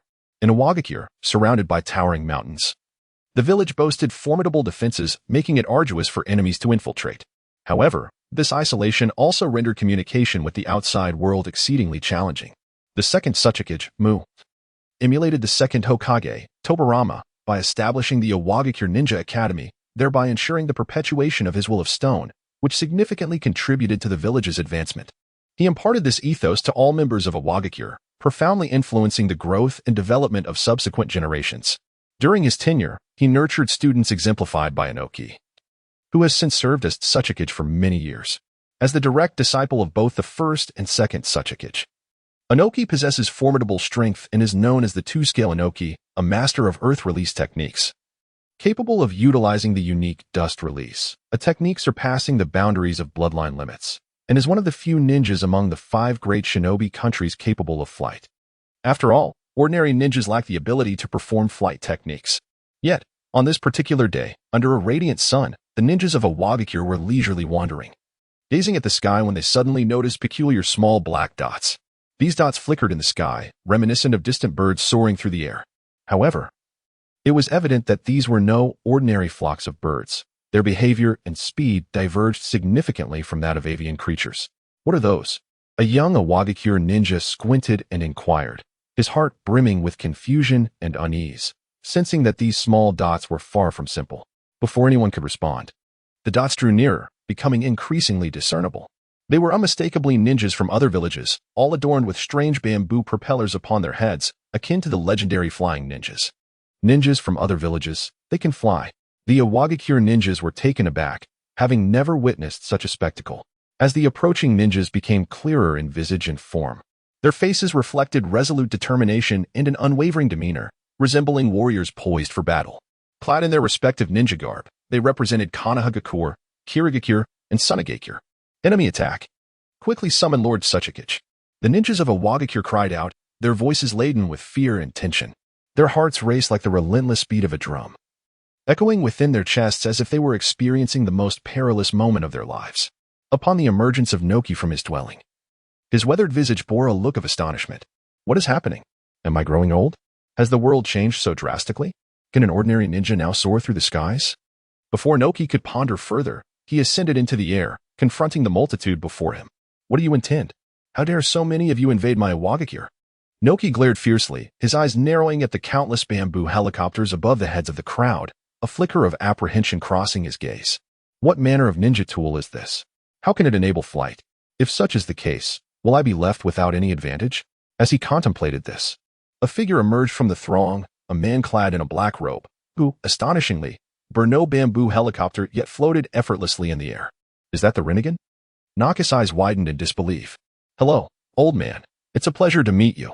I am Shangguan Lingfeng, he said, a hint of weariness in his tone. Shangguan Lingfeng absent-mindedly stroked his chin, unabashedly revealing the circles of the Rinnegan within his eyes. Let me put it this way, do not be too shocked just yet. Shangguan Lingfeng spoke with a nonchalant demeanor, his voice imbued with an irresistible charm. From this day forth, I shall dictate the future of the ninja world, and Iwagakure shall fall under my dominion. Noki's eyes widened in disbelief, struggling to process the audacity of the declaration. He opened his mouth to retort, but was swiftly interrupted by a wave of Shangguan Lingfeng's hand. Who was in favor? Who was against? His voice rang out clearly and resolutely, akin to a bolt of lightning shattering the silence of the sky. He flashed a disarming smile, yet it instilled an unprecedented fear within Noki. At that moment, he grasped the truth. This seemingly youthful man possessed unimaginable power and ambition. Overwhelmed by an unprecedented pressure, Noki felt an instinctive urge to flee. Yet his body felt as if it were ensnared beneath an immense weight, immovable. His mind became a tumult of confusion and dread, leaving him at a loss for how to navigate this dire situation. Meanwhile, Shangguan Lingfeng regarded him with an almost unbearable intensity, his gaze seemingly penetrating into Noki's very soul. Inhaled deeply, he exhaled slowly, never diverting his gaze from Naka's face. It appears you are opposed. Shangguan Lingfeng's voice remained calm, yet Noki sensed the underlying threat. It dawned upon him that he had fallen into an inescapable trap. Humph. Even if you possess the eyes of the Sage of Six Paths, you shall never control Iwagakure. Noki bellowed, forming hand seals. Dust release, the technique of original world separation. A terrifying aura emanated from Noki. The ninjas hovering in the sky felt a sudden constriction in their breaths. This dust release was a renowned technique within the ninja world. Many, paralyzed by years of fear, contemplated retreat. However, Shangguan Lingfeng grinned, his figure blurring. Yomi's Birisaka. In an instant, Shangguan Lingfeng vanished. What? Diamu's eyes widened as he began to scan his surroundings. Like a specter, Shangguan Lingfeng materialized behind the towering figure of Diamu. His emergence was akin to a cheetah leaping forth from the underbrush, an embodiment of agility and decisiveness that left onlookers in awe. With a sweeping motion of his arm, radiant light shimmered from his limb, reminiscent of a cascade of stars spilling forth. The lethal strike, Kill the Gray Bone, was unparalleled, imbued with an overwhelming intent to kill. As the gray bone pierced Diamu's body in an instant, the pain was profound, penetrating to the very marrow, evoking a sense of despair. Humph. Old man, I find your disposition utterly detestable, Shangguan Lingfeng remarked coldly, his smile chilling enough to freeze the very elements, instilling a bone-deep frost. He paid no heed to Diamu's ashen face, filled with terror, as the bone delivered him into the cycle of reincarnation. It was a despair that was utterly inescapable, akin to being consumed by darkness, forever deprived of the light. With a soft thud, Diamu's lifeless body crumpled to the ground, the dull sound reverberating across the vast expanse. His form shattered upon impact, akin to porcelain splintering into countless fragments. In that moment, all present were rendered speechless, their disbelief palpable. The once formidable Diamu had been so brutally slain by Shangguan Lingfeng. This outcome instilled a mixture of fear and exhilaration among the onlookers. Shangguan Lingfeng's formidable strength offered newfound hope to Konoha, Kirigakure, and Sunagakure, while simultaneously presenting a fresh threat to Iwagakure. Whoosh! Numerous airborne ninjas descended alongside Shangguan Lingfeng. Grandfather! A piercing cry shattered the stillness as a raven-haired maiden emerged from the shadows, her tears cascading like a string of pearls severed from their strand. Her eyes brimmed with sorrow and anguish. She was Diamu's granddaughter, Ōtsutsuki. Like a fledgling bird stripped of its shelter, she felt helpless and alone. The grandfather who had always protected her, the ever-smiling elder, had been cruelly robbed of his life right before her eyes. No, you have slain my grandfather. Ōtsutsuki cried out in a voice strained with despair, her world collapsing around her. In a frenzy, she charged at Shangguan Lingfeng, her eyes ablaze with animosity and fury. Unfazed by Ōtsutsuki's assault, Shangguan Lingfeng remained composed, extending a hand with a steady voice as he uttered the enigmatic incantation, Shinra Tensei. In an instant, a formidable force erupted from his palm, propelling Ōtsutsuki away with great velocity. She hurtled like a wayward meteor, colliding forcefully with the wall. Just as she was about to crash against the unyielding stone, Shangguan Lingfeng reached out once more, this time with his left hand. Bansho Tenin, he commanded. In a miraculous turn of events, the overwhelming force dissipated abruptly, and Ōtsutsuki was drawn back as if tethered by an invisible thread, hurtling toward Shangguan Lingfeng. He caught her in his arms, akin to a meteor captured from the sky. I leave this to you, Shangguan Lingfeng instructed his subordinates. He held the dark earth tightly, her tears falling upon his hand, cold yet warm. He understood that he must take action, for the sake of the innocent elder and the tormented girl. Indeed, they were both blameless. Thus, let me, Shangguan Lingfeng, offer you solace. He swiftly departed the scene with the dark earth, racing towards her sanctuary, a haven where she could unleash her sorrow. He hoped to do something for her, even if it was merely to allow her to weep freely. On that day, the cries of the dark earth echoed throughout Yunin village. Strangely, however, the tone of the weeping seemed to shift from profound sadness to something less mournful in the end. In Yunin village, Shangguan Lingfeng was leading a formidable army, descending from the heavens with intent. His objective was clear, to annex this village, seizing its resources and power, not to mention its beauties. On the ground, the body of the fourth Reikage, AI, still emanated warmth, as if recounting the brutal battle that had transpired moments before. His death evoked an indescribable sorrow and rage among the villagers. Yet, in this moment, they could not mourn their valiant leader, for they faced a more pressing crisis. Beside AI's lifeless form, the remaining villagers busied themselves with the reception and organization of the ninja forces from Yunin village. Although their movements were methodical, their eyes reflected anxiety and concern. They understood that Shangguan Lingfeng aimed to dominate their village's strength, and they had to exert every effort to thwart him. As time passed, the villagers' actions grew slower, their expressions increasingly despairing. They realized that no one could withstand the onslaught of Shangguan Lingfeng. Yunin village was doomed.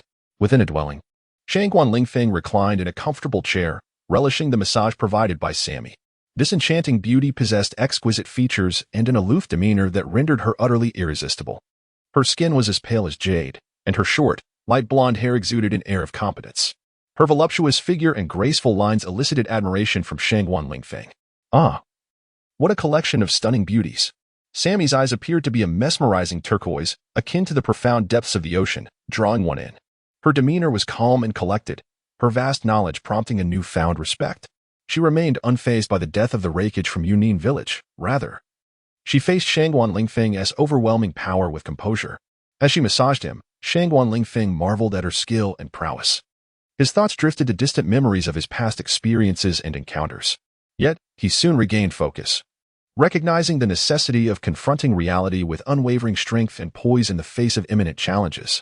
Sammy seemed to perceive the shift in Shangguan Lingfeng's thoughts. She lifted her gaze to meet his, her eyes shimmering with unwavering resolve. Taking a deep breath, she declared, I am aware of your strength, yet I shall not relent. I will strive with every ounce of my being to protect Yunin village.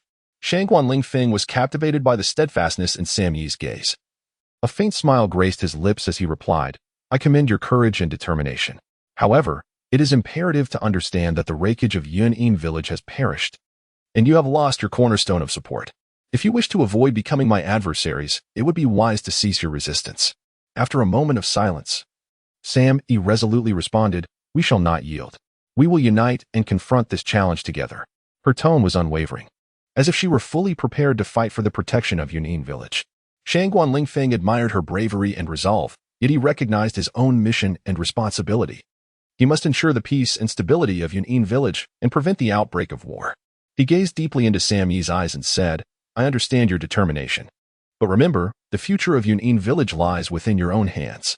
Should you choose to collaborate with me, I will assist you in rebuilding your village. Sam appeared moved by Shangguan Lingfeng's words. She paused thoughtfully before replying. We need time to contemplate your proposal. Her tone softened, indicating a budding interest in his suggestion. Shangguan Lingfeng nodded, understanding that Sam and the villagers required time to accept this reality and consider his offer. He resolved to grant them the necessary time. Awaiting their response, creaking open, the door revealed a silver-haired beauty entering the room. Mabui, Sam E greeted her with a smile, her voice flowing naturally. Seemingly unaware of how intimate her current posture appeared, Mabui responded with a soft a blush creeping onto her cheeks as her gaze involuntarily drifted toward Shangguan Lingfeng. At that moment, he was closely embracing Sam E, his eyes brimming with playful mischief. Leaning closer to Sam Yi's ear, he softly shared his innermost thoughts. Sam E appeared to be affected by his fervor, a gentle blush rising to her cheeks. She smiled and raised her gaze to Shangguan Lingfeng, their eyes locking for a fleeting moment, as if time itself had paused. The air around them felt charged with tension and anticipation, as if on the brink of an explosion. Mabui observed them, a surge of inexplicable emotion swelling within her. She knew that this moment would be forever etched in her heart, even in the wake of the Reikich's demise. She remained untouched, for within her heart, an uncontrollable transformation was unfolding. A smile played upon Shangguan Lingfeng's lips, his eyes radiating confidence and authority. He addressed Mabui, saying, "Come here, Mabui. Even if you do not consider your own well-being, think of the innocent civilians of Yunin Village. They yearn to survive. Can you bear to watch them lose their lives due to your obstinacy?" Upon hearing Shangguan Lingfeng's words, Mabui felt a sharp pang in her heart. She was a kind-hearted maiden, fully aware that Shangguan Lingfeng spoke the truth. Gently biting her cherry lips, tears shimmered in her eyes as she slowly approached his side. Shangguan Lingfeng gazed at Mabui, a powerful desire surging within him. He embraced her delicate form, savoring her softness and warmth. His heart raced, and he could not help but exclaim, "With such white hair, who wouldn't he be captivated?" Cradled in Shangguan Lingfeng's arms, Mabui's face flushed a deep crimson. Yet she understood that he was the current sovereign and her only option. She closed her eyes, surrendering to his caress. Meanwhile, Sam E also drew near.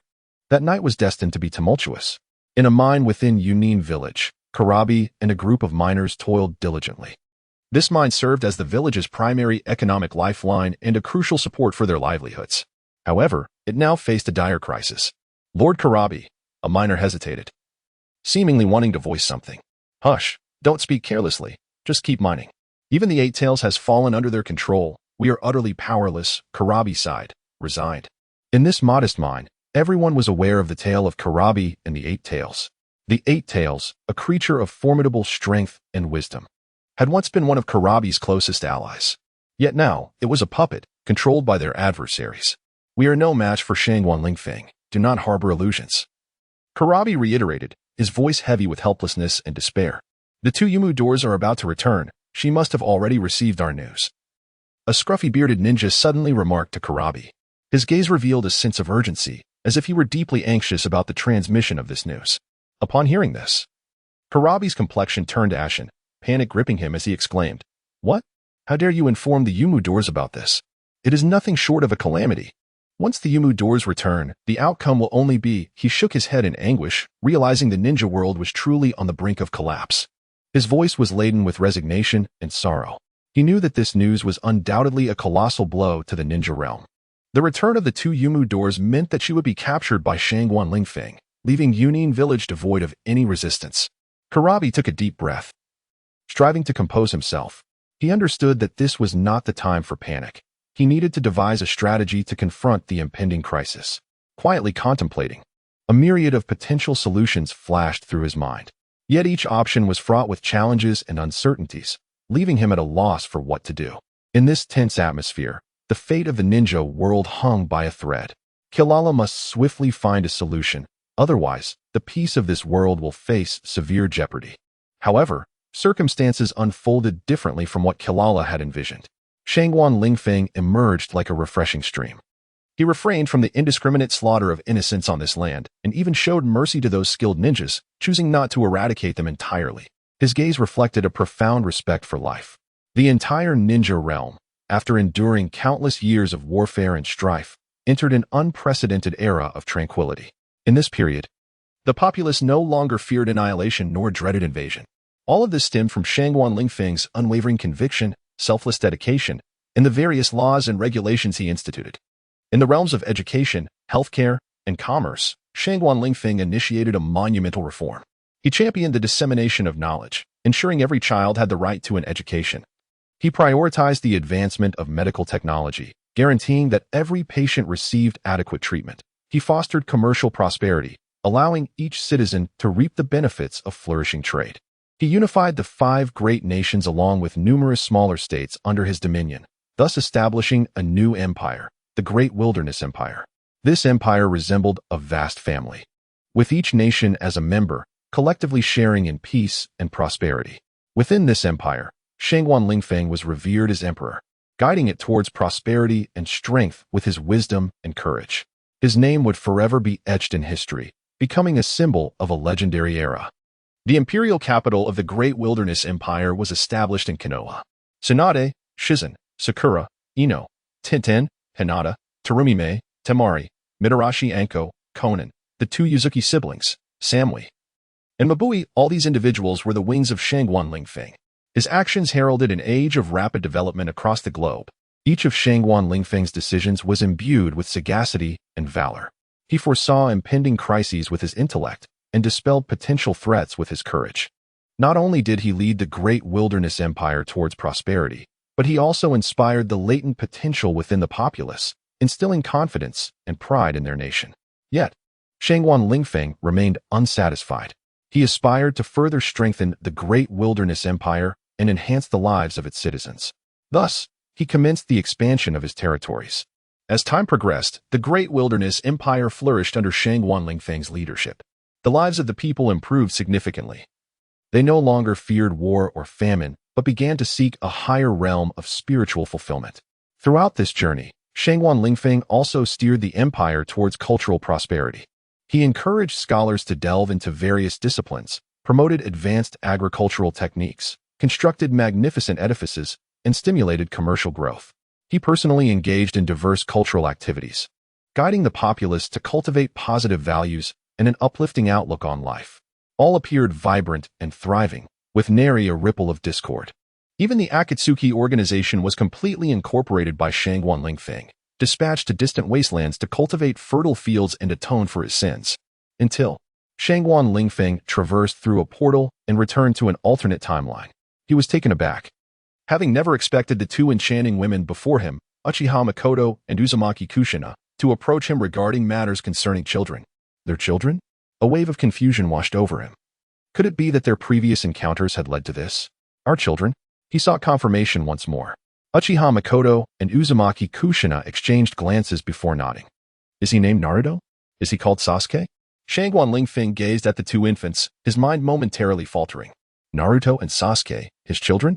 He shook his head, attempting to disentangle himself from the chaotic thoughts. Uzumaki Kushina and Uchiha Makoto shared a puzzled look. Was there anything peculiar about these names? Regardless, you are well aware of how these children came to be. Well, it seems I must raise them properly. Shangguan Lingfeng stroked his chin, speaking contemplatively. His eyes reflected a resolute determination, as if he had made up his mind to nurture these 2 children into adulthood. After all, even Ōtsutsuki Kaguya and Ōtsutsuki Kinshiki were his progeny. Naruto and Sasuke seemed trifling by comparison. Ultimately, these were the protagonists of the original narrative, transformed into his children. They must be raised with utmost care. Uzumaki Kushina and Uchiha Makoto, upon hearing this, let out a sigh of relief. At least Shangguan Lingfeng would not abandon his children.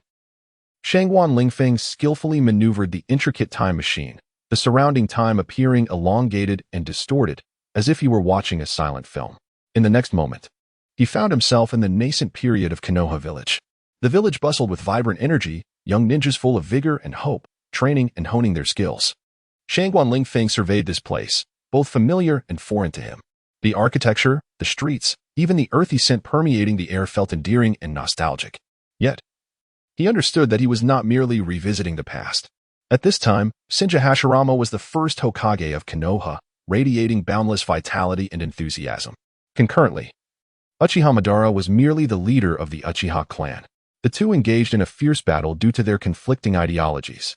This confrontation endured for several hours, each side exchanging blows with equal prowess. Ultimately, as the sun dipped below the horizon, the moment of reckoning arrived. Hashirama and Madara launched into fierce assaults once more. Their figures intertwined in the twilight, resembling 2 bolts of lightning racing through the sky. Hashirama, unleash all your wood-release techniques. Madara's Sharingan spun wildly, akin to a tempest, capturing every subtle movement of Senju Hashirama. His voice resonated with a deep authority, akin to a beast's growl in the stillness of night, instantly plunging the atmosphere into a frigid silence.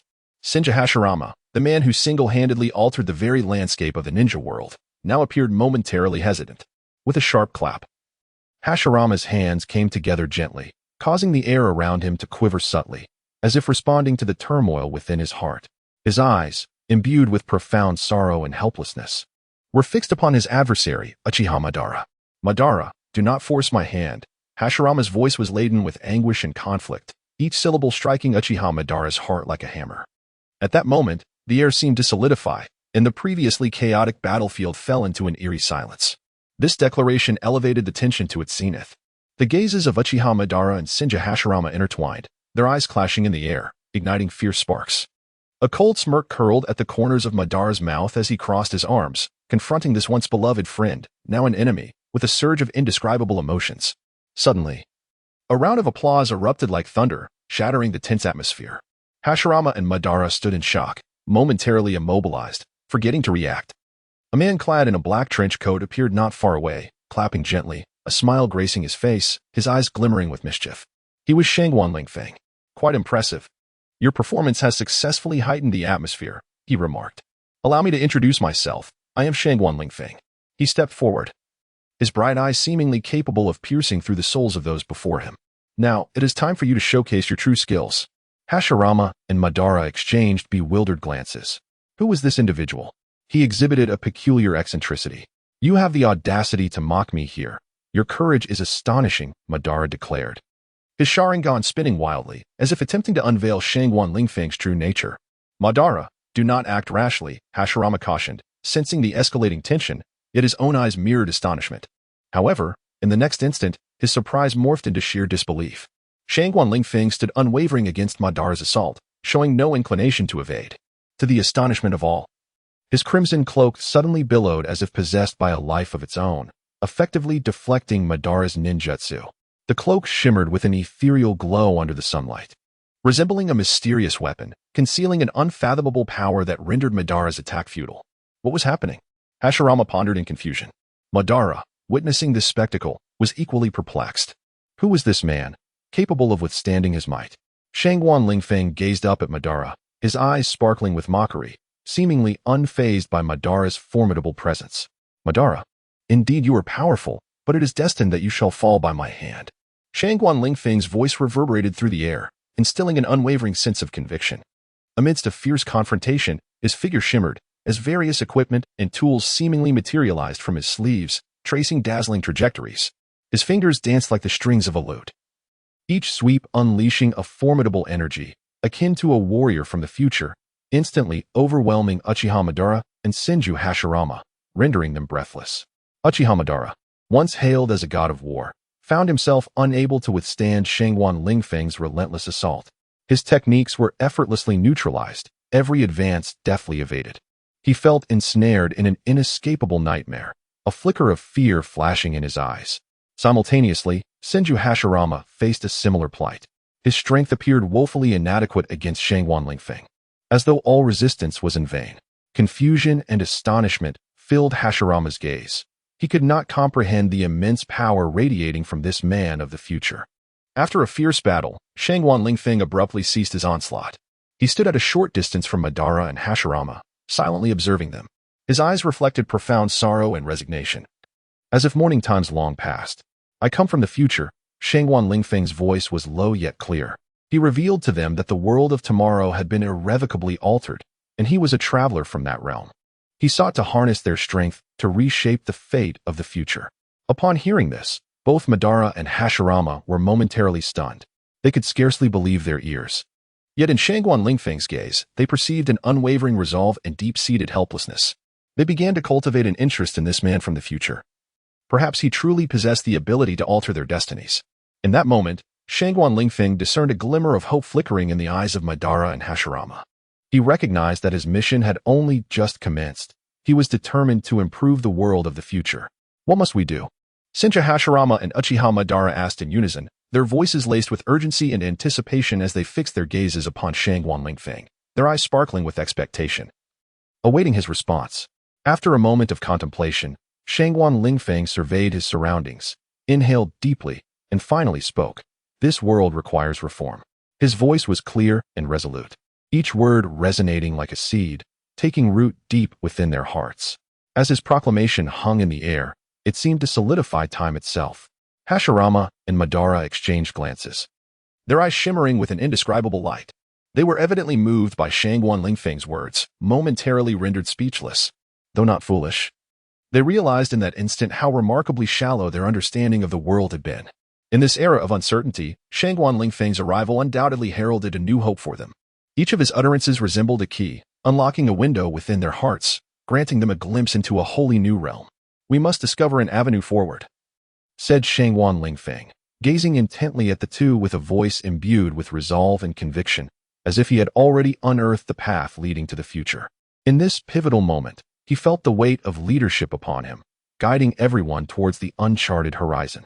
Indeed, the Ōtsutsuki clan.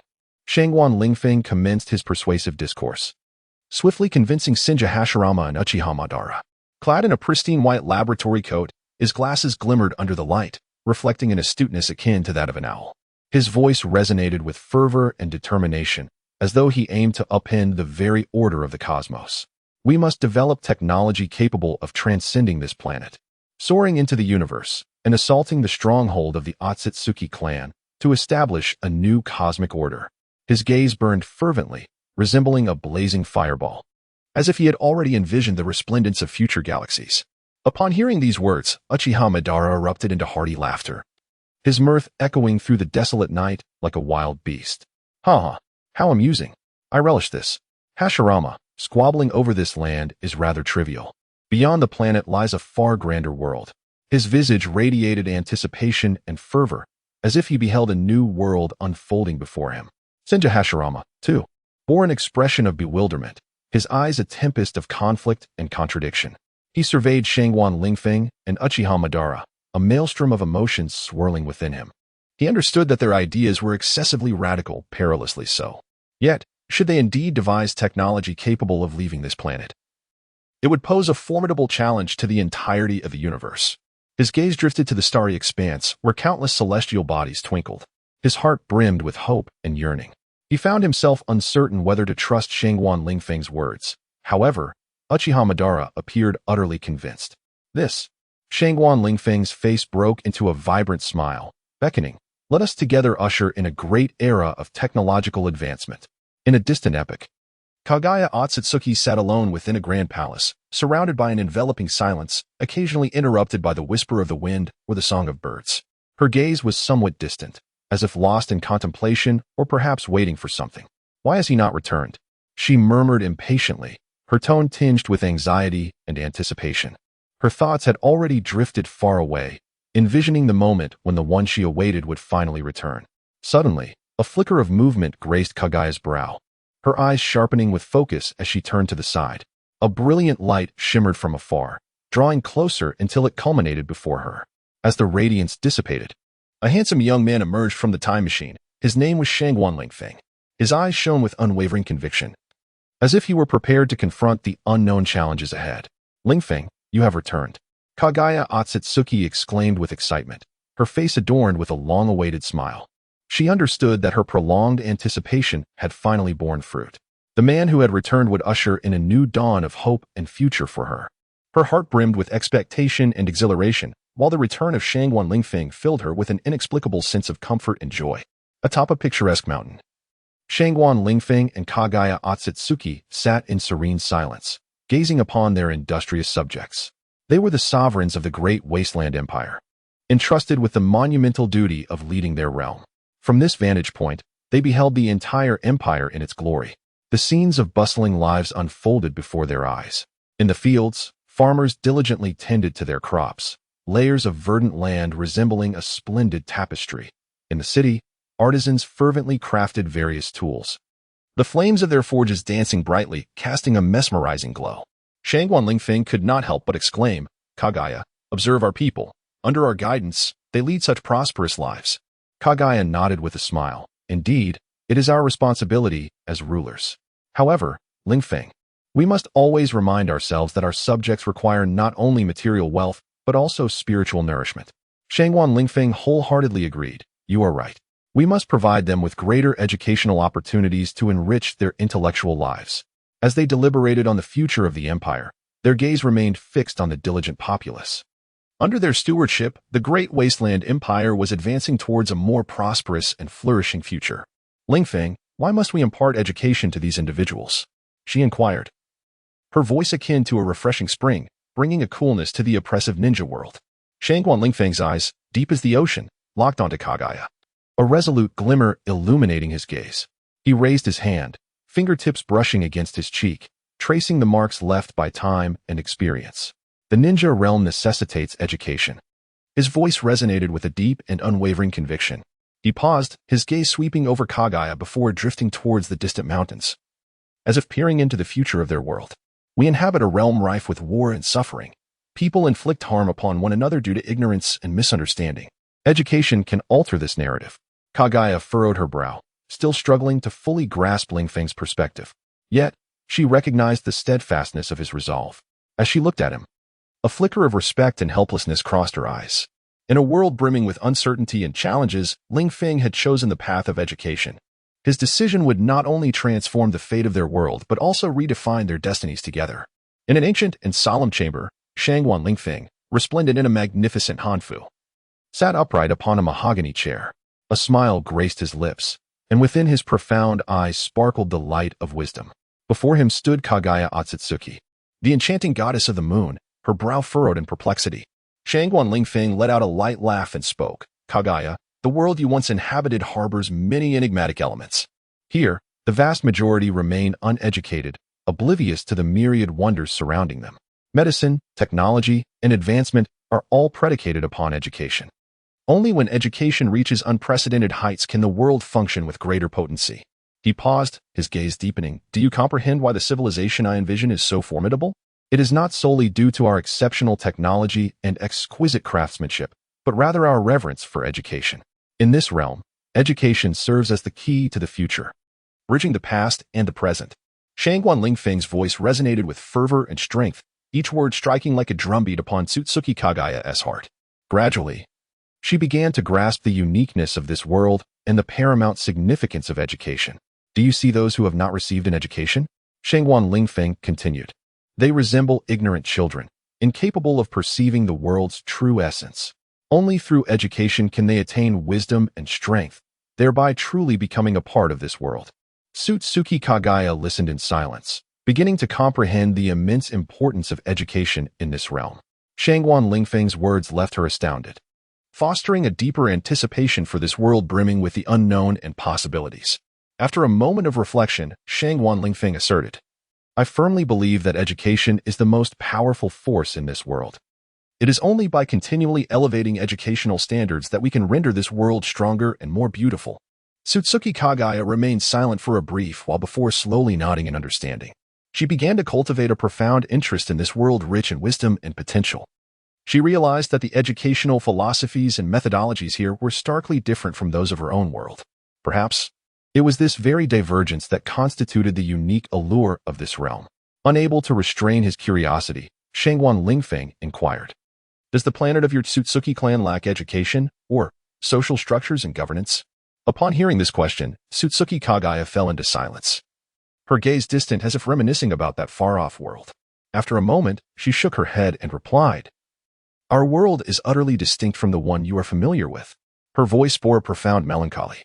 Shangguan Lingfeng felt a flicker of curiosity, eager to delve deeper into the world of the Ōtsutsuki clan and their experiences within this realm. Seemingly aware of his inquisitiveness, Ōtsutsuki Kaguya offered a faint smile and said, In our world, there exists no societal structure or governance as you know it. We live as families, each unit cohabiting together. Education is imparted through the wisdom and experiences of our elders, preserving our clan's culture and skills. As I, Kaguya Ōtsutsuki, slowly began to speak, I revealed that I was but a servant of the Ōtsutsuki clan, engaged in the same menial tasks as these individuals. The nobility of the Ōtsutsuki clan had no need to partake in such duties. Shangguan Lingfeng, appearing contemplative, nodded in agreement. Very well. Let us commence our endeavor to transform this world, starting from this planet. Shangguan Lingfeng traversed through time, leaving his mark in every era. He altered the world. Once a savage realm akin to a desolate wilderness, now flourishing with vitality. Within the realm of Naruto, he embarked on a journey to reshape history. The previously inadequate medical conditions and educational systems underwent significant improvement, while commerce thrived. He championed modern medical techniques, established schools, and encouraged trade, rendering the world increasingly prosperous and progressive. As time progressed, the Naruto world blossomed into a more splendid existence. The quality of life for its inhabitants surged, culture flourished, and society thrived in harmony. Throughout this journey, Shangguan Lingfeng too evolved, becoming a figure of unwavering conviction and remarkable ability. His tale resonated across the globe, transforming into an inspiring legend. People took pride in his accomplishments and revered his spirit. Shangguan Lingfeng's story became emblematic of the Naruto world, motivating individuals to relentlessly pursue advancement and development. On a mountain peak, Shangguan Lingfeng retrieved an unusual hat from his fourth-dimensional pocket. This red hat, adorned with a hand motif, appeared quite comical. Superpower hat. Upon donning this hat, one can wield abilities such as X-ray vision, telekinesis, and teleportation. However, these powers cannot be effortlessly utilized without a degree of practice. With a snap, Shangguan Lingfeng placed the superpower hat atop his head.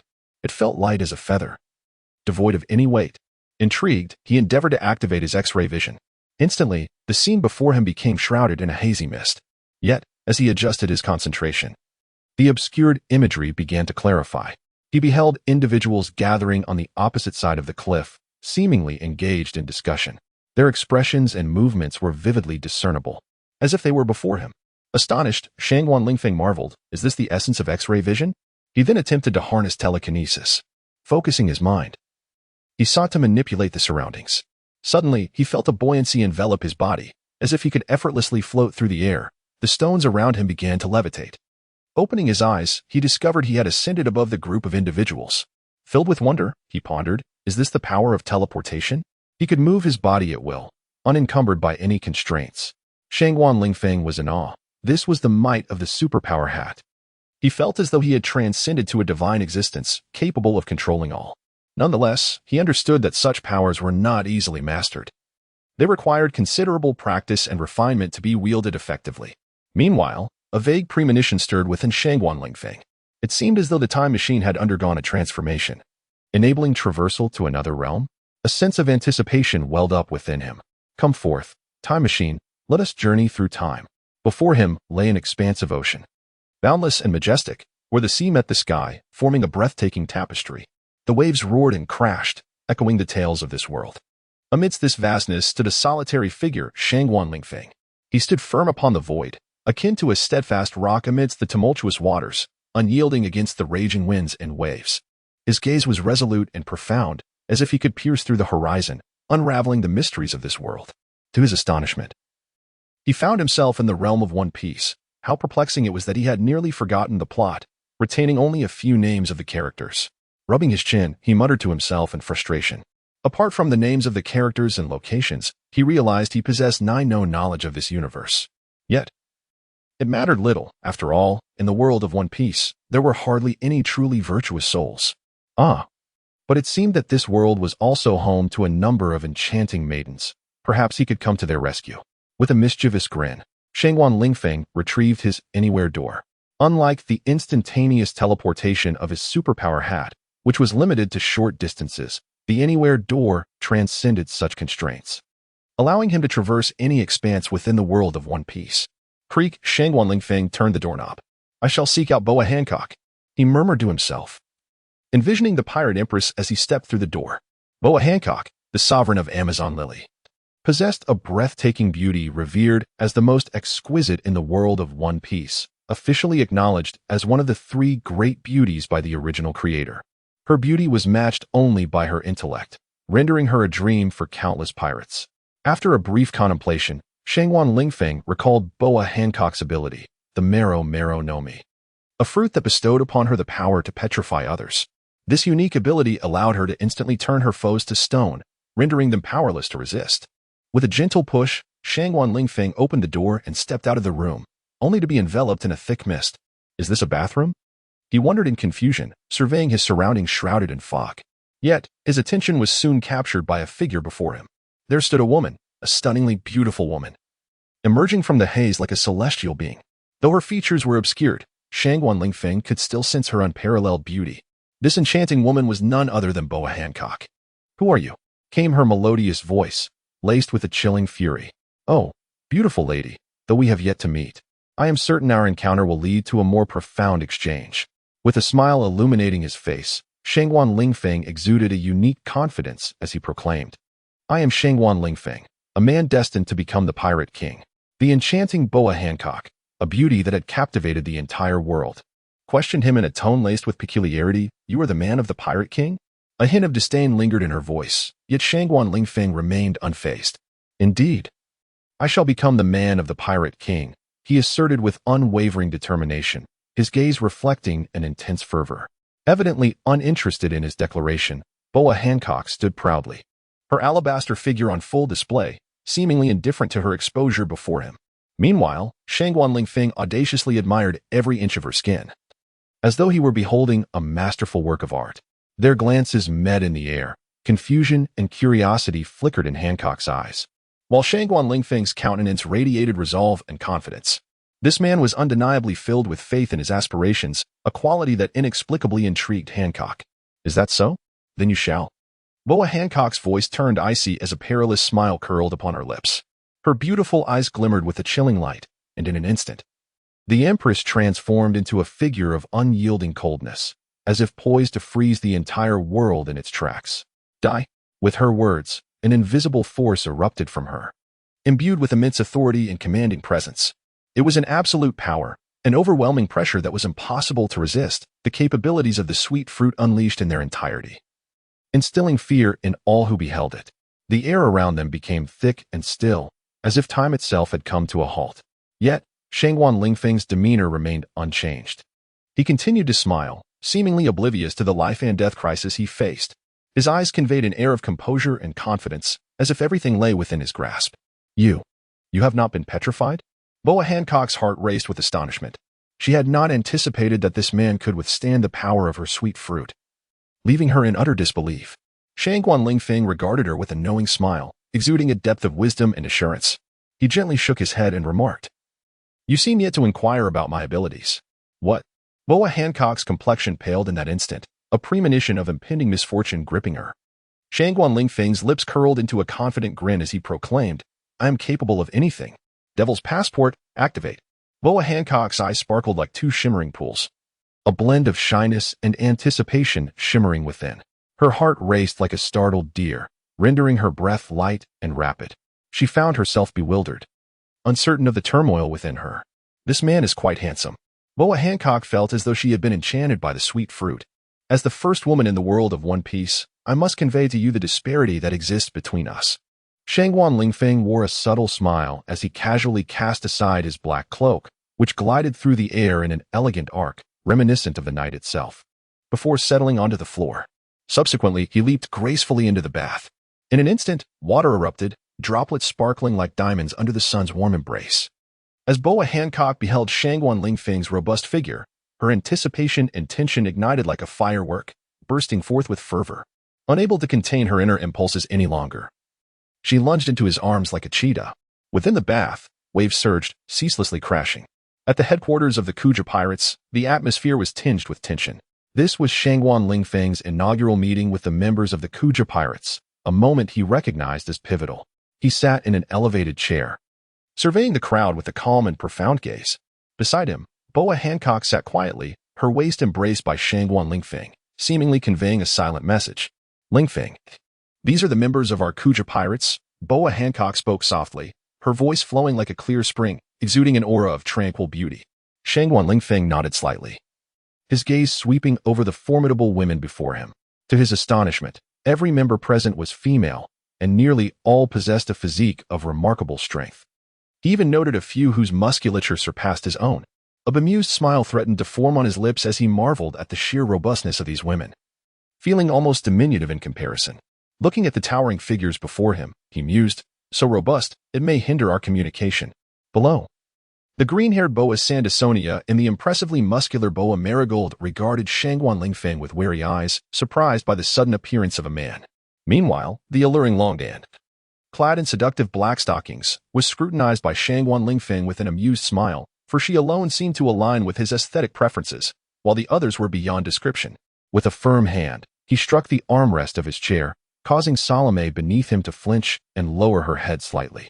Ladies, from this day forth, the Kuja pirates shall be governed by me, Shangguan Lingfeng. I am the man destined to become the pirate king, and I will lead you to dominate the world. Shangguan Lingfeng rose, fist clenched, his voice resonant and resolute. However, the members of the pirate crew regarded his grandiose declarations with skepticism, whispering among themselves, their expressions rife with confusion and defiance. The young man, despite his formidable strength, truly possesses the capability to lead them on the path to conquering the entire world? Shangguan Lingfeng observed the reactions of the crowd, realizing that he must demonstrate greater power and wisdom to genuinely earn their trust. He took a deep breath and proclaimed, I understand that your hearts are filled with doubt, but I, Shangguan Lingfeng, shall undoubtedly lead you to victory. I will prove my abilities through my actions. He paused, surveying the crowd, and continued, Our nine-serpent pirate crew was once a renowned maritime force, yet we have now become mere pawns in the hands of others. We can no longer be manipulated. We must reclaim our former glory. I will ensure that the name of the nine-serpent pirate crew resonates across the oceans once more. Upon hearing this, the eyes of the crew members finally reflected recognition and fervor. They, too, had once been maritime overlords. Yet now they merely survived under the control of others. Shangguan Lingfeng's words struck at their hearts, rekindling their lost ambition and bravery. However, there remained a faction of individuals who were skeptical of Shangguan Lingfeng's emergence. Boya Sandasonia flicked her green hair, a cold smile gracing her lips. Is that so? I am eager to see if you possess any true skill. Oh, Shangguan Lingfeng looked on with intrigue. This green-haired woman, Boya Sandasonia, had been forced to consume a devil fruit due to a whim of the celestial dragons, becoming a Zoan-type user of the snake fruit, python form. The python man could ensnare opponents with her serpentine body and employ her formidable strength to constrict them, while she possessed some power. Shangguan Lingfeng did not regard her as a threat. Boya Sandasonia let out a low growl. Her skin suddenly became covered in scales, a tail sprouting from her back as her physique transformed into that of a mighty serpent. She opened her mouth, revealing sharp, venomous fangs, her eyes gleaming with a chilling light. Shangguan Lingfeng smiled slightly, his gaze deepening and becoming enigmatic, the Sharingan in his eyes radiating a brilliant glow. He raised his hand towards Boya Sandasonia, instantly condensing a surge of powerful energy. Shinra Tensei, Shangguan Lingfeng shouted. In an instant, a tremendous force erupted from his palm, forming an invisible energy field that surged towards Boya Sandasonia. Before she could react, the force struck her with great intensity, sending her flying and crashing heavily to the ground. Boya Sandasonia struggled to rise, feeling that her strength had been significantly diminished. She looked up at Shangguan Lingfeng, her eyes filled with fear and apprehension. She realized that this man was not a foe she could contend with. What kind of devil fruit power is this? Boya Marigold hurried over to assist her. So powerful. Let us attack together. Boya Marigold exchanged a glance with her sister, both nodding in agreement. Marigold possessed a slender figure, reminiscent of a cobra, both agile and lethal. She glided across the ground with astonishing speed, leaving behind a trail of watermarks. Her sister, Sandasonia, transformed into a serpent-like figure, endowed with immense strength and agility. Her form akin to that of a giant python, each twist emanating a formidable aura of intimidation. Together, they surged towards their target, Shangguan Lingfeng. Yet their paths diverged into two distinct directions. Within the seemingly tranquil palace, undercurrents swirled, fraught with peril. A palpable tension gripped the onlookers, who could only speculate about the outcome of this impending clash. However, Shangguan Lingfeng remained unfazed. He turned, offering Boa Hancock a reassuring gaze. His deep-set eyes radiated an overwhelming power. Closing his eyes, his muscles stiffened as if time itself had momentarily halted. Susanoo, Stage 1. His abilities awakened, and a colossal crimson figure erupted from his being, soaring towards the heavens with a fierce momentum, nearly shattering the palace itself. The red skeletal form transformed into a semi-humanoid shape, brimming with boundless might and power. Shangguan Lingfeng exuded the presence of a deity, wielding dominion over life and death. His gaze, sharp as an eagle's, reflected a hint of disdain and composure. The two sisters stood opposite him, their eyes filled with terror and trepidation. Their combat skills and experience paled in comparison to the might of Susanoo. Each of their evasive maneuvers seemed futile and inadequate. The assaults from Susanoo came like a tempest, each movement imbued with lethal intent. Every strike that landed upon the ground reverberated with a violent tremor, a force so compelling that it could not be overlooked. The air was thick with tension, as if a storm were brewing. Meanwhile, Shangguan Lingfeng moved like an elegant dancer, orchestrating Susanoo to wield its massive weapon against the two sisters. A thunderous crash echoed as it struck down. Now, everyone, let us not be overly excited," Shangguan Lingfeng said with a gentle smile, his voice imbued with an almost magical quality that calmed the crowd. Yet, the presence of Susanoo was impossible to disregard, casting an oppressive aura that sent chills down one's spine.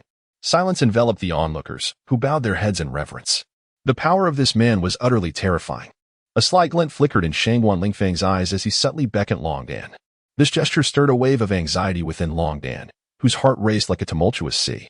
Hesitantly, he glanced at his commander, and upon meeting Boa Hancock's resolute gaze, he steeled himself to approach. "Now is the time, proceed as planned," Boa Hancock stated decisively. Following in Shangguan Lingfeng's footsteps, Long Dan, unwilling to lag behind, trailed closely. Their movements unfolded like a suspenseful script, each layer of tension escalating, leaving Long Dan unable to predict what would transpire next. Until he stepped into the bedroom, Long Dan realized that Shangguan Lingfeng had been pampered by two beautiful women, indulging in unparalleled comfort. After relishing a moment of tranquility, Shangguan Lingfeng opened a portal. Without hesitation, he stepped through to another realm. Not far away stood a young man, donned in a straw hat and simple attire, gazing at him with astonishment. "Who are you?" Luffy inquired, glancing at the pink door behind Shangguan Lingfeng. "Me?" Shangguan Lingfeng grinned widely. "I am the man destined to become the Pirate King." Luffy exclaimed, "Hey, you're stealing my line." "Nothing much. I merely came to see what the protagonist of this world is like," Shangguan Lingfeng replied nonchalantly. Luffy was left perplexed, his mind swirling with questions. This person is quite strange. "Haha, you truly are an amusing little fellow," Shangguan Lingfeng suddenly laughed, his eyes gleaming with a peculiar light. "Forget it. Become my son, Luffy." His words detonated like a bomb, instantly exploding in Luffy's mind. Luffy stared at him in disbelief, as if struck by lightning. "What did you say?" Luffy's voice trembled slightly. "I said, be my son," Shangguan Lingfeng smiled, his tone imbued with an undeniable authority. Momentarily at a loss for words, Luffy gazed into Shangguan Lingfeng's teasing eyes, a strong sense of repulsion swelling within him. "I refuse," Luffy blurted out, his voice resolute. Shangguan Lingfeng seemed to have anticipated this response, merely smiling faintly and waving his hand. "Very well, Luffy, farewell then." With a creak, Shangguan Lingfeng opened the portal and departed, leaving Luffy bewildered and alone in the wind. What just happened? Can someone explain this to me? Under the luminous moonlight, Shangguan Lingfeng gracefully turned away, resembling a proud noble, his silhouette appearing enigmatic and profound against the silvery glow. Boa Hancock, the stunning beauty, stood by the seaside, her gaze fixed on Shangguan Lingfeng's figure gradually fading into the night. Her eyes sparkled with a myriad of emotions: confusion, gratitude, and boundless admiration. Shangguan Lingfeng stood firmly atop the time machine, pressing the activation button, and was instantly enveloped in radiant light. His body felt as though ensnared by a colossal hand, then swiftly cast into an unknown world. Objective: Dragon Ball. In a desolate expanse, silence and barrenness pervaded the air, as if this place had become a forbidden zone for life. Flickering remnants of flames burned around, their dark red glow dancing in the twilight, recounting tales of past carnage. Thick smoke billowed above the ruins, intertwining with the somber sky, resembling a canvas of apocalypse. Amidst this desolate land, the sudden movement of two figures broke the stillness, their forms darting about as if engaged in a fierce battle. Their hands danced swiftly, gathering torrents of formidable energy, which then transformed into dazzling shockwaves that tore through the air, precisely annihilating those unfortunate humans. "Ha! Let them all perish." One of them laughed maniacally, his voice a chilling whisper reminiscent of the Grim Reaper, instilling dread. "Son Gohan, why do you hesitate to emerge? Do you wish to witness their complete annihilation?" Another voice, cold and cruel, taunted. He was their adversary, yet he reveled in his dominance, playing with them as a cat does with a mouse, showcasing his arrogance and ruthlessness. Behold! At last, Son Gohan appeared, clad in the turtle school training gi, his short hair billowing. With a furious shout, he channeled all his energy, a magnificent force erupting from his hands, an exquisite Kamehameha wave. Kamehameha! The energy wave struck the ground instantaneously, producing a deafening explosion. A colossal crater formed, engulfed in smoke and dust. However, despite its overwhelming power, androids 17 and 18 remained unscathed, their cold laughter directed at Son Gohan, as if he were a defeated foe. At last, Son Gohan, You've shown yourself. This time, you shall not escape. 17 sneered, his eyes glinting with mockery and cruelty. Gritting his teeth, Son Gohan felt his right arm tremble with rage. He understood that there was no turning back. He must summon every ounce of strength to confront these merciless androids. An intense battle was imminent, its outcome shrouded in uncertainty. Son Gohan engaged fiercely with androids 17 and 18, though his right arm bore the brunt of injury, leaving him to rely solely on his remaining left arm. His combat prowess was evidently lacking, as he was thoroughly suppressed by the androids. Suddenly, a barrage of thunderous shockwaves surged from all directions, overwhelming the arena with their deafening resonance, sending spectators fleeing in terror. Son Gohan exerted every effort to withstand the onslaught, but his grievous injuries rendered him unable to fend off such powerful attacks. Ultimately, he faltered, leaving an opening that the androids exploited, landing a devastating punch that sent him crashing to the ground in agony. His body was ensnared by an overwhelming force, rendering him immobile. Is this the end? Son Gohan managed to utter, his heart gripped by an icy hand, his blood feeling as if it had frozen. Lying on the ground, the soil beneath him soaked with his warmth and blood, his gaze pierced through the endless darkness, reaching towards the distant sky. Memories of his father flooded back. That mighty and glorious man, his heart akin to unrefined jade, resilient and fervent. The name Son Goku shone with a unique radiance in Son Gohan's heart, a beacon guiding him through life's tumultuous seas. He then recalled his mother, Chi-Chi, a woman as warm as the sun. Her smile etched as the most profound memory of his childhood. She was his sanctuary, his solace, and his strength. Next, he thought of Trunks, his friend, his dear brother. Their fates seemed destined to intertwine, sharing both joy and sorrow. Their battles, their victories, their failures, everything unfolded like a woven epic, portraying the glory and tragedy of life. And then there was Aunt Bulma. At that moment, number 17 coldly stepped forward, casting a shadow of darkness upon Son Gohan. He lowered his gaze upon the man sprawled on the ground, a cruel, chilling smile flickering in his eyes. It was a smile devoid of emotion, mechanical in nature, glaringly stark amidst the death and suffering of the battlefield. Son Gohan's heart raced violently. He yearned to rise, yet found himself powerless. He sensed his body being drawn by an irresistible force, his consciousness beginning to blur, the world around him spinning. He closed his eyes, bracing himself for whatever might come next. A cold determination emanated from his gaze, as if everything lay within his grasp. Farewell, number 17 said harshly, his voice reverberating through the air, evoking an ominous foreboding. He raised his hand, concentrating a formidable energy in his palm, a force capable of annihilating all. Son Gohan watched as that energy coalesced into a long beam of light, hurtling toward him like a bolt of lightning. He understood this was his final blow. He must endure, no matter what. In that critical moment of life and death, a sudden surge of powerful energy erupted from afar. The crowd looked up in astonishment to see a beam of light descending from the heavens, enveloping the entire arena in an instant. Within that radiance, a man clad in a black trench coat emerged, his gaze profound and resolute, pupils swirling as if able to see through everything. This man was Shangguan Lingfeng. Striding purposefully toward number 17, each step imbued with strength and authority. His presence instilled an inexplicable pressure upon all, making the very air feel dense. Shangguan Lingfeng fixed his eyes upon number 17, enunciating each word. Two miscreants, allow me to dispense justice. Remember, what will eradicate you is the world's strongest, Shangguan Lingfeng. His voice resonated with confidence and authority, leaving no room for rebuttal. Number 17 was taken aback, eyeing Shangguan Lingfeng with a flicker of disdain. Ha ha, how laughable. Who are you addressing? Before you stands the most powerful warrior in this world. Quickly regaining composure, a cold smirk returned to his lips. Who are you? Do you think you can stop me?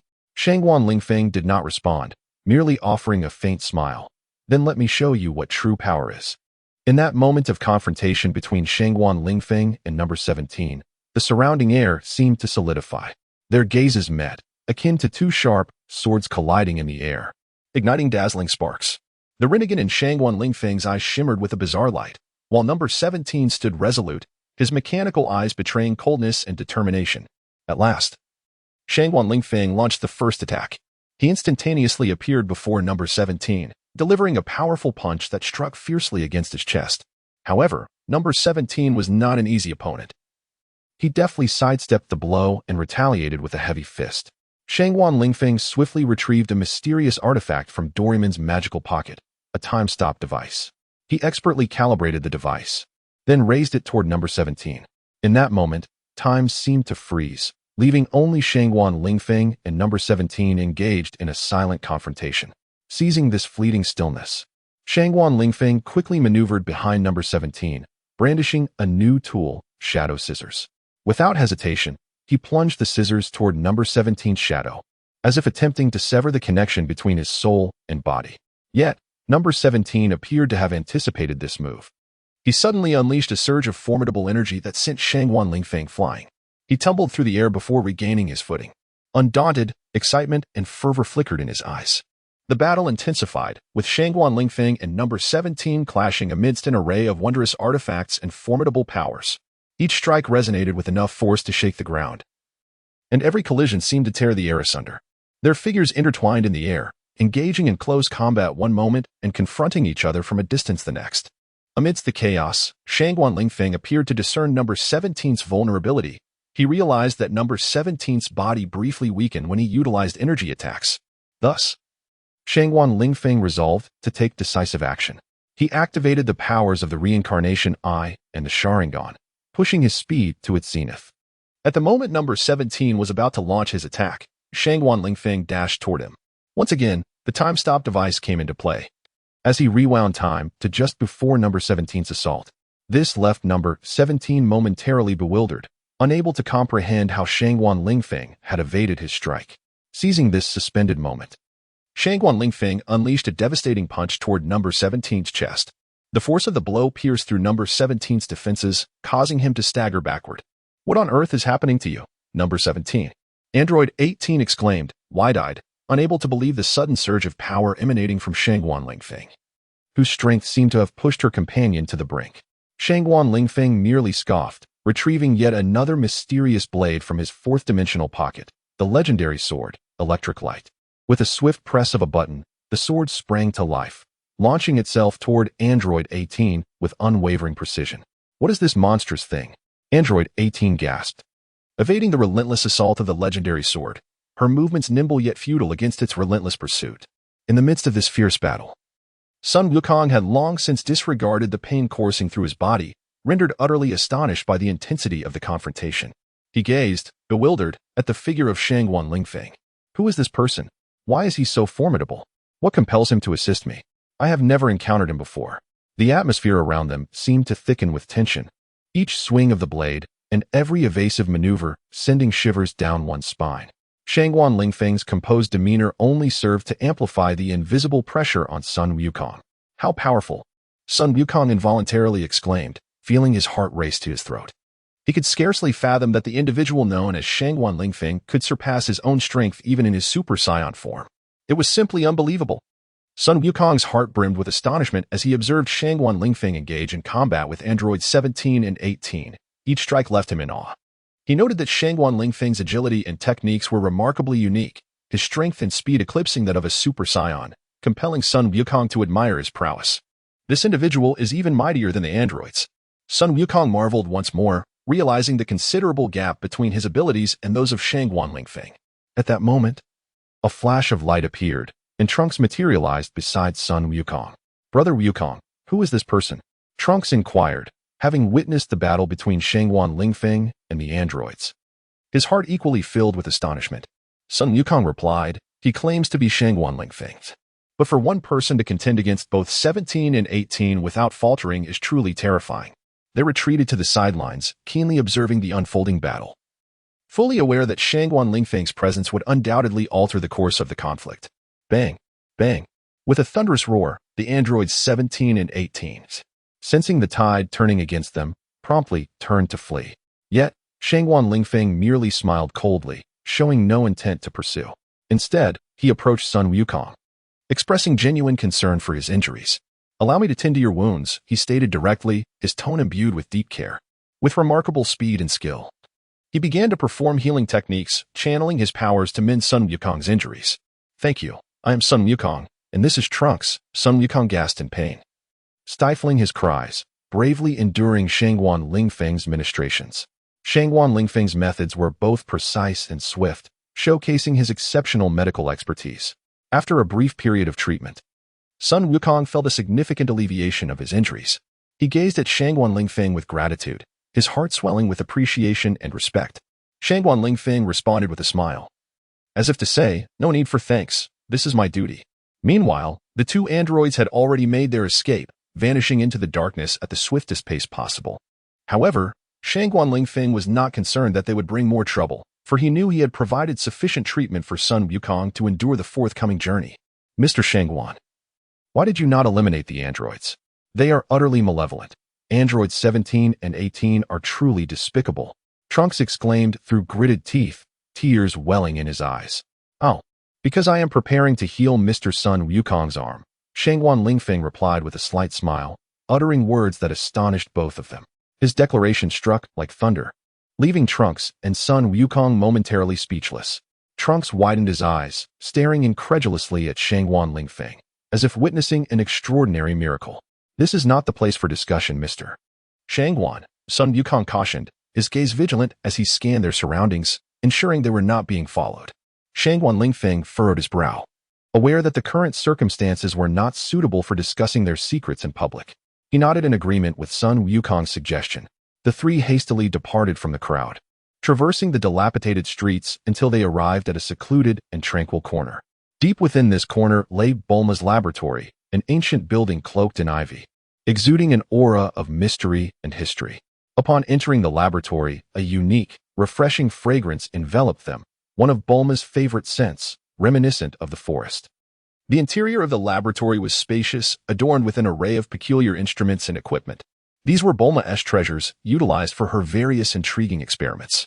Presently, she was working on a device capable of traversing time and space, a project that piqued the curiosity and excitement of both Sun Wukong and Trunks.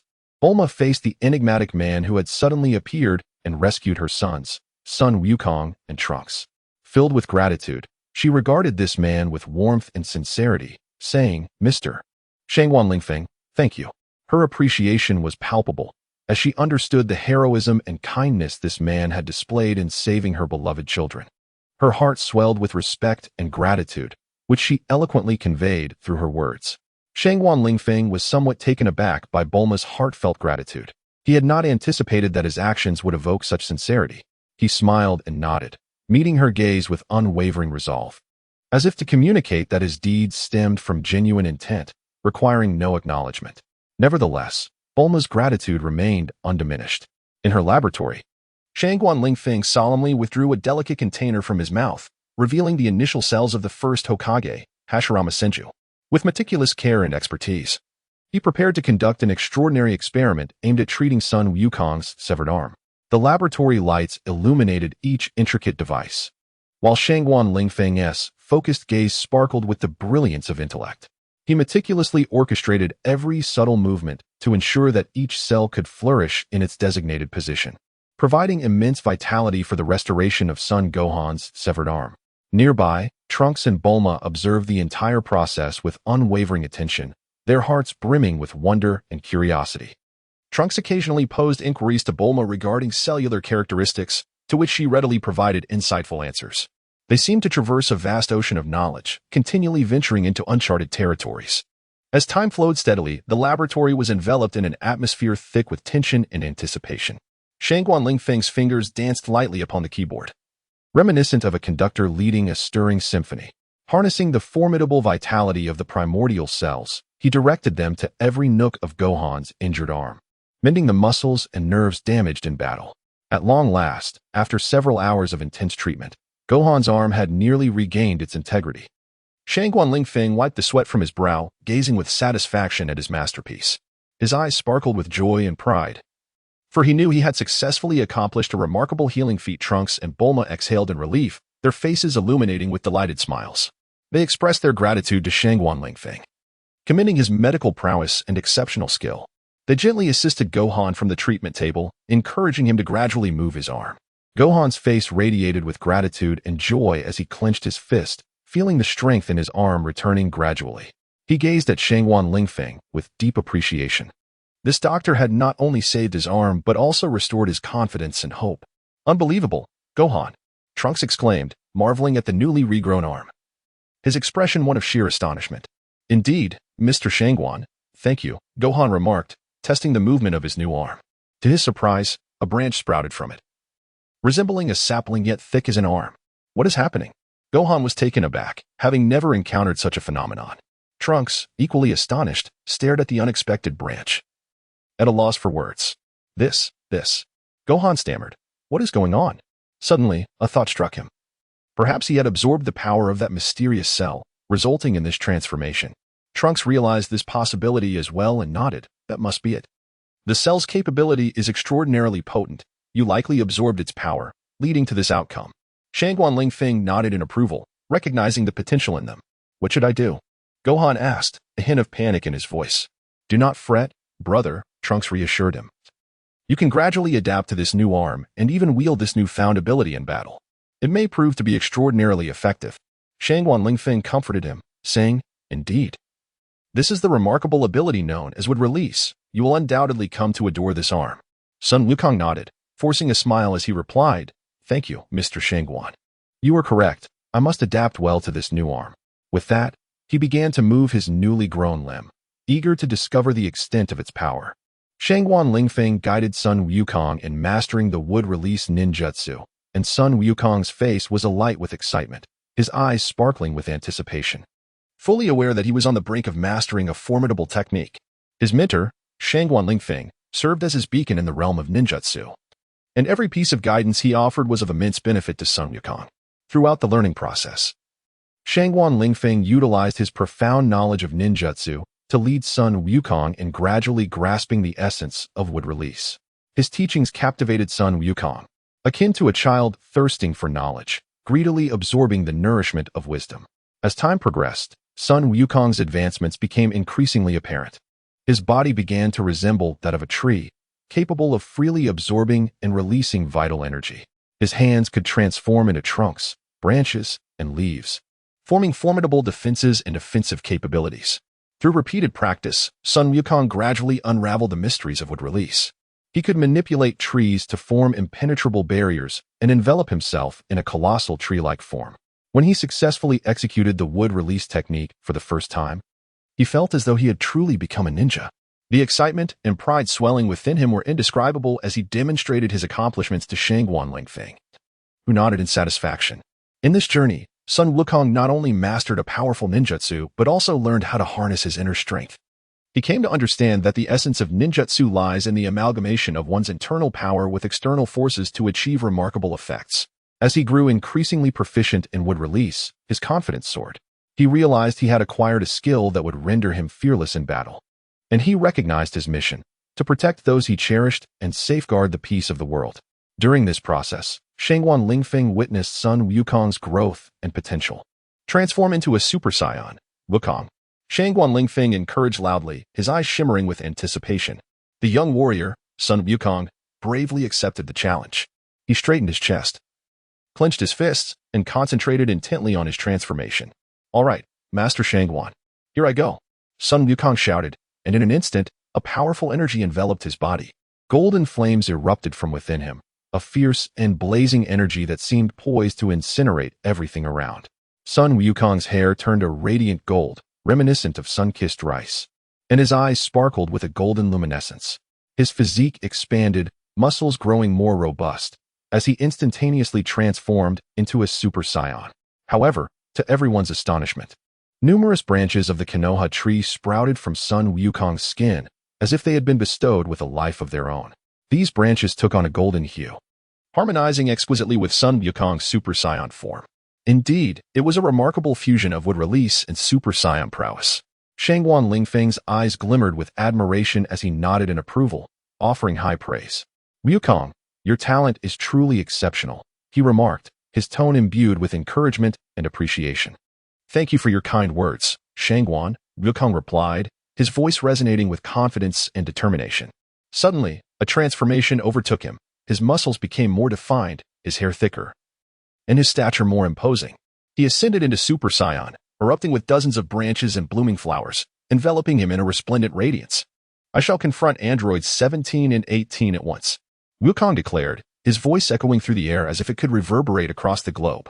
He leaped into the sky, becoming a meteoric figure racing towards the heavens. The surroundings blurred under the swiftness of his movement, leaving behind only a dazzling light that shone incessantly. Wukong's aura had entirely transformed.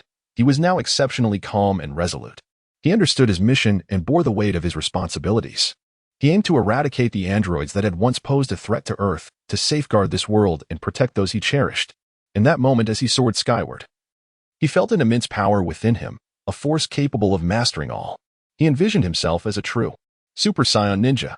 17, 18, you better brace yourselves. I have grown even stronger. Wukong thought silently. Within the laboratory, a distinctive aura of technology permeated the air. Trunks, with Bulma's assistance, was preparing a lavish feast for Shangguan Lingfeng. Despite the passage of time leaving its marks on her face, Bulma retained her charm, her bright eyes sparkling with wisdom. She regarded Trunks with a hint of concern. Can he really do it? I still have my reservations. Shangguan Lingfeng approached, reassuringly patting Bulma's shoulder. Rest assured, Wukong can manage this. He possesses formidable strength, and with ninjutsu, defeating androids 17 and 18 will be a mere trifle. Trunks nodded in agreement.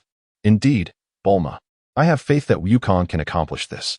He is a warrior of great courage and strategy, his abilities surpassing the limits of humanity. Bulma, comforted by their words, felt her worries ease slightly. She took a deep breath and turned towards the kitchen, ready to continue her preparations for the culinary extravaganza. Shangguan Lingfeng, seated in a tranquil corner, found his gaze drawn to Bulma the moment she turned away. Bulma, though time has etched its marks upon her visage, remains unyielding in her unique charm and allure. Her figure retains its graceful silhouette, reminiscent of a ripe peach, both enticing and tantalizing.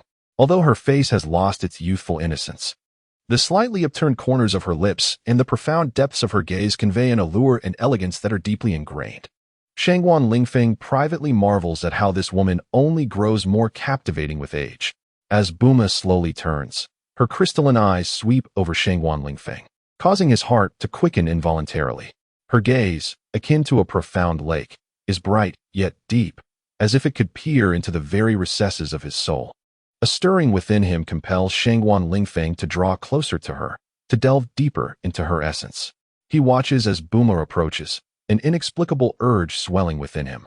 In that moment, Bulma inhales deeply, her eyes shimmering with an unusual brilliance. She is acutely aware that this man, Shangguan Lingfeng, has utterly captivated her.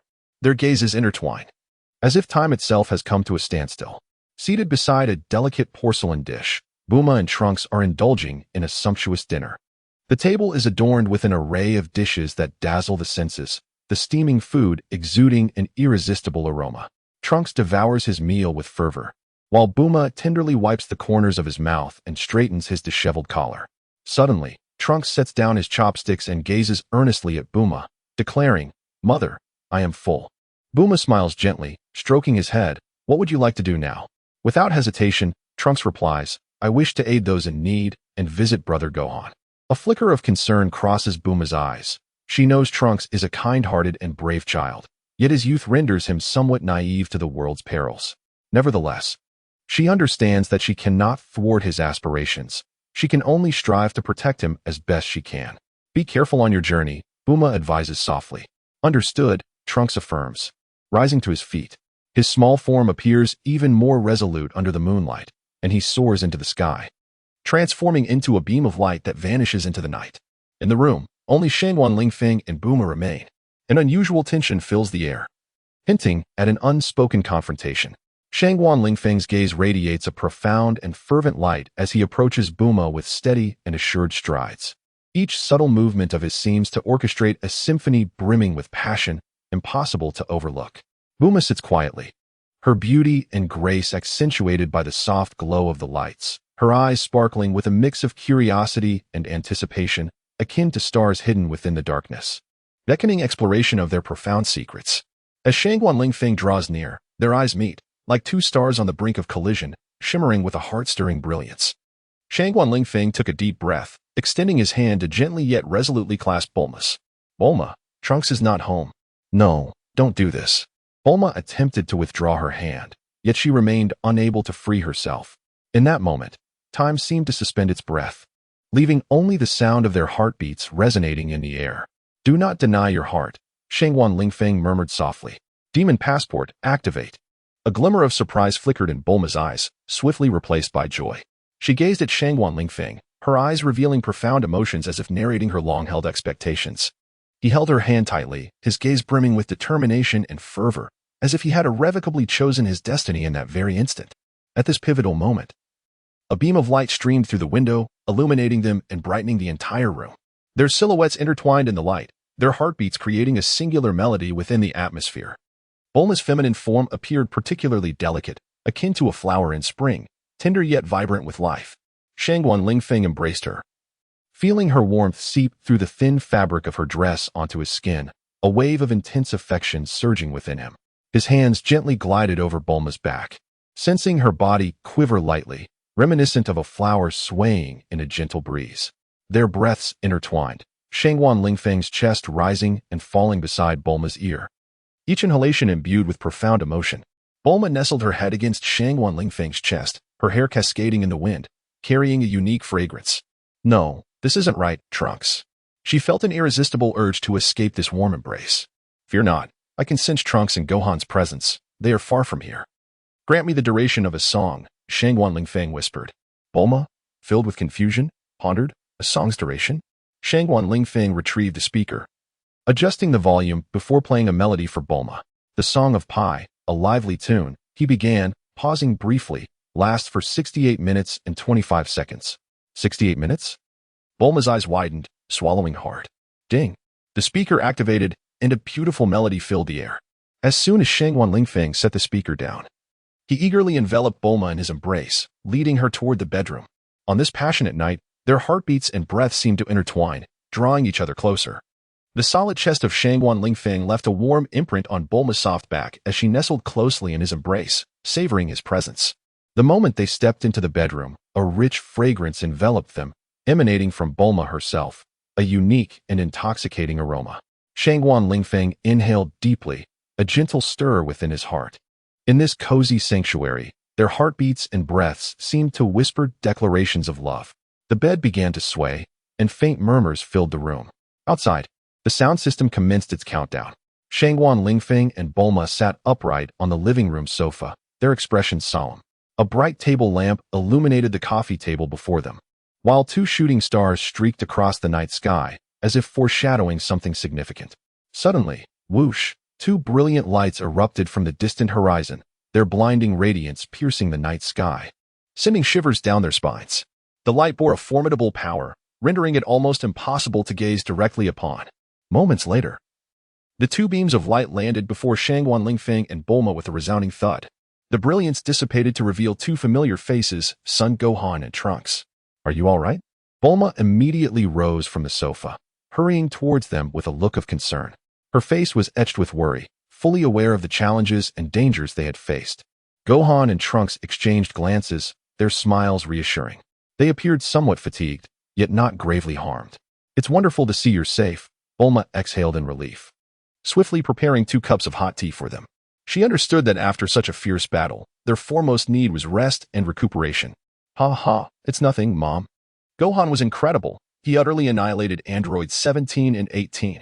Trunks recounted Gohan's valor with palpable excitement. In Trunks' vivid description, Gohan faced formidable foes without trepidation, boldly challenging the androids single-handedly. His fighting style was both fierce and astute, deftly dodging and countering, each strike igniting fervor in the onlookers. Amidst the chaos, Gohan remained mindful of Trunks, employing wood-style techniques to shield his slightly weaker companion. The citizens who witnessed the battle hailed Gohan as their guardian, dubbing him the Scion Ninja God. Meanwhile, Gohan approached Shangguan Lingfeng, bowing deeply in gratitude. He expressed his appreciation for Shangguan Lingfeng's timely assistance and guidance. Thank you, Shangguan Lingfeng. It is your own innate talent that has led you here, Gohan. Shangguan Lingfeng replied with a gentle smile, shaking his head. He felt a swell of pride and contentment for the young man's extraordinary gift and bravery. Days later, Shangguan Lingfeng stood at the center of the laboratory. His demeanor grave and profound, his gaze reminiscent of the clear yet unfathomable waters of a winter lake. He stared resolutely ahead, embodying a steadfastness and composure before the assembled crowd. I must reveal to you all that I am a warrior from the future. His voice resonated with a deep, powerful timbre, each word as unyielding as iron, striking with palpable force. He paused, seemingly allowing his proclamation to permeate the air, to resonate within the hearts of each listener, echoing in their minds. I have traversed from a distant future. His tone was calm, akin to recounting an ordinary tale. This revelation detonated like a bomb among Bulma, Trunks, and Gohan, their faces etched with shock and disbelief. It was an era brimming with technology and marvels. Shangguan Lingfeng began to narrate the wonders of his future world, his eyes glimmering with longing and nostalgia. He described the magnificent invention of the time travel machine, detailing his journey across time to return to this age. His voice was infused with passion and determination, a testament to hope for the future and the courage to face challenges. Bulma, Trunks, and Gohan listened, entranced, their expressions shifting from astonishment to confusion and ultimately to admiration. They found it unfathomable that the man before them, Shangguan Lingfeng, was a warrior who had traversed from a future realm. The world rich with technology and miracles seemed to unfold before their very eyes, ensnaring them in its allure. Moreover, these past few days had been exhilarating for Trunks. Chosen by Shangguan Lingfeng, he underwent a radical transformation. His eyes had metamorphosed into the legendary Sharingan, now awakened to the kaleidoscopic form, the whirling crimson pupils unervingly mesmerizing. Standing in the wind, Trunks bore an expression of bewilderment and astonishment. He had never envisioned such a day would arrive. Transforming into such an extraordinary being, all thanks to his elder brother, the fabled future warrior whose prowess was indeed as formidable as the legends foretold. Trunks gazed at his hands. Once merely capable of wielding a sword, now able to effortlessly rend the air, producing an electrifying hiss.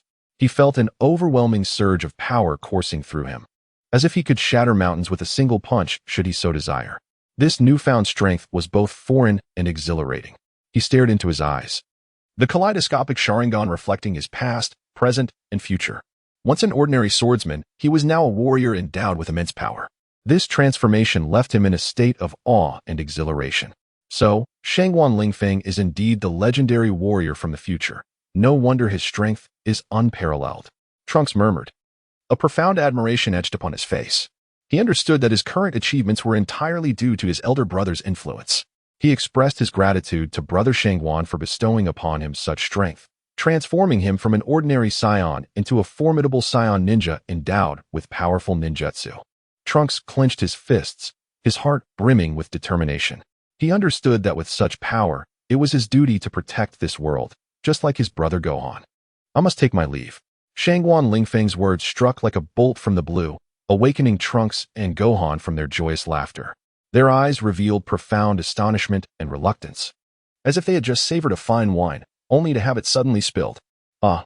Trunks' exclamation reverberated through the air, his gaze filled with disappointment and confusion. He had just shared their adventure stories with this dashing hero, never anticipating his abrupt departure. Why must you leave so soon? Gohan's tone was laden with helplessness. He had only begun to appreciate Shangguan Lingfeng's wisdom and courage, yearning to learn more from him. Bulma, too, felt a tinge of sorrow as she looked at Shangguan Lingfeng. After enduring a prolonged drought, they had only spent a few days together, yet now he was departing, leaving her feeling bereft. She had always been so resilient. But at this moment, a hint of tenderness flickered in her eyes.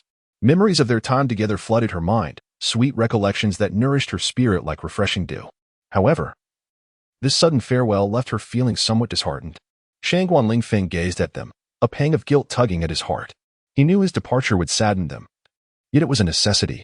After all, countless maidens ahead were in peril, awaiting his rescue. In this poignant moment, a surge of formidable energy erupted. Shangguan Lingfeng leaped into action, boarding the time machine, transforming into a streak of light, vanishing into the horizon. Planet Namek. Vegeta was being ruthlessly beaten by Frieza. Krillin, what should we do? Gohan's face was etched with terror. His gaze shifted from Frieza's cold figure to the pitiful state of Vegeta, who was being mercilessly tossed about.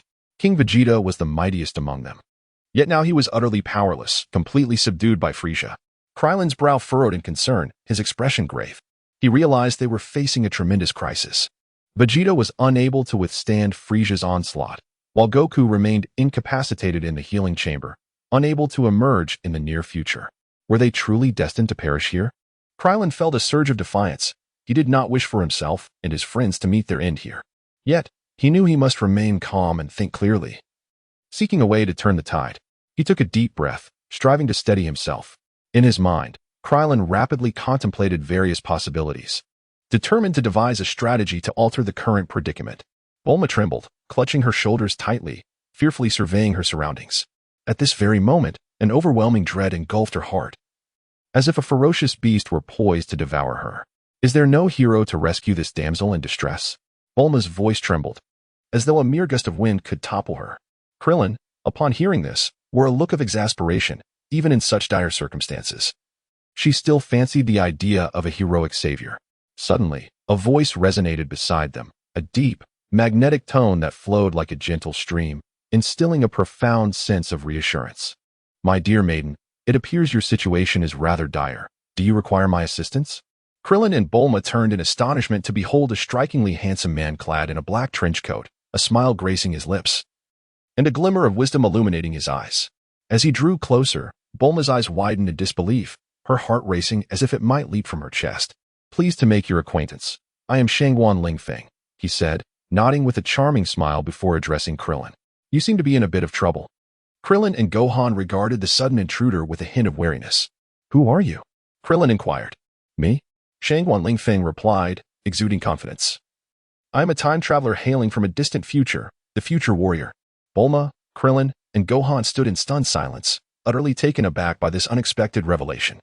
They exchanged bewildered glances, yet Shangguan Lingfeng's declaration compelled them to reassess the seemingly mundane world around them. A future warrior. Bulma exclaimed, her eyes sparkling with excitement. Do you possess knowledge of future events? What is to become of our world? Shangguan Lingfeng offered a faint smile, his gaze sweeping over the trio before he paused and spoke slowly. Indeed, I possess knowledge of certain future occurrences. However, he refrained from elaborating, merely hinting at forthcoming events, leaving Bulma, Krillin, and Gohan nearly incredulous. Could it be that you truly have traversed time from the future? Krillin mused, stroking his chin, his expression a blend of skepticism and awe as if he were witnessing an entirely new world unfold before him.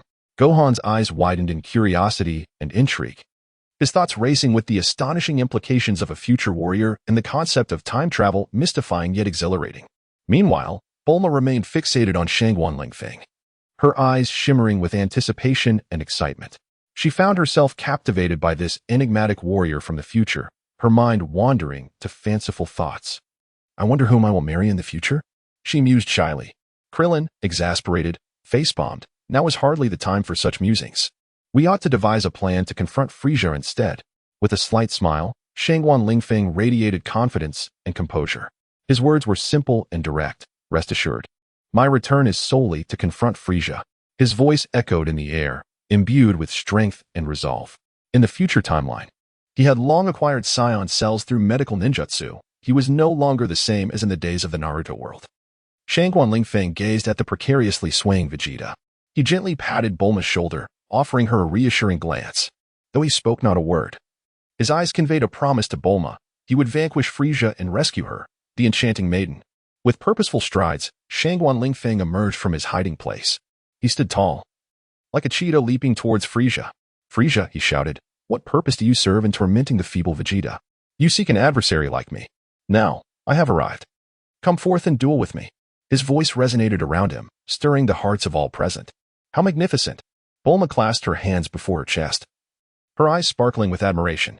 His gaze flickered with untamed fighting spirit, a provocation to Frieza and a challenge to the future. Upon hearing this, Frieza could not help but cover his lips, unleashing a derisive laugh, his mirth chilling like a cold wind. What a jest! From which shadowy corner do you emerge to challenge the cosmic sovereign, Frieza? His voice dripped with mockery and disdain, as sharp as a blade aimed at the one before him.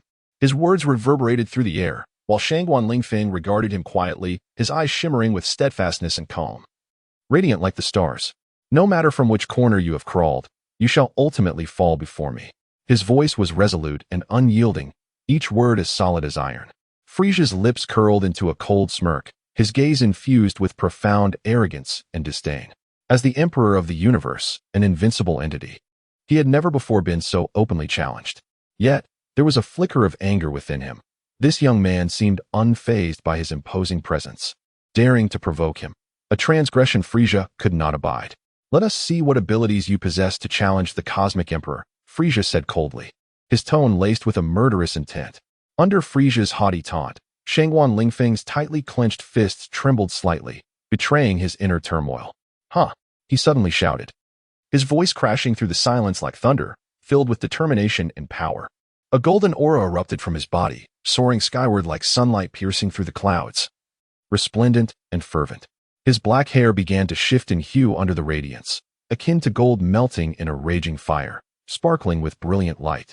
This formidable aura surged forth like a colossal wave, shaking the very planet, resonating with a buzzing sound, as if it were a precious gem on the brink of collapse. The surrounding crowd was rendered speechless by this sudden transformation, their faces etched with astonishment and reverence.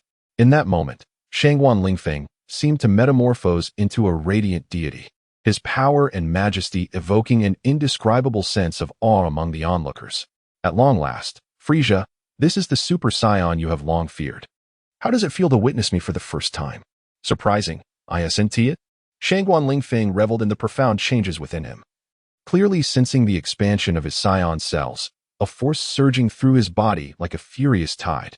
His muscles swelled, his bones hardened, his hair lengthened, and his eyes gleamed with intensity. Observing his own transformation, he burst into a wild, triumphant laugh. At long last, Frisia, he mocked. This is the Super Saiyan you have dreaded. How does it feel to see me now? Surprised, I presume? His voice echoed throughout the cosmos, brimming with provocation and derision. Frisia's expression was one of shock, yet he remained the cold, ruthless emperor of the universe, his gaze rife with vigilance and fury. Simultaneously, Vegeta's eyes widened in disbelief. His blue irises reflecting Shangguan Lingfeng's imposing figure, the shock and incredulity crashing over him like relentless waves. A Super Saiyan, Vegeta exclaimed, his voice tinged with unmistakable astonishment and confusion. He stood there as if struck by lightning, his gaze fixed on Shangguan Lingfeng, an unfamiliar yet undeniably threatening figure. Who on earth are you? Vegeta's voice grew sharp with excitement. How could one possibly become a Super Saiyan? Impossible. His fists clenched tightly, the knuckles whitening from the strain. His heart was a tempest of astonishment and doubt. This sudden emergence of a Super Saiyan instilled in him a profound sense of dread. Meanwhile, as Vegeta grappled with his disbelief, Son Goku had healed and emerged onto the battlefield. His gaze immediately locked onto Shangguan Lingfeng, the one who stood against Frisia. A Super Saiyan? What could that possibly mean? Goku approached Krillin and the others. He claims to have traveled back from the future, Gohan explained to Goku. Future? Time travel? Goku's jaw nearly dropped in astonishment. A flicker of confusion crossed his eyes, overshadowed by terror. For he knew that the power displayed by this Super Saiyan was beyond anything he had ever encountered, surpassing even Frisia's might, truly unfathomable. At that moment, Shangguan Lingfeng caught sight of Son Goku. His pupils brightened slightly. Hey, Son Goku, we'll talk later. Just give me a moment to deal with this cosmic tyrant. Frisia slowly ascended from below, his imposing form seemingly poised to rend the darkness of the universe. How dare you underestimate me? His voice reverberated through the void, causing the surrounding stars to quiver ever so slightly. Frisia's muscles bulged like towering mountains, veins protruding as a testament to his immense power. He proclaimed with pride, "My battle power stands at 120 million. Is that so? You possess 120 million, but I possess 200 million, replied Shangguan Lingfeng, a confident smile gracing his lips. His words imbued with both self-assurance and provocation, leaving Frisia enveloped in a wave of unease. Suspended in midair, Shangguan Lingfeng stood tall and resolute, akin to a formidable pine tree, radiating an overpowering aura. His battle power far surpassed Frisia's, rendering him even more enigmatic and perilous. What? I cannot believe it, Frisia exclaimed. Incredulity etched across his face. Confronted by Shangguan Lingfeng's taunt, Frisia instinctively clenched his fists, his cold gaze flickering with fury. He silently vowed to make this arrogant individual pay dearly. Yet, he was acutely aware that Shangguan Lingfeng was not an adversary to be trifled with, requiring utmost caution. Despite his confidence, the battle power emanating from his opponent instilled a subtle sense of trepidation within him. Thus, Frisia began to recalibrate his energy, enhancing his agility and sharpness, his muscles swelling with newfound vigor.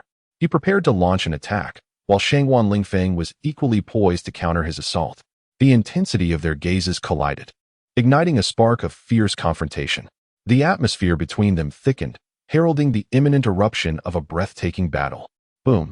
In the skies above Namek, Shangguan Lingfeng and Frisia engaged in a fierce clash that raged with fervor, their fists and feet intertwined, moving so swiftly that only the faint sound of air being sliced could be heard, resembling a silent dance. Shangguan Lingfeng's live figure adeptly evaded Frisia's strikes, each dodge akin to a meticulously choreographed dance step, embodying both strength and agility. Conversely, Frisia resembled a frenzied beast, relentlessly swinging his fists in a ferocious onslaught against Shangguan Lingfeng. Their combat reverberated through the space around them, as if the very air were being torn apart. The ground of Namek trembled beneath their feet, akin to the pounding of a giant's footsteps. The spectacle of their battle was awe-inspiring, their forms shimmering in the sunlight, reminiscent of two bolts of lightning intertwining in the sky. Shangguan Lingfeng's fingers darted like 9 agile serpents, swiftly navigating through Frisia's assaults. His fists blazed like twin meteors, illuminating the dark cosmos with their brilliance, continuously colliding with Frisia's blows. His movements were as fluid as the wind, sometimes fluttering like willow fluff, at other times raging like a tornado. Each dodge and strike exuded an elegant yet perilous beauty, as if he were orchestrating a symphony of death. Meanwhile, Frisia embodied the ferocity of a fierce leopard, each attack delivered with thunderous might. His fists weighed like mountains, seemingly capable of obliterating anything in their path. A cold, predatory gleam shone in his eyes, akin to a beast on the hunt for its prey. His body glided through the air, carving out streams of energy as if he were lighter than the very atmosphere itself. The battle had persisted for an extended duration. Yet neither Shangguan Lingfeng nor Frisia exhibited the slightest hint of fatigue. They appeared to be infused with boundless strength. Each attack and evasion resonated with vigor and determination. Their figures danced and intertwined under the sun, their fists igniting sparks in midair, their gazes sharp as blades, locked in mutual scrutiny. The scenery around them rushed past in a blur, the entire Namek star trembling beneath the resonance of their conflict. The sounds of their breaths, the collision of fists, the impact of footsteps, and the tearing of the surrounding air created an overwhelming sense of awe. This confrontation transcended the ordinary. It had evolved into a battle of life and death, a contest of honor, a decisive clash that would determine their fates. The struggle between Shangguan Lingfeng and Frisia continued, their silhouettes weaving through the air, fists striking and igniting sparks anew. Meanwhile, at a distance from the battlefield, Sun Wukong, Krillin, Sun Gohan, and Bulma huddled together, discussing the remarkable feats of Shangguan Lingfeng. They gazed in astonishment at the clash between him and Frisia, marveling at this powerful and enigmatic figure who dared to challenge the Cosmic Emperor. To their disbelief, Frisia found himself at a disadvantage under Shangguan Lingfeng's relentless onslaught. Incredible, Sun Wukong exclaimed, his eyes wide with wonder. He had encountered countless formidable foes, yet never had he witnessed anyone so effortlessly contend with Frisia. Unbelievable, Krillin murmured, his eyes brimming with admiration. At that moment, Vegeta approached, his injured body weighed down with pain. He regarded the fierce duel between Shangguan Lingfeng and Frisia with a grave expression, a flicker of confusion and shock crossing his features. Supporting himself against his waist, the site of his injury, he struggled to stand upright, yet his gaze remained fixed ahead, where a figure engaged in an intense battle with Frisia. Who is that? Vegeta inquired, his tone laced with uncertainty. He observed Shangguan Lingfeng, who radiated immense power, as if he were not of human origin. His hair had transformed, cascading into golden locks, and his eyes sparkled with a piercing brilliance, as if capable of penetrating all. How can he become the legendary Super Saiyan? Vegeta pondered, his mind swirling with questions. Impossible. In this world, only this prince can attain the form of a Super Saiyan. Vegeta's expression twisted into one of fury, fully aware that the Super Saiyan was a mythical existence, a form that emerged solely among the mightiest warriors. He scrutinized Shangguan Lingfeng, utterly incredulous. Just then, a tremor resonated through the sky. The onlookers looked up, instantly frozen in disbelief, as if turned to stone. They could hardly fathom the spectacle unfolding before them. Shangguan Lingfeng stood resolute in the center of the arena, his gaze unwavering and his demeanor frigid. He has just unleashed a tremendous shockwave, obliterating the once mighty Frisia into mere fragments. This cosmic sovereign, who had instilled fear in the hearts of many, now lies utterly defenseless beneath the might of Shangguan Lingfeng. The air is thick with the echoes of the explosion and the sharp sounds of metallic debris, while Frisia's remains scatter through the sky. This battle, a monumental confrontation, concluded in an instant under a single wave of Shangguan Lingfeng's hand. With a swift descent, Shangguan Lingfeng approached his companions. In an atmosphere charged with tension, he disregarded those around him and resolutely advanced towards Bulma. His gaze radiated warmth and kindness, his smile akin to a gentle spring breeze that dispelled the heaviness of the surroundings. He tenderly positioned himself before Bulma, like a guardian shielding her from harm. With a calm yet resolute tone, he assured her, "You need not fear any danger now." His voice was imbued with confidence and strength, instilling in Bulma a profound sense of reassurance. Upon hearing Shangguan Lingfeng's words, a blush blossomed upon Bulma's exquisite face, reminiscent of roses illuminated by the glow of sunset. She softly replied, "Thank you," her voice as delicate as a whisper, yet deeply etched in Shangguan Lingfeng's heart. Meanwhile, Sun Wukong and the others stood in bewilderment, taken aback by the scene before them. Their minds echoed with disbelief. Goodness, does he truly disregard us? Vegeta, furious to the point of explosion, could hardly contain himself. As the Prince of the Scions, endowed with noble lineage and formidable power, he glared at Shangguan Lingfeng, seething. "I, the Prince of the Scions, stand here, and you dare to ignore me." Yet, Shangguan Lingfeng paid no heed to Vegeta's wrath. He merely cast a fleeting glance before turning away. His expression exuded confidence and arrogance, as if to convey to Vegeta, "You are not yet worthy of my attention." In that very moment, Vegeta's fury erupted like a volcano. He charged at Shangguan Lingfeng, propelled by an overwhelming force. However, before he could close the distance, a sharp crack echoed. Shangguan Lingfeng effortlessly struck him to the ground. Casting a sidelong glance at the fallen Vegeta, he coolly remarked, "Behave for a moment. I have no time for you now." His tone was laced with composure and assurance, as if everything lay firmly within his grasp. At that instant, everyone was rendered speechless. They gazed at the silhouette of Shangguan Lingfeng, their hearts brimming with awe and admiration. This seemingly ordinary youth possessed an unfathomable strength and confidence. Every gesture he made exuded a profound wisdom and astuteness. Meanwhile, Bulma's heart was a tumult of emotions. She had never encountered a man of such immense power. His presence enveloped her like a vast halo, causing her heart to race and the flush on her cheeks to deepen. Meanwhile, Sun Wukong and his companions began to reassess Shangguan Lingfeng. They realized that this young man's strength far surpassed that of the former cosmic emperor, Frisia. Should he wish to perpetrate any malevolent deeds, no one could thwart him. In that moment, everyone awaited Shangguan Lingfeng's next move. With eyes sharp as blades, Shangguan Lingfeng gazed at Sun Wukong, Krillin, Bulma, and the others, whose faces were etched with tension and vigilance, as if they were confronting an overwhelming crisis. However, at this pivotal moment, Shangguan Lingfeng merely smiled faintly and calmly declared, "Do not worry, I am here to assist you. Otherwise, with my power, extinguishing your lives would be a trivial matter. That makes sense, doesn't it, Wukong?" Krillin awkwardly scratched his head. Sun Wukong pondered for a moment and concluded that it was indeed the case. "All right, let us return to Earth," Shangguan Lingfeng suggested to Sun Wukong. Upon their arrival on Earth, Shangguan Lingfeng promptly detached himself from Sun Wukong and Krillin, making his way to Bulma's luxurious mansion. The grand abode was spacious and opulent, with a garden in full bloom, exuding a fragrant aroma that beckoned fluttering butterflies. "Miss Bulma, may I offer my assistance?" Shangguan Lingfeng inquired courteously. Upon hearing his words, a glimmer of delight flickered in Bulma's eyes. She admired his tall, commanding figure and marveled at his handsome demeanor. As she gazed into his profound eyes, her heart fluttered with a burgeoning affection.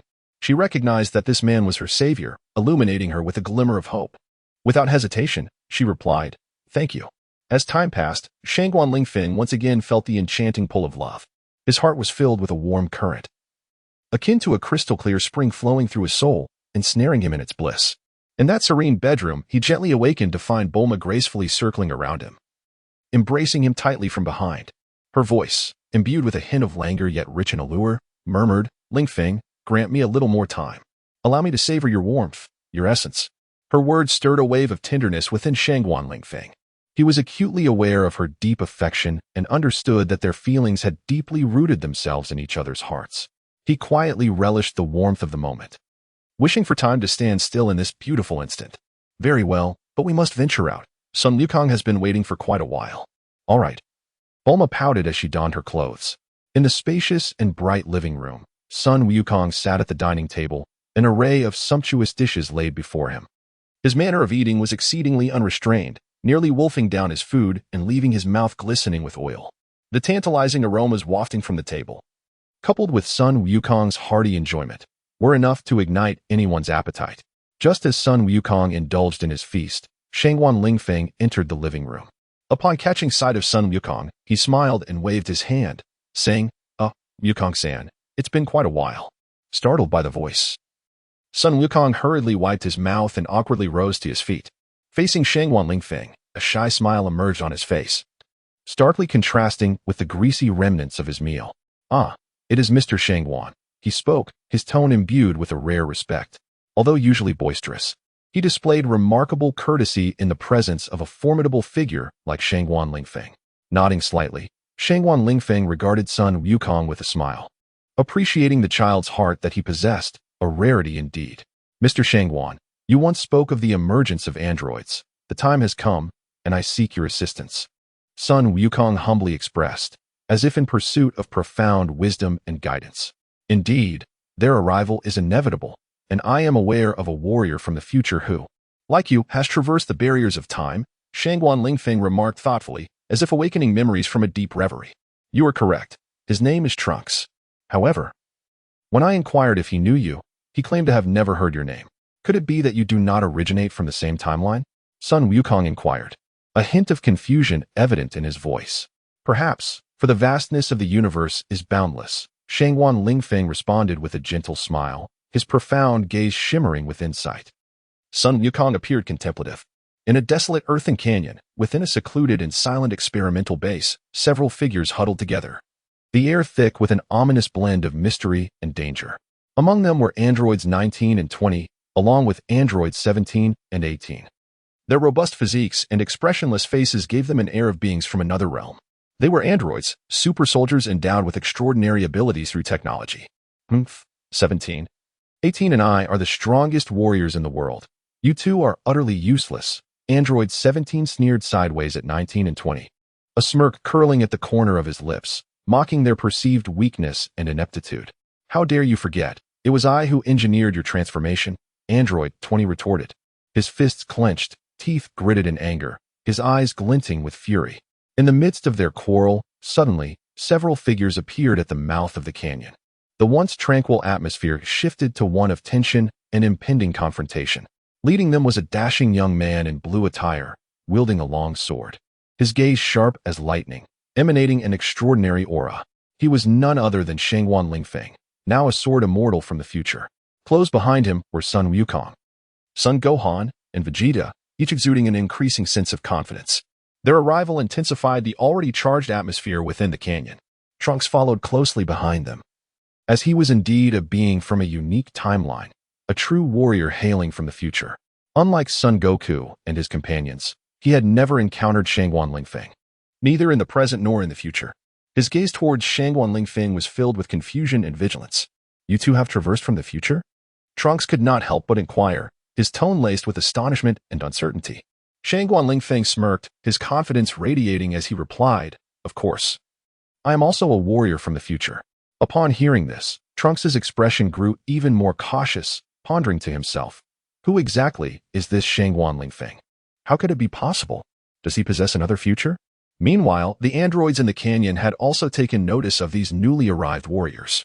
Android 17 chuckled nonchalantly, his eyes sparkling with a mischievous anticipation. With large, rough hands, he forcefully opened the nearby stasis pod, which resembled a sealed iron box, evoking a sense of oppression and unease. "No," Android 20 exclaimed in terror, but it was already too late. Android 18 sprang into action, delivering a powerful punch to 20's arm. The sound of cracking echoed as mechanical fragments scattered like raindrops. This blow caused Android 20 to gasp in pain, his mechanical form writhing in agony. Android 17 observed the scene with indifference, his inner self untouched by any emotion. Android 19 stood by, trembling in fear, yearning to flee. Yet his feet felt as if they were nailed to the ground, rendering him immobile. His body was entirely governed by terror, leaving him incapable of action. Approaching him, Android 17 fixed a cold gaze upon 19, filled with disdain and apathy. The look in his eyes was as frigid and piercing as frost in the dead of winter. Paralyzed by such a stare, Android 19 could only remain rooted in place. At that moment, a voice echoed from a distance. Android 20 warned, "Don't open it. It's an incredibly terrifying machine." His words reverberated through the air, saturating the atmosphere with dread.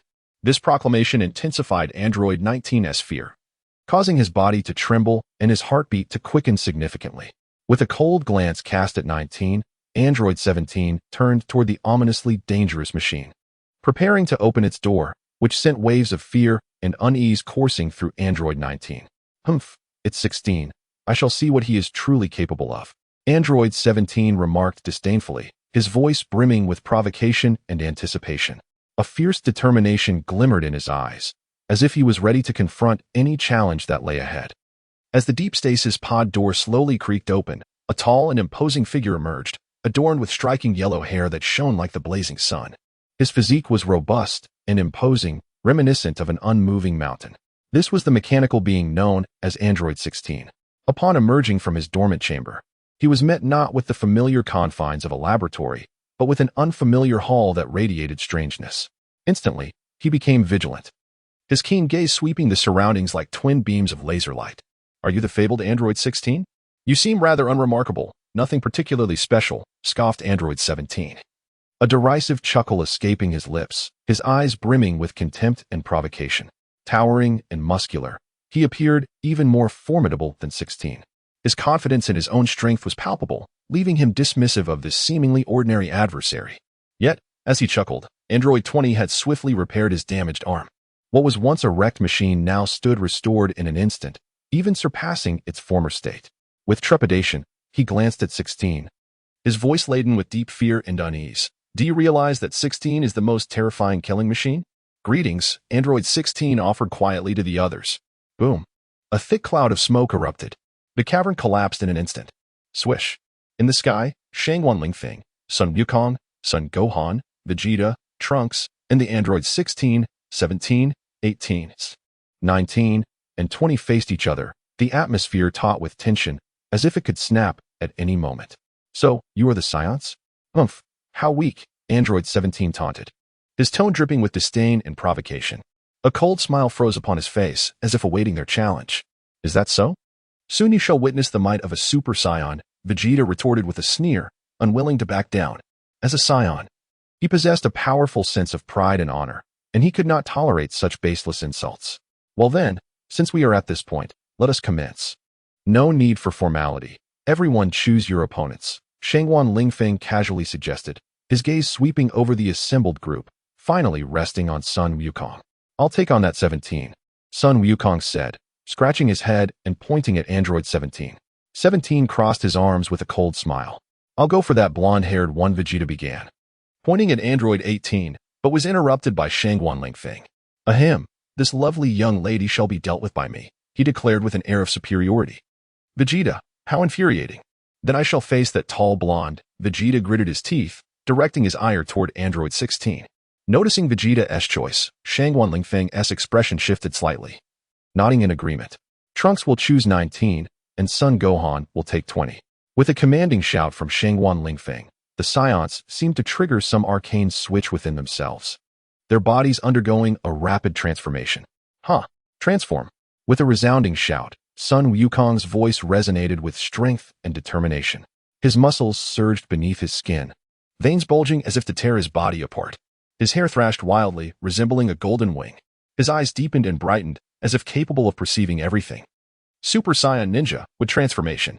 He bellowed once more, his voice echoing through the air, shaking the hearts of those present. Suddenly, a green luminescence enveloped his form, signifying the flow of wood element power. The air around him began to warp, as if his body was becoming ethereal. Then, before the gaze of all, he completed his transformation.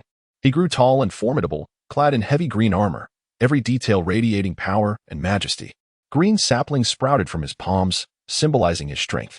Behind him, a pair of green wings unfurled, slicing through the atmosphere with a crisp sound. He stood there, like a colossal green tower rising from the earth. Super Saiyan. Sisanu. A trace of cold amusement flickered at the corner of Vegeta's mouth, his form shrouded in a terrifying purple skeletal frame. This power emanated like a messenger from the depths of hell, exuding an oppressive aura that was suffocating. Within the depths of Vegeta's gaze lurked boundless fury and ferocious strength, as if he would consume everything in his path. His skin hardened to the toughness of stone, reflecting light as if it were a mirror. His body danced in the purple glow, performing a macabre ballet of death. His once profound black eyes had transformed into an abyss, capable of absorbing all life as light. His muscles twisted and swelled in the purple radiance, as if threatening to burst forth. His aura transcended that of a mere human, embodying an existence beyond life itself. His voice, once familiar, now boomed like thunder, declaring his presence to the world. The nine-tailed fox of the Science. Gohan, still somewhat restrained, whispered with a faint blush. His voice was enveloped in a blazing crimson aura, a fire from within, symbolizing his latent power. This flame burned like wildfire, tousling his black hair further, while his eyes sparkled like twinkling stars, radiating unwavering light. Most astonishingly, 9 tails materialized behind him, writhing like ethereal serpents, each tail twisting, proclaiming his strength. They appeared suddenly, slicing through the air like lightning, filling the space with an eerie terror. This power had lain dormant within him, only now awakened by the call of Shangguan Lingfeng. He understood that he must confront and control this power. The surrounding air seemed distorted by this overwhelming force, his figure wavering like a phantom in the atmosphere. Son Gohan's 9 tails danced wildly in the air, as if painting a vivid tapestry of hell. With every swing of his tails, the atmosphere erupted with thunderous booms, warning all to steer clear of this frenzied scion. Gohan's arms bulged with muscle, as unyielding as steel, and his fingers resembled the talons of a hawk, capable of rending the very air asunder. The 9 tails behind him coiled like venomous serpents, embodying an unstoppable force of attack. Trunks stood transfixed before the spectacle, his mouth agape in disbelief, struggling to comprehend the scene unfolding before him. What is happening? Is this a Super Saiyan? His mind swarmed with questions, his gaze filled with bewilderment and astonishment. He stared at Goku, Gohan, and Vegeta, who appeared almost as grotesque anomalies, utterly baffled by the transformation that had taken place. Their forms and auras exuded an unfamiliar yet palpable terror. Trunks' fingers trembled slightly, his phone slipping from his grasp as he attempted to absorb the gravity of the moment. Yet, his body felt as if it were encased in ice, rendered immobile. His heart raced, adrenaline coursing through him, as he felt himself ensnared in an uncharted realm, teeming with peril and exhilaration. Could this truly be a Super Saiyan? He murmured to himself, his eyes alight with curiosity and wonder. Yet, the scene before him was nothing short of astonishing, leaving him in a state of disbelief. The emergence of these Super Saions seemed to be a key, unlocking the gateway to an unknown world, shattering Trunks' composure. It was not only he who was affected, the androids across from him were equally taken aback, their eyes wide with disbelief, struggling to fathom the reality of the situation. What is happening here? According to our data, Goku should not appear this way. Androids 17 and 18 exchanged glances, simultaneously voicing their confusion. Their eyes turned to Android 20, seeking answers from him. Android 20, equally perplexed, shook his head and replied, "Don't look at me. I find this just as strange. I have made no alterations to the data. Enough chatting, children. I am about to make my move," exclaimed Shangguan Lingfeng, grinning broadly as he charged forth with a legion of mutated Super Saiyans, igniting a flurry of astonishment among the androids. Boom! Over 2 hours had elapsed, and the battle had reached a fever pitch. Androids 19 and 20 lay vanquished, their bodies sprawled helplessly on the ground. Only Android 17 clung to life, gasping for breath. On the brink of expiration, the other androids turned their attention to Vegeta, who was being ruthlessly pummeled by Android 16, each punch eliciting anguished groans from him. Despite Vegeta's formidable prowess, he appeared utterly overwhelmed by the relentless assault. "Come on, Vegeta," Goku shouted, unable to contain his encouragement as he watched the tumultuous clash unfold. Although he and Vegeta had experienced some conflicts, at this moment, he sincerely hoped that Vegeta could endure. Android 16 struck again with a powerful punch. Vegeta barely evaded it. Yet he was already gravely injured. His body tumbled through the air before crashing heavily to the ground. "Vegeta!" Goku exclaimed in alarm. "Silence, Kakarot!" Vegeta shouted in exasperation. "I haven't even unleashed my full power. I'm merely toying with this hulking brute. Take this!" Vegeta roared, charging forward once more. Meanwhile, on the other side, Shangguan Lingfeng engaged in a breathtaking hand-to-hand combat with Android 18. This battle tested not only their strength and skills, but also their will and perseverance. Shangguan Lingfeng's agile figure danced across the battlefield, fiercely clashing with the android. Their movements were so swift that they were nearly imperceptible. Each collision resonated like a meteor striking the earth. Their conflict tore through the very fabric of space, causing the air to tremble. Shangguan Lingfeng's fingers sliced through the air like blades, each swing accompanied by a tempest of fury. Android 18, not to be outdone, moved with an ethereal grace, skillfully evading Shangguan Lingfeng's relentless attacks. The battle persisted for over 2 hours, yet Shangguan Lingfeng showed no signs of fatigue. His gaze brimmed with unwavering determination, as though he would not relent until he had bested Android 18. Ultimately, This fierce confrontation concluded amidst a whirlwind of dust. Shangguan Lingfeng emerged victorious, standing triumphantly on the battlefield, his eyes shimmering with the light of triumph. In stark contrast, Android 18 succumbed to defeat. Her head lowered as she silently bore the weight of her loss. Shangguan Lingfeng stood there, exuding pride and satisfaction. He had not only won the battle, but had also reclaimed his dignity and honor as a man. After donning his attire, Android 18 graciously prepared afternoon tea for him. Upon entering the dining room, Shangguan Lingfeng was greeted by the sight of the meticulously arranged tea set on the table, a warm sensation blossoming within him. "You've done well, 18, he remarked as he approached the table and took a seat. Android 18 quietly poured the tea, her gaze conveying a sense of grace and submission, as if presenting the most precious gift to the victor. Gently, she offered the cup. She had been entirely won over by Shangguan Lingfeng. He lifted the cup and savored the rich flavor of the tea, his heart swelling with contentment and joy. This was the finest reward for his hard-fought victory. Relishing this moment of tranquility and comfort, he allowed Android 18 to attend to him in silence. Android 17 and 16 have already surrendered, Shangguan Lingfeng remarked after taking a sip of tea. I know. Android 18 nodded in acknowledgement. Shangguan Lingfeng smiled faintly, appreciating her understanding and poise. Her service was a pleasant comfort, revealing her to be neither reckless nor foolish. Thus, the story unfolds. In a moment of unwavering resolve, Shangguan Lingfeng recognized the monumental duty he bore in safeguarding the earth. His actions were both precise and swift, leading him directly to the time-traveling adversary, Cell. The confrontation unfolded like a flash of lightning, leaving onlookers momentarily stunned. With an aura of invincibility, Shangguan Lingfeng effortlessly brought Cell to the ground, his gaze filled with determination and conviction. At that instant, he not only located Cell but also uncovered the presence of the sinister Majin Buu lurking in the shadows. Like a phantom of the night, Buu moved undetected. Yet his very existence sent tremors through the world. The door of opportunity in his grasp became a formidable ally, with a mere thought. Shangguan Lingfeng could vividly conjure the image of Majin Buu and subsequently opened the portal, instantly arriving at Buu's concealed lair. Babiti's reflexes were wholly inadequate to keep pace with Shangguan Lingfeng's movements. Before he could react, he was struck with a devastating blow, staggering back several steps before collapsing to the ground. Meanwhile, Majin Buu's egg was effortlessly secured by Shangguan Lingfeng. Trunks, too, felt the profound influence of Goku and Vegeta coursing through him. The power of a Super Saiyan surged within, his hair shifting to a golden hue tinged with purple, and a sharp glint illuminated his eyes. He transformed into a Super Saiyan ninja, ready to face greater challenges ahead. Years can usher in countless changes.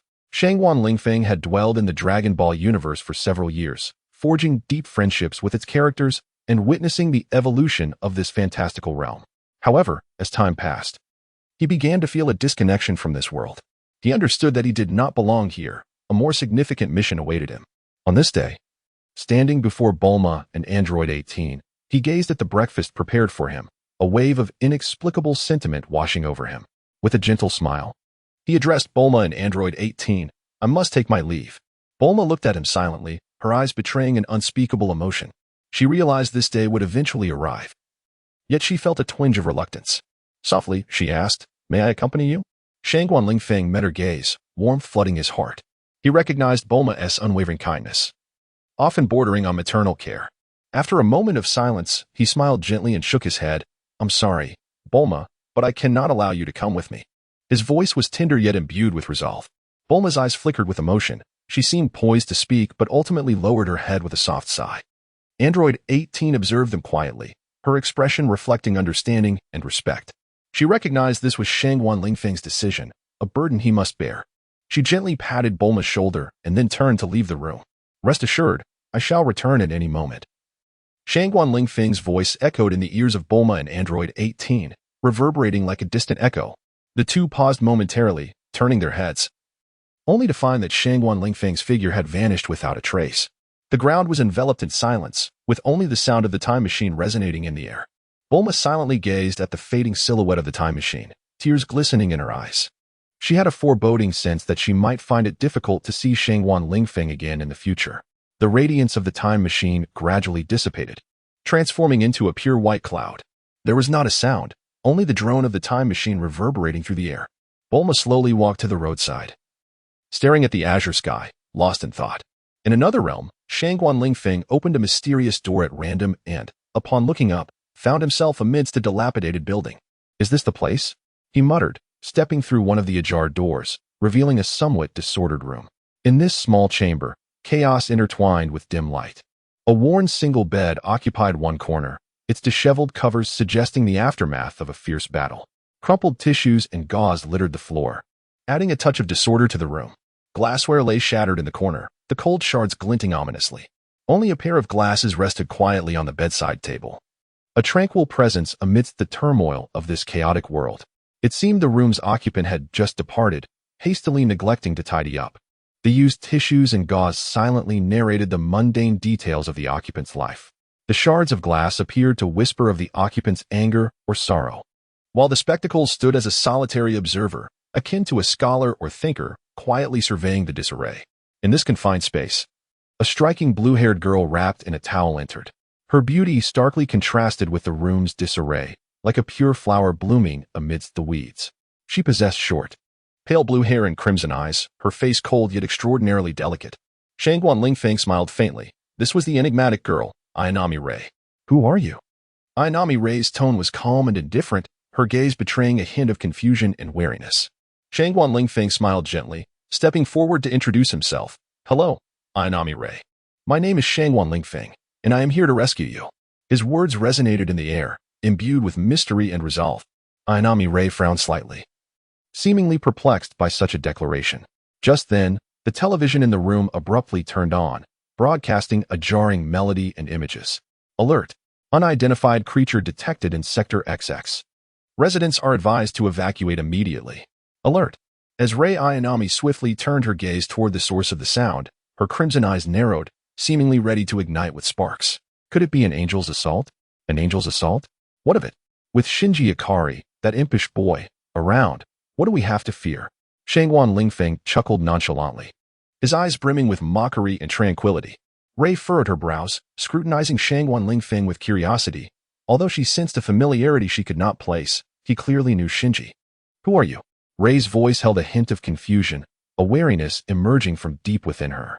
Standing at the threshold of the bathroom, Shangguan Lingfeng's words stirred a sense of unease within her. When her gaze fell upon the glasses in his hand, her heart tightened. Those glasses were hers. "These are your glasses," Shangguan Lingfeng remarked casually, revealing no intent to conceal the truth. His eyes possessed an irresistible allure, as if they could penetrate the depths of one's soul. Rei remained silent, her gaze fixed upon him, her body trembling slightly. She had sensed something extraordinary about Shangguan Lingfeng, yet she could not resist his magnetism. She approached him, extending her hand to reclaim her glasses.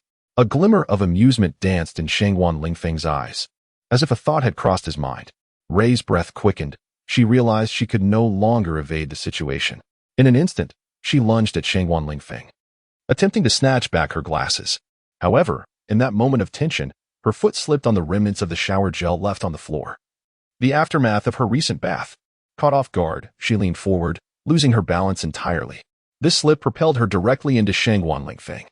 Their bodies entwined in a chaotic tumble, akin to a tempestuous dance. Rei's towel fell away amidst the swirl, drifting through the air. With a thud, Shangguan Lingfeng braced himself with one hand against the ground while the other pressed against her softness. Their bodies pressed closely together, the contact of their skin quickening their heartbeats. They gazed into each other's eyes, tension and anticipation palpable between them. Rei struggled to maintain her composure, yet her eyes betrayed a flicker of shyness and chaos. "Could you please remove your hand?" she asked, her voice slightly hesitant. "I cannot," Shangguan Lingfeng replied, his gaze penetrating as a smile curved at the corners of his lips. He gently squeezed the area beneath his palm until a hint of color washed over Rei's face, before slowly withdrawing his hand. His expression conveyed a profoundness and playful intrigue. This small gesture left a faint blush upon Rei's cheeks, complicating and deepening the dynamics between them. "Put on some clothes," Shangguan Lingfeng said, his eyes appreciating Rei's flawless form. Devoid of any lewd intent, yet the demonic emblem on his chest began to emit a faint glow. Rei softly acknowledged, and under Shangguan Lingfeng's gaze, she proceeded to don her undergarments and outerwear. "Very well, let us proceed to witness the apostles," remarked Shangguan Lingfeng with a smile, as a delicate bamboo dragonfly materialized in his hand. The bamboo dragonfly shimmered under the light, exuding an aura of mysterious power. Rei Ayanami nodded obediently, accepting the enchanting artifact. Though a hint of uncertainty lingered in her heart, she adorned her head with the dragonfly as instructed by Shangguan Lingfeng. The dragonfly nestled snugly against her hair, as if it had become an integral part of her being. "What is this?" Rei Ayanami inquired, her curiosity piqued. "The bamboo dragonfly, a device of anti-gravity," Shangguan Lingfeng elucidated. "Capable of harnessing a special energy field to counteract the Earth's gravity, allowing us to soar." Rei Ayanami gazed at him in astonishment, her emotions a blend of wonder and trepidation at this sudden manifestation of magic. Yet, the confidence radiating from Shangguan Lingfeng's visage, his eyes gleaming with determination and anticipation, emboldened her. Thus, Rei Ayanami dispelled her hesitations. Shangguan Lingfeng approached her side, guiding her hand in hand on how to wield this marvelous apparatus. Their fingers brushed lightly, each contact akin to an electric current coursing through the air, sending her heart into a flutter. "What is happening to me?" Rei Ayanami pondered, sensing an unusual thrill within her on this day. A few moments later, they stood at the threshold of a window in a towering building. Beyond the glass lay the vast expanse of the sky, illuminated by the brilliant sun. Hand in hand, they resembled two adventurers poised to embark on a grand journey. "Are you ready?" Shangguan Lingfeng inquired, turning to Rei Ayanami. She nodded, her expression a mixture of excitement and apprehension. With a gentle smile, Shangguan Lingfeng gave a slight push, and together they leapt from the window. The fifth apostle, the lightning angel, finally made its entrance into the fray. Its form resembled a colossal octahedron, its sky-blue body glistening under the sunlight like a resplendent gem. At this moment, Ikari Jindo sat behind the desk at headquarters, his hands clad in white gloves, chin resting upon crossed fingers, his calm, yet resolute voice resonating through the air. His eyes conveyed an indescribable determination, as if he were fully prepared to confront whatever challenges lay ahead. "Launch Unit 1. His command was succinct and powerful, akin to a sharpened sword, unembellished, yet brimming with sheer force. As the order was given, the base sprang into a flurry of organized activity. The towering silhouette of Unit 1 stood out dramatically in the sunlight, resembling a massive beast eager to break free from its confines and unleash its might. "Prepare, activate." The command echoed in the air, each word striking the hearts of those present like a hammer. Inside Unit 1, Shinji Ikari gripped the controller tightly, his heartbeat synchronizing with the roar of the engines, a blend of tension and anticipation. "Engage." The final command resonated, and Unit 1 surged forth like an arrow released from a bow, piercing through the resistance of the air, charging towards the unknown battlefield. In that fleeting moment, it seemed as though every device within the machinery was infused with a renewed vitality, merging harmoniously with Shinji Ikari to confront the impending challenge. A thunderous roar echoed as the gates swung open, heralding the imminent emergence of Unit 01. Far in the distance, Shangguan Lingfeng and Rei Ayanami stood atop a mountain peak. The gentle mountain breeze caressed them, causing the edges of their garments to flutter gracefully. Shangguan Lingfeng, once a figure of dread in the realms of Naruto and Dragon Ball, now gazed upon Rei Ayanami with an extraordinarily tender expression. Rei, cold and aloof as ice, bore eyes filled with tranquility and indifference. As if no matter the magnitude of the challenges ahead, she would face them with serene composure. "Why do you prevent me? I must pilot Unit 00. The angel has appeared." Rei's tone remained unwaveringly calm, as if recounting a tale entirely detached from her own existence. Shangguan Lingfeng chuckled softly, moving closer to her, leaning down to whisper in her ear. His breath, warm as the spring breeze, caused a slight tremor in Rei's frigid exterior. "There is no need to panic. I am here," he assured her, infusing her with an unprecedented sense of security. His words resonated like a promise, akin to a vow, stirring ripples upon the tranquil lake of her heart. In that instant, their heartbeats seemed to synchronize, their breaths weaving a harmonious melody. Standing side by side, they faced the approaching challenge with composure and resolve. At that very moment, a brilliant light suddenly flashed across the distant sky. It was the attack beam unleashed by the angel. The fifth angel, Ramiel, possesses the ability to automatically eliminate foes from a considerable distance, Shangguan Lingfeng elucidated. Its relative displacement is ever-changing, and its form can shift at will, allowing it to defend or assault freely. However, whenever it attempts to strike, it reveals a fixed core. Rei listened intently, and indeed, as Ramiel released its beam, the core flickered momentarily. Simultaneously, a terrifying wave of energy surged forth, crashing down upon them with ferocity. The scorching heat pierced through layers of formidable armor, striking Unit 01. Ah! Shinji Ikari screamed in agony from within the confines of Unit 01. Yet, Shangguan Lingfeng continued his exposition undeterred. During Ramiel's transformation, its core remains the sole vulnerability. If one can seize the moment, it may be possible to defeat it in a single blow. Upon hearing this, Rei's expression betrayed a hint of contemplation. However, witnessing Shinji's plight, Shangguan Lingfeng sighed. Alas, my heart is too tender, he lamented, shaking his head once more. With a hint of resignation, he sighed again, and in a sudden motion, he vanished from sight like a gust of wind. Rei's eyes widened in surprise as she scanned the surroundings for his presence. Yet, when she turned her gaze toward Ramiel, Shangguan Lingfeng had already reappeared on the opposite side of the angel. Hey, little Ramiel, over here. Shangguan Lingfeng waved his hand, warmly greeting the Angel of Thunder. A mysterious smile graced his face, as if he were engaged in an exhilarating game. Suddenly, the laser of the Angel of Thunder ceased its rotation. As if responding to Shangguan Lingfeng's call, it slowly turned around. Meanwhile, within the NERV headquarters, the atmosphere was palpably tense, as if the air itself was thick with an unsettling aura. The image on the large screen left everyone astonished, unable to believe their eyes. It was the Angel of Thunder, accompanied by an enigmatic figure that appeared to be human. Who was this person? How could he fly? Was it possible? Could he be a new apostle? The blood pattern remained elusive. Jindo Ikari also felt an unprecedented shock. He released his hands from his chin, his gaze revealing an expression of disbelief. Commander, look at him. What is he planning? He fell silent for a moment before speaking again. The tension intensified. All eyes were fixed on the screen, awaiting Shangguan Lingfeng's next move. They understood that this mysterious figure would significantly influence their fate. Beside the Angel of Thunder, Shangguan Lingfeng stood unafraid before the colossal being, maintaining a serene demeanor as he hovered in the air. He was aware that the NERV headquarters screen displayed his confrontation with the Angel of Thunder, yet he remained indifferent, believing it beneficial for these feeble humans to witness his strength. He regarded the Angel of Thunder with a glint of challenge in his eyes. Drawing in a deep breath, a powerful surge of energy erupted within him, seemingly awakening his Super Saiyan heritage. His hair billowed dramatically, surrounded by a radiant golden aura, the hallmark of a Super Saiyan. Another one, Sisanu, Shangguan Lingfeng exclaimed, summoning a colossal purple giant from thin air.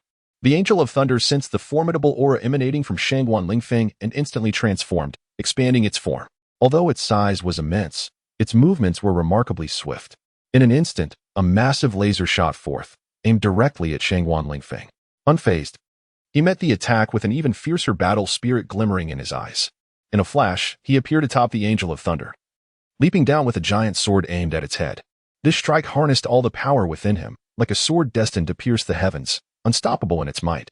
The Angel of Thunder, sensing the magnitude of Shangguan Lingfeng's assault, reacted instantaneously, unleashing a massive laser from its eyes, targeting him directly. The laser surged forth like a colossal silver dragon, imbued with cataclysmic force. Unperturbed, Shangguan Lingfeng swung his giant sword, cleaving the laser in two. Like a warrior deity, he stood atop the Angel of Thunder, leaping into the air, performing a somersault before descending once more upon its head. This leap rendered him akin to a celestial being descending from the heavens, exuding an overwhelming presence. The Thunder Angel seemed momentarily stunned by the formidable assault of Shangguan Lingfeng. Unable to respond, seizing this opportunity, Shangguan Lingfeng gathered all his strength once more and cleaved his sword toward the Thunder Angel's head. This strike was more powerful than any preceding it, as if it aimed to split the very fabric of the universe. Crack! The Thunder Angel was severed in two by Shangguan Lingfeng's sword. Boom! A violent explosion instantaneously obliterated the surrounding structures, yet Shangguan Lingfeng remained unscathed.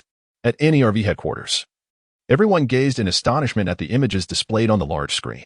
Misato Katsuragi swallowed hard, her voice trembling as she uttered, "That person. He cleaved the angel in half with a single sword strike. How terrifying. Is this truly a human being?" The headquarters was enveloped in a profound shock. Quickly, rescue the pilot. Misato Katsuragi finally regained her composure. Meanwhile, Misato sat quietly in the living room, her eyes betraying a deep weariness. Outside, the moonlight poured like water over the tranquil streets. In this serene night, the only sound was the gentle clinking of a beer bottle on the table. Suddenly, the door was softly pushed open, and Shangguan Lingfeng entered, embracing Ayanami Rei. Their faces radiated excitement, as if they had just emerged from a breathtaking adventure. Ayanami Rei's eyes sparkled with an undiminished fervor, while Shangguan Lingfeng held her hand tightly, as if fearing to lose her. Misato lifted her gaze to their clasped hands and understood everything in that moment. She smiled faintly, sighed softly, and raised her beer bottle in salute. "You have finally returned," she whispered, her tone laced with profound relief. Shangguan Lingfeng and Ayanami Rei settled onto the sofa, where he began recounting his experiences to Misato. Their dialogue gradually captivated her attention. She set down her beer bottle and leaned in, fully engrossed in their narrative. As they spoke, Misato felt herself transported into that perilous and exhilarating world. She witnessed Ayanami Rei's bravery and wisdom, as well as Shangguan Lingfeng's determination and courage. His tale filled her with pride, yet also a twinge of envy. However, when they concluded their story, Misato realized tears were streaming down her face.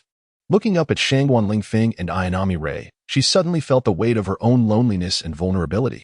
She yearned for their companionship, for their solace. Shangguan Lingfeng enveloped Misato in his embrace, his gaze brimming with tenderness and care. In his arms, she found comfort, her tears gradually fading against his chest. Ayanami Rei sat quietly nearby, her eyes serene. She understood that Shangguan Lingfeng would never lack for female companionship. In that moment, Misato succumbed to her emotions. She was healed by Shangguan Lingfeng.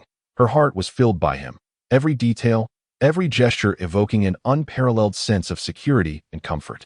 His embrace, his gaze. Everything about him enveloped her in the warmth of this enchanting evening.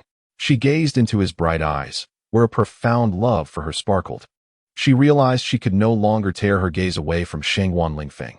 She had become utterly captivated by his charm. She felt his fingers gently caressing her hair, a soothing warmth coursing through her veins like an electric current. His fingers danced across her like the keys of a piano, composing the most exquisite melody that made her heartstrings resonate. "Lingfeng, you are such a mysterious man. I have never encountered a mortal who could defeat an apostle with bare hands," Gaching Meili mused, her expression filled with wonder. Shangguan Lingfeng smiled faintly. "Is that so? Well, now you see." He chuckled softly, lowering his gaze to Gaching Meili. Nestled in his embrace, her eyes brimmed with intrigue and curiosity. She looked at him as though she were peering into an unknown realm, a world brimming with magic and peril. "Lingfeng, could you perhaps enlighten me on how you achieved this?" Gaching Meili inquired softly, her voice laced with reverence and curiosity. Shangguan Lingfeng regarded her, a flicker of complex emotions passing through his eyes. After a brief silence, he spoke. "Meili, there are myriad phenomena in this world that defy explanation.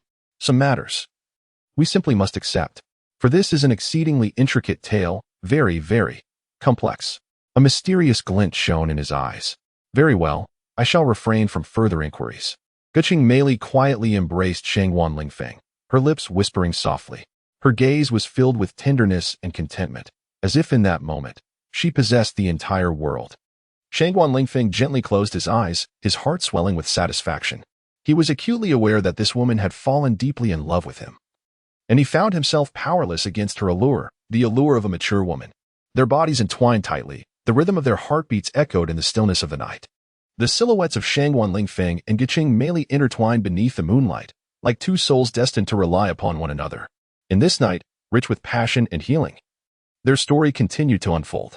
Knock, knock, knock. The sound of a knock broke the serenity. Gaching Meili paused momentarily. Who could it be at this hour? She extricated herself from Shangguan Lingfeng's embrace and opened the door. It was Akaji Ritsuko, with golden hair and a white lab coat. A hint of skepticism flickered in her eyes as she stood at the threshold, one foot within and the other lingering outside. "What has happened?" Gaching Meili inquired, her heart racing. Akaji Ritsuko's gaze revealed an ineffable emotion. She looked at Gaching Meili, her lips moved, yet she seemed at a loss for words. "Meili, are you with that man who appeared so suddenly?" Akaji Ritsuko asked, a note of surprise in her voice. Gaching Meili fell silent. "Oh, it is Akaji Ritsuko.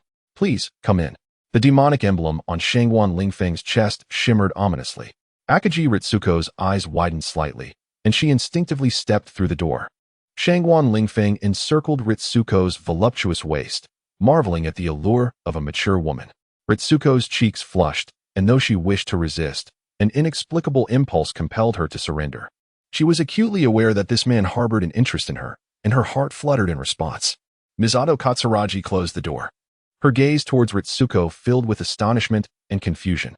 Then, With a startled gasp from Ritsuko, Shangguan Lingfeng lifted her effortlessly and laid her upon the adjacent sofa. The sofa quivered beneath them. Ritsuko's heart raced as she felt a tremendous force enveloping her. She gazed at Shangguan Lingfeng, her eyes brimming with a blend of fear and curiosity. This man, with his penetrating gaze and captivating smile, was utterly irresistible. Shangguan Lingfeng's fingers glided gently over Ritsuko's skin, causing her body to tremble slightly. He lowered his head, inhaling deeply, savoring her fragrance. Lingfeng-kun, you. Ritsuko opened her mouth to speak, only to find herself rendered speechless. All that existed before her was Shangguan Lingfeng, his figure swaying in her vision, his breath lingering tantalizingly at her nose. Misato, you should join us as well. Asuka Langley Soryu, once merely a name, had now evolved into a formidable presence. She was the pilot of the EVA Unit 02, epitomizing humanity's pinnacle in the realm of mechanical and biological technology integration. Her vibrant red hair shimmered under the cockpit lights, and her gaze embodied a resolute determination that rivaled that of any adult. At that moment, she maneuvered Unit 02 through a profound expanse of ocean. Suddenly, a colossal purple skeletal creature emerged from the depths, like a demon rising from the abyss, mercilessly subduing an angel beneath the water. How is this possible? Asuka gasped in disbelief. Before her lay a massive skeleton seemingly composed of purple crystal, each bone radiating a perilous glow. This creature dwarfed the EVA she piloted, adorned with two formidable horns resembling curved swords, gleaming menacingly. Its eyes blazed like two fiery red orbs, brimming with latent power. Asuka's heart swelled with shock and dread. She understood that this creature possessed immense strength, for it would not so easily dominate an angel. Uncertain of her ability to conquer this foe, she recognized that the scene before her was an unprecedented and formidable challenge. You must be Asuka, a voice suddenly emanated from Unit 02's communication system.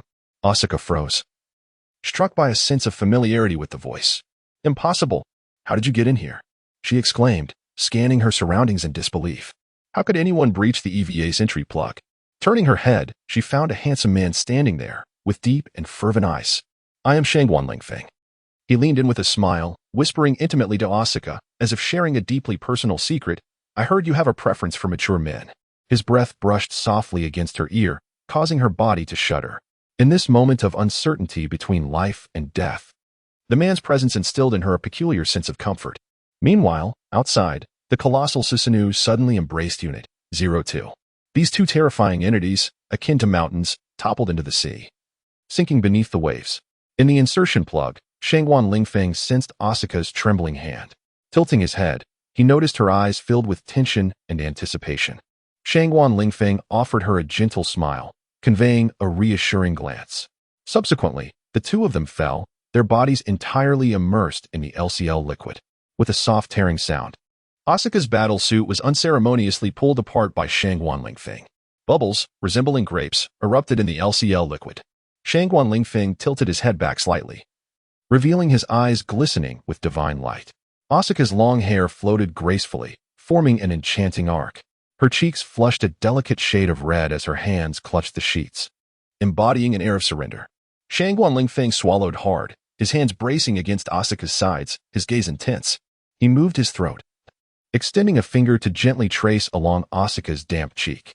Asuka let out a soft sigh, her small canine teeth peeking out as she lightly bit down on Shangguan Lingfeng's index finger.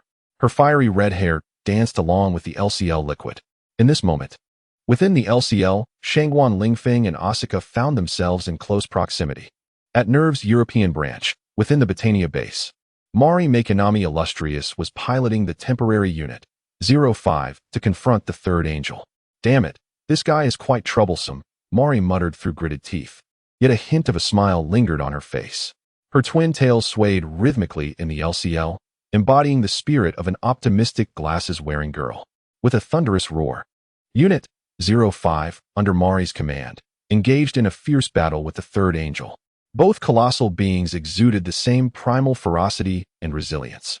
Temporary Unit 05 resembled a titanic beast awakened from slumber, showcasing incredible strength and speed under Mari's skilled manipulation. She adeptly maneuvered the unit, evading the third angel's attacks while launching her own counterassault. Her movements were agile and precise, reminiscent of a dance interwoven with combat. Sparks flew, and the sounds were deafening. Each strike and dodge radiated a sense of determination and ferocity. This was a contest of life and death.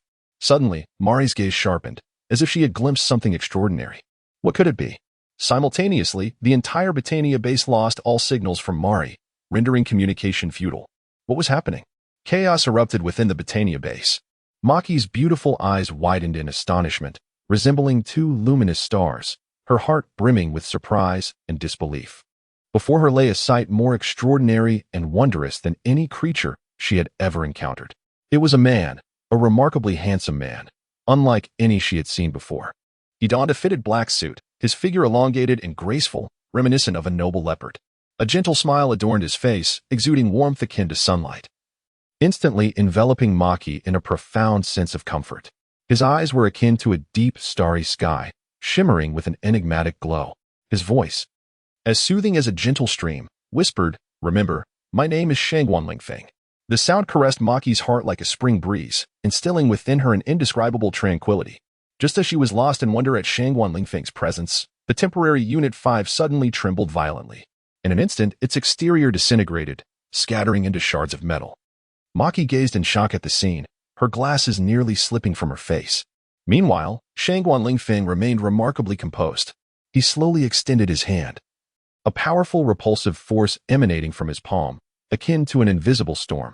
"Shinra Tensei," he declared softly, and with that utterance, the force erupted, creating a formidable wave of energy that utterly annihilated Unit 5. Maki was left in sheer awe. This was the most astonishing spectacle she had ever witnessed. Filled with reverence and admiration, she pondered the true nature of this man, Shangguan Lingfeng, whose strength seemed boundless. At that moment, Shangguan Lingfeng turned to her, his gaze fixed intently upon Maki, his smile still gentle as a stream. "Do you remember? My name is Shangguan Lingfeng." His words echoed like an incantation, reverberating in Maki's heart. She realized that from that moment onward, her fate was irrevocably intertwined with this man. She was unaware of the reasons for his sudden appearance or the source of his immense power, yet one truth resonated within her: she must remember this name, must hold on to this man. "Shangguan Lingfeng," Maki murmured, repeating his name. In the next heartbeat, an incredible scene unfolded. Shangguan Lingfeng grasped Maki's delicate hand, and in an instant, they were transported to a mountain estate. Maki's attire was striking. Her casual top appeared unremarkable, yet the short skirt accentuated her fashion sense. Most captivating were her black stockings, through which the sunlight illuminated her smooth skin. Seated on the estate's balcony with Shangguan Lingfeng, they faced a beautifully crafted long table adorned with a variety of exquisite delicacies. On the balcony railing, a row of blooming flowers hung gracefully, evoking a sense of tranquility and comfort. Jin Shibua gazed up at Shangguan Lingfeng, feeling an extraordinary aura emanating from him. His eyes were deep and resolute, radiating a unique charm akin to that of a seasoned traveler or a wise scholar. "You claim to have come from other worlds?" Jin Shibua found it hard to believe her ears. Such a notion sounded like a far-fetched tale. Could this man truly be a magician? Shangguan Lingfeng smiled and nodded, his gaze imbued with a hint of mystery. "One could say I have arrived from other universes." With a gentle wave of his hand, a tablecloth appeared, and an array of delectable dishes materialized before them. This spectacle left Jin Shibua momentarily dizzy, as if she were ensnared in a dream. Rubbing her eyes instinctively, she looked again, and the feast remained fragrant and inviting. Witnessing this scene, her eyes sparkled with wonder. How marvelous! Not only was this man strikingly handsome, but he also possessed such extraordinary abilities. Jin Shibua felt her heart race, suddenly aware that she had stepped into a realm brimming with excitement and the unknown. "Come, let us witness the transformation of the world together," Shangguan Lingfeng murmured, as he seemed to grasp the very fabric of existence itself. Jin Shibua smiled softly and rose. Her black stockings shimmered brilliantly in the sunlight.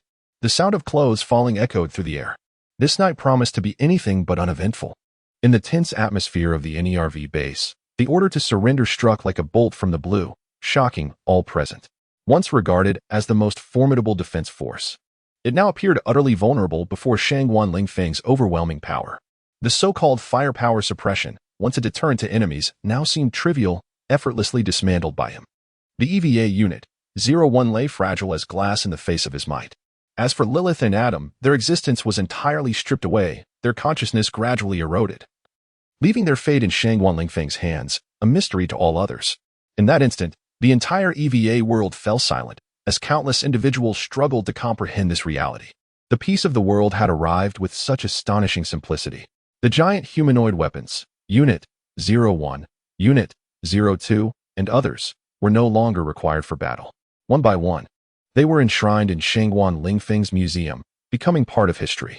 Of course, the Unit 01 would still deploy when large-scale construction or rescue operations were needed, a task that Shinji Ikari relished. He did not desire conflict, yet he could not bear to witness others suffer. Assisting those in need was his joy and his spiritual refuge. As for Shangguan Lingfeng's museum, it was a peculiar establishment, housing an array of humanoid weapons of historical significance and scientific value.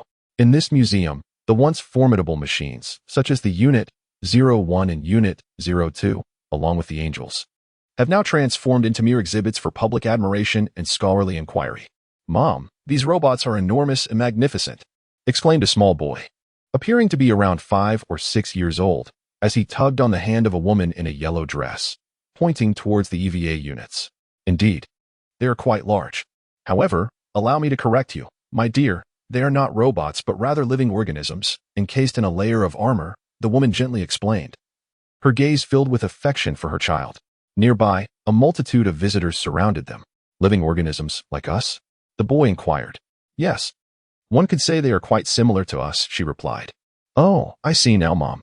The boy seemed to uncover a secret, his joy palpable. Suddenly, he raised his hand, pointing in another direction. "Mom, is that also a living organism? Is it EVA? How peculiar," he asked, gesturing toward a statue located at the heart of the museum. The woman in the yellow dress paused for a moment, gazing at the colossal statue with a look of reverence. "No, dear, that is not EVA. What is it then? Do you recall the knowledge from your textbooks? Who restored peace to the world?" The boy pondered, furrowing his delicate brows, as if realizing something significant. "It is the legendary figure." The woman's words drew the attention of others, who turned to the statue with expressions of devotion. "Indeed, this is our god. His name is Shangguan Lingfeng.